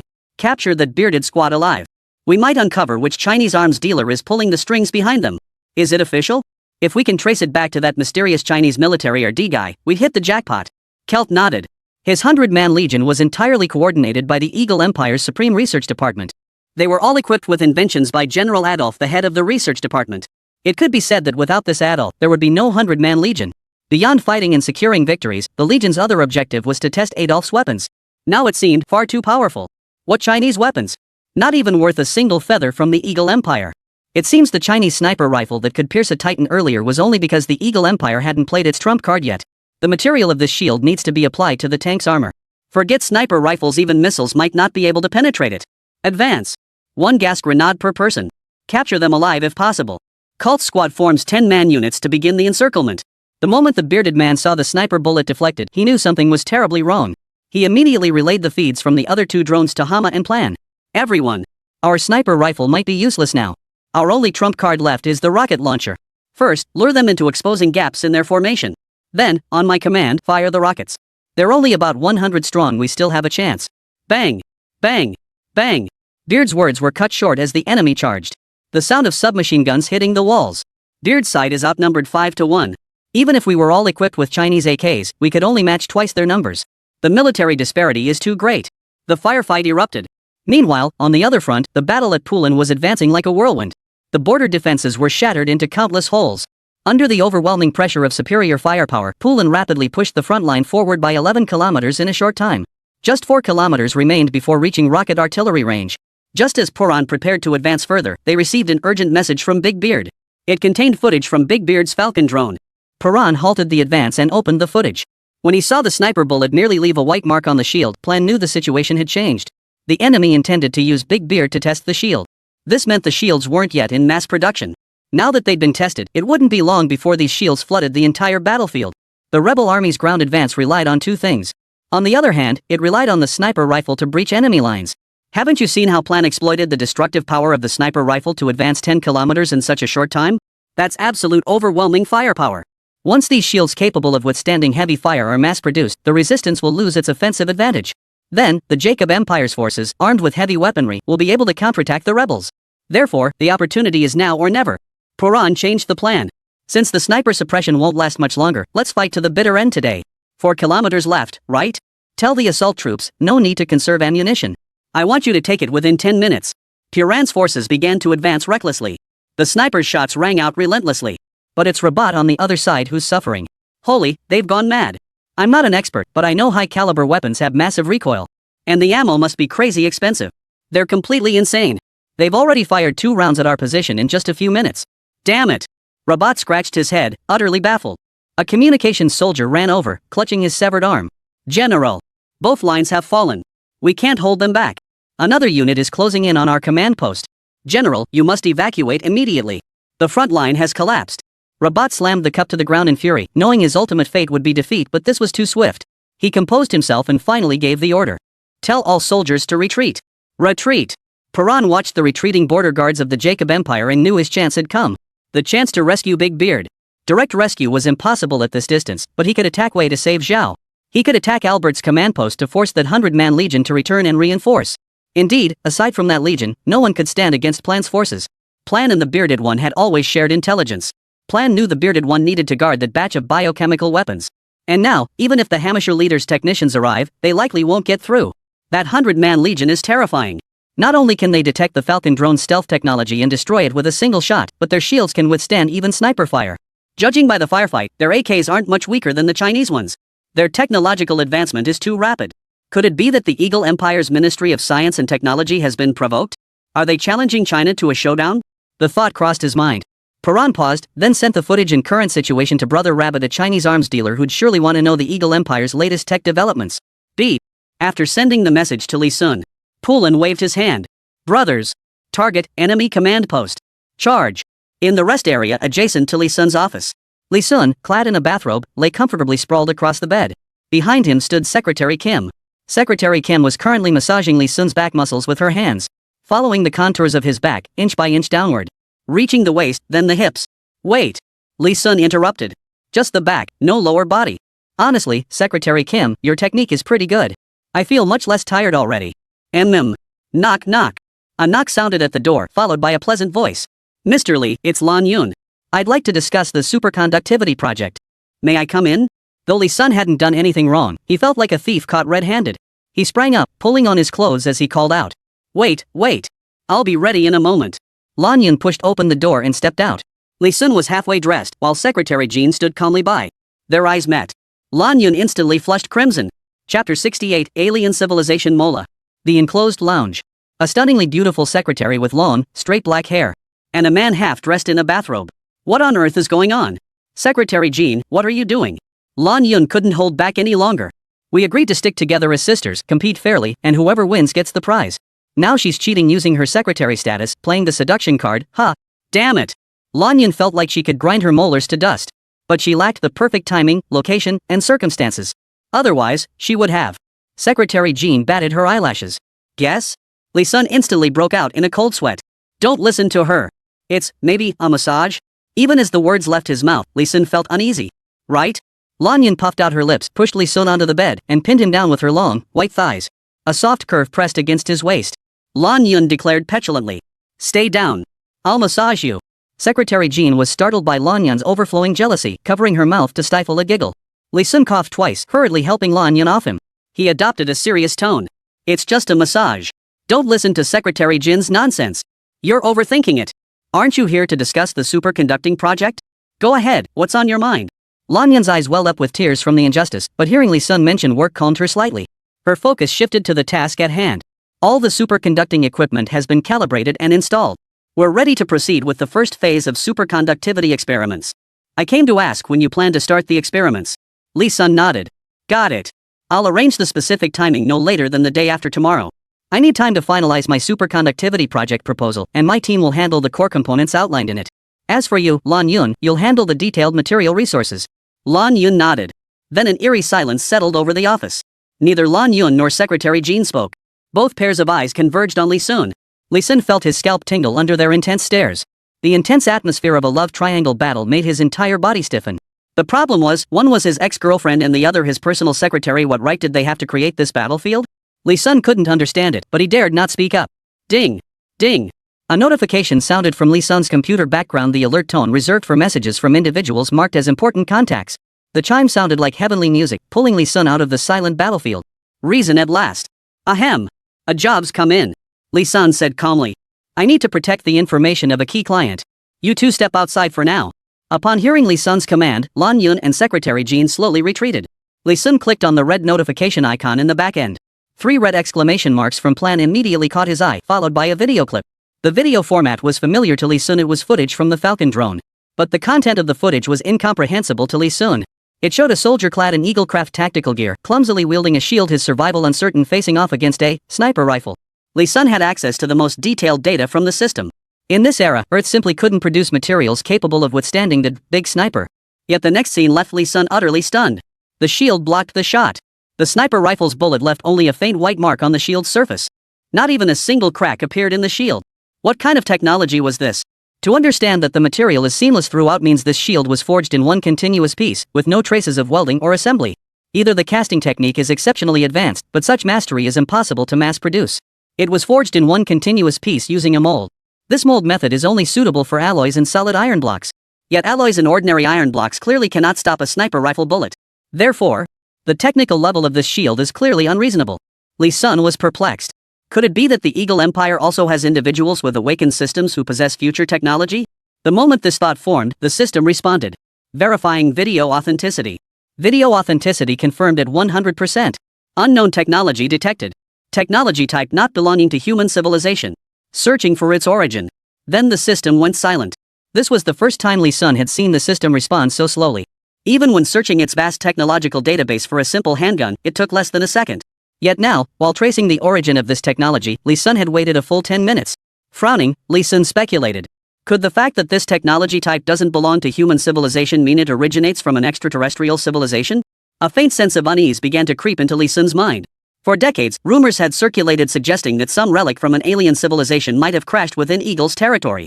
Then came a technological explosion. The Eagle Empire rapidly developed using the artifacts from the ruins, becoming the world's #1 power. But everyone treated these rumors as mere entertainment, never taking them seriously. But the system's detection results left Li Sun completely dumbfounded. Could it really not be human technology? Li Sun had always maintained a hostile stance toward extraterrestrial civilizations. After all, they had no reason to help you. Over-reliance on their technology could even sow seeds of peril for human civilization. Should conflict with the alien civilization ever erupt, these extraterrestrial technologies might be rendered useless overnight at their command. If that were the case, Li Sun needed to vigorously develop the technologies within the system in China to prepare for future crises. After all, much of China's current technology also originated from the Eagle Nation. Li Sun's stance toward the system and extraterrestrial civilizations was entirely different.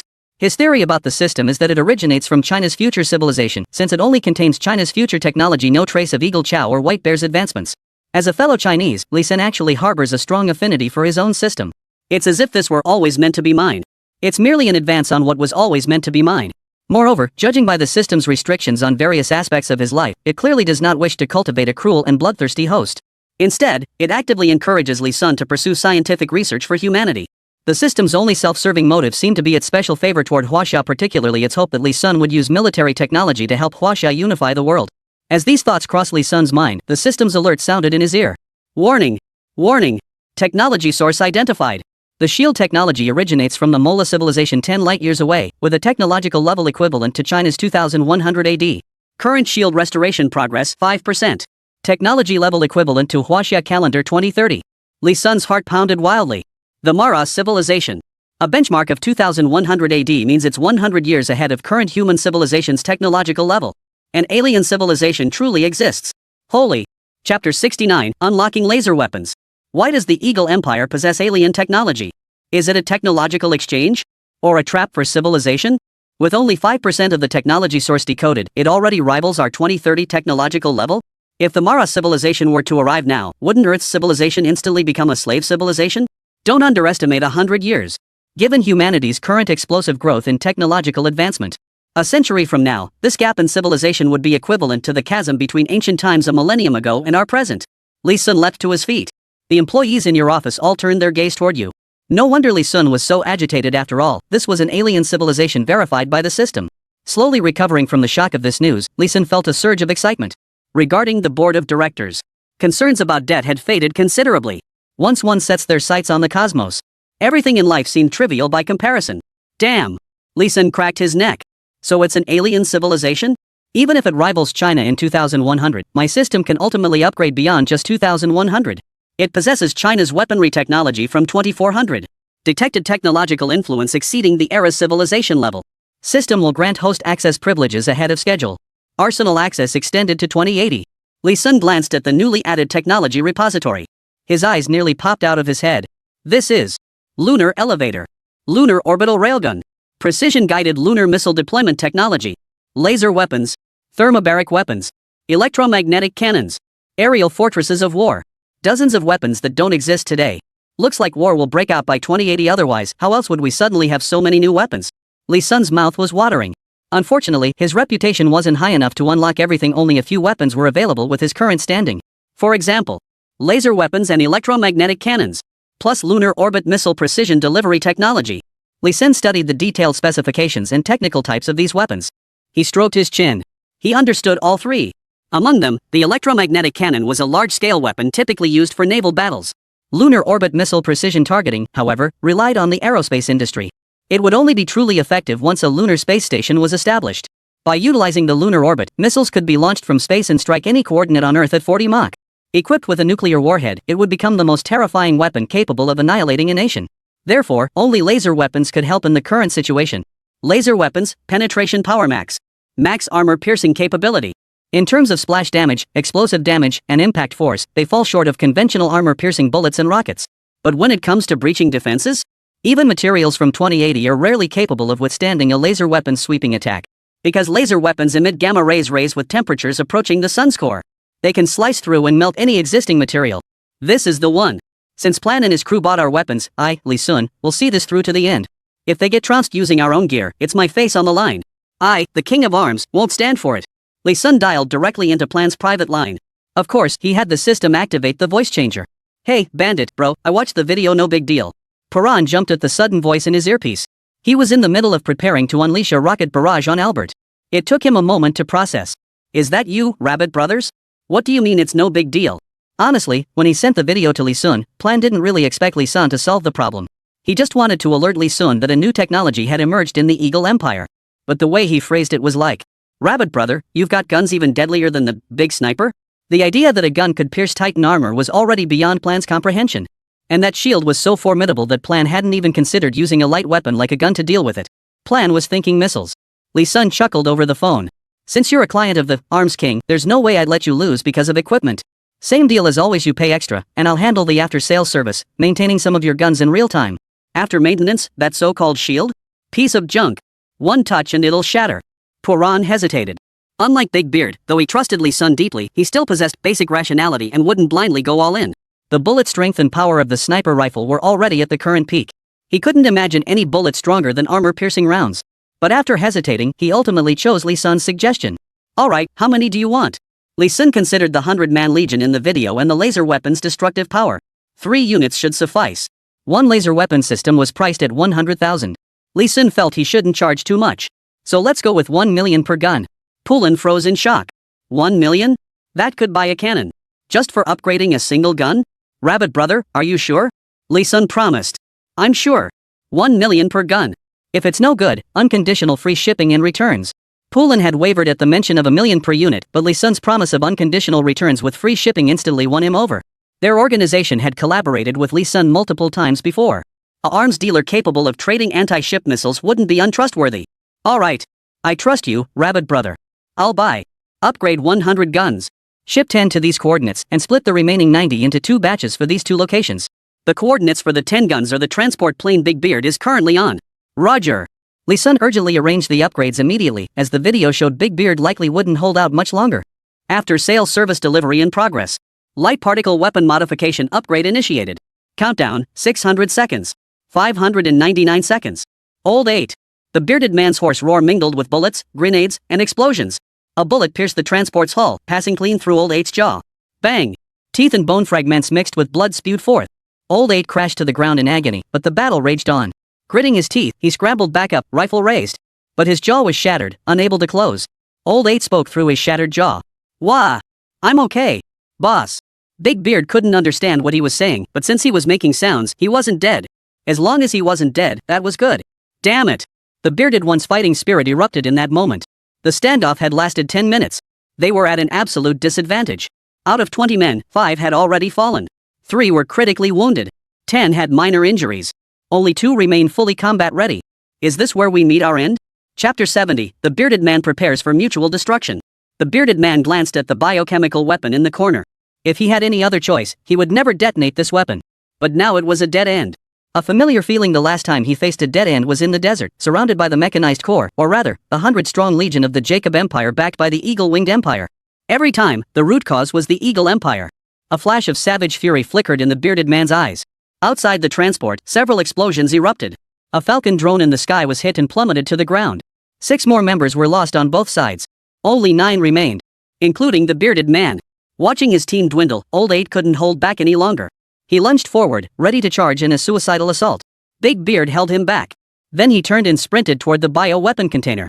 If that's the case, I'll go down with you all. Lao Ba. Cover me. Beard ripped the tarp off the crate with his gun, then hoisted it onto his shoulder, ready to leap from the transport plane. He planned to run as far away from the walls as possible, as far as he could.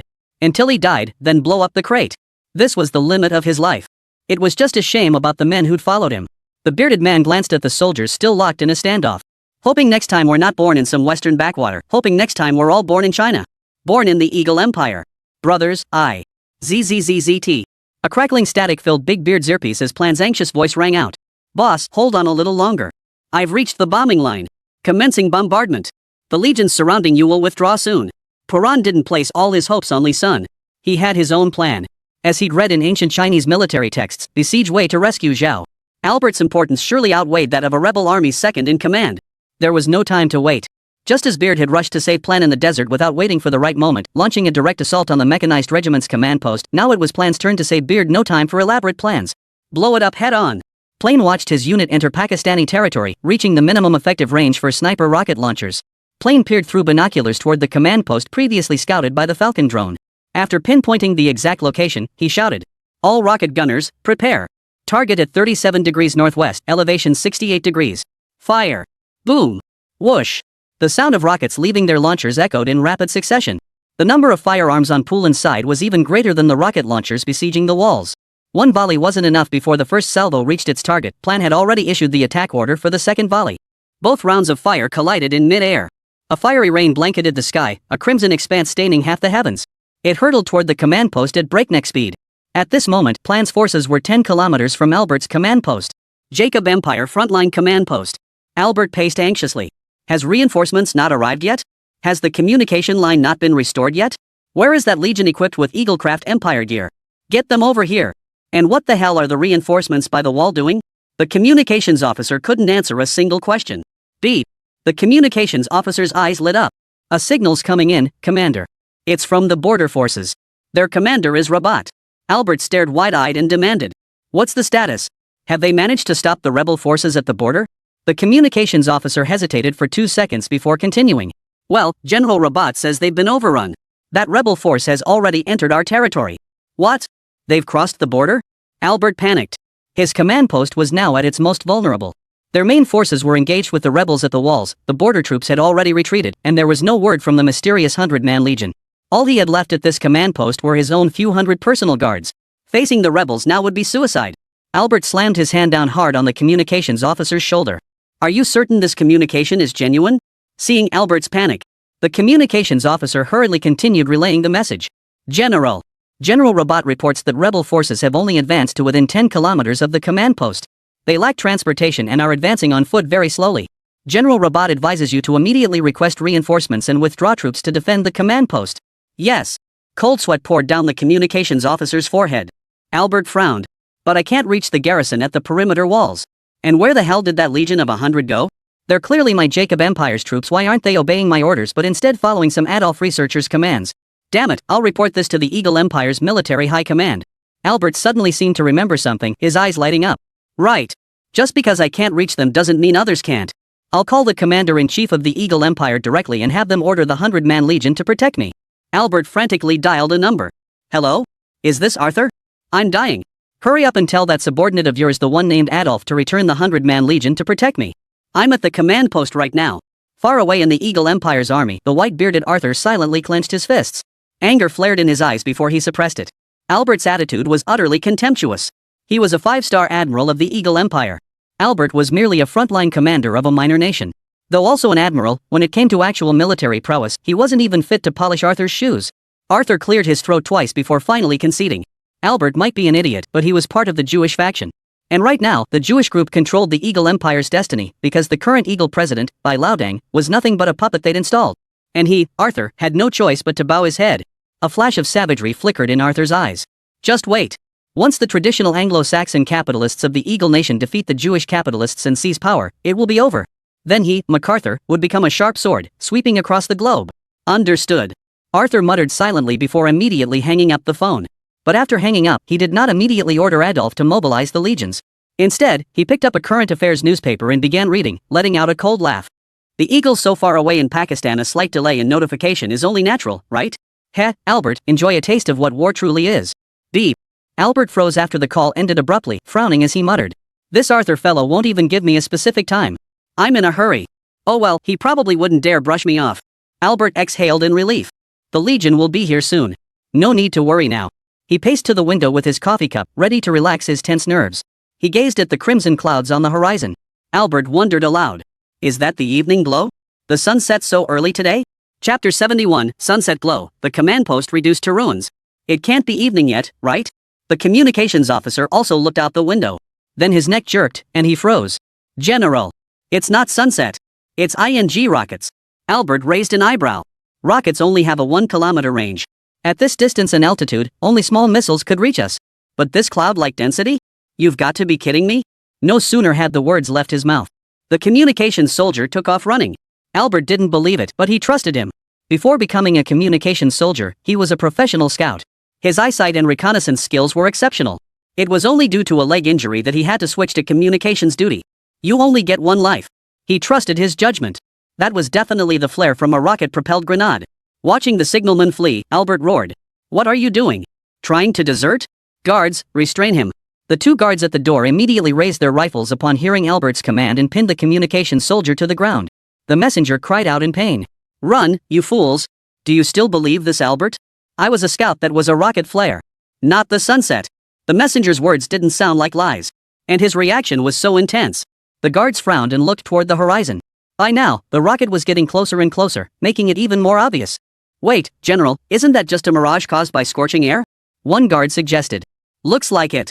Another guard chimed in. Where are the binoculars? Albert picked up the binoculars and scanned the sunset sky. The crimson clouds were now dotted with countless black specks. Albert silently swallowed hard. Could it be?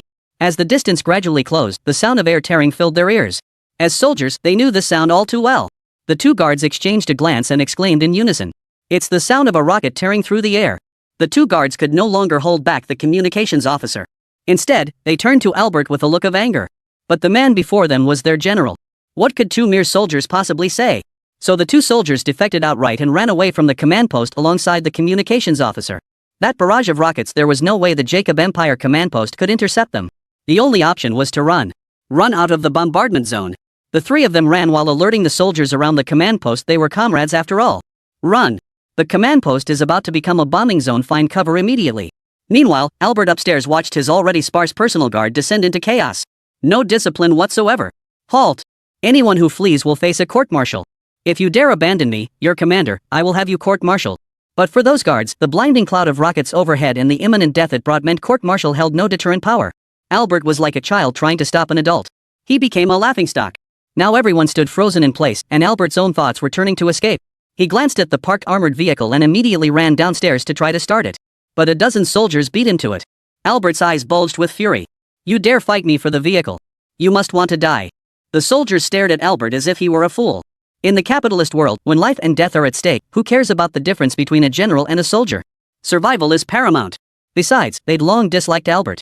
He'd become commander through family connections, and since they were fighting the relatively weaker Pakistanis, they'd never faced adversity. Who can't win in a favorable situation? It could be said that every single one of his current achievements was down to luck. If he'd fought on the battlefields of old China, he wouldn't even be fit to command a company. So the soldiers all looked down on him to some degree. And what started as a favorable situation under his command has now slowly turned into an unfavorable one. Albert watched the armored vehicle drive off, furious enough to stomp his feet in place. Meanwhile, the rocket projectiles streaking across the sky were now dangerously close, having completely shed their sunset-like appearance. All that remained was an overwhelming sense of dread. Those densely packed warheads. There was no doubt now it was a rocket barrage. Albert felt like crying. Earlier, when he'd heard the radio operator say there might still be time to escape, the rockets had been far off. But now, it was too late. Just as Albert was sinking into despair, a soldier ran over and grabbed him. General! Follow me! Albert looked at the soldier pulling him a new recruit, a corporal. The buzz-cut rookie flattered him. General, my name is Hamid. Follow me, I know of an abandoned air raid shelter nearby. Albert froze, stunned that the one who ultimately sought to save him was merely a lowly private. The officers he usually looked after had all fled instead. Albert felt both anger and joy, his chest filled with complex emotions. Hamid. Good. If I survive this wave, you'll be a colonel. Hami's eyes widened with excitement. He had risked death to save Albert for this very moment. Boom! Boom! The entire command post area was subjected to a minute-long barrage of dense rocket fire. Dust and smoke billowed up, even connecting with the clouds. This assault was even more devastating than the earlier bombardment of the garrison outside the walls. Visible across all of Pakistan. At the transport aircraft, Kelt, leader of the 100-man Legion, was drawn by the deafening explosions toward the command post. Damn! The command post is under attack? Meanwhile, far away in the Eagle Empire, Adolf frowned as he monitored the battlefield through cameras and deployed drones. Continue organizing your men to assault the transport aircraft. I'm sending drones to investigate the command post. Kelt replied. Yes, sir. Under Adolf's remote control, the Eagle Empire's drones swiftly approached the battlefield. Within the drone's field of view, the entire battlefield was engulfed in a thick haze of dust. As the sunlight gradually faded, the imposing command zone Albert had built vanished without a trace, leaving only a field of ruins. Adolf questioned in confusion. The radar showed no enemy presence within 10 kilometers of the command post. Did the enemy launch missiles? Adolf began retrieving previous surveillance footage. The surveillance system within the command post had completely failed, but the earlier video recordings were stored in the cloud. Finally, in the surveillance footage, that crimson sunset appeared in Adolf's field of vision. Adolf's heart skipped a beat. As a weapons expert, he certainly wasn't as ignorant as Albert. That's a rocket launcher? Preliminary estimates at this altitude suggest the launch point was at least 9 kilometers away. Holy! What kind of black tech is this? Even among weapon enthusiasts, Adolf has been outdone again by the Eagle Empire. The massive commotion halted festive activities in Jacob's residential districts.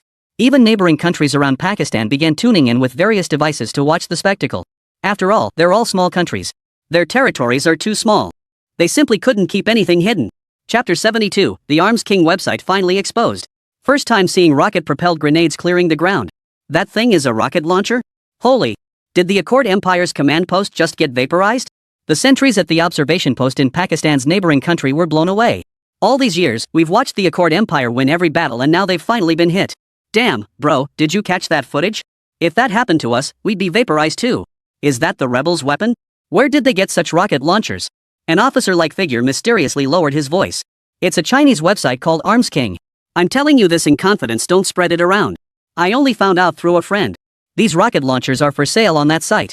And the YJ missiles that went viral online before? Sniper rifles? AKs? Drones? All sold by arms dealers on that website. A group of sentries gathered around, utterly stunned. Aren't these supposed to be sold by the Chinese military? How could it be a small arms dealer on a website? Sir, what website did you say? Give me the link, will ya? The officer frowned and replied. I don't have one. Currently, this site seems to be invitation only. Only those who receive a direct link from the site's arms dealer administrators can purchase firearms here. Or it's a link shared by a former regular customer with permission. One sentry nodded in deep agreement. Exactly. A site this legit wouldn't just open up to us lowly grunts. Even if they did, we couldn't afford those high-end weapons anyway. Another sentinel sounded even more excited. Even if I don't buy anything, just watching the spectacle is worth it. It's just a pity for those Jacob Empire soldiers in Gaza, they'll die without ever knowing who truly killed them. The neighboring country's sentinels watched rockets fly toward their command post from 10 kilometers away. But since the Jacob Empire was so arrogant, there was no need for these neighbors to warn them. Meanwhile, some opportunists have already leaked the footage from the observation tower. After all, this isn't classified information, they can even make a profit off the footage. First-hand footage of explosions like this is exactly what journalists and websites crave. The phrase King of Arms also spread far and wide, with Lee Sun's website appearing alongside the video for the very first time. On global social media platforms. Holy! New video. The Jacob Empire's frontline command post got flattened? The rebels' firepower is that intense? Wow, this footage is absolutely stunning, looks like a sunset. Turns out it's a sunset from death. Doesn't this seem absurd? A rocket launcher firing as high as a missile. The height isn't absurd, what's absurd is that it traveled 10 kilometers and still hit its target. A self-proclaimed professional engineer commented. You amateurs don't understand rockets fly high because they carry massive amounts of propellant and use launch pads to absorb thrust. But rocket-propelled grenades are different. They're fired from handheld launchers, the human body acts as the buffer, and the propellant is just gunpowder. Under these conditions, achieving missile-like altitude and striking targets 10 kilometers away? That's like telling me a primary school student's IQ got them into university. Absolutely ridiculous. Once the engineer explained it, netizens finally got it. It's like firing a cannon from a shotgun. Damn, now that you put it that way, it actually sounds pretty impressive. I heard the arms dealer behind this operation has finally been exposed. It wasn't the Chinese military, it was a private arms dealer. I heard it too from my grandpa's second uncle's third aunt's cousin's grandson. He even joined this site's membership. What's it called? Arms King? A user from the Eagle Nation sneered. Calling himself the King of Arms? What a load of hot air. Half the world's arms come from us eagles. A white bear netizen shot back. Oh, so it wasn't your Eagle Chan army that got screwed over last time? Who blew up that Titan tank? Who sank that warship? An Indian netizen chimed in. Even with Eagle Chan's backing, the Jacob Empire's command center got flattened this time. Serves you right for vetoing our three nations' bid for permanent UN Security Council seats last time. As soon as the Indian netizen spoke, the entire comments section erupted. Don't even dream about it. Guess why it's called the 5 permanent members and not the 6 permanent members? Could it be that selecting the 5 permanent members doesn't even require a vote? Is voting just a formality? Look at how China got in, don't you reflect on that? Or should you follow China's example and take on all 5 permanent members? Ha! The internet was ablaze. News of Jacob Empire's command center being flattened instantly reverberated across the globe.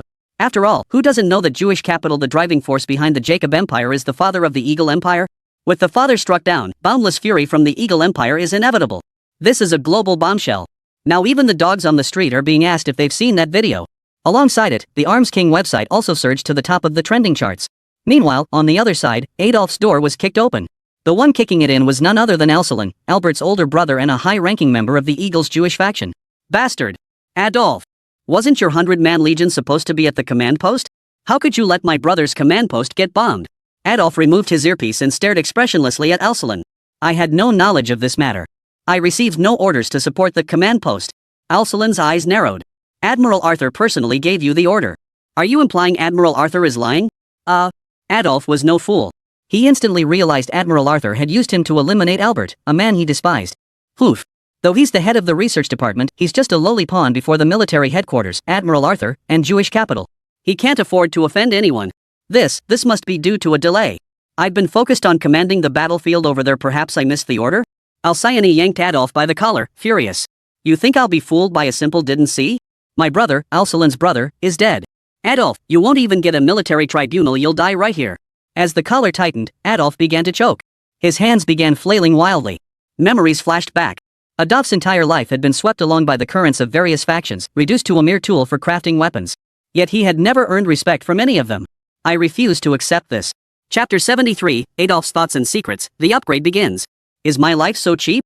From the officers to Admiral Arthur and the Jewish capitalists, they want to kill me, the head of the research department, just because some useless Jewish officer died? Which weapon of the empire bears no trace of his work? He could be said to have contributed significantly to the empire's progress, yet in the end, all these contributions were claimed as his superior's achievements. Even as head of the science department, in the eyes of those high-ranking officials, he was nothing but a dog. At the moment of death, Adolf's hand slammed the drone's camera joystick, and in a flash, an image appeared. Through the dust, a gap in the ground was forced open, and 2 figures crawled out through the breach. Adolf quickly patted Alcelin, who was choking him, then pointed at the screen. Albert wasn't dead. Command center ruins. Albert was being helped out by the new recruit, Hamid. Cough cough. I'm alive. I'm still alive. Albert's head was spinning from the shockwaves. This abandoned bunker was completely unfinished, his throat was filled with dust. But thankfully, he survived. Hami. You saved my life. Those worthless cowards who abandoned me and fled, I'll make sure they have no place to be buried. Hami. From this moment on, you're my personal guard captain. I'll give you the rank of Major, no. Lieutenant Colonel. Hami Fond. Thank you, General. Please be careful, General. These ruins are easy to trip on. Albert stared at the command center reduced to rubble, rage surging through him. Come. Follow me to the rear. We'll settle this. That damned Arthur. And Adolf. Worst of all, those rebels. And Huaxia, who supplied them with weapons. They all deserve to die. I'll request a nuclear bomb from the family. I'll blow them to hell. I'll blow them to hell. Albert now resembled a raving lunatic. Meanwhile, in Adolf's office, Alcelin, who had been watching the footage, had already released Adolf. He's still alive. Looks like this is a bunker. Aspirin turned to Adolf and said, "Send your drone over. I need to talk to my brother." Adolf obediently maneuvered the drone over. Albert saw the drone marked with the Tuji Eagle emblem approaching and instantly recognized it as his own. Simultaneously, Alcelin's voice came through the drone. "Are you okay, little brother?" Albert exclaimed excitedly. "Brother, you must avenge me. I nearly died. If Haman hadn't dragged me into this abandoned air raid shelter, I'd be nothing but a pile of black ash by now." Alcelin reassured him. "Don't worry. With me here, the elders back home have already heard about it and are making arrangements. We'll mobilize the full might of the Eagle Empire to avenge you. We won't hold back for public opinion this time. We'll show the world the true might of the Jewish group." Albert nodded excitedly.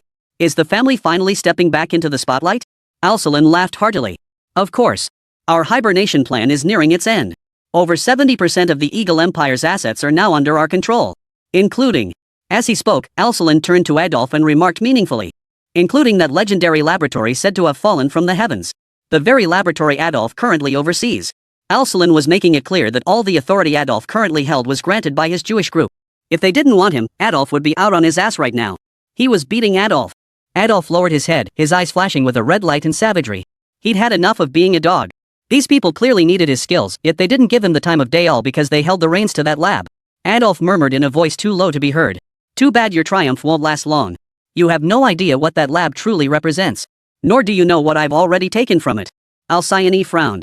What are you muttering about? When Adolf looked up again, his expression had transformed into a bright smile. I say, I'm sending the Legion to retrieve General Albert right now. Alcelin snorted. That's more like it. The lives of those lowly commoners mean nothing. Albert is nobility of my Jewish lineage. If he dies, I'll make every last one of you pay with your lives. Adolf turned to issue orders to the Legion. Alcelin added.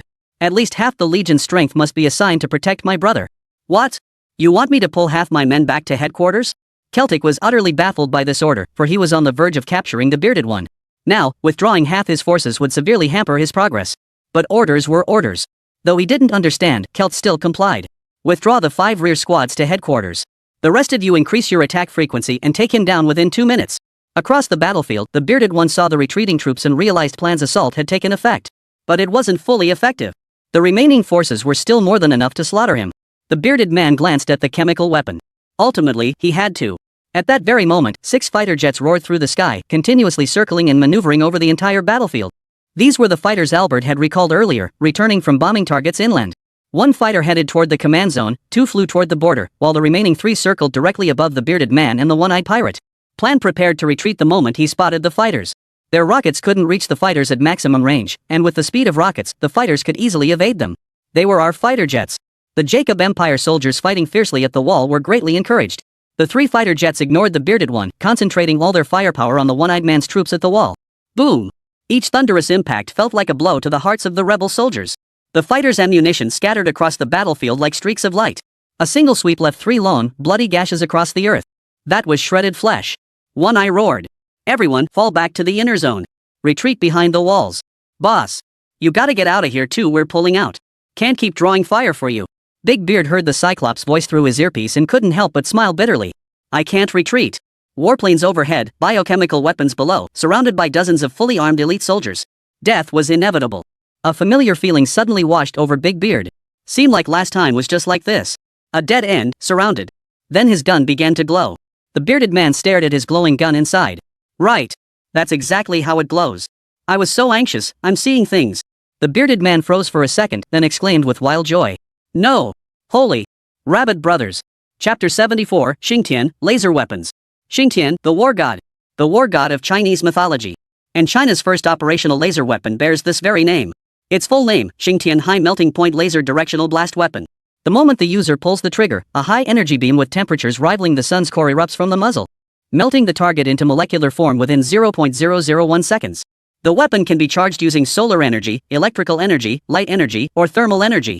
Therefore, the Xingtian's magazine is an elliptical energy bottle designed to store and collect energy. With specialized high-energy charging equipment, the energy bottle can be fully charged in just 15 minutes. A single new energy bottle provides enough power for an operator to melt an entire fighter jet. If relying solely on the energy bottle's natural absorption and storage, the process is considerably slower. For instance, solar charging typically requires a full day. Therefore, the use of the Xingtian laser weapon requires careful planning, as Li Sun only sells the gun, not the charging equipment. This means that even after completing their upgrades, Bearded Plam and his crew can only rely on natural charging methods. This limits laser weapon usage to once every 2 days. Do you believe in light? Celtic never did before, but now he's utterly baffled. Beard and his men had been driven into a corner. The original 20-man squad had been whittled down to half, and all of them were now cornered against the transport aircraft. Then, right before his eyes, the guns in the rebels' hands began to glow.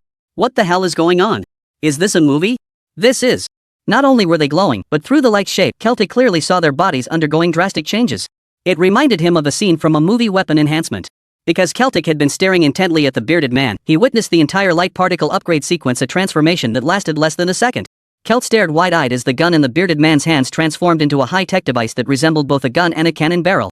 Breathless, Celtic shouted into his earpiece. Commander Adolf! Did you see that?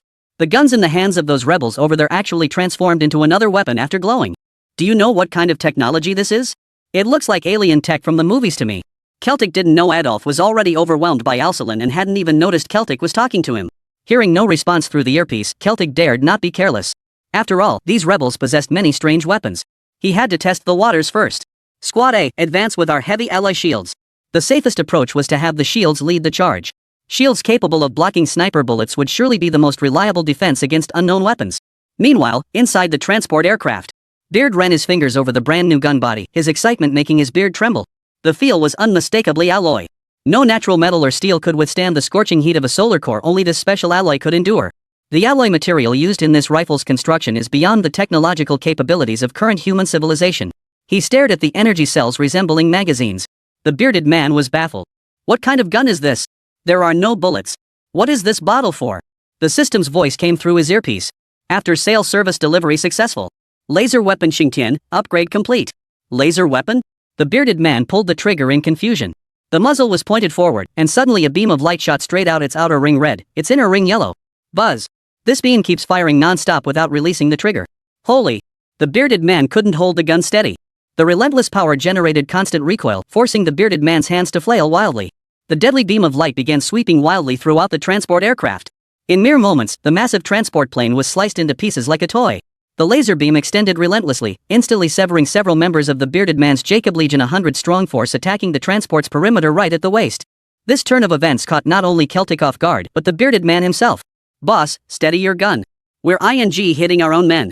A warrior rushed forward to steady the bearded man, whose body was being pushed along by the laser weapon. Only then did the bearded one steady himself and release the trigger. At that moment, the entire field fell silent, including Celtic's side. A Celtic soldier swallowed hard in silence. He felt like he'd just watched a horror movie. A laser had erupted from the transport, slicing several of his comrades clean in half before anyone could react. As a soldier, he now stood there with legs trembling. They weren't afraid of battle, charging, or facing enemy forces head-on. What terrified them was dying in such inexplicable ways. Meanwhile, Celtic was utterly stunned by the sheer destructive power of the bearded man's laser weapon. He looked at the soldier who'd been cut in half. The wound on the upper torso was now completely charred.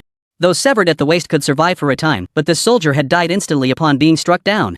This meant the laser beam wasn't merely a high-temperature melting effect, it could also completely fry the entire nervous system.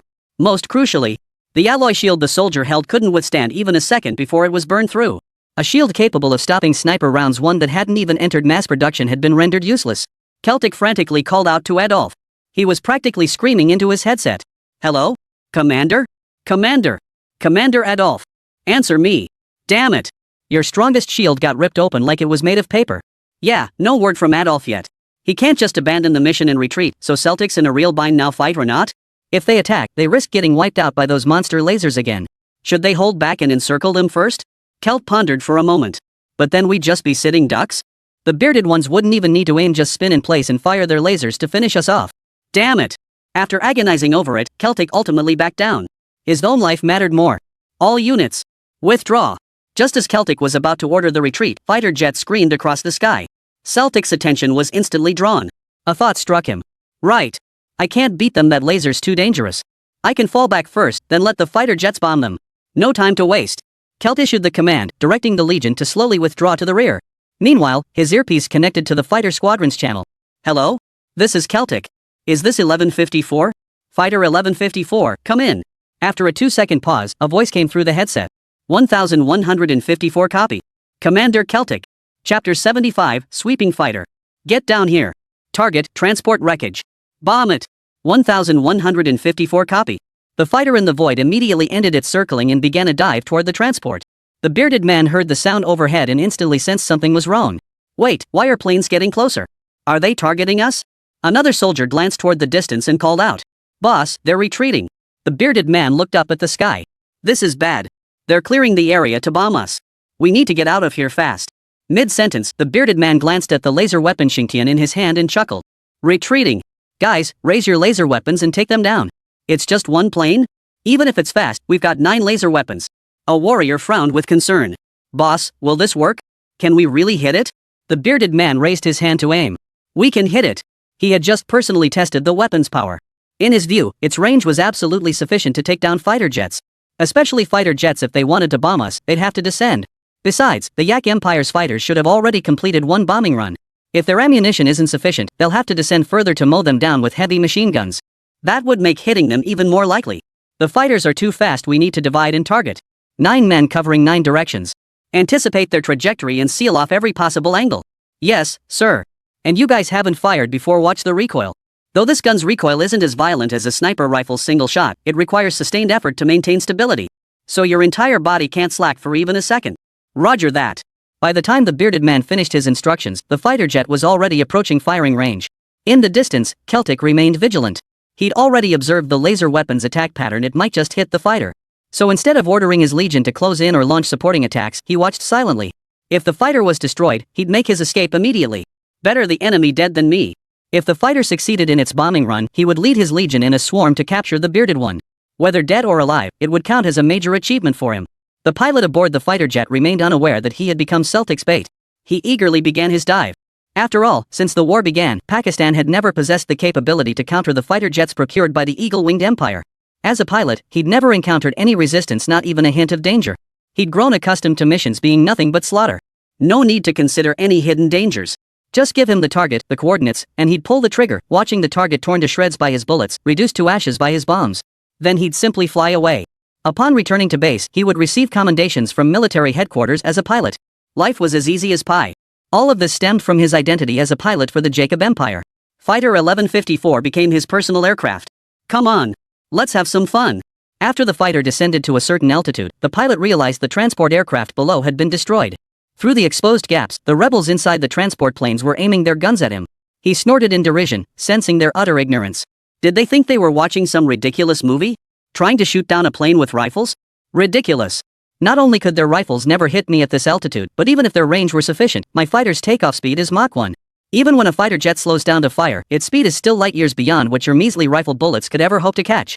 The pilot licked his lips, moving the control stick in his hands to align the targeting reticle on the screen with the transport aircraft below. Locked on. Begin loading rounds. Just as the pilot prepared to pull the trigger, he saw the muzzles of the bearded men's rifles glow. What the hell? A beam of light grazed the pilot's helmet, slicing across half his face. The light was too fast for the pilot to react at all. Only a second later did 8 beams simultaneously pierce through his fighter's hull. Buzz. Boom. The fighter jet, much like its pilot, seemed utterly unprepared. Though instantly sliced into countless fragments by the 8 beams, it did not immediately disintegrate. A second later, the pilot's pain receptors finally kicked in. Arg. The pilot's agonized scream signaled he'd completely lost control of the fighter. Half his face had been obliterated by the laser weapon's beam. What remained was merely a final, desperate struggle. In truth, the fighter no longer required his control. With a screech, the airframe shattered into fragments that rained down from the sky. Each fragment's edges were seared by the intense heat. The pilot didn't even have a chance to deploy his ejection seat before plummeting toward the ground with the debris. His body sliced through the sky, echoed throughout the entire combat zone. With a solid thud of bone striking the ground, silence fell. This sound was followed by the explosions of aircraft debris crashing into the ground. The explosion of Fighter 1154 caught the attention of another fighter. Fighter 1168 froze in shock. After all, the laser beam from a laser weapon vanishes the moment the trigger is released. So the pilot aboard 1168 had no idea what had happened. He only received 1154's crash signal and witnessed the massive explosion. 1154? 1154? This is 1168. What's going on? Is there an enemy attack? Holy! I didn't see any enemy aircraft. Could the resistance have procured surface-to-air missiles? But that doesn't make sense. If it were a surface-to-air missile, our fighter radar systems would have detected it. He didn't understand. How did it suddenly crash? Could it be like those urban legends hitting an eagle or a bird that just happened to block the pilot's view, causing them to lose control and blow the plane up? Unbelievable. Fighter 1168 began heading toward the crash site of 1154. From a distance, the pilot of 1168 spotted the wrecked transport aircraft and the crashed 1154 beside it. Just as he was about to get closer for a look, Celtic's voice crackled through his headset. Stop. Don't fly any further. Damn it. Stop now. If you go any further, you'll be within range. You'll get blasted by laser fire. Sir, what did you just say? Chapter 76, Celtic's escape, Beard's counterattack on the wall. Didn't you hear me? Still flying? But the fighter's speed was simply too fast. Even though Celtic had issued the warning, by the time he finished speaking, Fighter 1168 had already reached the transport aircraft's altitude.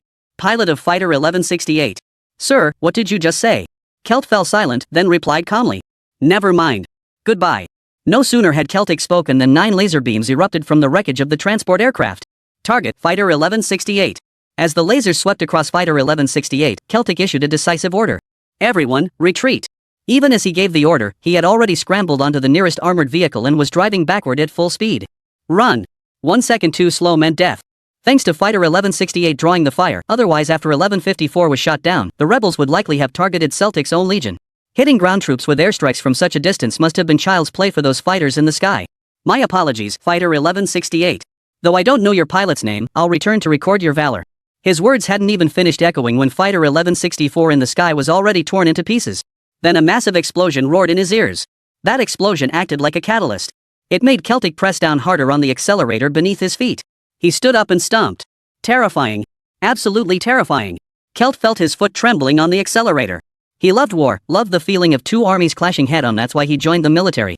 But now, his legion wasn't fighting the bearded rebels at all. Instead, they were being slaughtered one-sidedly by absolute technological superiority. This absurd laser didn't even require aiming. Just pull the trigger and let the laser trail your wrist's motion. Can't aim a gun? Can't even play Fruit Ninja? Spot an enemy? Just slice them up. Decades ago, it was the Jacob Empire slaughtering others with technological superiority gained from weapons looted from the British Empire. Now it's their turn to be slaughtered.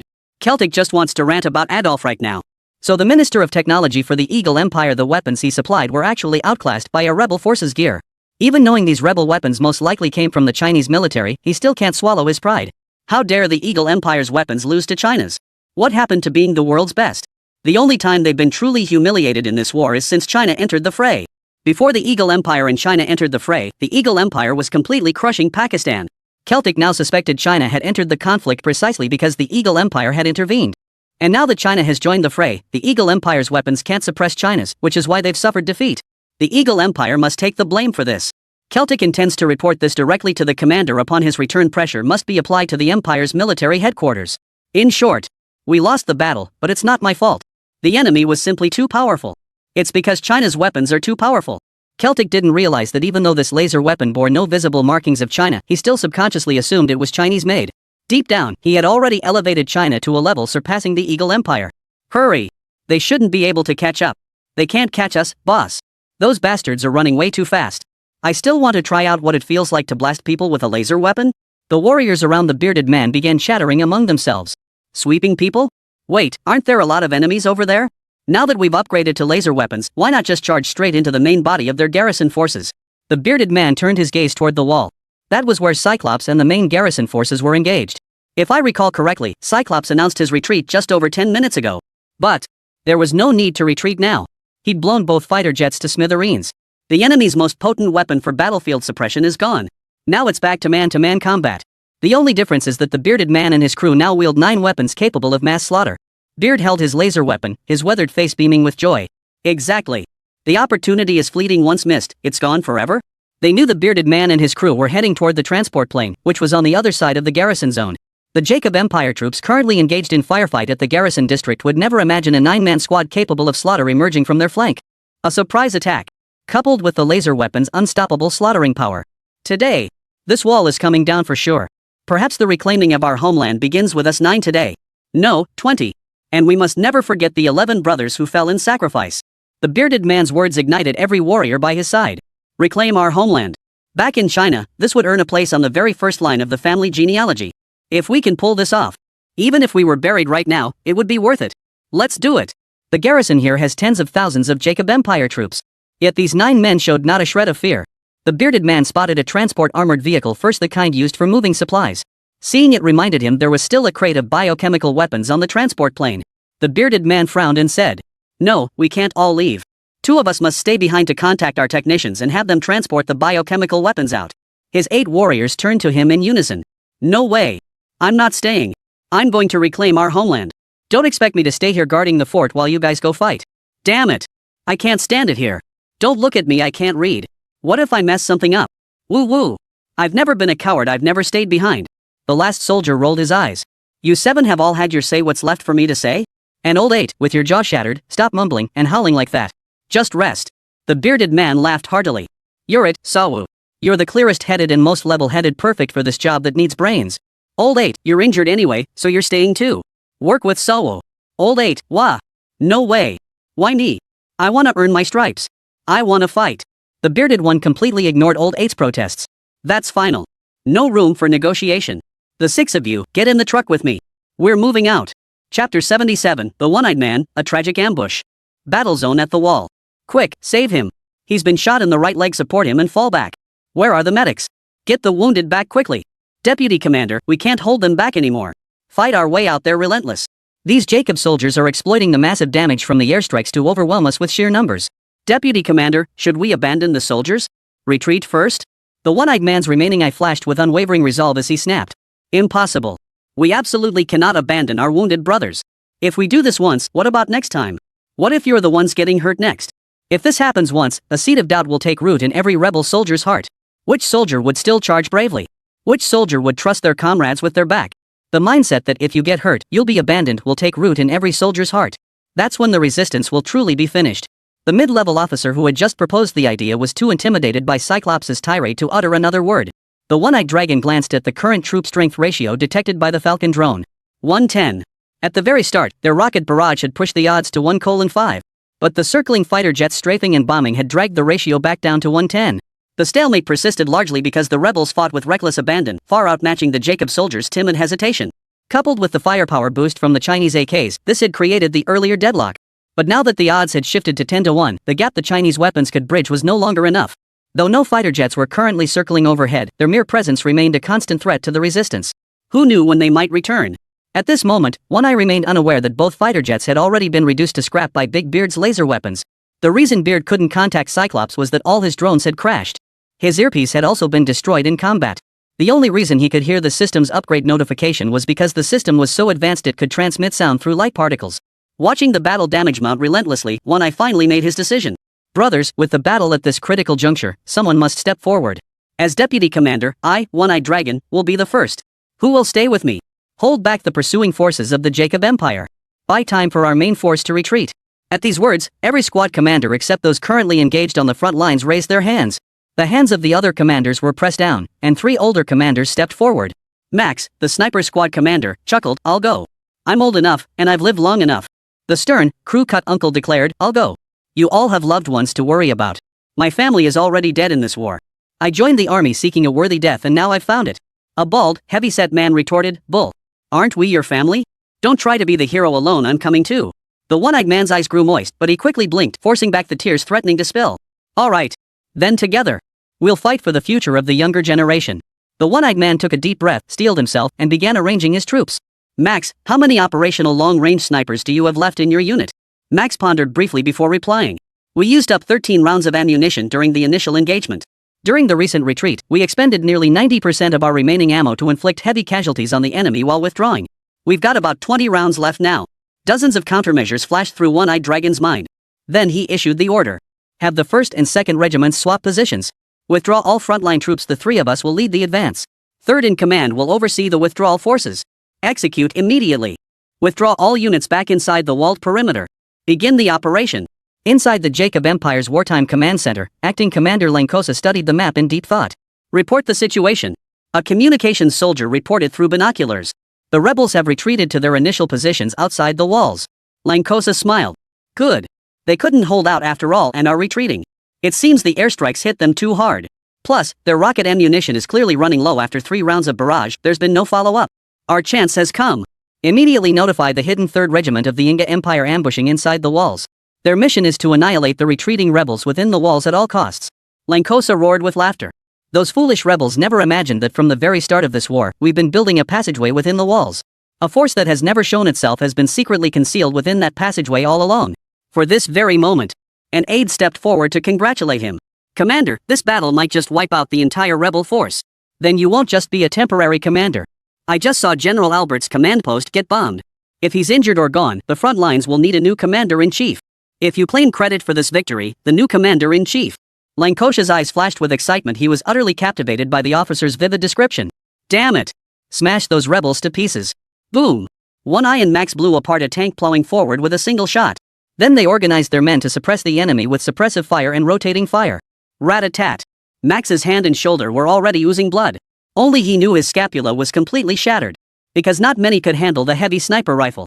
And with casualties mounting, manpower was running low. Originally, a single operator could only handle the recoil of the Chinese sniper rifle 3 times, but now, Max had fired it 6 times all by himself. One Eye said nothing, but hoisted a Huaxia sniper rifle and aimed it at the tank that had just moved into position again. Boom! The tank, like a torrent of steel, was instantly pierced through. After all, this was just an ordinary tank, nothing like the defense of a Titan tank.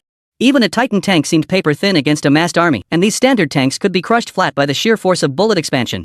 This was the Cyclops' fifth sniper shot. The Cyclops lowered the sniper rifle. His hands trembled as he reclaimed the Huaxia AK. If one looked closely, his fingers were barely able to press the trigger. Chapter 78, The Eighth Shot. Ha! Old buddy, you're done for? Max suddenly burst out laughing beside him. One-Eyed Dragon retorted. Who says I'm done? Ha! A man can't admit defeat. Come on. Rat-a-tat-tat. Bullet fire never ceased in this trench, while the roar of the sniper rifle echoed whenever tanks attempted to seize it. Now the Great District served as the One-Eyed Bandits' counterbalance to the Jacob Empire's forces. As long as the sniper rounds weren't exhausted, the Jacob Empire must pay with lives to break through their bullets. Wear them down. Wear them down with their lives. Thud. The distant rumble of tank tracks echoed again. This time, 2 tanks charged forward simultaneously.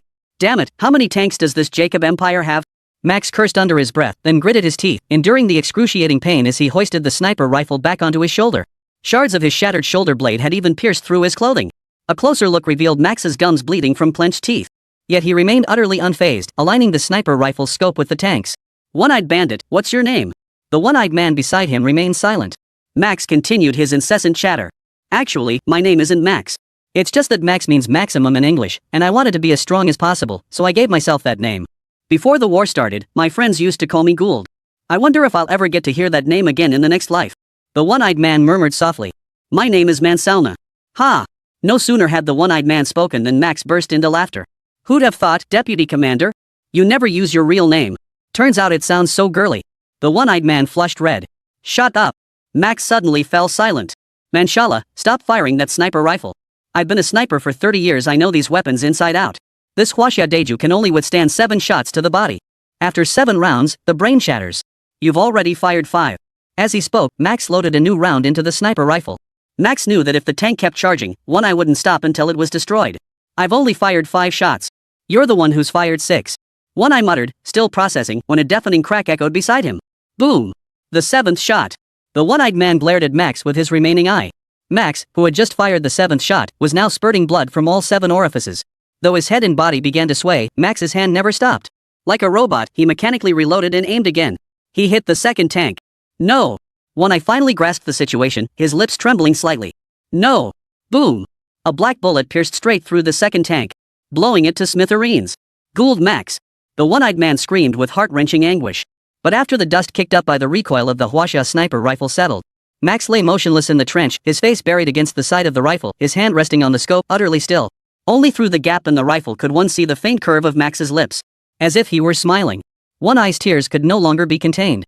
The 8th shot was fired purely by Max's sheer willpower. By the 7th shot, Max's brain had clearly been shattered. But the 8th shot? Max fired it for One-Eyed Dragon.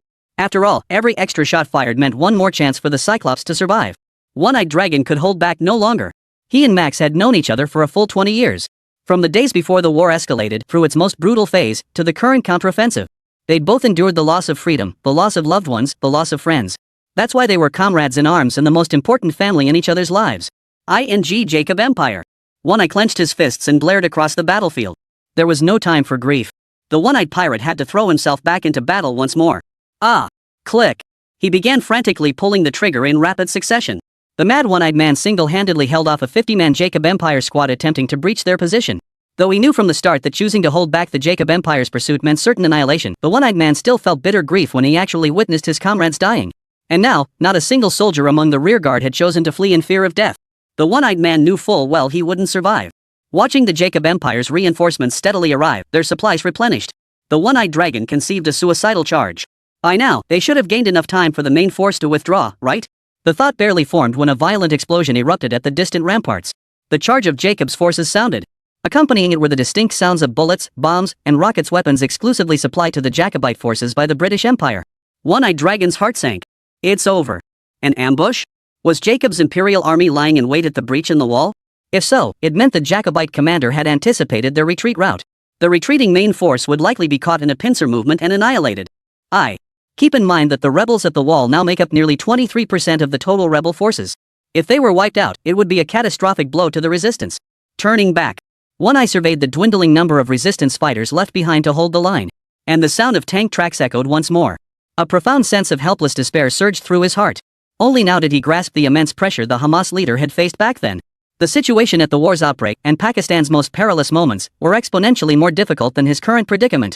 Hamas had single-handedly built the resistance to its current strength. Driven to desperation, the Jacob Empire had no choice but to erect a wall, sealing off Gaza. Forgive me, Commander. Forgive me, General. I have failed as your deputy commander. Bull. You did a great job. One-eyed. Just as One Eye prepared to draw his gun for a suicidal charge, a bold voice rang out beside him. Then a towering figure appeared.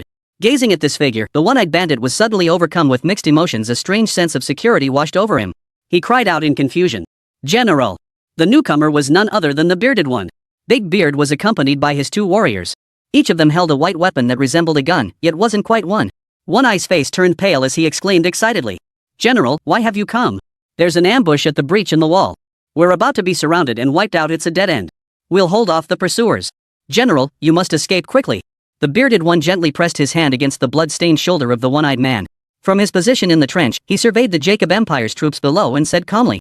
You've done well. Rest well here. From now on, is mine to handle. Chapter 79, Feigning Weakness, the Jacobite officer in the rear. The rumble of tank tracks echoed from below the trenches. Jacob, captain of a certain company in a certain regiment at a certain military base, watched as one of their tanks charged into the trenches unscathed. He exclaimed excitedly. Quick! There's snipers out of ammo. This is our chance. Those filthy natives are finished. A soldier questioned. Sir, how do you know the rebels don't have any more of those terrifying sniper bullets? The officer rolled his eyes. Haven't you seen our tanks already halfway across? When they had ammo, our tanks would get blown up the moment they appeared. They don't have a single heavy weapon over there. Only their sniper rifles could counter our tanks. Once our tanks break through their firing line, what can their flesh and blood do against our steel tide? So unless they're completely out of ammo and supplies, they won't deploy tanks into their lines. The Jacob Empire soldier nodded. Sir, what if the rebels are doing this deliberately? Luring us in for an ambush? The company commander paused, then dismissed the idea. Why would they go to all that trouble? Their sniper rifles already have sufficient long-range firepower to take us out if they have enough ammunition. If they run out of ammo, even if they lure our tanks in, what could they possibly use to breach our defenses? That's suicide. However, the soldier's words did give